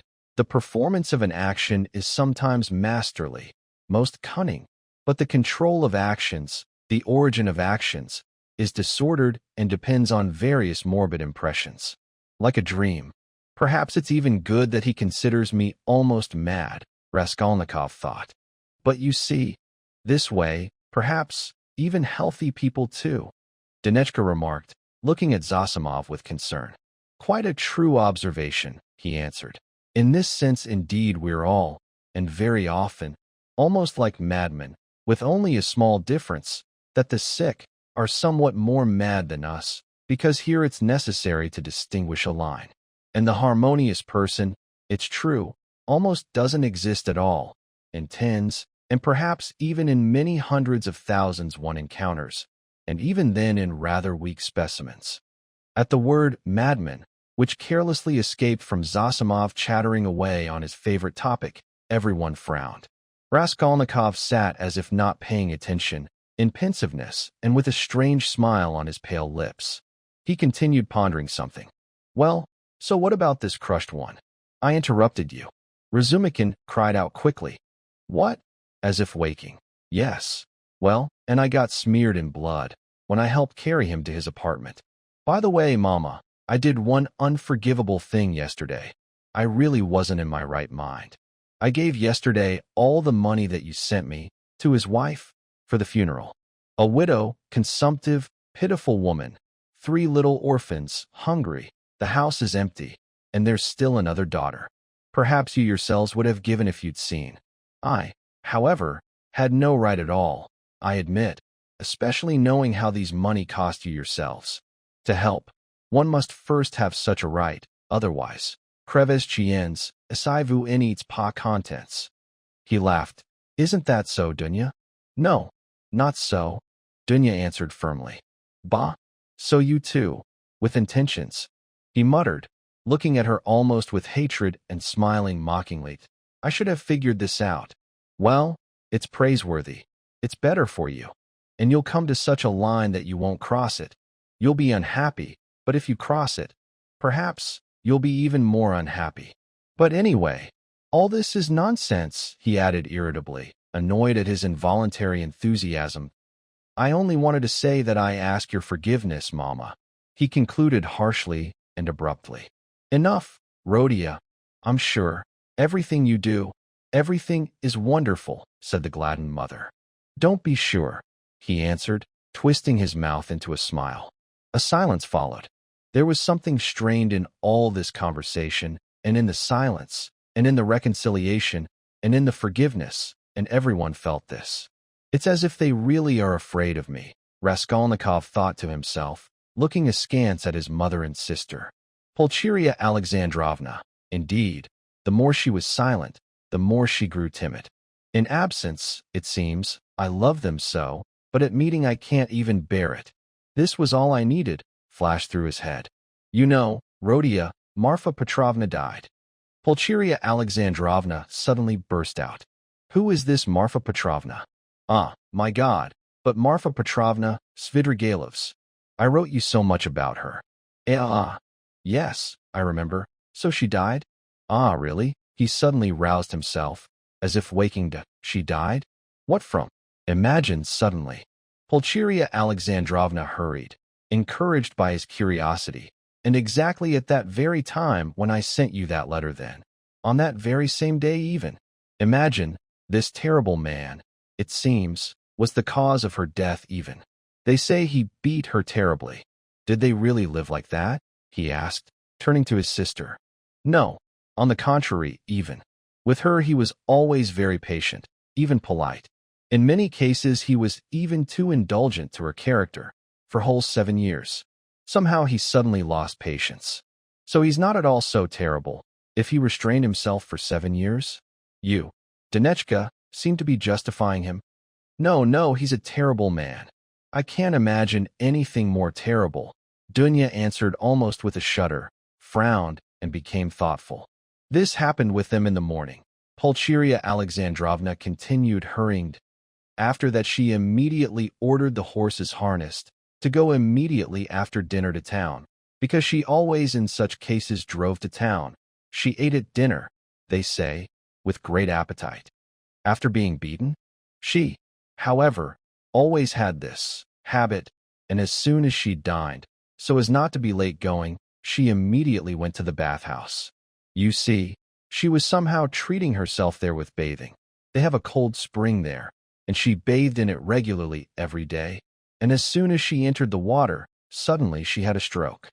Of course, said Zosimov. And did he beat her badly? This is all the same, Dunya responded. But anyway, what a desire you have, Mama, to tell about such nonsense, Raskolnikov suddenly said irritably. Ah, my dear, I didn't know what to talk about. Escaped involuntarily from Pulcheria Alexandrovna. What? Are you all afraid of me or something?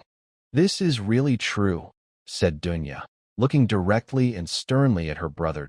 Mama, coming up the stairs, even crossed herself from fear. His face contorted as if from a spasm. Ah, what are you, Dunya? Don't be angry, please, Rhodia. Why did you, Dunya? Pulcheria Alexandrovna spoke in confusion. It's true, I was riding here, the whole way I was dreaming, in the carriage. How we'll see each other, how we'll tell each other everything. And I was so happy I didn't even notice the road. What am I? I'm happy even now. You shouldn't have, Dunya. I'm already happy just from seeing you, Rhodia. Enough, Mama, he muttered in confusion, not looking at her and squeezing her hand. We'll have time to talk. Having said this, he suddenly became confused and grew pale. Again one recent terrible sensation passed through his soul with deathly cold. Again it suddenly became completely clear and comprehensible to him that he had just told a terrible lie, that not only would he never now have time to talk enough, but that already about anything more, ever and with anyone, he now could not speak. The impression of this tormenting thought was so strong that he, for a moment, almost completely forgot himself, stood up from his place, and, not looking at anyone, went out of the room. "What are you doing?" Razumikin cried out, grabbing him by the arm. He sat down again and began silently looking around. Everyone looked at him in perplexity. "Why are you all so boring?" he suddenly cried out, completely unexpectedly. "Say something. Really, to sit like this? Well, speak then. Let's talk." We've gathered, and we're silent. "Well, something. Thank God. And I thought something from yesterday was starting with him," said Pulcheria Alexandrovna, crossing herself. "What's wrong with you, Rodia?" Avdotya Romanovna asked distrustfully. "Nothing. I just remembered one thing," he answered and suddenly laughed. "Well, if it's a thing, then it's fine. Otherwise I myself was thinking," Zosimov muttered, rising from the sofa. "However, it's time for me. I'll stop by again, perhaps, if I find you." He bowed and went out.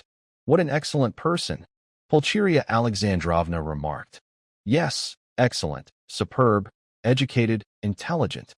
Raskolnikov suddenly began talking with some unexpected rapid speech and with some unusual animation till now. "I don't remember where I met him before my illness. I think I met him somewhere. And this one's also a good person," he nodded at Razumikin. "Do you like him, Dunya?" he asked her and suddenly, for no known reason, laughed. "Very much," Dunya answered. "Phew, what a pig you are," the terribly embarrassed and blushing Razumikin pronounced, and stood up from his chair. Pulcheria Alexandrovna smiled slightly, and Raskolnikov laughed loudly. "Where are you going?" he asked. I need to." "You don't need to at all. Stay." "Zosimov left, so you need to too." "Don't go." "What time is it?" "Is it 12? What pretty little watches you have, Dunya. But why have you all gone silent again?" "It's only me, and me talking." "This is a gift from Marfa Petrovna," Dunya answered. "And very expensive," Pulcheria Alexandrovna added. What big ones, almost not ladies." "I like such," said Dunya. "So it's not a fiancé's gift," Razumikin thought, and for some unknown reason was gladdened. "And I thought it was Luzin's gift," Raskolnikov remarked.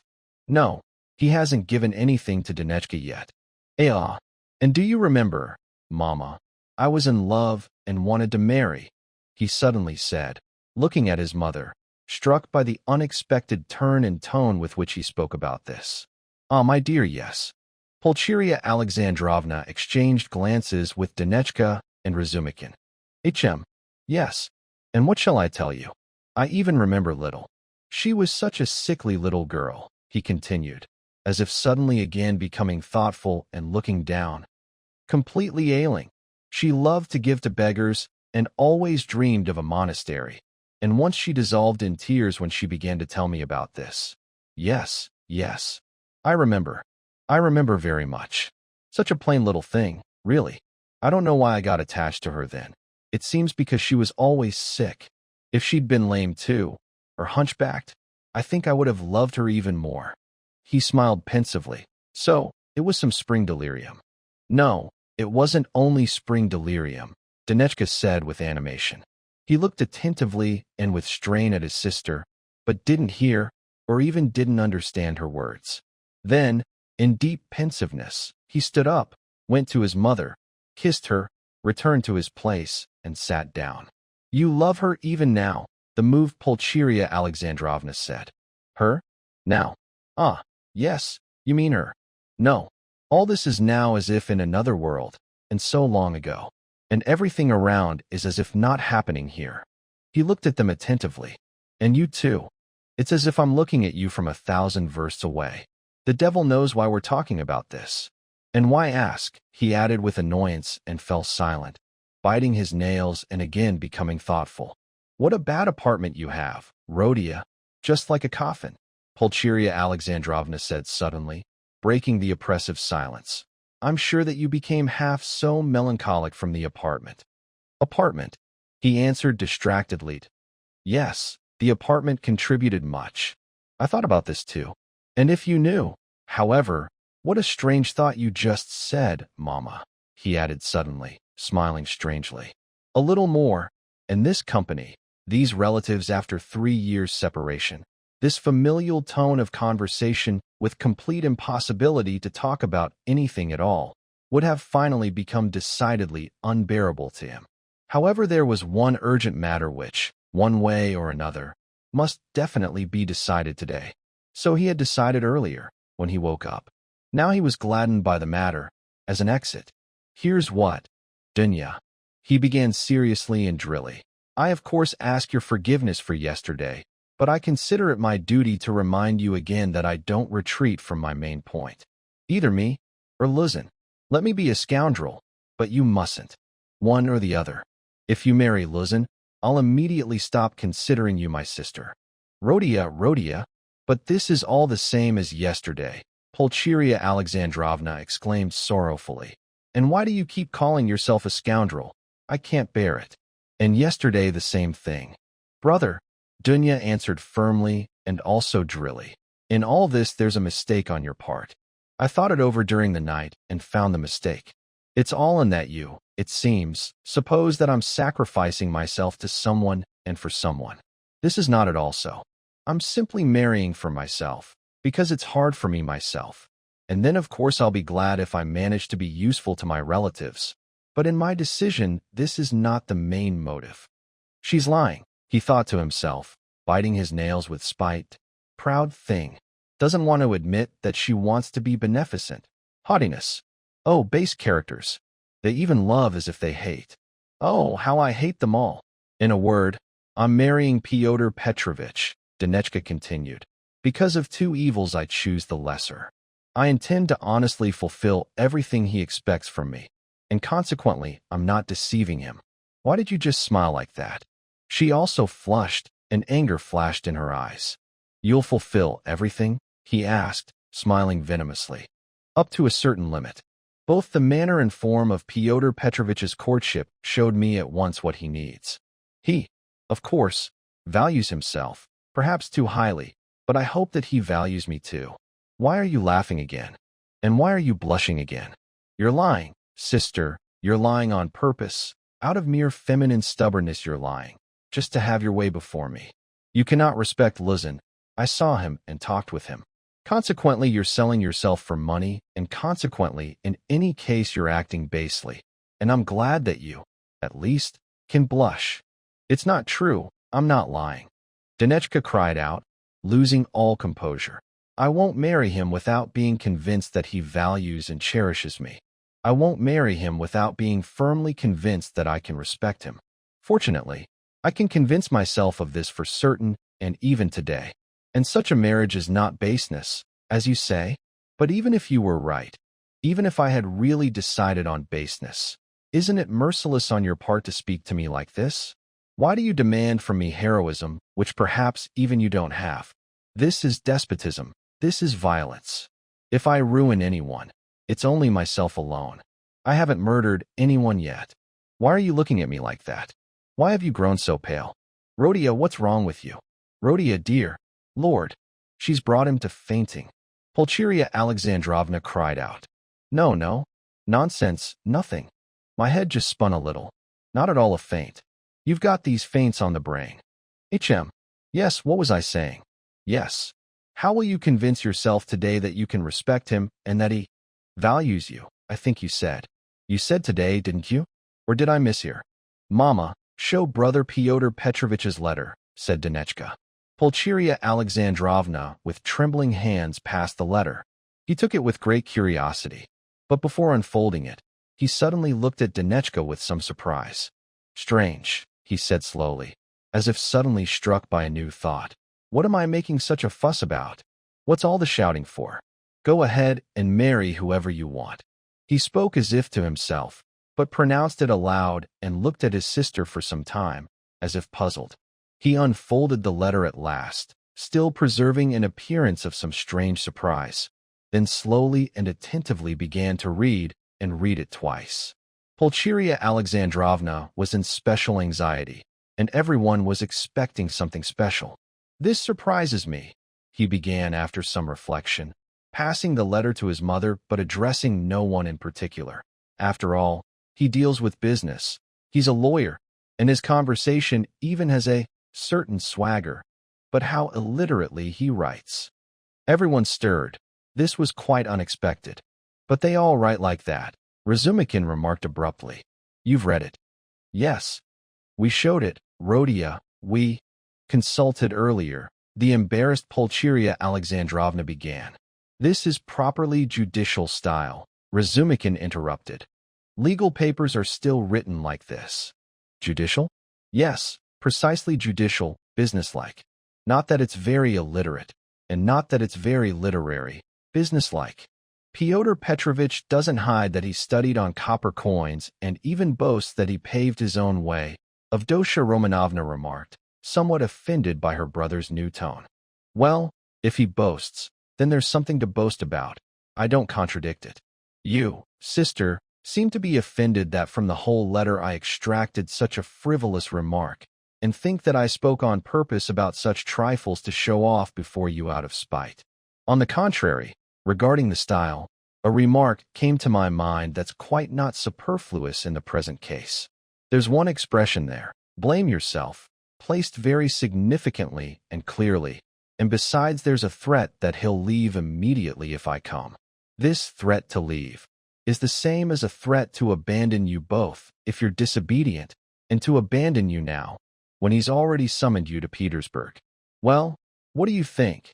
Can one be offended by such an expression from Luzin in exactly the same way as if, say, he had written it? He pointed to Razumikin, or Zosimov, or one of us.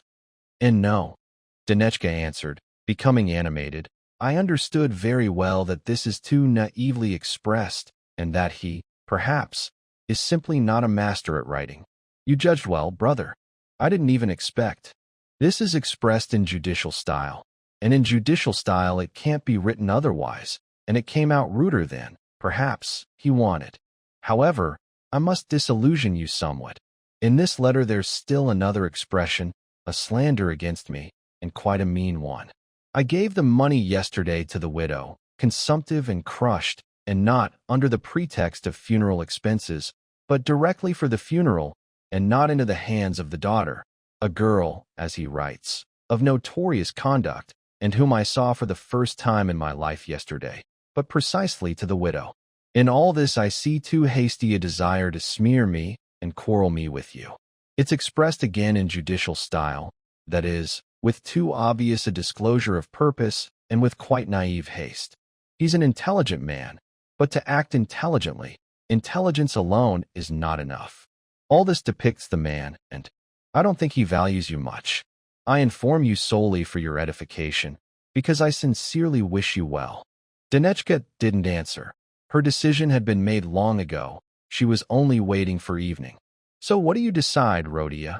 Asked Pulcheria Alexandrovna, even more troubled than before by his sudden, new, businesslike tone of speech. What do you mean, decide? Well, Fyodor Petrovitch writes that you shouldn't be at our place in the evening and that he'll leave if you come. So what will you do?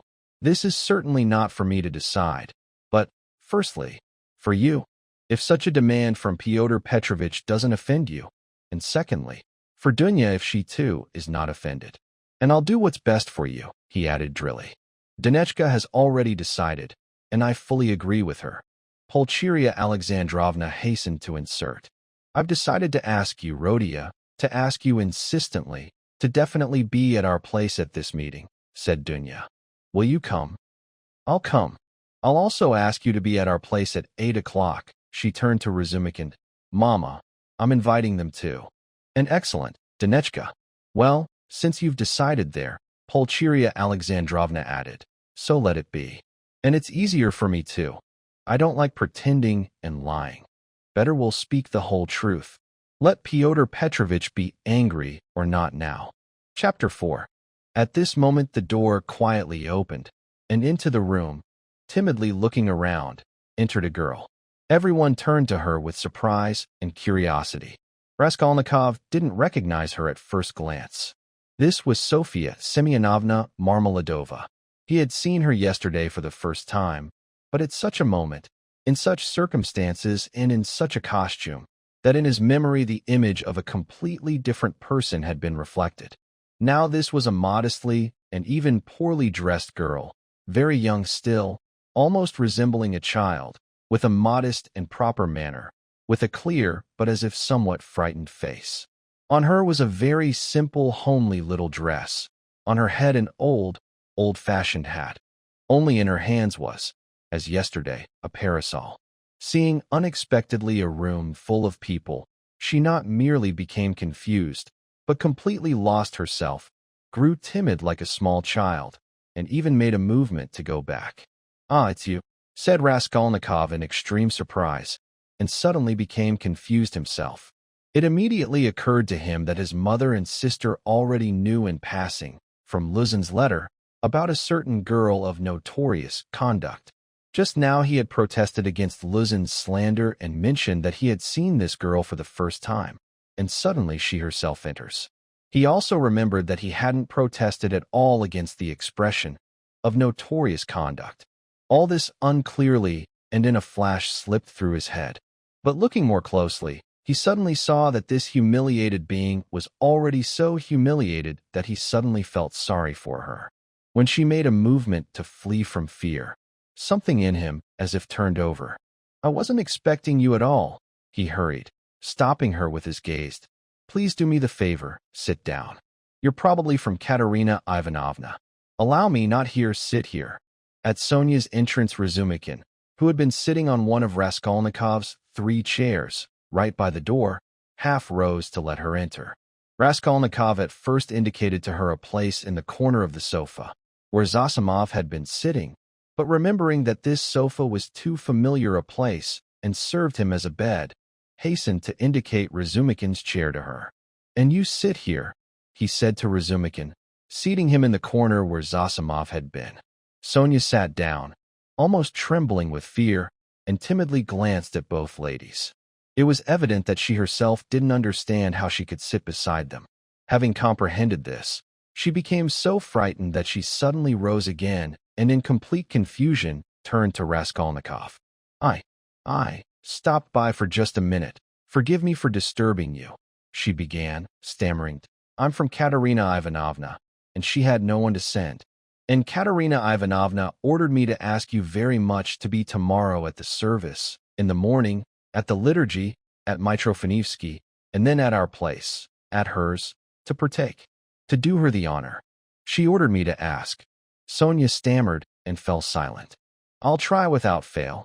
"Without fail," Raskolnikov answered, half rising too, and also stammering and not finishing.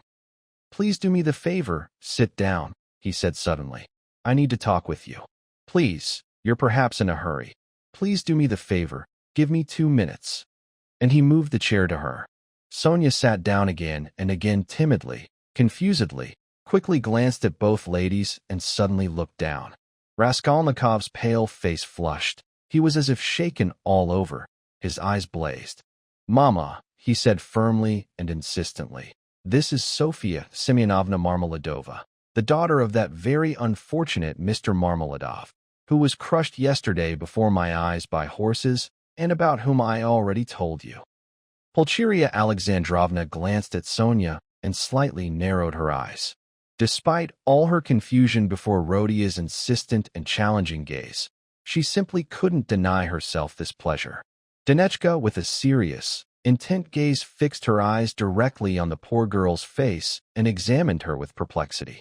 Sonia, having heard the introduction, raised her eyes again, but became even more confused than before. "I wanted to ask you," Raskolnikov quickly turned to her, "how things were arranged for you today? You weren't disturbed, for example, by the police?" "No, sir, everything passed. After all, it's too obvious what the death was from. They didn't disturb us. Only the tenants are angry." "Why?" "That the body's standing for so long. After all, it's hot now, the smell. So that today, toward Vespers, they'll carry it to the cemetery, until tomorrow, to the chapel. Katerina Ivanovna at first didn't want to, but now she herself sees it's impossible. So today, she asks you to do us the honor of being at the service in church tomorrow, and then to come to her for the memorial meal." "She's arranging a memorial meal?" Yes, sir. A light meal. She ordered me to thank you very much, that you helped us yesterday. Without you, there'd be nothing at all to bury him with. And her lips and chin suddenly began to tremble, but she controlled herself and restrained herself, quickly lowering her eyes to the ground again. During the conversation, Raskolnikov examined her closely. It was a thin, quite thin and pale little face, rather irregular, somehow pointed, with a pointed little nose and chin. One couldn't even call her pretty, but on the other hand her blue eyes were so clear, and when they became animated, the expression of her face became so kind and simple-hearted that one was involuntarily drawn to her. In her face, and indeed in her whole figure, there was besides one particular characteristic feature. Despite her 18 years, she seemed almost still a girl, much younger than her years, quite almost a child, and this sometimes even manifested itself comically in some of her movements. But could Katerina Ivanovna really manage with such small means, and even intends a meal?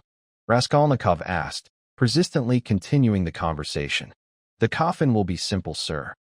And everything will be simple, so that it won't be expensive.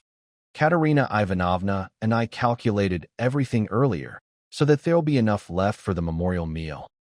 And Katerina Ivanovna very much wants it to be so. After all, one can't, sir.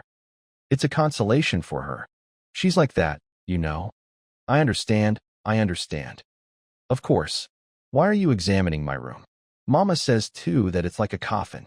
You gave us everything yesterday. Sonechka suddenly said in reply, in some kind of strong and quick whisper, suddenly looking down hard again.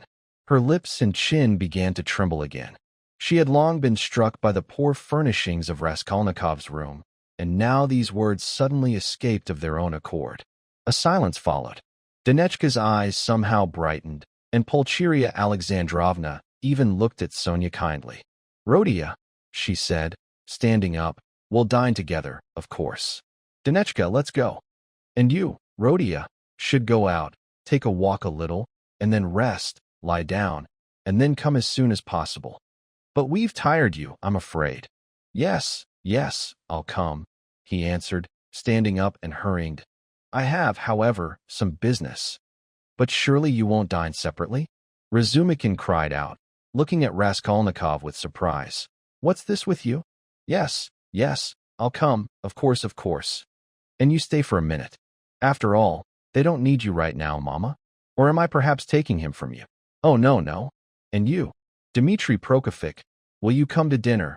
Will you be so kind? Please come, Dunya asked. Razumikin bowed and beamed all over. For one moment, everyone somehow strangely and suddenly became embarrassed. Goodbye, Rodia. That is, see you soon. I don't like to say goodbye. Goodbye, Nastasia. Oh, I said goodbye again. Pulcheria Alexandrovna wanted to bow to Sonechka too, but somehow it didn't work out, and hurrying she left the room. But Avdotya Romanovna, as if awaited her turn, and passing after her mother by Sonia, made to her an attentive, polite, and full bow. Sonechka became confused, bowed somehow hurriedly and frightenedly, and some kind of even painful sensation was reflected in her face, as if Avdotya Romanovna's politeness and attention were burdensome and tormenting to her. Dunya, goodbye then. Raskolnikov cried out already in the hallway. Give me your hand. But I already gave it, you forgot? Dunya answered, turning to him affectionately and awkwardly. Well then, give it again. And he squeezed her little fingers tightly. Dunechka smiled at him, blushed, quickly pulled away her hand, and left after her mother, also for some reason all happy. Well now, that's splendid, he said to Sonia, returning to his room and looking at her clearly. May the Lord grant peace to the dead, and the living still must live. Isn't that so? After all, isn't it? Sonia even looked with surprise at his suddenly brightened face. He gazed at her silently and intently for several moments. The whole story about her from her deceased father suddenly passed through his memory at this moment. Lord Dunechka. Pulcheria Alexandrovna began talking immediately as they went out into the street. Now I'm almost glad that we left. Somehow it's easier. Well, what I have thought yesterday, in the carriage, that I'd even be glad of this. I tell you again, Mama, he's still very ill. Don't you see? Perhaps, suffering on our account, he upset himself. One must be indulgent and much, very much can be forgiven. But you weren't indulgent. Pulcheria Alexandrovna immediately interrupted hotly and jealously. You know, Dunya, I was looking at you both. You're his perfect portrait and not so much in face as in soul. You're both melancholics, both gloomy and hot-tempered, both haughty and both magnanimous. Surely he can't be an egoist, Dunechka? And when I think that we'll have this evening today, my whole heart fails. Don't worry, Mama. What must be will be. Dunechka, but think only what position we're in now. What if Pyotr Petrovitch refuses? Poor Pulcheria Alexandrovna suddenly said incautiously. What will he be worth after that? Dunechka answered sharply and contemptuously. We did well to leave now. Pulcheria Alexandrovna hurried, interrupting. He was hurrying somewhere on business. Let him walk, at least breathe some air. It's terribly stuffy at his place. But where can one breathe air here? Even in the streets, it's like in rooms without vents. Lord, what a city! Wait, move aside. They'll crush you. They're carrying something. Why? They carried a piano, really. How they push. I'm very afraid of that girl, too. What girl, Mama? Why, that one, Sofia Semyonovna, who was just there. Why? I have such a premonition, Dunya. Well, believe it or not, as soon as she entered, I immediately thought that here's where the main thing lies. Nothing at all lies there. Dunya cried out with annoyance. And what ideas you have with your premonitions, Mama. He's only known her since yesterday, and now, when she came in, he didn't recognize her. Well, you'll see. She troubles me. You'll see, you'll see. And I was so frightened. She looks at me. Looks, such eyes, I could barely sit on the chair. Remember, when he began to introduce her. And it's strange to me. Pyotr Petrovitch writes about her like that, but he introduces her to us, and even to you. Consequently, she's dear to him. It doesn't matter what he writes. About us too they talked, and wrote. Have you forgotten? And I'm sure that she's excellent, and that all this is nonsense. God grant it. And Pyotr Petrovitch is a vile gossip. Dunechka suddenly cut off. Pulcheria Alexandrovna simply shrank. The conversation was interrupted. Here's what business I have with you, said Raskolnikov, leading Razumikin to the window. So I'll tell Katerina Ivanovna that you'll come. Sonia hurried, bowing to leave. Right away, Sofia Semyonovna. We have no secrets. You're not in the way. I'd like to say another 2 words to you. Here's what. He turned suddenly, not finishing, as if breaking off, to Razumikin. You know this. What's his name? Porfiry Petrovitch. Of course. A relative. But what? He added with some outburst of curiosity. After all, he now has this case. Well, about this murder. You were talking yesterday. Is conducting? Yes, well. Razumikin suddenly bulged his eyes. He was questioning pawners, and I too have pawned things there, such trash. However, my sister's little ring, which she gave me as a keepsake when I came here, and my father's silver watch. It's all worth about 5 or 6 rubles, but it's dear to me, a memory. So what should I do now? I don't want the things to be lost, especially the watch. I was trembling earlier that Mother would ask to look at it when we started talking about Dunechka's watch. It's the only thing that survived from Father. She'll get sick if they're lost. Women. So here's what to do, advise me.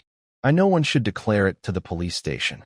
But wouldn't it be better to go to Porfiry himself, eh? What do you think? The matter should be dealt with as quickly as possible. You'll see, Mother will ask before dinner. Not at all to the station, and definitely to Porfiry. Razumikin cried out in some extraordinary agitation. Well, how glad I am. What's there to it? Let's go right now. 2 steps. We'll certainly find him. Perhaps, let's go. And he'll be very, very, very, very glad to meet you. I've talked much about you to him, at different times. And yesterday I talked. Let's go. So you knew the old woman? Well there. This is magnificent how it's all turned out. Ah yes. Sofia Ivanovna. Sofia Semyonovna, Raskolnikov corrected. Sofia Semyonovna. This is my friend, Razumikin. and he's a good person. If you need to go now, Sonia began, somehow not even looking at Razumikin for some reason, and becoming even more confused from this. And let's go, Raskolnikov decided. I'll stop by your place today, Sofia Semyonovna. Just tell me where you live. He wasn't exactly confused, but as if he was hurrying and avoiding her glances. Sonia gave her address and blushed at this. They all went out together. Don't you lock up? Razumikin asked, descending the stairs after them. Never. However, for 2 years now I keep wanting to buy a lock, he added carelessly. Happy people indeed. Those who have nothing to lock up, aren't they? He turned to Sonia, laughing. In the street, they stopped at the gate. You turn right, Sofia Semyonovna. By the way, how did you find me? He asked, as if wishing to say something completely different to her. He kept wanting to look into her quiet, clear eyes, and somehow it all kept not working out. Why? You gave Polechka your address yesterday. Polya? Ah, yes. Polechka. That's the little one. That's your sister? So I gave her my address. Don't you remember? No, I remember. And I heard about you from the deceased, even then. Only I didn't know your surname yet then, and he himself didn't know. And now I came. And when I learned your surname yesterday, I asked today, where does Mr. Raskolnikov live? And I didn't know you also live as a tenant. Goodbye, sir. I'll tell Katerina Ivanovna. She was terribly glad that she was finally leaving. She walked looking down, hurrying to get out of their sight as quickly as possible somehow, to get through these 20 steps to the turn to the right into the street as quickly as possible somehow, and to be finally alone. And there, walking, hurrying, not looking at anyone, not noticing anything, to think, to remember, to consider every word spoken, every circumstance. Never had she experienced anything like this. A whole new world had descended unknown and obscurely into her soul. She suddenly remembered that Raskolnikov himself wanted to stop by her place today, perhaps in the morning, perhaps right now. Only not today, please not today, she muttered with a sinking heart, as if begging someone, like a child in fright. Lord, to my place, into that room. He'll see. Oh, Lord. And of course she couldn't notice at this moment one gentleman unknown to her, diligently following her and accompanying her at her heels. He had been accompanying her since leaving the gate.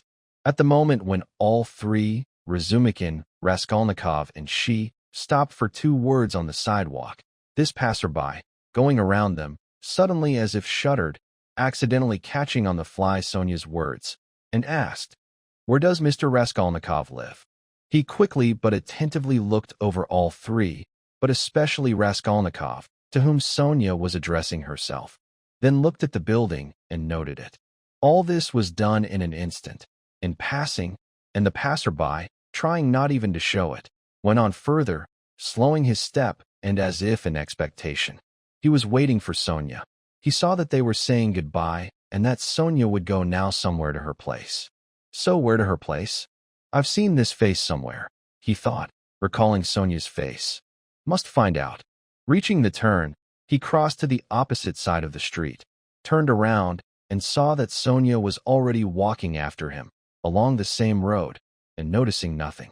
Reaching the turn, she too turned into this same street. He walked after her, not taking his eyes off her from the opposite sidewalk. Having walked about 50 steps, he crossed again to the side along which Sonia was walking, caught up with her, and walked behind her, remaining at 5 steps distance.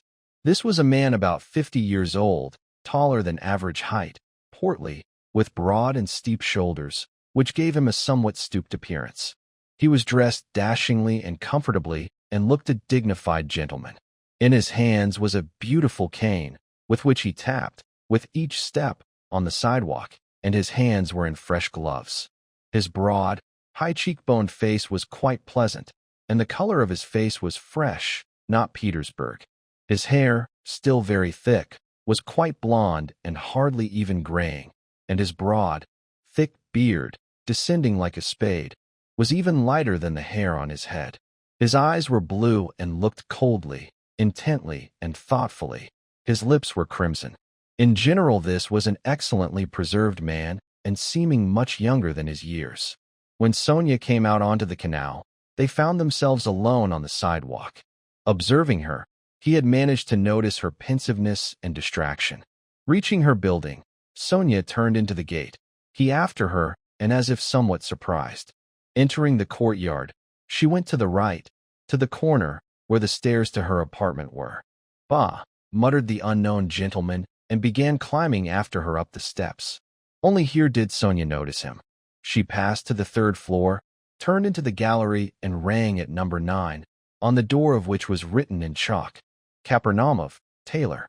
"Bah," the stranger repeated again, surprised at the strange coincidence, and rang next door at number 8. Both doors were about 6 steps apart. "You lodge at Kapernaumov's," he said, looking at Sonia and laughing. "He was altering a vest for me yesterday. And I'm here, next to you, at Madame Reslich's, Gertrude Karlovna's. How it's turned out." Sonia looked at him attentively. "Neighbors," he continued somehow especially cheerfully. "I'm only the 3rd day in the city." "Well, sir, until we meet again." Sonia didn't answer. The door opened, and she slipped inside. She felt somehow ashamed, and as if she had grown timid. On the way to Porfiry's, Razumikin was in a particularly excited state. "This is splendid, brother," he repeated several times, "and I'm glad. I'm glad. What are you so glad about?" Raskolnikov thought to himself. "After all, I didn't even know that you two pawned at the old woman's. And was it long ago? That is, long ago that you were at her place. What a naive fool." "When—" Raskolnikov paused, recollecting. "Why, I was at her place about 3 days before her death, I think. However, I'm not going to redeem the things now." He picked up with some hurried and special concern for the things. "After all, I have again only a ruble in silver, because of yesterday's cursed delirium." About the delirium, he spoke especially impressively. "Well, yes, yes, yes," Razumikin hurried, agreeing to something unknown. "So that's why you were struck partly then. And you know, even in delirium, you kept mentioning some rings and chains." "Well, yes. It's clear, everything's clear now. There, how this thought has spread among them. Why, this man will go to the cross for me, and he's very glad that it's been clarified why I mentioned rings and delirium. How it's been confirmed in all of them. And will we find him?" he asked aloud. We'll find him, Razumikin hurried. "He's a splendid fellow. Brother, you'll see. A bit awkward. That is, he's a man of the world, but I say awkward in another sense. A clever fellow, clever, very even not stupid, only some kind of special cast of thought. Distrustful, skeptic, cynic. Loves to deceive, that is, not deceive, but to fool. Well, in the old material method. But knows his business, knows it. He solved one case last year, such a murder case, in which almost all traces were lost. Very, very, very much wants to meet you. But why so very much? That is, not that. You see, lately, since you fell ill, I often had occasion to mention you. Well, he listened, and when he learned that you're in law and can't finish the course, due to circumstances, he said, 'What a pity.'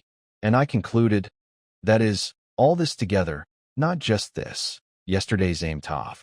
You see, Rodia, I babbled something to you yesterday when drunk, as we were going home.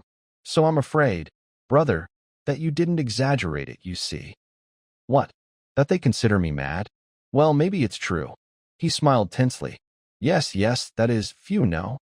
Well, everything I said, and about other things there too, it was all nonsense and from hangover. Why are you apologizing? How tired I am of all this." Raskolnikov cried out with exaggerated irritability. He, however, partly pretended. I know, I understand. Be assured that I understand. It's even shameful to speak. And if it's shameful, then don't speak."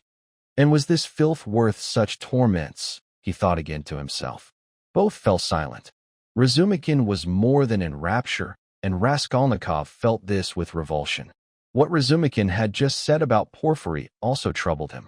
I must sing Lazarus to this one too, he thought, growing pale and with a pounding heart, and sing naturally. Most natural would be to sing nothing.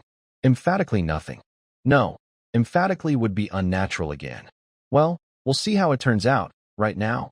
Is it good or not good that I'm going? The butterfly itself flies to the candle. My heart's pounding. That's what's not good. In this gray building, said Razumikin. Most important of all, does Porfiry know or not that I was yesterday at that witch's apartment and asked about blood? I must find this out in one instant, from the first step. As I enter, find out from his face. Otherwise, I'll perish, but I'll find out. You know what? He suddenly turned to Razumikin with a roguish smile. I noticed, brother, that you've been in some kind of extraordinary agitation since morning today. True. What agitation? Not at all in any agitation, Razumikin shuddered. No, brother, it's really noticeable. You were sitting on your chair earlier as you never sit, somehow on the edge, and you kept being jerked by spasms.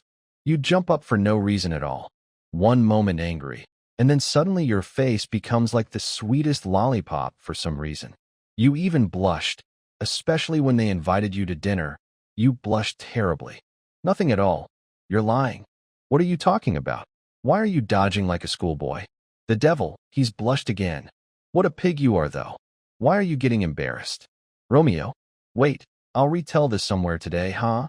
I'll make Mama laugh. And someone else, too. Listen, listen, listen. This is serious. This is... What will come of this, devil? Razumikin became completely confused, going cold with horror. What will you tell them? I, brother. Phew, what a pig you are. Simply a spring rose. And how it suits you, if you only knew. Romeo 10 vershaks tall. And how you washed today. You even cleaned your nails, eh? When did that happen? Why, by God, you've pomaded yourself. Bend down here. Pig. Raskolnikov laughed so much that it seemed he could no longer restrain himself. So they entered Porfiry Petrovitch's apartment with laughter. That was just what Raskolnikov needed. From the rooms one could hear that they had entered laughing and were still guffawing in the hallway. Not a word here, or I'll crush you. Razumikin whispered furiously, grabbing Raskolnikov by the shoulder. Chapter 5. He was already entering the rooms. He entered with such an appearance as if using all his strength to keep from bursting out laughing somehow. After him, with a completely upset and fierce physiognomy, red as a peony, lanky and awkward, entered the embarrassed Razumikin. His face and whole figure were indeed comical at this moment and justified Raskolnikov's laughter. Raskolnikov, not yet introduced, bowed to the host standing in the middle of the room and looking at them questioningly, extended and shook his hand still with a visible extraordinary effort to suppress his merriment and at least utter 2 or 3 words to introduce himself. But as soon as he managed to assume a serious appearance and mutter something, suddenly, as if involuntarily, he glanced again at Razumikin and here could no longer hold out. The suppressed laughter burst through all the more irrepressibly the more strongly it had been restrained till now. The extraordinary ferocity with which Razumikin received this heartfelt laughter gave the whole scene an appearance of most sincere merriment and, most importantly, naturalness. Razumikin, as if on purpose, helped the cause even more. "Phew, devil!" he roared, waving his hand, and just struck it against a small round table on which stood a half-drunk glass of tea. Everything flew and rang. "But why break chairs, gentlemen? It's a loss to the treasury." Porfiry Petrovitch cried out merrily. The scene presented itself thus. Raskolnikov was laughing away, having forgotten his hand in the host's hand, but, knowing the measure, was waiting for a moment to finish more quickly and naturally. Razumikin, finally embarrassed by the fall of the table and the broken glass, gloomily looked at the fragments, spat, and turned sharply to the window, where he stood with his back to the company, with a terribly frowning face, looking out the window and seeing nothing. Porfiry Petrovitch was laughing and wanted to laugh, but obviously he needed explanations.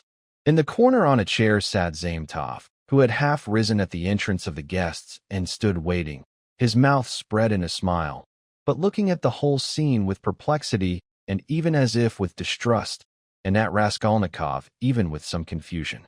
Zametov's unexpected presence struck Raskolnikov unpleasantly. This must be considered too, he thought. "Excuse me, please," he began emphatically, becoming embarrassed. "Raskolnikov." "Good gracious, very pleased, sir. and you entered so pleasantly. What? Doesn't he even want to say hello? Porfiry Petrovitch nodded toward Razumikin.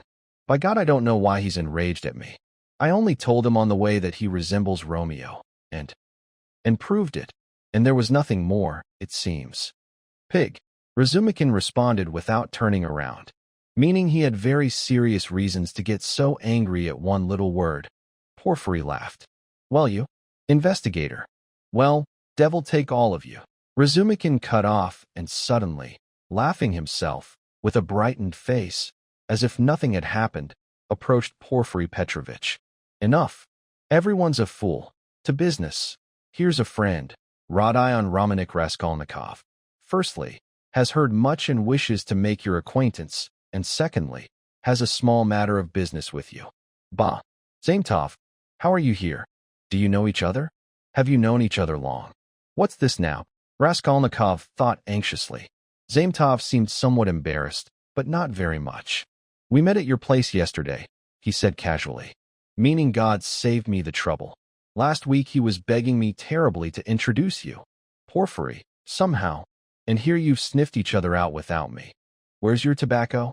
Porfiry Petrovitch was at home, in a dressing gown, in very clean linen and in worn-down slippers. This was a man about 35 years old, shorter than average height, plump, and even with a paunch, clean-shaven, without mustache and without side whiskers, with closely cropped hair on a large round head, somehow especially convexly rounded at the back of the head. His plump, round and slightly snub-nosed face was the color of a sick, dark yellow, but rather cheerful and even mocking. It would have been even good-natured, if not for the expression of his eyes, with some kind of liquid watery gleam, covered by almost white, blinking, as if winking at someone, eyelashes. The gaze of these eyes somehow strangely didn't harmonize with the whole figure, which had in it even something womanish, and gave it something far more serious than one could expect from it at first glance. Porfiry Petrovitch, as soon as he heard that the guest had a matter of business with him, immediately asked him to sit on the sofa, sat down himself at the other end, and fixed his eyes on the guest, in immediate expectation of an exposition of the matter, with that emphatic and already too serious attention which even weighs upon and embarrasses one from the first time, especially with an unfamiliar person, and especially if what you're expounding, in your own opinion, is far from proportional to such extraordinarily important attention being shown to you. But Raskolnikov, in short and coherent words, clearly and precisely explained his business, and was satisfied enough with himself that he even managed to examine Porfiry rather well. Porfiry Petrovitch also didn't take his eyes off him the whole time. Razumikin, seated opposite, at the same table, ardently and impatiently followed the exposition of the matter, constantly transferring his eyes from one to the other and back, which was already going somewhat beyond measure. Fool, Raskolnikov cursed to himself. You should submit a declaration to the police. Porfiry answered with a most businesslike appearance.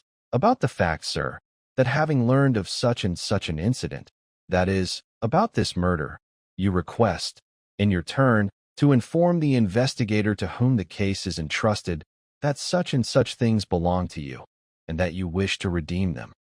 Or there. Well, however, they'll write it. The thing is, that I, at the present moment, Raskolnikov tried to become as embarrassed as possible, am not quite in funds, sir.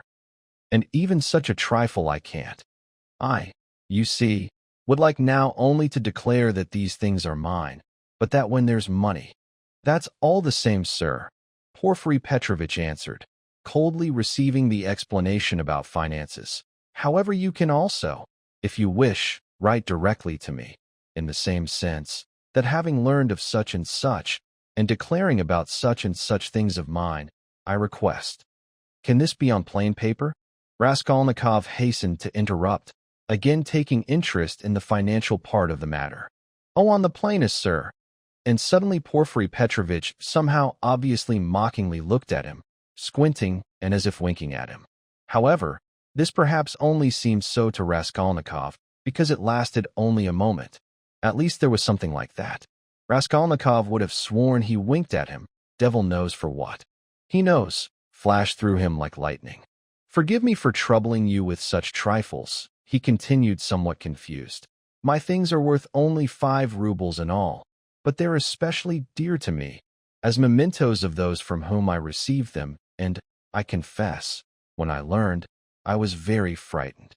That's why you flared up so yesterday, when I blabbed to Zosimov that Porfiry was questioning pawners. Razumikin put in, with obvious intention. This was already unbearable. Raskolnikov couldn't stand it, and flashed angrily at him with his black eyes blazing with anger. He immediately came to his senses. You, brother, seem to be mocking me. He turned to him with cleverly feigned irritation. I agree that perhaps I worry too much about such trash in your eyes, but one can't consider me for this either an egoist or greedy, and in my eyes these two insignificant little things may not be trash at all. I already told you just now that these silver watch, worth a kopeck, is the only thing that remained from father. Laugh at me, but my mother has arrived. He suddenly turned to Porfiry, and if she were to learn, he turned back quickly to Razumikin, trying especially to make his voice tremble, that these watch were lost, then, I swear, she'd be in despair. Women, not at all. I didn't mean it in that sense at all. Quite the opposite, the distressed Razumikin cried. Was it good? Natural? Didn't I exaggerate? Raskolnikov trembled to himself. And your mother arrived? Porfiry Petrovitch inquired for some reason. Yes. When was this, sir? Yesterday evening. Porfiry was silent, as if considering. Your things could in no case have been lost, he continued calmly and coldly. After all, I've been expecting you here for a long time. And as if nothing had happened, he solicitously began moving an ashtray toward Razumikin, who was mercilessly scattering ashes from his cigarette on the carpet. Raskolnikov shuddered, but Porfiry, as if wasn't even looking, still concerned with Razumikin's cigarette. What? You were expecting, but did you know that he too pawned there? Razumikin cried out. Porfiry Petrovitch addressed Raskolnikov directly. Your 2 things, the ring and the watch, were at her place wrapped under one paper, and on the paper your name was clearly marked in pencil, as well as the date and month when she received them from you. How are you so observant? Raskolnikov smiled awkwardly, trying especially to look him straight in the eyes, but couldn't restrain himself, and suddenly added, I remark this now because there were probably very many pawners, so that it would be difficult for you to remember them all. But you, on the contrary, remember all of them so distinctly, and, stupid, weak. Why did I add this? And almost all the pawners are now already known, so that you alone haven't deigned to appear. Porfiry answered with a barely noticeable tinge of mockery. I wasn't quite well. I heard about this too, sir. I even heard that you were very upset by something. You seem pale even now. Not at all pale. On the contrary, quite healthy. Raskolnikov cut off rudely and angrily, suddenly changing his tone. Anger was boiling up in him, and he couldn't suppress it. And in anger I'll let something slip, flashed through him again. And why are they tormenting me? Not quite well. Razumikin picked up the, what rubbish? Until yesterday he was raving almost unconscious. Would you believe, Porfiry, he could barely stand on his feet, but as soon as we, Zosimov and I, turned away yesterday, he dressed and sneaked off quietly and was carousing somewhere until almost midnight, and this in most complete, I tell you, delirium. Can you imagine? A most remarkable case. And really in most complete delirium? Do tell. Porfiry shook his head with some womanish gesture. Nonsense. Don't believe it.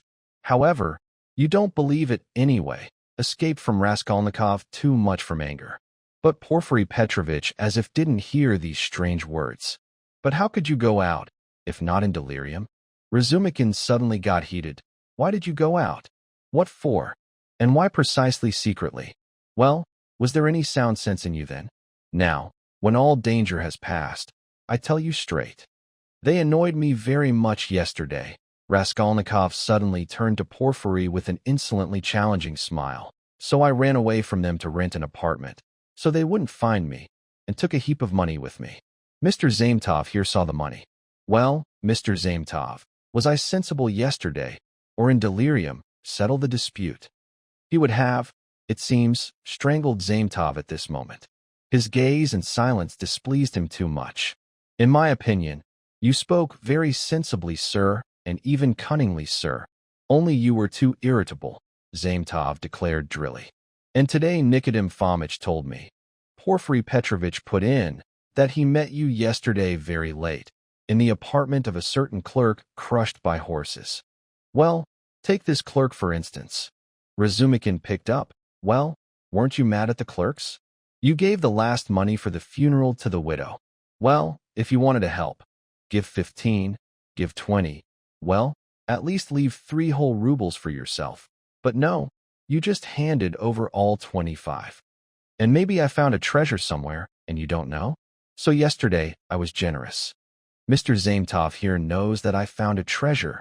You'll excuse me, please, he turned with trembling lips to Porfiry, that we trouble you for half an hour with such trifling squabbling. We're boring you, aren't we? Good gracious, sir. On the contrary, if you only knew how you interest me. It's curious both to watch and to listen. And I confess, I'm so glad that you have deigned, at last, to appear. Well, at least give us some tea. My throat's dried up. Razumikin cried out. Splendid idea. Perhaps everyone will join in. And wouldn't you like something more substantial before tea? Get lost. Porfiry Petrovitch went out to order tea. Thoughts whirled like a whirlwind in Raskolnikov's head. Most important, they don't even hide, and don't want to stand on ceremony. And on what occasion, if you don't know me at all, did you talk about me with Nikodym Fomitch? Meaning they don't even want to hide that they're following me like a pack of dogs. So openly they spit in my face. He trembled with fury. Well, strike directly, and don't play like a cat with a mouse. This is impolite, Porfiry Petrovitch, and I perhaps won't permit it, sir.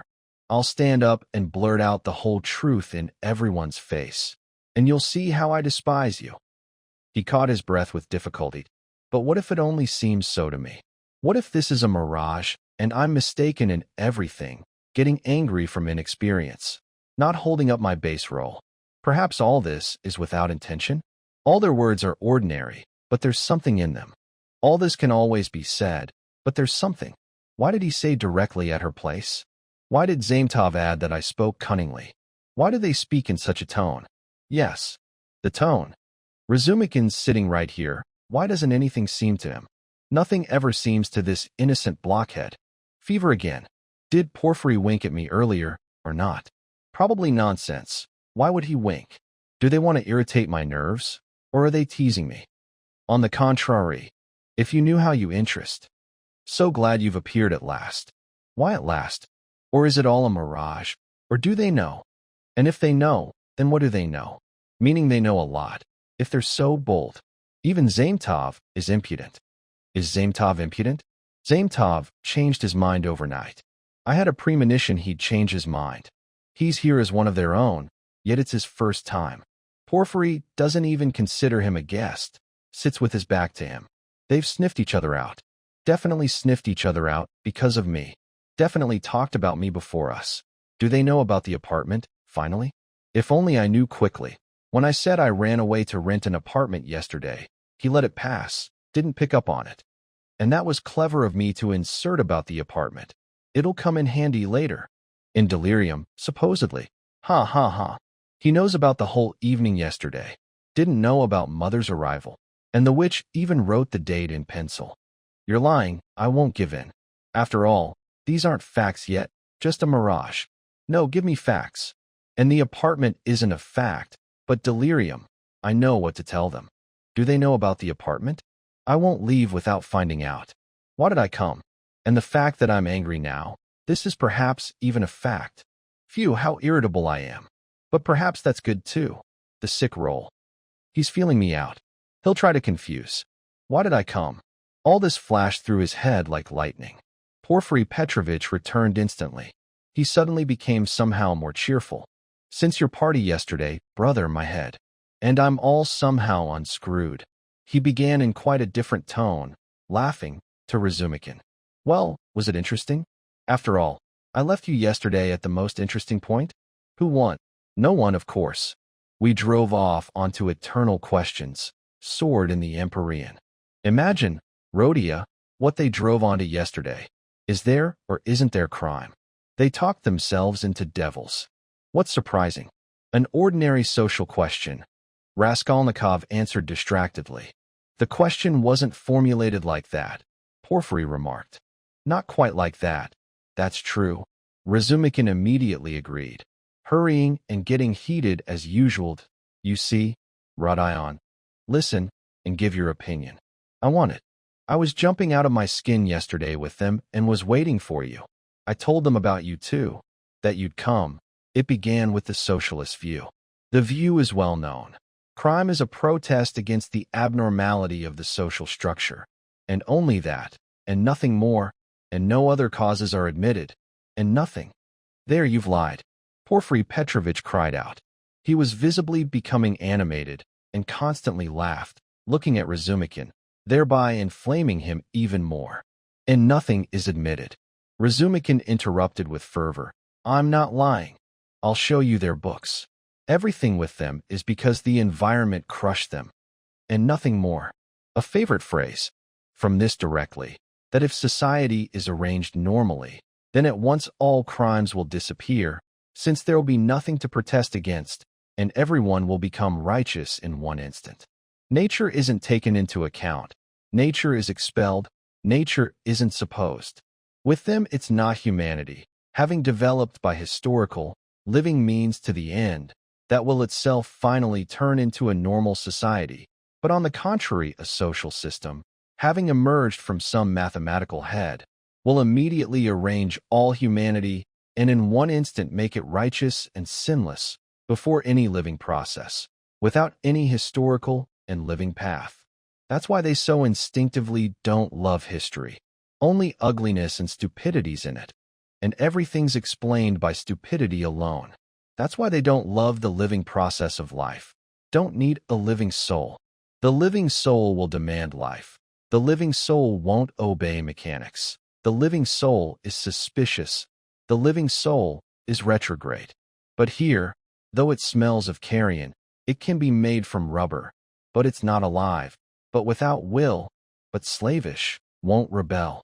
And it turns out in the result that everything's reduced to just laying bricks and arranging corridors and rooms in the phalanstery. The phalanstery's ready, but your nature isn't ready for the phalanstery yet. Wants life, hasn't completed the life process yet. It's too early for the cemetery. With logic alone, you can't jump over nature. Logic will predict 3 cases, but there are a million. Cut off the whole million and reduce everything to one question of comfort. The easiest solution to the problem. Temptingly clear and no need to think.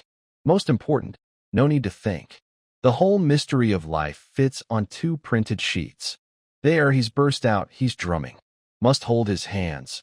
Porfiry laughed. Imagine, he turned to Raskolnikov.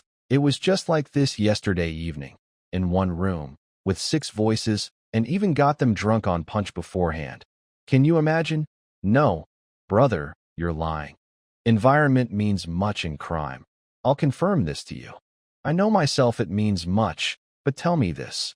A 40-year-old dishonors a 10-year-old girl. Did the environment compel him to this? Well, strictly speaking, perhaps even the environment. Porfiry remarked with surprising gravity. A crime against a girl can very much even be explained by environment. Razumikin almost flew into a rage. Well, do you want me to deduce for you right now, he roared, that you have white eyelashes solely only because Ivan the Great is 35 sazons high, and I'll deduce it clearly, precisely, progressively, and even with a liberal tinge? I'll take you on. Well, do you want to bet? Accepted. Let's hear, please, how he'll deduce it. But he's always pretending, the devil.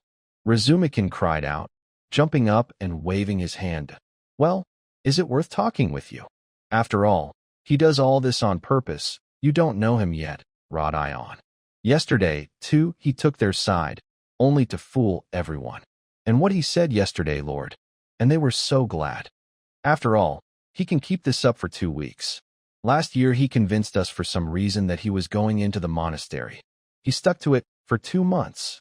Recently, he took it into his head to convince us he was getting married, that everything was ready for the wedding. He even had new clothes made. We already started congratulating him. No bride. Nothing happened. All a mirage. There, you lied. I had the clothes made before. It was on account of the new clothes that it came into my head to fool you all. Are you really such a pretender? Raskolnikov asked carelessly. And you thought not? Wait, I'll fool you too. Ha ha ha. No, you see, sir, I'll tell you the whole truth.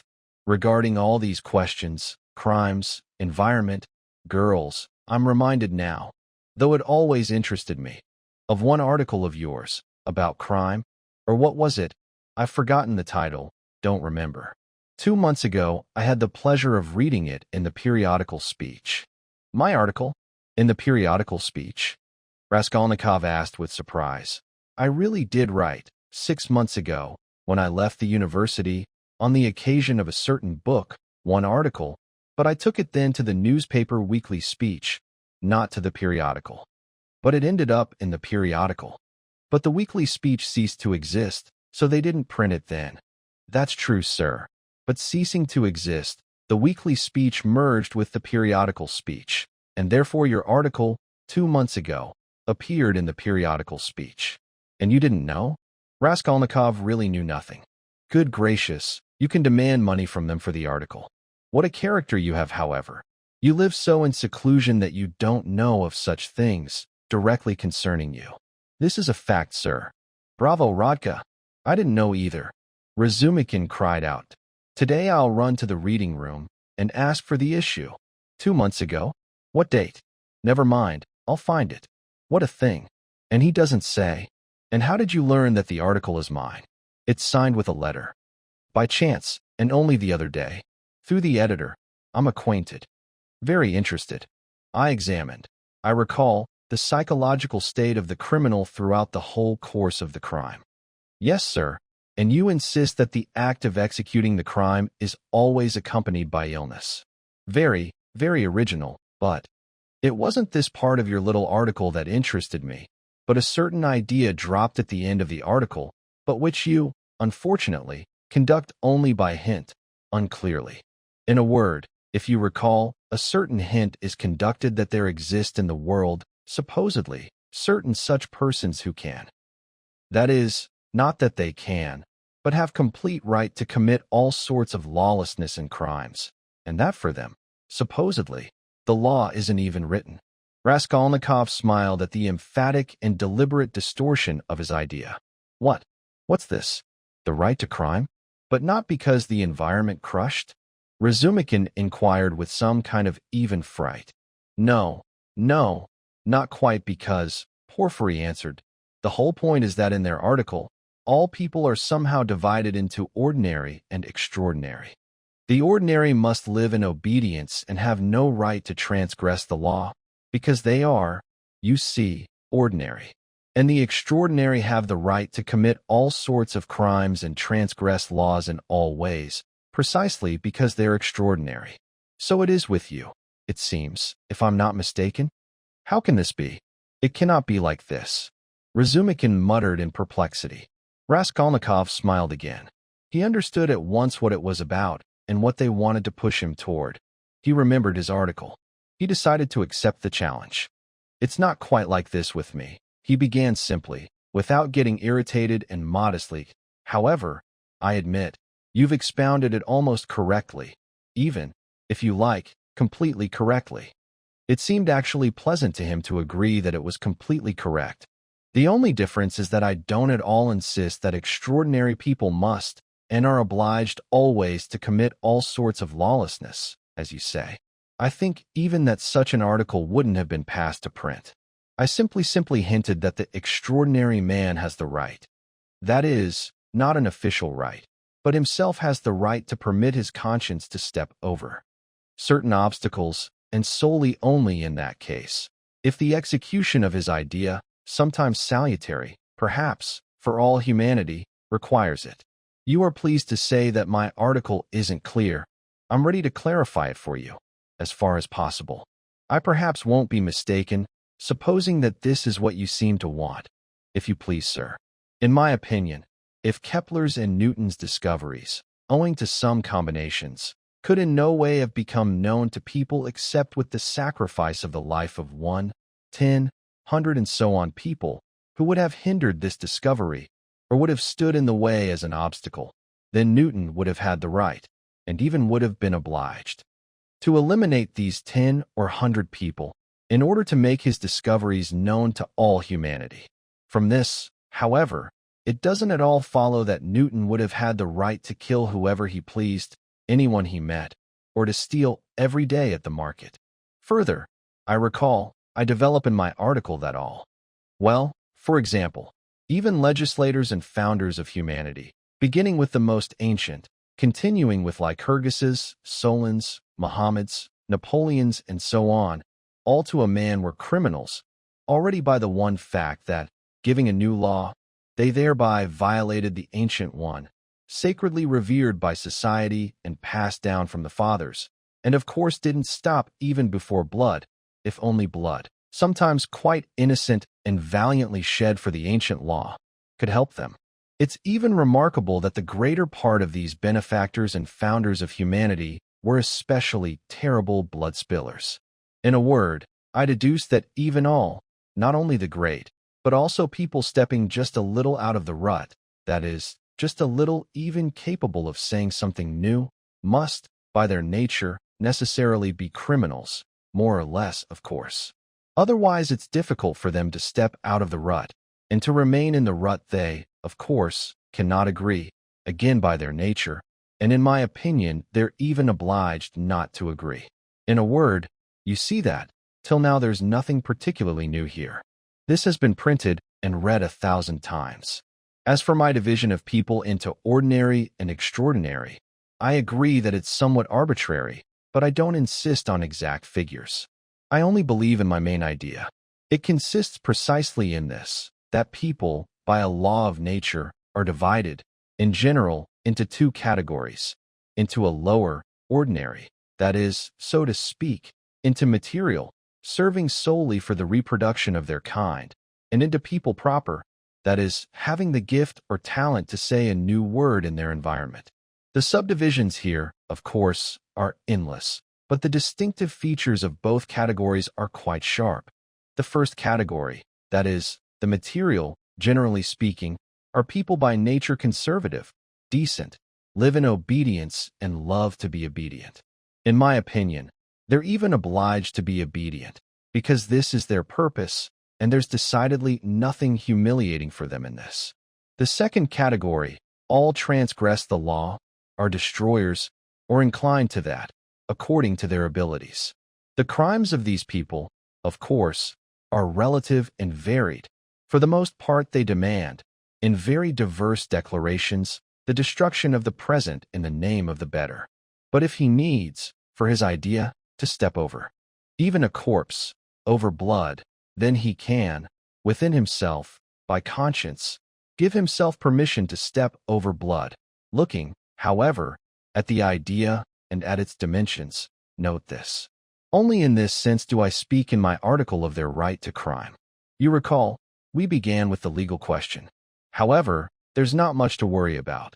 The mass will almost never recognize this right in them, executes them and hangs them, more or less, and thereby, quite justly, fulfills its conservative purpose, with the proviso, however, that in following generations this same mass places the executed on pedestals and worships them, more or less. The first category is always master of the present, the second category, master of the future. The first preserve the world and multiply it numerically, the second move the world and lead it to its goal. Both have completely equal right to exist. In a word, with me all have equal right, and vive la guerre éternelle, until the New Jerusalem, of course. So you still believe in the New Jerusalem? I believe, Raskolnikov answered firmly. Saying this, and throughout his whole long tirade, he looked at the ground, having chosen a point on the carpet. And in God do you believe? Forgive me for being so curious. I believe, Raskolnikov repeated, raising his eyes to Porphyry. And in the resurrection of Lazarus do you believe? I believe. Why all this to you? Do you believe literally? Literally. Just so, sir. I was so curious. Forgive me, sir. But allow me. I return to the previous. They're not always executed. Some, on the contrary, triumph in life. Oh yes, some achieve even in life, and then they themselves begin executing, if necessary, and, even for the most part. Your observation is witty in general. Thank you, sir. But tell me, how would one distinguish these extraordinary ones from the ordinary? Are there signs at birth? I'm in the sense that here more precision would be needed, so to speak, more outward definition. Forgive the natural anxiety of a practical and well-meaning person, but couldn't one here introduce special clothing, for example, or something, brands there or something? Because, you'll agree, if confusion arises, and one from one category imagines that he belongs to the other category, and begins to eliminate all obstacles, as you so happily expressed it, then after all here. Oh, this happens very often. This observation of yours is even wittier than the previous one. Thank you, sir. Not at all, sir. But take into consideration that an error is possible after all only on the part of the first category, that is, ordinary people, as I, perhaps very unsuccessfully, called them. In spite of their innate inclination to obedience, by a certain playfulness of nature, which isn't denied even to a cow, very many of them like to imagine themselves advanced people, destroyers, and to climb into the new word, and this quite sincerely, sir. Meanwhile, the really new ones they very often don't even notice at the same time, and even despise, as backward and basely thinking people. But, in my opinion, there can be no significant danger here, and you really have nothing to worry about, because they never step far. They can sometimes be flogged for enthusiasm, of course, to remind them of their place, but no more. There's not even need of an executor here. They'll flog themselves, because they're very good-natured on this account. Some render this service to each other, and others to themselves with their own hands. Various public penances they impose on themselves at the same time. It comes out beautifully and edifyingly. In a word, you have nothing to worry about. Such a law exists. Well, at least you've reassured me on this side. But here's trouble again, sir. Tell me, please, are there many such people who have the right to cut others, these extraordinary ones? I'm ready to bow down, of course, but you'll agree, it's frightening, sir, if there are too many of them, eh? Oh, don't worry about this either, Raskolnikov continued in the same tone. In general, people with a new idea, even just a little capable of saying even anything at all new, are born extraordinarily few, even strangely few. Only one thing is clear, that the order of birth of people, all these categories and subdivisions, must probably be very precisely and exactly determined by some law of nature. This law, of course, isn't known now, but I believe that it exists and can subsequently become known. The huge mass of people, the material, exists in the world only so that finally, through some effort, by some process mysterious till now, by means of some crossing of races and breeds, to strain and finally produce in the world, well, at least out of 1,000 one, at least somewhat independent person. One with broader independence is born, perhaps, out of 10,000. I speak approximately, visually. One with still broader, out of 100,000. Geniuses out of millions, and great geniuses, completers of humanity, perhaps after the passing of many thousands of millions of people on earth. In a word, I haven't looked into the retort in which all this happens. But a definite law definitely exists and must exist. There cannot be chance here. What? Are you both joking or what? Razumikin finally cried out. Are you fooling each other or not? They sit and jest at each other. Are you serious, Rodion? Raskolnikov silently raised his pale and almost sad face to him and didn't answer. And strange to Razumikin seemed, alongside this quiet and sad face, the undisguised, intrusive, irritable, and impolite caustic mockery of Porfiry. Well, brother, if this is really serious, then… You're right, of course, saying that this isn't new and resembles everything we've read and heard 1,000 times. But what's really original in all this, and really belongs to you alone, to my horror, is that you still permit blood by conscience. And, forgive me, with such fanaticism even. So this is where the main idea of your article lies. After all, this permission of blood by conscience, this in my opinion is more terrible than if there were official permission to spill blood, legal. Quite right. It's more terrible, sir, Porphyry responded. No, you're somehow carried away. There's an error here. I'll read. You're carried away. You can't think like this, Rodion. I'll read. There's none of this in the article, only hints there, Raskolnikov said. Yes, sir. Yes, sir. Porphyry couldn't sit still. It's almost clear to me now how you are pleased to look at crime, sir. But, forgive me for my intrusiveness. I'm troubling you very much already. I'm ashamed myself. You see, sir, you reassured me very much earlier, sir, about the erroneous cases of confusion of both categories, but I'm still troubled by various practical cases again. What if some fellow or other, or youth, imagines that he's a Lycurgus or Muhammad, a future one, of course, and starts eliminating all obstacles toward that? There's a distant campaign ahead, supposedly, and money's needed for the campaign. Well, and he'll start obtaining it for himself for the campaign, you know?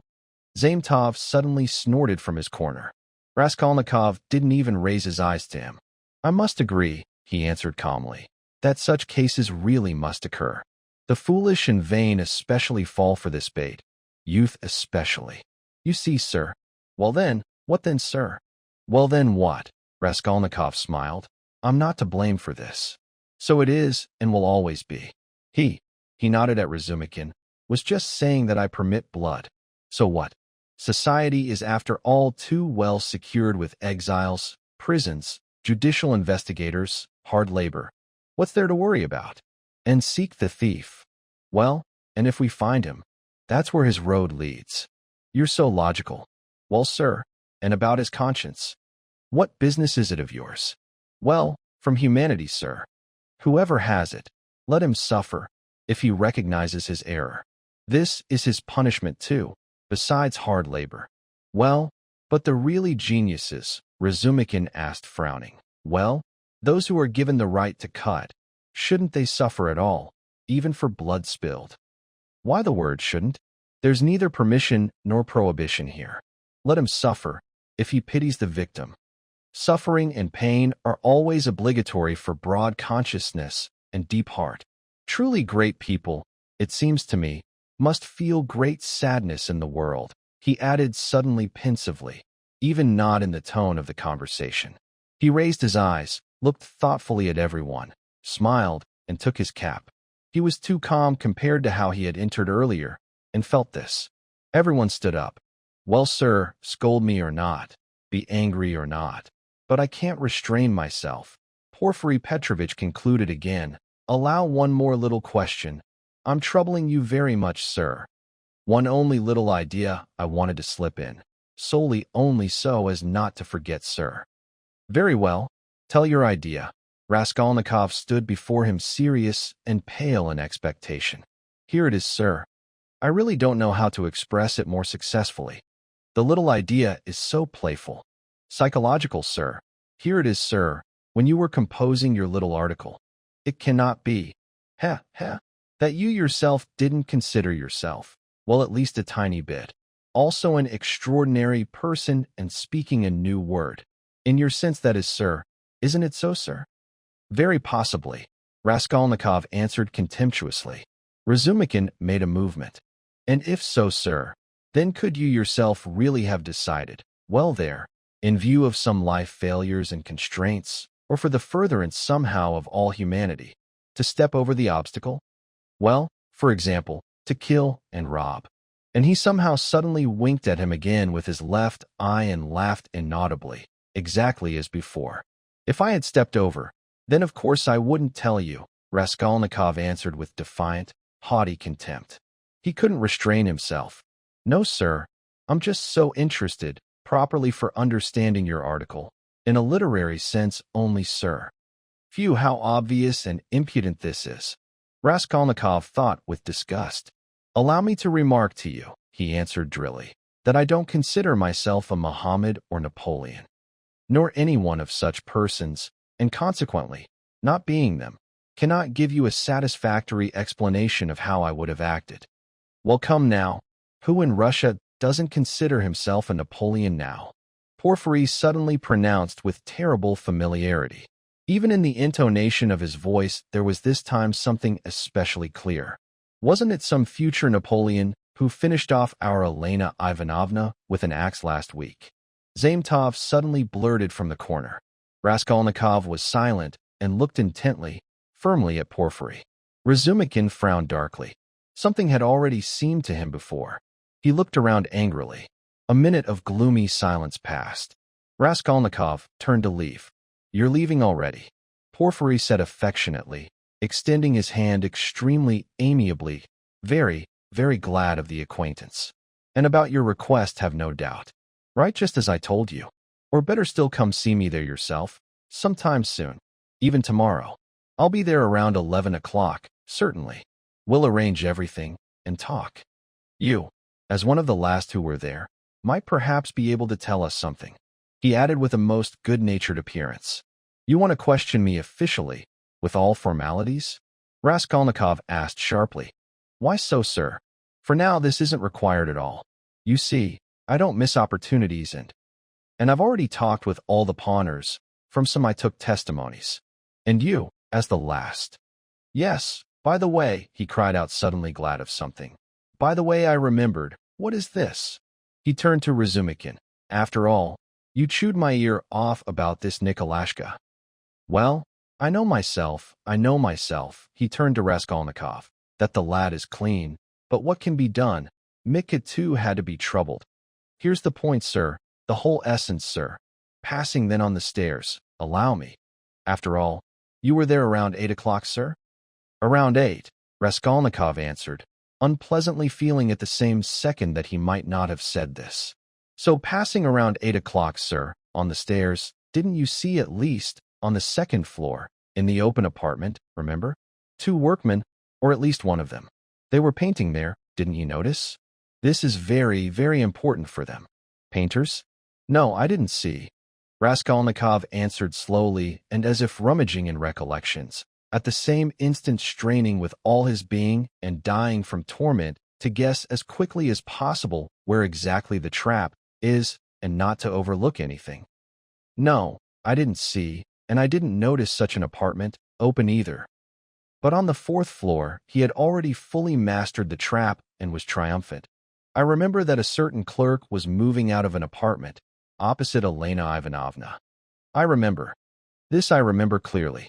Soldiers were carrying out some sofa and pressed me to the wall. But painters, no, I don't remember that there were painters. And there wasn't an open apartment anywhere, it seems. No, there wasn't. But what are you saying?" Razumikin suddenly cried out, as if coming to his senses and realizing. After all, the painter said on the very day of the murder, but he was there 3 days before. "What are you asking?" "Phew, I mixed it up." Porfiry slapped his forehead. "Devil take it. This case makes my mind go beyond reason," he turned, as if even apologizing, to Raskolnikov. "After all, it would be so important for us to learn if anyone saw them, around 8 o'clock, in the apartment, that I just now imagined that you two might be able to say. I completely mixed it up. So you should be more attentive," Razumikin remarked gloomily. The last words were said already in the hallway. Porfiry Petrovitch saw them to the very door extremely amiably.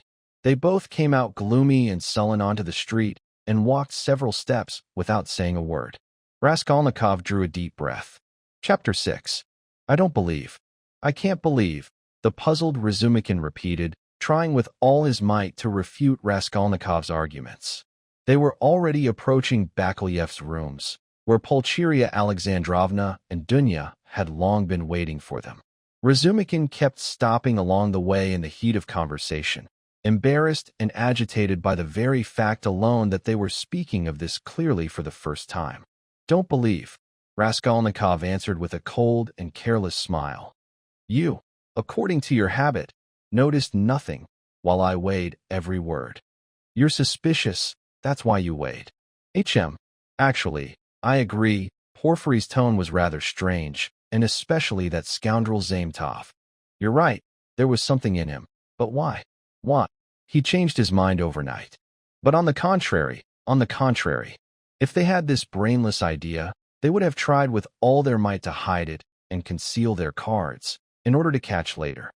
And now, it's impudent and incautious.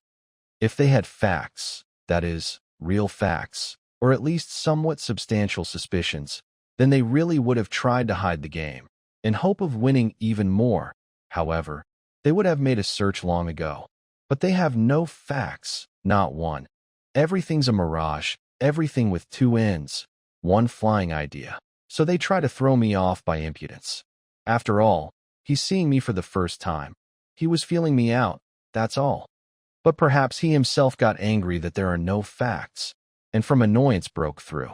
Or perhaps he has some intention. He seems an intelligent person. He wanted precisely to show me that he knows.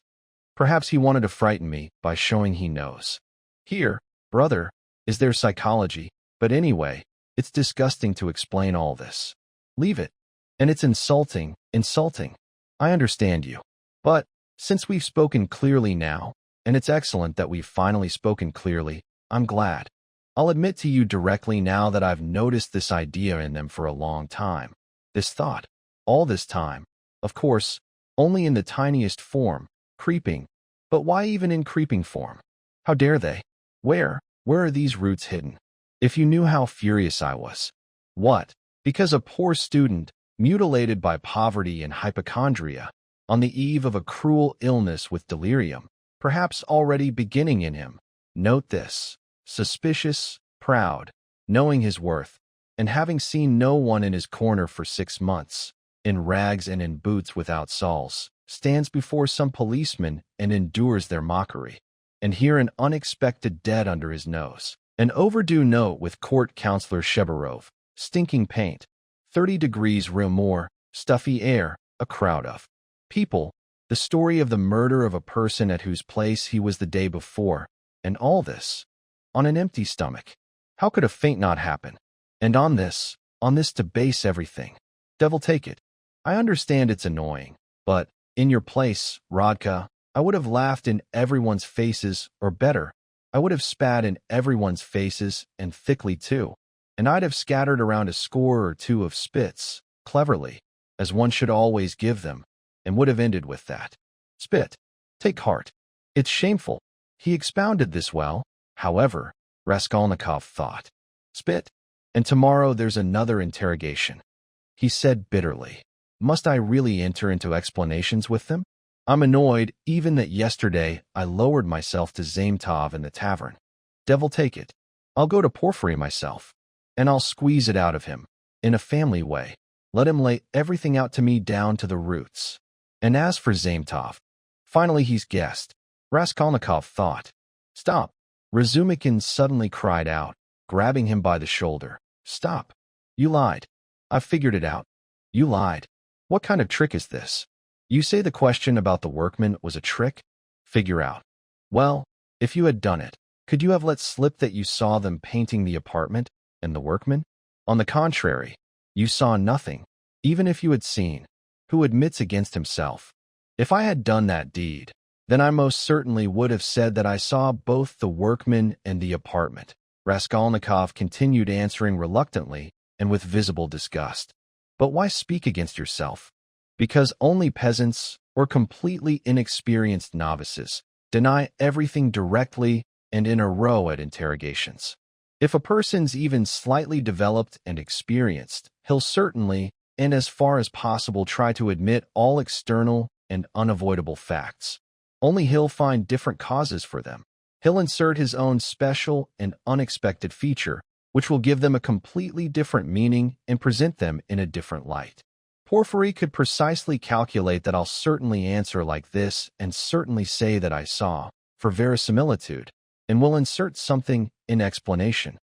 But he would have told you immediately that the workmen couldn't have been there 2 days earlier, and consequently you were precisely on the day of the murder at 8 o'clock. He'd have tripped you up on nothing. But that's what he was counting on, that I wouldn't have time to figure it out, and would hurry precisely to answer most plausibly, and would forget that the workman couldn't have been there 2 days earlier. But how could you forget this? Most easily. It's on such trifling things that clever people are tripped up most easily. The cleverer the person, the less he suspects that he'll be tripped up on something simple. The cleverest person must be tripped up precisely on the simplest thing. Note for yourself that having been there 2 days earlier, as a pawner, I really might not have noticed the workmen, from distraction, if they were there, but to know for certain that they weren't there even 2 days earlier, I couldn't learn from anywhere, until your very exclamation to Porfiry about how they weren't there then. Consequently, I could very well be confused, and Porfiry isn't at all as stupid as you think. He's a scoundrel after all this. Raskolnikov couldn't help laughing. But at the same moment his own animation and the eagerness with which he had spoken this last explanation seemed strange to him, when he had supported the whole previous conversation with gloomy disgust, obviously out of necessity, for a purpose. I'm getting a taste for certain points, he thought to himself. But almost at the same instant he somehow suddenly became anxious, as if an unexpected and alarming thought had struck him. His anxiety increased. They had already reached the entrance to Bakaleyev's rooms. "Go on alone," Raskolnikov said suddenly. "I'll be right back." "Where are you going?" "But we've already arrived." I must, business." "I'll come in half an hour, tell them." "As you wish, I'll go with you." "Why? Do you want to torture me too?" he cried out with such bitter irritation, with such despair in his gaze, that Razumikin's hands dropped. He stood for some time on the porch and gloomily watched as the other walked quickly toward his lane.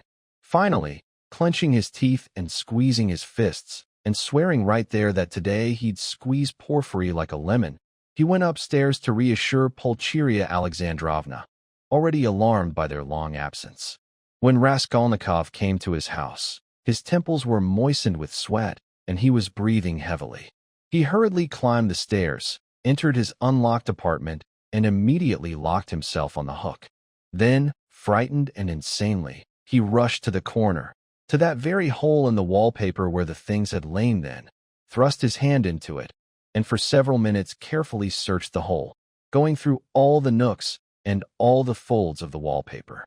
Finding nothing, he stood up and drew a deep breath.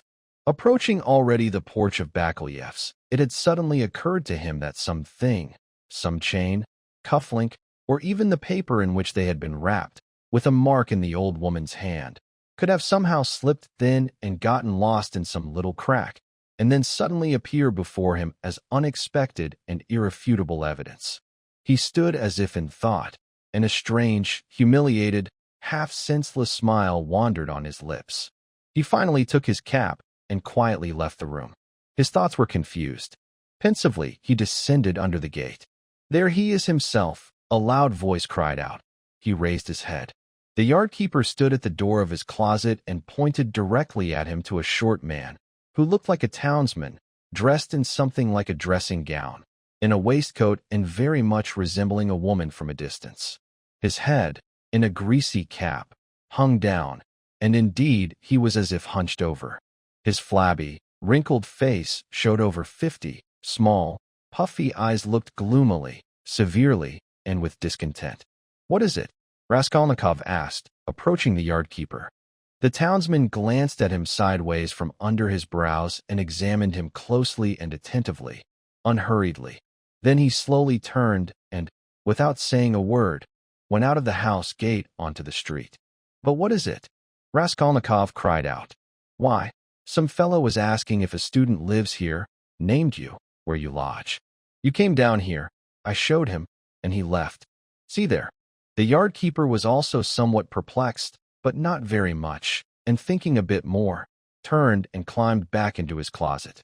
Raskolnikov rushed after the townsman and immediately saw him walking on the other side of the street, with the same even and unhurried step, his eyes fixed on the ground and as if pondering something. He soon caught up with him, but walked behind him for some time. Finally, he drew level with him and glanced sideways into his face.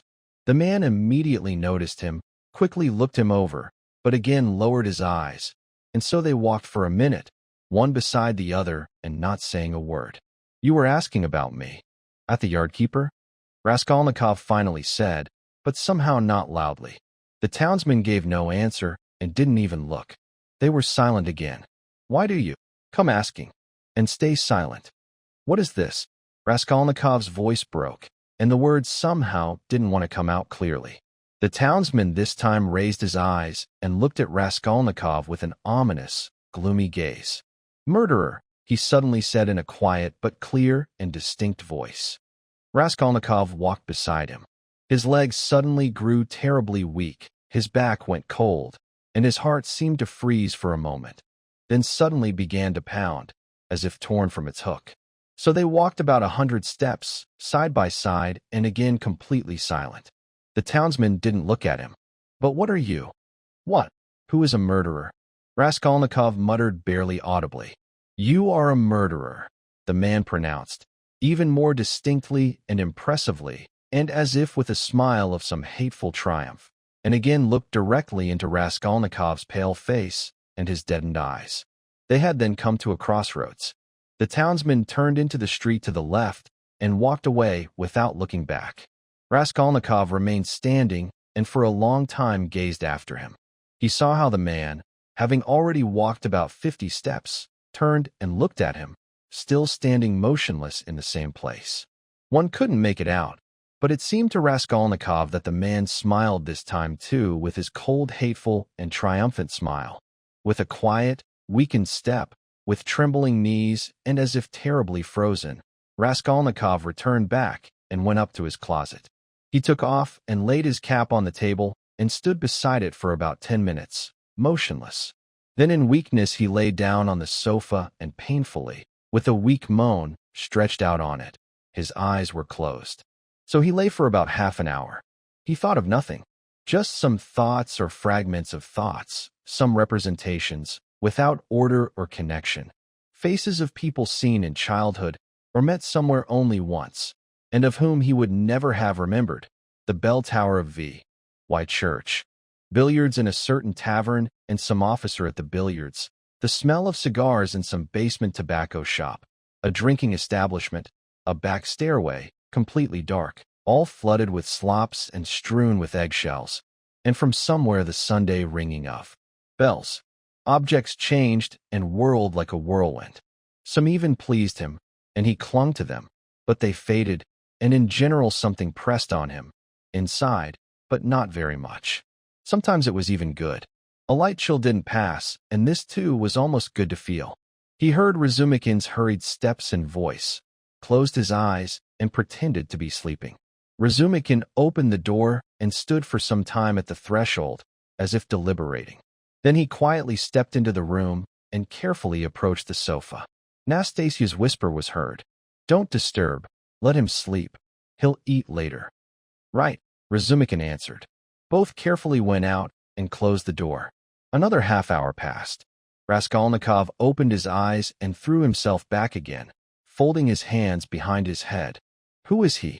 Who is this man who came up from under the earth? Where was he and what did he see?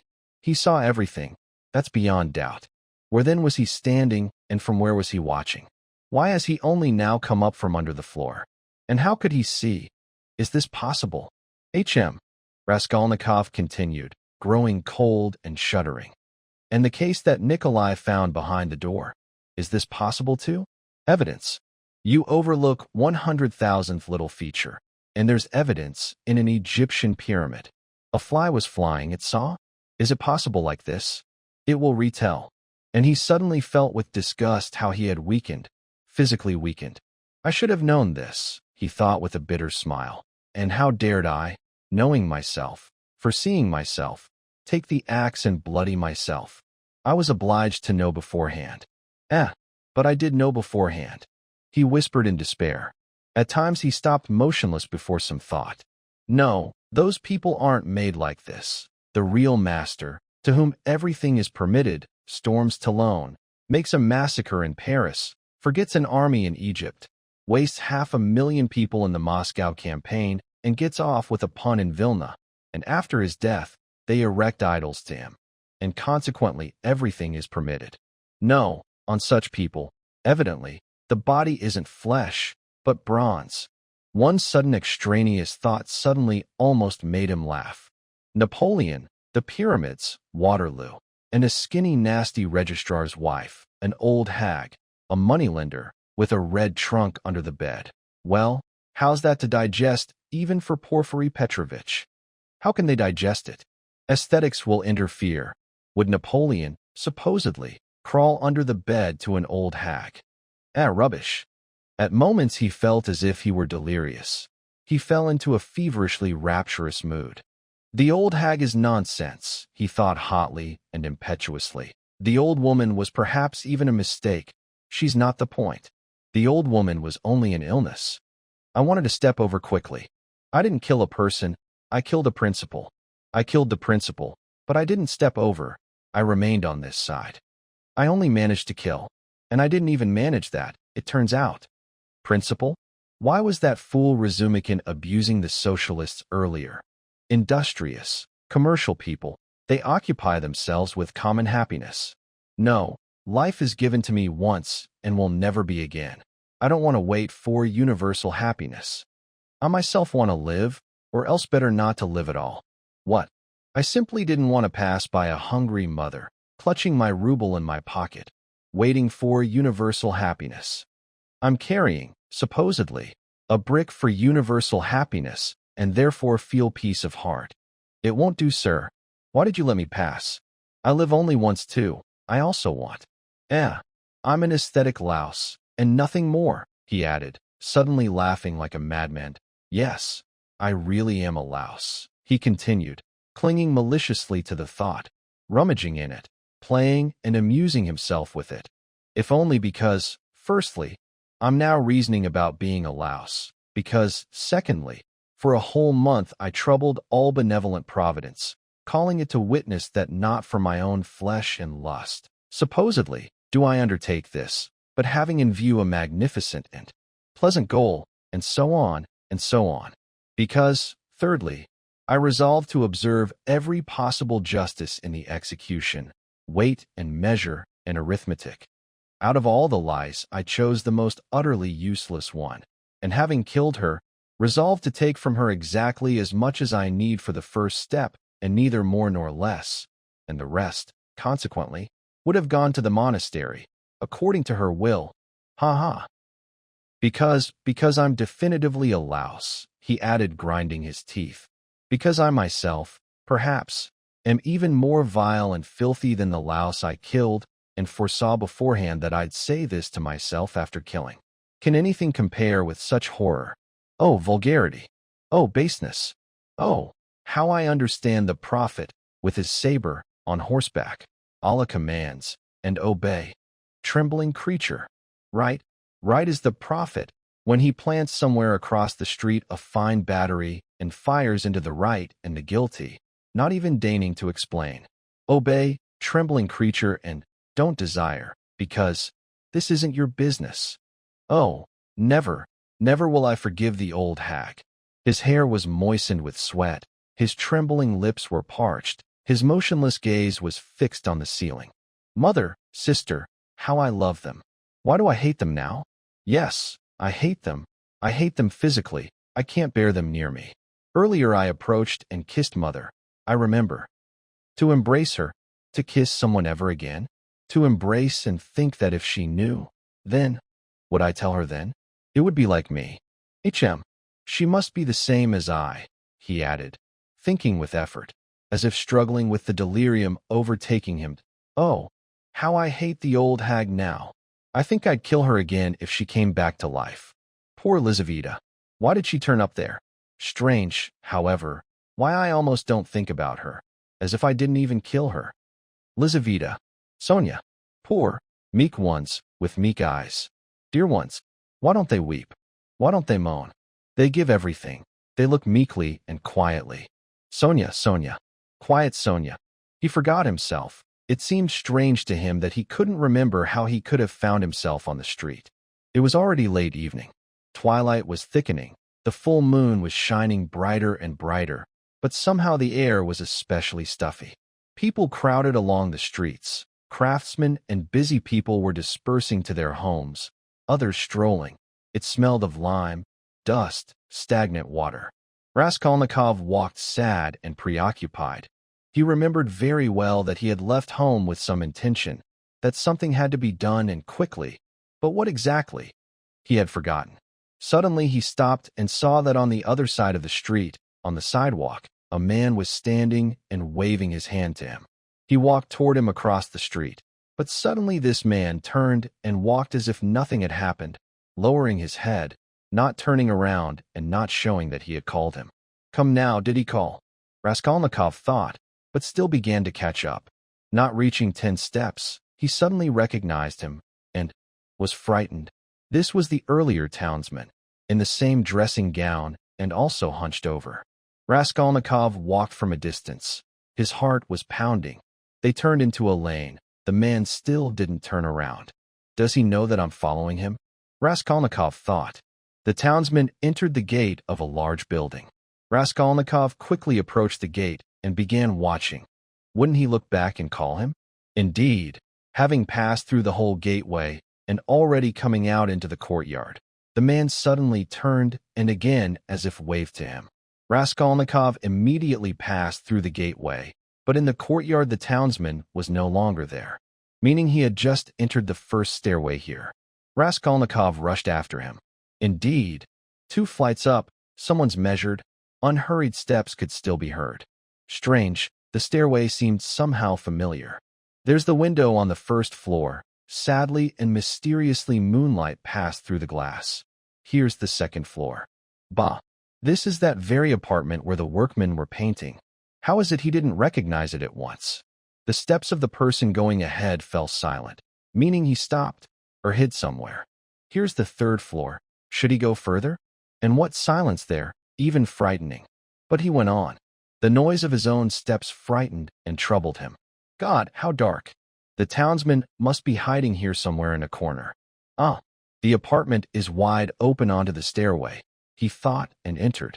The front hall was very dark and empty, not a soul, as if everything had been carried out. Quietly, on tiptoe, he passed into the drawing room. The whole room was brightly flooded with moonlight. Everything here was as before: chairs, mirror, yellow sofa, and pictures in frames. A huge, round, copper-red moon looked directly into the windows. It's from the moon such silence, Raskolnikov thought. It's probably posing a riddle now. He stood and waited long, and the quieter the moon was, the more strongly his heart pounded, even becoming painful. And still silence. Suddenly a momentary dry crack was heard, as if someone broke a splinter, and everything fell silent again. An awakened fly suddenly struck the glass in flight and began to buzz piteously. At this very moment, in the corner, between a small cabinet and the window, he made out what seemed a cloak hanging on the wall. Why is there a cloak here? He thought. It wasn't there before. He approached quietly and guessed that someone seemed to be hiding behind the cloak. Carefully he moved the cloak aside with his hand and saw that here stood a chair, and on the chair in the corner sat the old hag, all hunched up and bending her head, so that he couldn't make out her face at all, but it was she. He stood over her. She's afraid, he thought, quietly freed the axe from the loop and struck the old woman on the crown, once and again. But strange, she didn't even stir from the blows, just like wood. He was frightened, bent closer and began examining her, but she bent her head still lower. He bent then completely to the floor, and looking up into her face from below, looked and went dead. The old hag sat and laughed, just burst into quiet, inaudible, uneven laughter, straining with all her might so he wouldn't hear her. Suddenly it seemed to him that the door from the bedroom was slightly opened, and that there too someone seemed to laugh and whisper. Fury overcame him. With all his strength he began beating the old woman on the head, but with each blow of the axe the laughter from the bedroom resounded louder and louder, and the old hag just rocked all over with laughter. He rushed to run, but the whole hallway was already full of people. The doors to the stairway were wide open, and on the landing, on the stairs and down below, all people, head to head, all looking, but all hiding and waiting, silent. His heart contracted, his legs wouldn't move, had taken root. He wanted to cry out, and woke up. He drew a heavy breath. But strange, the dream seemed still continuing. His door was wide open, and on the threshold stood a man completely unknown to him and was examining him intently. Raskolnikov hadn't yet managed to open his eyes completely and instantly closed them again. He lay on his back and didn't stir. Is the dream continuing or not? He thought, and barely, imperceptibly raised his eyelids again to look. The stranger stood in the same place and continued peering at him. Suddenly he stepped carefully across the threshold, carefully closed the door behind him, approached the table, waited a minute, all this time not taking his eyes off him, and quietly, without noise, sat on the chair beside the sofa. He placed his hat to the side, on the floor, and with both hands leaned on his cane, lowering his chin onto his hands. It was evident that he had prepared to wait long. As far as could be made out through the blinking eyelashes, this man was no longer young, stout, and with a thick, light, almost white beard. About 10 minutes passed. It was still light, but evening was falling. There was complete silence in the room. Not even a single sound came from the stairway. Only some large fly buzzed and beat itself, striking the glass in flight. Finally, this became unbearable. Raskolnikov suddenly raised himself and sat up on the sofa. Well, speak, what do you want? Why? I knew all along that you weren't sleeping, but only showing appearance. The stranger answered strangely, laughing calmly. Arkady Ivanovich Svidrigailov, allow me to introduce myself. Part 4. Chapter 1. Can this really be a continuation of the dream? Occurred to Raskolnikov once more. Carefully and distrustfully, he peered at the unexpected guest. Svidrigailov? What nonsense! It cannot be, he finally said aloud, in perplexity. The guest seemed not at all surprised by this exclamation. I've come to see you for 2 reasons. Firstly, I wish to make your personal acquaintance, since I've long heard much from a very curious and advantageous point of view for you. And secondly, I dream that you perhaps won't refuse to help me in one undertaking directly concerning the interests of your dear sister, Avdotya Romanovna. Alone, without a recommendation, she might not even let me onto her doorstep now, owing to prejudice. Well, but with your help on the contrary, am counting. You're counting poorly, Raskolnikov interrupted. They only arrived yesterday, allow me to ask? Raskolnikov didn't answer. Yesterday, I know. After all, I myself arrived only 3 days ago. Well, sir, here's what I'll say to you on this account. Rodion Raskolnikov. I consider it superfluous to justify myself, but allow me too to declare, what is there, in all this, really so especially criminal on my part? That is, judging without prejudices and sanely. Raskolnikov continued silently examining him. The fact that in my own house I pursued a defenseless girl and insulted her with my vile proposals. Is that it, sir? I'm running ahead myself. But just suppose that I too am a human being, et nihil humanum. In a word, that I too am capable of being captivated and falling in love, which of course doesn't happen at our command. Then everything is explained in the most natural way. Here's the whole question. Am I a monster, or am I myself a victim? Well, what if a victim? After all, proposing to my object to flee with me to America, or to Switzerland, I, perhaps, nourished the most respectful feelings at this, and even thought to arrange mutual happiness. Reason, after all, serves passion. I, perhaps, was ruining myself even more. Good gracious! But that's not the point at all, Raskolnikov interrupted with disgust. Simply you're repulsive, whether you're right or wrong. Well, that's why people don't want to know you, and they drive you away, so go. Svidrigailov suddenly burst out laughing. However you can't be thrown off, he said, laughing in the most frank manner. I was thinking to be cunning, but no, you've immediately stood on the very real point. But you're continuing to be cunning even at this moment. So what? So what? Svidrigailov repeated, laughing openly. After all, this is bonne guerre, as it's called, and the most permissible cunning. But still you interrupted me. So or thus, I confirm again, there wouldn't have been any unpleasantness, if not for the incident in the garden. Marfa Petrovna too, they say you dispatched? Raskolnikov rudely interrupted. Oh, you've heard about this too? How could you not hear? Well, regarding this question of yours, I really don't know what to tell you, though my own conscience is in the highest degree calm on this account. That is, don't think that I fear something or other there. Everything was done in complete order and full precision. The medical investigation revealed apoplexy, resulting from bathing immediately after a hearty dinner with almost a bottle of wine drunk, and it couldn't reveal anything else. No, sir, here's what I've been thinking to myself for some time, especially on the road, sitting in the railway carriage. Didn't I somehow contribute to all this misfortune, somehow by moral irritation or something of that sort? But I concluded that this too positively couldn't have been. Raskolnikov laughed. Why did you bother worrying about that? Why are you laughing? Consider, I struck only twice with the little whip. There weren't even marks.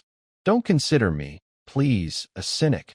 I know precisely how vile this is on my part. Well, and so on. But I also know for certain that Marfa Petrovna was perhaps even glad of this, so to speak, infatuation of mine. The story about your dear sister had been exhausted to the last letter. Marfa Petrovna had already been forced to sit at home for 3 days. She had nothing to show in town with, and she bored everyone there with this letter of hers. You heard about the reading of the letter?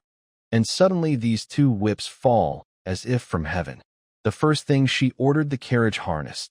I'm not even talking about the fact that there are such occasions with women when it's very, very pleasant to be insulted, despite all visible indignation. Everyone has them, these occasions. Man in general very, very much even loves to be insulted. Have you noticed this? But with women this is especially so. One can even say they only get by on this. For a time Raskolnikov thought of getting up and leaving and thereby ending the meeting. But some curiosity and even as if calculation restrained him for a moment. You love to fight? He asked distractedly. No, not very much, Svidrigailov answered calmly. And with Marfa Petrovna, we almost never fought. We lived very harmoniously, and she always remained satisfied with me. I used the whip, in all our 7 years, only twice in all, if you don't count one more third case, very ambiguous. However, the first time, 2 months after our wedding, immediately upon arrival in the country, and now this last case. And you already thought I'm such a monster, retrograde serf owner? Heh. And by the way, don't you recall, Rodion Raskolnikov, how several years ago, still in the times of beneficent publicity, one nobleman was disgraced among us publicly and in all literature? I've forgotten the name. Well, the one who whipped the German woman in the railway carriage, remember? Then in that very same year, I think, the disgraceful act of the age happened too. Well, the Egyptian nights, the public reading, remember? The black eyes. Oh, where are you? Golden time of our youth. Well, sir, here's my opinion. I don't deeply sympathize with the gentleman who whipped the German woman, because indeed, after all it is, why sympathize? But at this I cannot but declare that sometimes such provocative German women occur, that, it seems to me, there's not a single progressive who could completely vouch for himself. No one looked at the subject from this point then, but meanwhile this very point is the real, humane one. Really, sir? Having said this, Svidrigailov suddenly laughed again. It was evident to Raskolnikov that this was a man who had firmly decided on something and was keeping it to himself. You must not have talked with anyone for several days in a row? He asked. Almost so. Why? Are you surprised that I'm such an agreeable person? No, I'm surprised that you're too agreeable a person. Because I wasn't offended by the rudeness of your questions? Is that it? But why be offended? You asked as you did, so I answered, he added with a surprising expression of simple-heartedness. After all, I'm interested in almost nothing especially, by God. He continued somehow pensively, especially now, I'm occupied with nothing at all. However, you're permitted to think I'm ingratiating myself out of designs. All the more since I declared myself that I have business with your dear sister. But I'll tell you frankly, it's very boring. Especially these 3 days, so that I'm even glad to see you. Don't be angry, Rodion Raskolnikov, but you yourself seem to me for some reason terribly strange somehow. Say what you like, But there's something in you, and precisely now, that is, not precisely at this minute, but generally now. Well, I won't, don't frown. After all, I'm not such a bear as you think. Raskolnikov looked at him gloomily. You perhaps aren't a bear at all, he said. It even seems to me that you're of very good society, or at least know how to be a decent person on occasion. But I'm not especially interested in anyone's opinion, Svidrigailov answered drily, and even as if with a tinge of haughtiness. And therefore why not be a vulgarian, when this dress is so comfortable to wear in our climate, and especially if one has a natural inclination for it, he added, laughing again. I heard, however, that you have many acquaintances here. After all, you're what's called not without connections. Why then do you need me? In that case, if not for purposes? You're right that I have acquaintances, Svidrigailov picked up, not answering the main point. I've already met some. I've been wandering around for 3 days after all, and I recognize them myself. And they, it seems, recognize me. Of course, I'm dressed decently and am considered not a poor person. The peasant reform didn't affect us. Forests and water meadows. The income doesn't diminish, but I won't go there. It was boring before too. I've been walking around for 3 days and don't acknowledge myself to anyone. And then there's this city. That is, how did it compose itself here? Tell me please. A city of clerks and all sorts of seminarists. Really, I didn't notice much here before, 8 years ago, when I was hanging about here. I'm pinning my hopes now on anatomy alone. By God. On what anatomy? And regarding these clubs, Dussets, these points of yours, or, if you like, well, your progress too.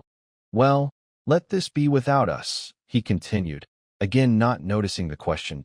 Besides, who wants to be a cardsharp? So you were a cardsharp too? How could I not be? A whole company of us, most respectable.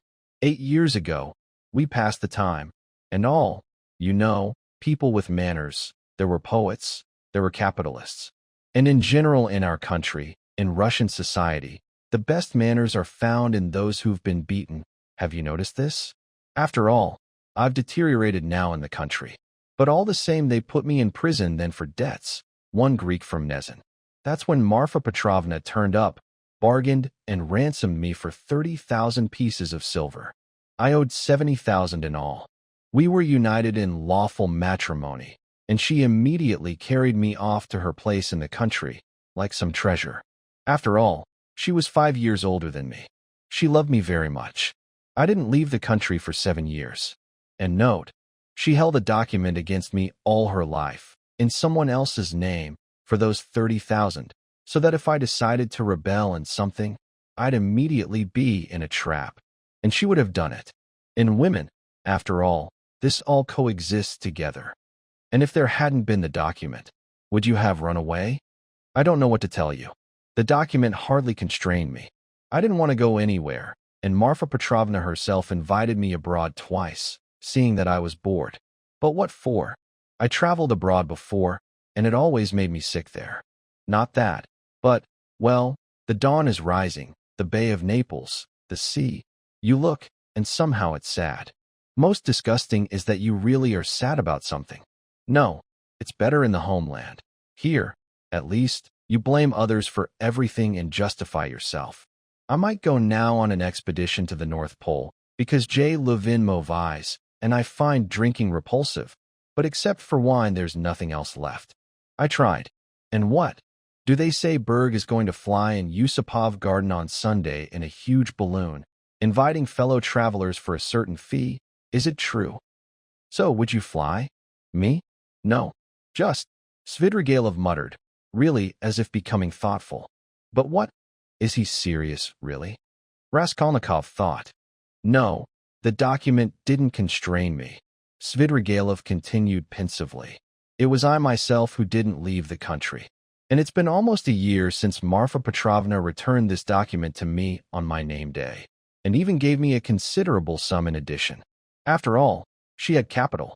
You see how I trust you, Arkady Ivanovitch. Really, that's exactly what she said. You don't believe she said it like that? And you know, I actually became a decent landowner in the country. They know me in the district. I also ordered books. Marfa Petrovna approved at first, but then kept fearing that I'd become too learned. You seem to miss Marfa Petrovna very much? Me? Perhaps. Really, perhaps. And by the way, do you believe in ghosts? In what ghosts? In ordinary ghosts, in what kind? And do you believe? Well, perhaps yes and no. Pour vous plaire. That is, not exactly no. Do they appear, or what? Svidrigailov looked at him somehow strangely. Marfa Petrovna is pleased to visit, he said, twisting his mouth into some strange smile. How do you mean, pleased to visit? Well, she's already come 3 times. I saw her the first time on the very day of the funeral, an hour after the cemetery. This was on the eve of my departure here. The second time was 3 days ago, on the road, at dawn, at the station of Malaya Vishera, and the third time, 2 hours ago, in the apartment where I'm staying, in my room. I was alone. When awake. Completely. All 3 times when awake. She'll come, talk for a minute, and leave through the door. Always through the door. You can even, as if, hear it. Why did I think that something of this sort must be happening with you? Raskolnikov suddenly said, and at the same moment was surprised that he'd said this. He was in strong agitation. What? You thought this? Svidrigailov asked with surprise. Really? Well, didn't I say that there's some common point between us? You never said this. Raskolnikov answered sharply and with heat. Didn't say? No. I thought I said it. Earlier, when I entered and saw you lying with closed eyes, but yourself pretending. Right then I said to myself, this is the very one. What do you mean, the very one? What are you talking about? Raskolnikov cried out. About what? Well, I really don't know about what. Quite sincerely, Svidrigailov muttered, somehow himself confused. They were silent for a minute. Both looked at each other with all their eyes. All this is nonsense, Raskolnikov cried out with annoyance. Continue. What does she say to you when she comes? She? Imagine, about the most insignificant trifles, and marvel at man. After all, this is what angers me. The first time she entered, I, you know, was tired. Funeral service, eternal rest, then Latia, refreshments. Finally, I'm alone in the study. Lit a cigar, became thoughtful. She entered through the door. And you, she says, Arkady Ivanovitch, today in all the bustle you forgot to wind the clock in the dining room. And these clocks I really, for all 7 years, wound myself every week, and if I forget, she would always remind me. The next day I'm already going here. I entered, at dawn, at the station, dozed during the night, broken, eyes sleepy. Took coffee. I look. Marfa Petrovna suddenly sits down beside me, a deck of cards in her hands. Shouldn't I tell your fortune, Arkady Ivanovitch, for the journey? And she was a master at fortune-telling. Well, I'll never forgive myself for not having it told. I ran away, frightened, and here, truly, the bell rang too. I'm sitting today after a wretched dinner from a cook shop with a heavy stomach, sitting, smoking. Suddenly Marfa Petrovna again comes in all dressed up in a new green silk dress with a very long train. Hello, Arkady Ivanovitch. How do you like my dress? Aniska can't sew like this. Aniska? This is our dressmaker in the country, from the former serfs, was in training in Moscow, pretty little girl. She stands, turns before me. I examined the dress, then looked attentively at her face. Really, I say, Marfa Petrovna, you feel like coming to me about such trifles, troubling yourself. Ah, my God, Father, can't one even trouble you? I say to her, to tease her. I, Marfa Petrovna, want to get married. This would be like you, Arkady Ivanovitch, not much honor to you, that you, not having managed to bury your wife, immediately go off to marry. And if only you'd chosen well, but I know, neither her, nor yourself, you'll only make good people laugh. She took and left, and her train seemed to rustle. What nonsense, eh? But you, however, are perhaps lying about everything? Raskolnikov responded. I rarely lie, Svidrigailov answered pensively, and as if not even noticing the rudeness of the question. And before all this, you never saw ghosts. And No, I saw one. Only once in my life, 6 years ago. Filka, a house serf. I had just buried him, I shouted, forgetting. Filka the pipe. He entered and went straight to the stand where my pipes are. I'm sitting, thinking, he's taking revenge on me, because right before his death we had a strong quarrel. How dare you? I say, come to me with a torn elbow. Out, scoundrel. He turned, went out, and never came again. I didn't tell Marfa Petrovna then. I wanted to have a funeral service said for him, but felt ashamed. Go see a doctor. I understand this even without you, that I'm unwell, though I really don't know what's wrong. In my opinion, I'm certainly 5 times healthier than you. I didn't ask you that. Do you believe or not that ghosts appear? I asked you, do you believe that there are ghosts? No, I won't believe it for anything. Raskolnikov cried out with some kind of even malice. After all, what do they usually say? Svidrigailov muttered, as if to himself, looking aside and tilting his head slightly. They say, you're sick. Consequently, what appears to you is only non-existent delirium. But there's no strict logic here. I agree that ghosts appear only to the sick, but this only proves that ghosts can appear to none other than the sick, not that they don't exist in themselves. Of course not. Raskolnikov insisted irritably. No? You think so? Svidrigailov continued, slowly looking at him. Well, what if we reason like this? Come on, help me here. Ghosts are, so to speak, shreds and fragments of other worlds, their beginning. A healthy person, of course, has no reason to see them, because a healthy person is the most earthly person and consequently must live by this earthly life alone, for fullness and order. But as soon as one falls ill, as soon as the normal earthly order in the organism is disturbed, immediately the possibility of another world begins to be felt, and the sicker one is, the more contacts with the other world, so that when a person dies completely, he'll go directly into the other world. I've been reasoning about this for a long time. If you believe in a future life, you can believe this reasoning too. I don't believe in a future life, said Raskolnikov. Svidrigailov sat in thought. And what if there are only spiders there, or something of that sort? He said suddenly. He's mad, Raskolnikov thought. We always imagine eternity as an idea that can't be grasped, something enormous. But why necessarily enormous?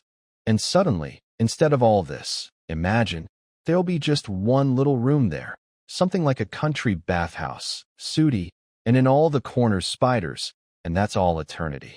You know, sometimes this appears to me like this. And can it be that nothing more comforting and just than this appears to you? Raskolnikov cried out with a painful feeling. More just? And how do you know? Perhaps this is just. And you know, I would definitely do it on purpose like this. Svidrigailov answered, smiling indefinitely. Some kind of cold suddenly seized Raskolnikov at this hideous answer. Svidrigailov raised his head, looked at him intently, and suddenly burst out laughing. No, but consider this, he cried out. Half an hour ago, we hadn't even seen each other. We consider ourselves enemies. There's an unsettled matter between us. We've dropped the matter, and look what literature we've driven into. Well, didn't I speak the truth, that we're birds of a feather? Do me the favor, Raskolnikov continued irritably. Allow me to ask you to explain yourself quickly and inform me why you have honored me with your visit. And I'm in a hurry. I have no time. I want to go out. By all means. Your sister, Avdotya Romanovna, is marrying Mr. Luzin, Pyotr Petrovitch. Can't we somehow bypass every question about my sister and not mention her name? I don't even understand how you dare utter her name in my presence, if you're really Svidrigailov. But I came to talk about her. How can I not mention her? Very well, speak, but quickly. I'm convinced that you've already formed your opinion about this Mr. Luzin, my relative by marriage, if you've seen him for at least half an hour or have heard anything certain and precise about him. Avdotya Romanovna is not a match for him. In my opinion, Avdotya Romanovna in this matter is sacrificing herself very magnanimously and imprudently for her family. It seemed to me, owing to everything I've heard about you, that you, on your part, would be very glad if this marriage could be broken off without violation of interests. Now, having met you personally, I'm even certain of this. All this is very naive on your part. Forgive me, I meant to say, impudent, said Raskolnikov. That is, you express by this that I'm working for my own pocket.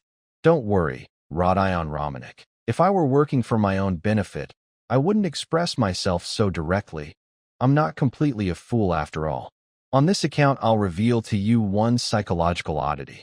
Earlier I, justifying my love for Avdotya Romanovna, said I was myself a victim. Well, know then that I feel no love now, and none, so that it's even strange to me, because I really did feel something. From idleness and debauchery, Raskolnikov interrupted. Indeed, I'm a debauched and idle person. However, your sister has so many advantages that even I couldn't help being somewhat impressed. But all this is nonsense, as I now see myself. When did you see this? I began to notice before, but was finally convinced 3 days ago, almost at the very moment of arrival in Petersburg. However, even in Moscow I imagined I was going to seek Avdotya Romanovna's hand and compete with Mr. Luzin. Excuse me for interrupting. Please, couldn't you shorten this and get directly to the purpose of your visit? I'm in a hurry, I need to go out. With the greatest pleasure. Having arrived here, and now having decided to undertake a certain voyage, I wish to make necessary preliminary arrangements. My children remained with their aunt. They're rich, and they don't need me personally. And what kind of father am I? I took for myself only what Marfa Petrovna gave me a year ago. That's enough for me. Excuse me, I'm getting to the matter itself right now. Before the voyage, which perhaps will come to pass, I want to finish with Mr. Luzin too. Not that I can't stand him very much, but it was through him that this quarrel with Marfa Petrovna came about, when I learned that she had cooked up this wedding. I now wish to see Avdotya Romanovna, through your mediation, and, if you like, in your very presence, to explain to her, firstly, that from Mr. Luzin not only will there be no slightest benefit for her, but even certainly there'll be obvious harm. Then, having begged her forgiveness for all these recent unpleasantries, I would ask permission to offer her 10,000 rubles and thus facilitate the break with Mr. Luzin, a break from which, I'm convinced, she herself wouldn't be averse, if only the possibility appeared. But you're really mad, Raskolnikov cried out, not so much even angry as amazed. How dare you speak like this? I knew you'd cry out.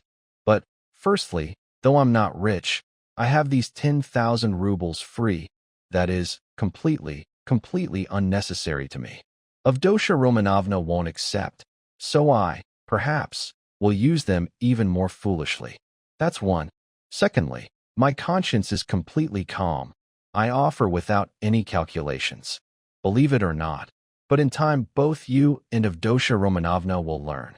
The whole point is that I really caused some troubles and unpleasantries to your much-respected dear sister. Consequently, feeling sincere repentance, I sincerely wish, not to buy my way out, not to pay for the unpleasantries, but simply to do something beneficial for her, on the basis that I didn't really take the privilege of doing only evil. If there were even a millionth part of calculation in my proposal, I wouldn't propose it so directly, and I wouldn't propose only 10,000 either, when only 5 weeks ago I proposed more to her. Besides, I, perhaps, will very soon marry a certain young lady, and consequently all suspicions of any designs against Avdotya Romanovna should thereby be destroyed.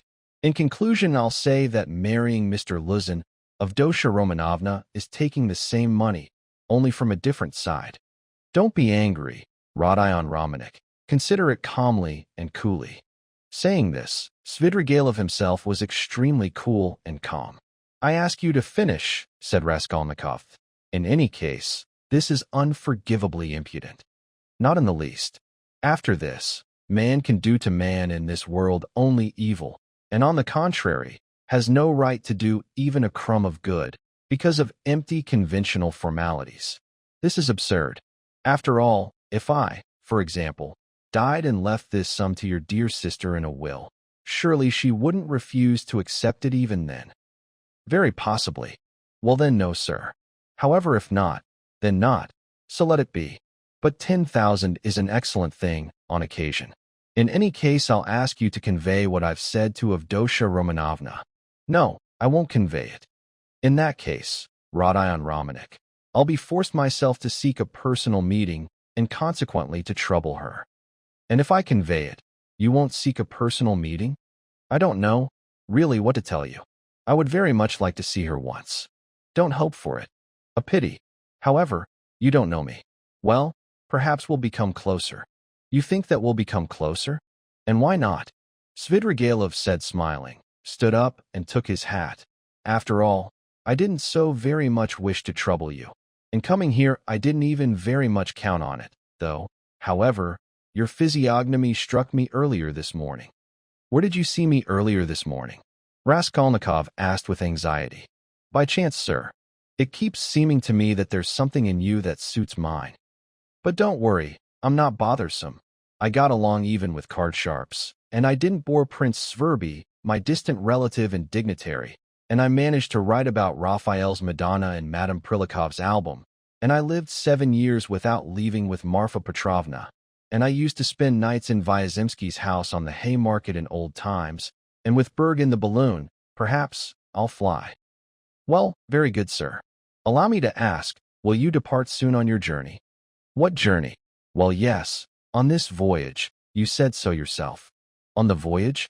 Ah, yes. Indeed, I told you about the voyage. Well, this is an extensive question. But if you only knew, however, what you're asking about, he added and suddenly laughed loudly and briefly. Perhaps, instead of the voyage, I'll get married. They're arranging a bride for me. Here. Yes. When did you manage this? But I very much wish to see Avdotya Romanovna once. I seriously ask this. Well, goodbye. Ah, yes. Here's what I forgot. Convey, Rodion Raskolnikov, to your dear sister, that in Marfa Petrovna's will she is mentioned for 3,000. This is positively true. Marfa Petrovna arranged it a week before her death, and the matter was done in my presence. In 2-3 weeks, Avdotya Romanovna can receive the money. Are you telling the truth? The truth. Convey it. Well, sir, your servant. After all, I'm not staying very far from you. Going out, Svidrigailov collided in the doorway with Razumikin. Chapter 2. It was already almost 8 o'clock. Both were hurrying to Bakaleyev's house to arrive before Luzin. Well, who was that? Asked Razumikin, as soon as they went out into the street. That was Svidrigailov, the very landowner in whose house my sister was insulted when she served as governess with them. Through his amorous persecutions, she left them, driven out by his wife, Marfa Petrovna. This Marfa Petrovna later asked Dunya's forgiveness, and now has suddenly died. She's the one they were talking about just now. I don't know why, but I'm very afraid of this man. He arrived immediately after his wife's funeral. He's very strange and has resolved on something. He seems to know something. Dunya must be protected from him. That's what I wanted to tell you, you hear? Protect her. What can he do against Avdotya Romanovna? Well, thank you, Rodion, for telling me this. We will protect her. Where does he live? I don't know. Why didn't you ask? Pity. However, I'll find out. You saw him? Asked Raskolnikov, after some silence. Well, yes, I noticed firmly. You really saw him? Saw him clearly. Raskolnikov insisted. Well, yes, I remember clearly. I'd recognize him out of 1,000. I have a good memory for faces. Again they fell silent. That's it, Raskolnikov muttered. Otherwise, you know, I thought, it keeps seeming to me, that it might be a fantasy. What are you talking about? I don't quite understand you, Rodion. Well, you all keep saying, Raskolnikov continued, twisting his mouth into a smile, that I'm mad. It just seemed to me now, suddenly, that maybe I really am mad and only saw a phantom. What are you saying? And who knows? Maybe I really am mad, and everything that's happened all these days, maybe it's all only in my imagination. Rodion, they've upset you again. But what did he say? What did he come for? Raskolnikov didn't answer. Razumikin thought for a minute. Well, listen to my report, he began. I stopped by to see you. You were sleeping. Then we had dinner, and then I went to Porfiry's. Zametov was still there.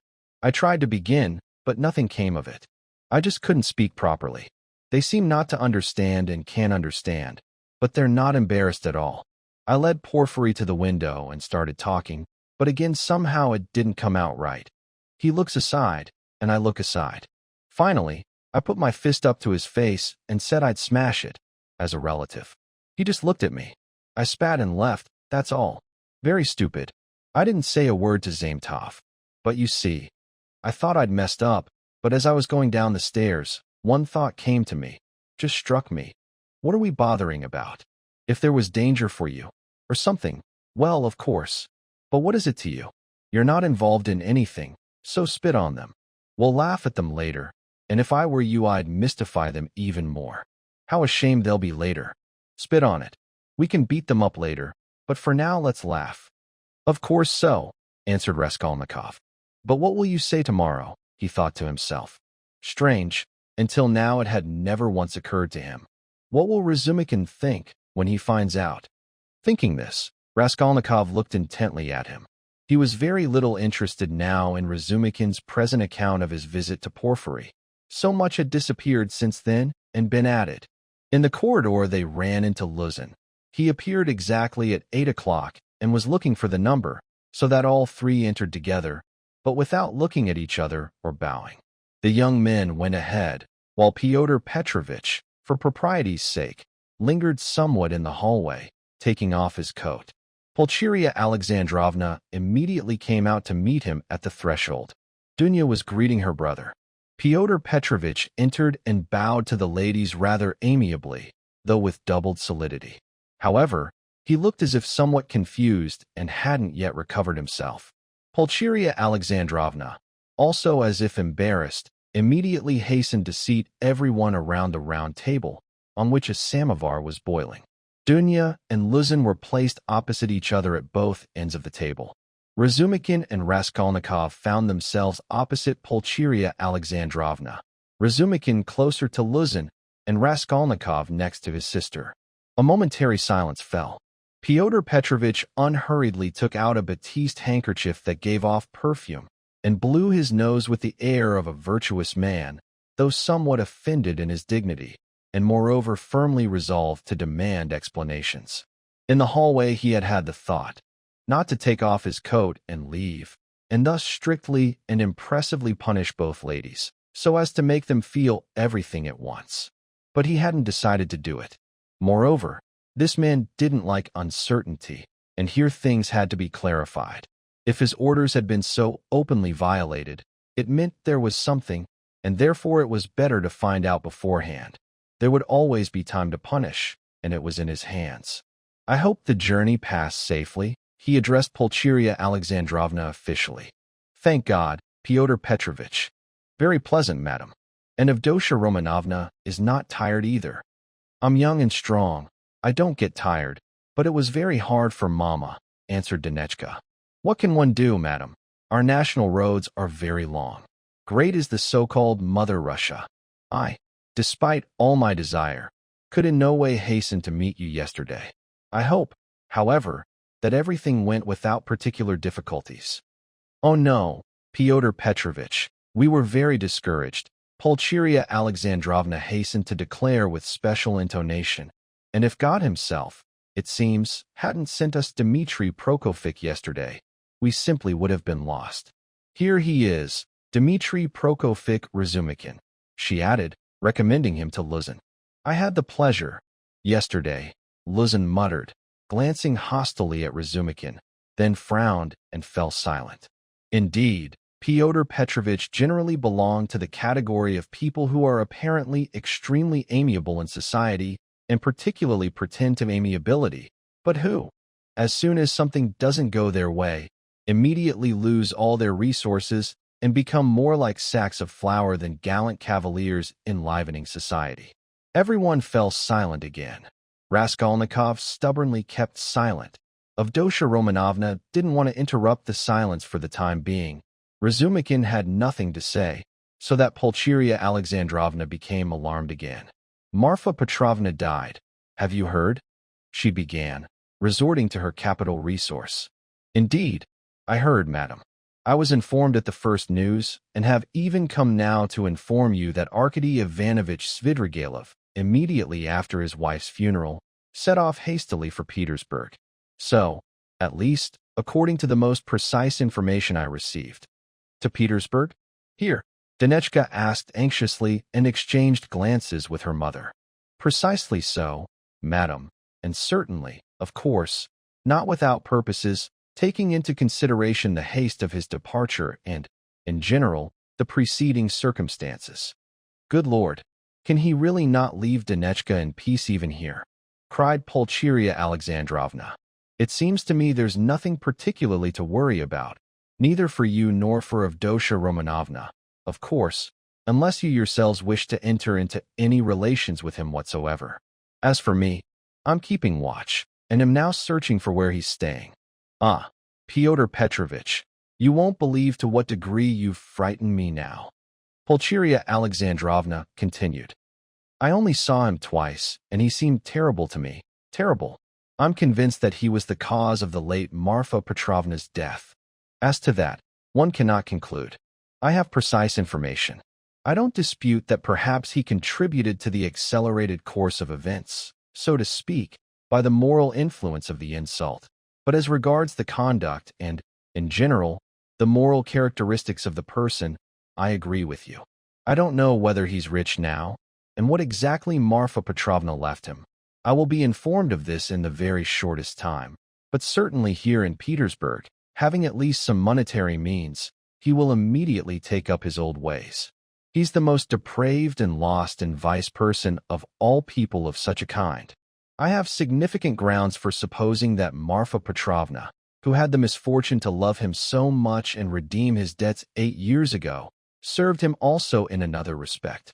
Solely through her efforts and sacrifices was hushed up, at the very beginning, a criminal case, with an admixture of brutal and, so to speak, fantastic murder, for which he very well might have taken a trip to Siberia. That's what kind of man he is, if you want to know. Oh Lord, cried Pulcheria Alexandrovna. Raskolnikov listened attentively. Are you telling the truth that you have precise information about this? Asked Dunya, sternly and impressively. I only say what I heard myself, in secret, from the late Marfa Petrovna. It must be noted that from a legal point of view, this case is very dark. There lived here, and now, it seems, still resides, a certain Reslich, a foreigner and moreover a petty moneylender, also engaged in other business. With this Reslich, Mr. Svidrigailov had for a long time certain very close and mysterious relations.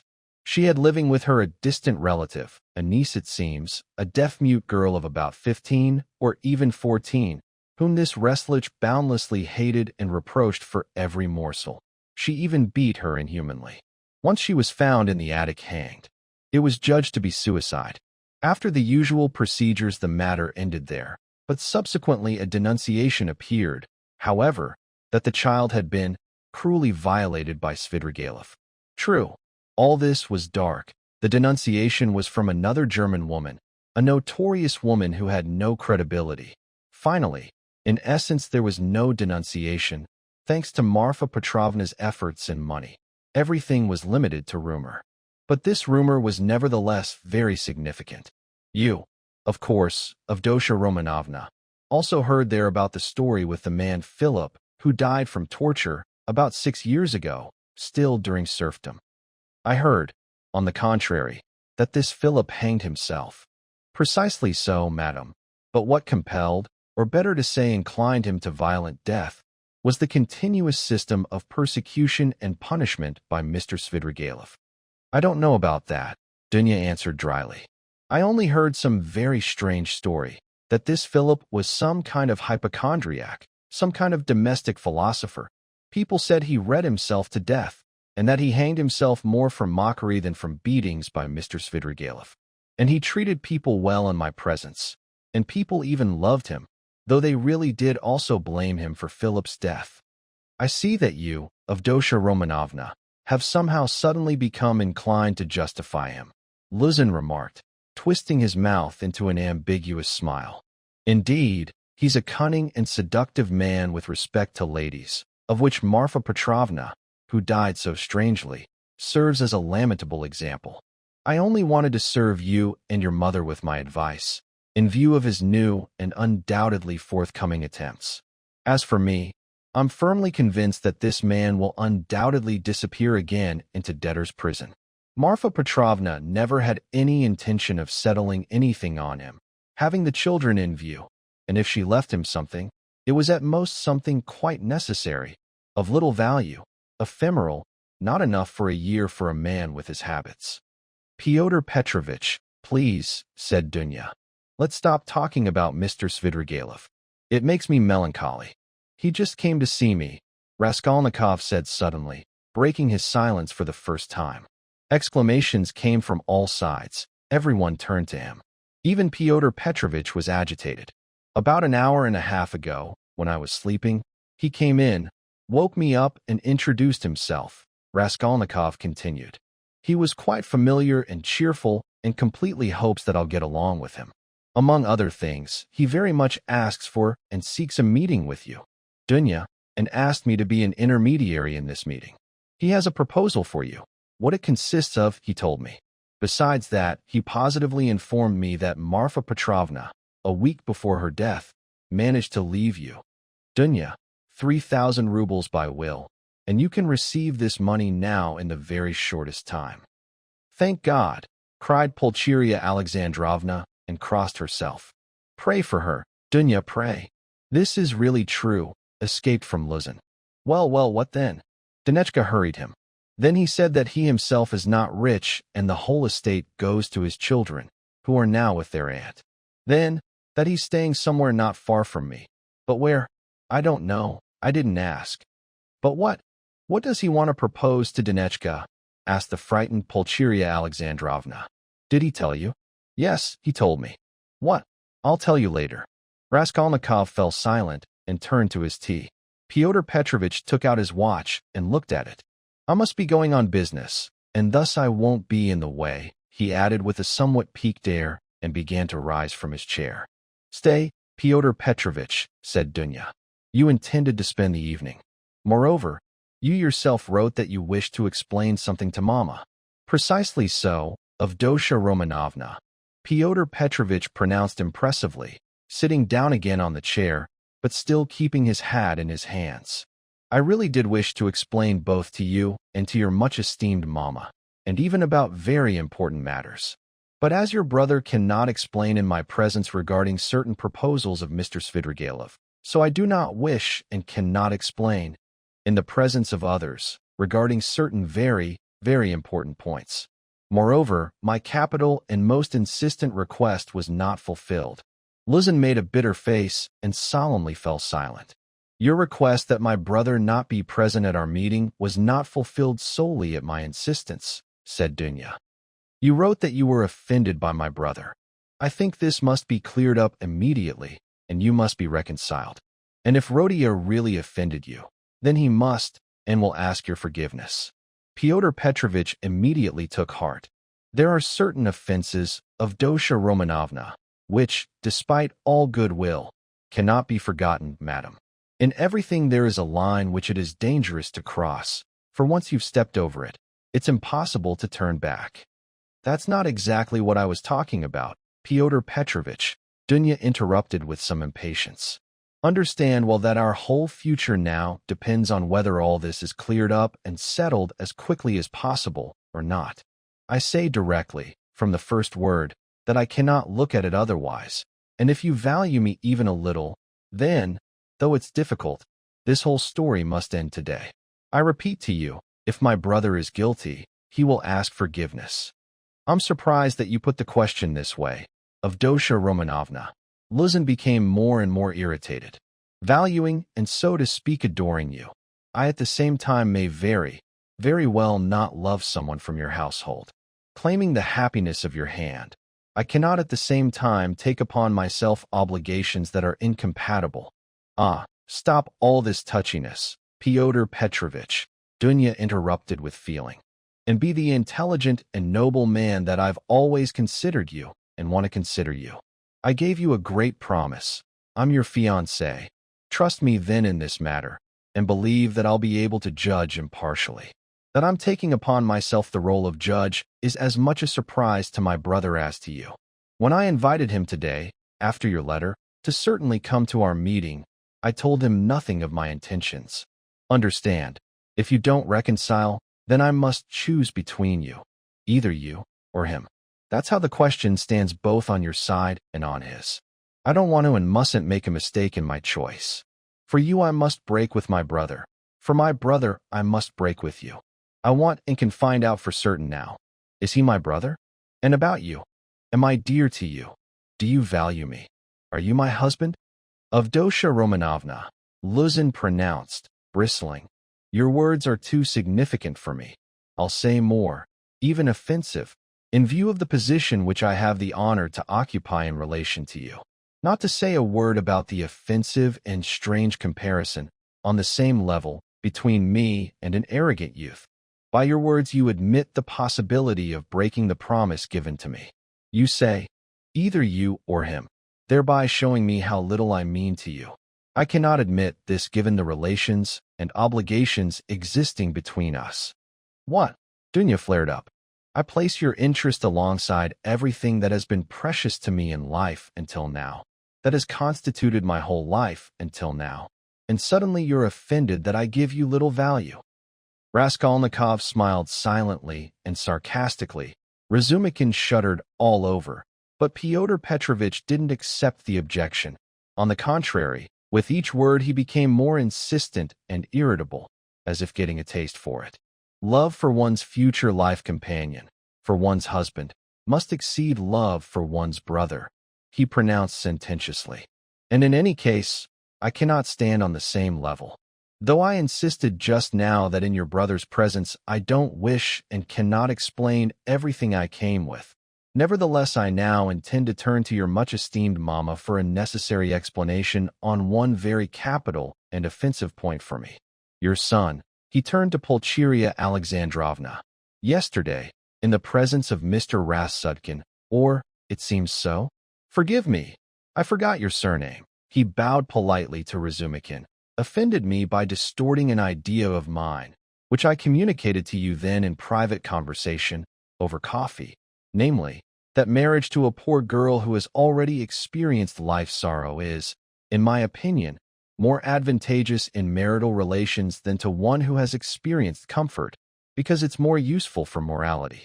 Your son deliberately exaggerated the meaning of my words to the point of absurdity, accusing me of malicious intentions, and, in my view, basing this on your own transmission to him of these words of mine in writing.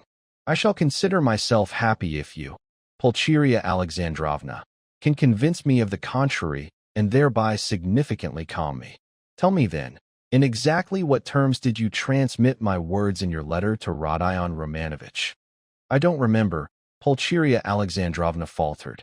I transmitted them as I understood them myself. I don't know how Rodion transmitted them to you. Perhaps he exaggerated something. He couldn't have exaggerated without your prompting. Pyotr Petrovitch, Pulcheria Alexandrovna pronounced with dignity. The proof that Dunya and I didn't take your words in a very bad sense is that we're here. Well said, Mama, Dunya said approvingly. So I'm guilty in this too. Luzin took offense. Look here, Pyotr Petrovitch, you keep blaming Rodion, but you yourself wrote an untruth about him in your letter just now, added Pulcheria Alexandrovna, emboldened. I don't recall writing any untruth, madam. You wrote, Raskolnikov said sharply, without turning to Luzin, that I yesterday gave money not to the widow of the crushed man, as it really was, but to his daughter, whom I had never seen until yesterday. You wrote this to quarrel me with my family, and for that added, in vile expressions, about the conduct of a girl you don't know. All this is gossip and baseness. Excuse me, sir, Luzin answered, trembling with anger. In my letter, I expanded on your qualities and actions solely in fulfillment of the very request of your sister and mamma to describe to them how I found you and what impression you made on me. As for what was indicated in my letter, find even one line that's unjust, that is, that you didn't spend money and that in that family, however unfortunate, there weren't unworthy persons. In my opinion, you, with all your merits, are not worth the little finger of this unfortunate girl at whom you cast a stone. So you would decide to introduce her even into the society of your mother and sister? I've already done that, if you want to know. I seated her today next to Mama and Dunya. Rodia, cried Pulcheria Alexandrovna. Dunechka blushed. Razumikin knit his brows. Luzin smiled sarcastically and haughtily. You see for yourself, Avdotya Romanovna, he said. Is agreement possible here? I hope now that this matter is ended and clarified, once and for all. I will withdraw, so as not to interfere with the further pleasantness of the family meeting and the communication of secrets. He rose from his chair and took his hat. But departing, I venture to remark that henceforth I hope to be spared such meetings and, so to speak, compromises. I will particularly ask you, much esteemed Pulcheria Alexandrovna, on this same theme, especially since my letter was addressed to you and to no one else. Pulcheria Alexandrovna was somewhat offended. You're taking us completely into your power, Fyodor Petrovitch. Dunya told you the reason why your wish wasn't fulfilled. She had good intentions. And you write to me as if you're giving orders. Must we really consider every wish of yours as an order? I'll tell you, on the contrary, that you should be particularly delicate and indulgent toward us now, because we gave up everything and came here trusting you, and therefore we're already almost in your power as it is. That's not entirely fair, Pulcheria Alexandrovna, and especially at the present moment, when the 3,000 bequeathed by Marfa Petrovna has been announced, which seems very timely, judging by the new tone with which you've begun to speak to me, he added sarcastically. Judging by this remark, one can indeed suppose that you were counting on our helplessness, Dunya observed irritably. But now, at least, I cannot count on it, and especially don't wish to interfere with the communication of the secret proposals of Arkady Ivanovich Svidrigailov, with which he has empowered your brother, and which, as I see, have capital and perhaps very pleasant significance for you. Oh my God, cried Pulcheria Alexandrovna. Razumikin couldn't sit still in his chair. And aren't you ashamed now, sister? Asked Raskolnikov. I'm ashamed, Rodia, said Dunya. Fyodor Petrovitch. Get out, she turned to him, pale with anger. Fyodor Petrovitch, it seemed, didn't expect such an ending at all. He had relied too much on himself, on his power, and on the helplessness of his victims. He didn't believe it even now. He turned pale, and his lips trembled. Avdotya Romanovna, he said, if I go out this door now, with such a send-off, then, count on this, I'll never return. Think it over well. My word is firm.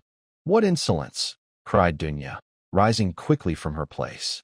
I don't even want you to come back, Fyodor Petrovitch. What? So that's how it is, madam, cried Luzin, not believing until the last moment in such an outcome, and therefore now completely losing the thread. So that's how it is, madam. But do you know, Avdotya Romanovna, that I could protest, madam? What right do you have to speak to her like that? Pulcheria Alexandrovna interceded warmly. How can you protest? And what are these rights of yours? Would I really give you such a one, my Dunya? Go, leave us completely. We're to blame ourselves for embarking on an unjust business, and I most of all. Nevertheless, Pulcheria Alexandrovna, Luzin raged furiously. You bound me by your word, which you're now renouncing, and finally, I was drawn, so to speak, through this into expenses. This last claim was so much in Fyodor Petrovitch's character that Raskolnikov, pale with anger and from the effort to restrain it, suddenly couldn't hold back and burst out laughing. But Pulcheria Alexandrovna lost her temper. Expenses? What expenses? You're not talking about our trunk, are you? Why, the conductor transported it for you for free. Good Lord, we bound you. Come to your senses, Fyodor Petrovitch. You bound us hand and foot, not we you. Enough, Mama, please enough. Avdotya Romanovna begged. Fyodor Petrovitch, do me the kindness of leaving. I'm leaving, madam. But just one last word, he said, almost completely unable to control himself now. Your mama, it seems, has completely forgotten that I decided to take you, so to speak, after the town gossip that spread throughout the district concerning your reputation. Disdaining public opinion for your sake and restoring your reputation, I could, of course, very well have hoped for recompense and even demanded your gratitude. And only now have my eyes been opened. I see myself that perhaps I acted very rashly in disdaining public voice. Does he have two heads or something? Cried Razumikin, jumping up from his chair and already prepared to settle scores. You're a base and wicked man, said Dunya. Not a word, not a gesture, cried Raskolnikov, holding back Razumikin. Then, approaching Luzin almost point-blank. Please get out, he said quietly and distinctly. And not another word, otherwise. Pyotr Petrovitch looked at him for several seconds with a face pale and twisted with malice, then turned, went out, and certainly rarely has anyone carried away in his heart such malicious hatred toward anyone as this man toward Raskolnikov. He blamed him and him alone for everything. Remarkably, even while descending the stairs, he still imagined that the matter might not be lost at all and, as far as the ladies alone were concerned, even very reparable.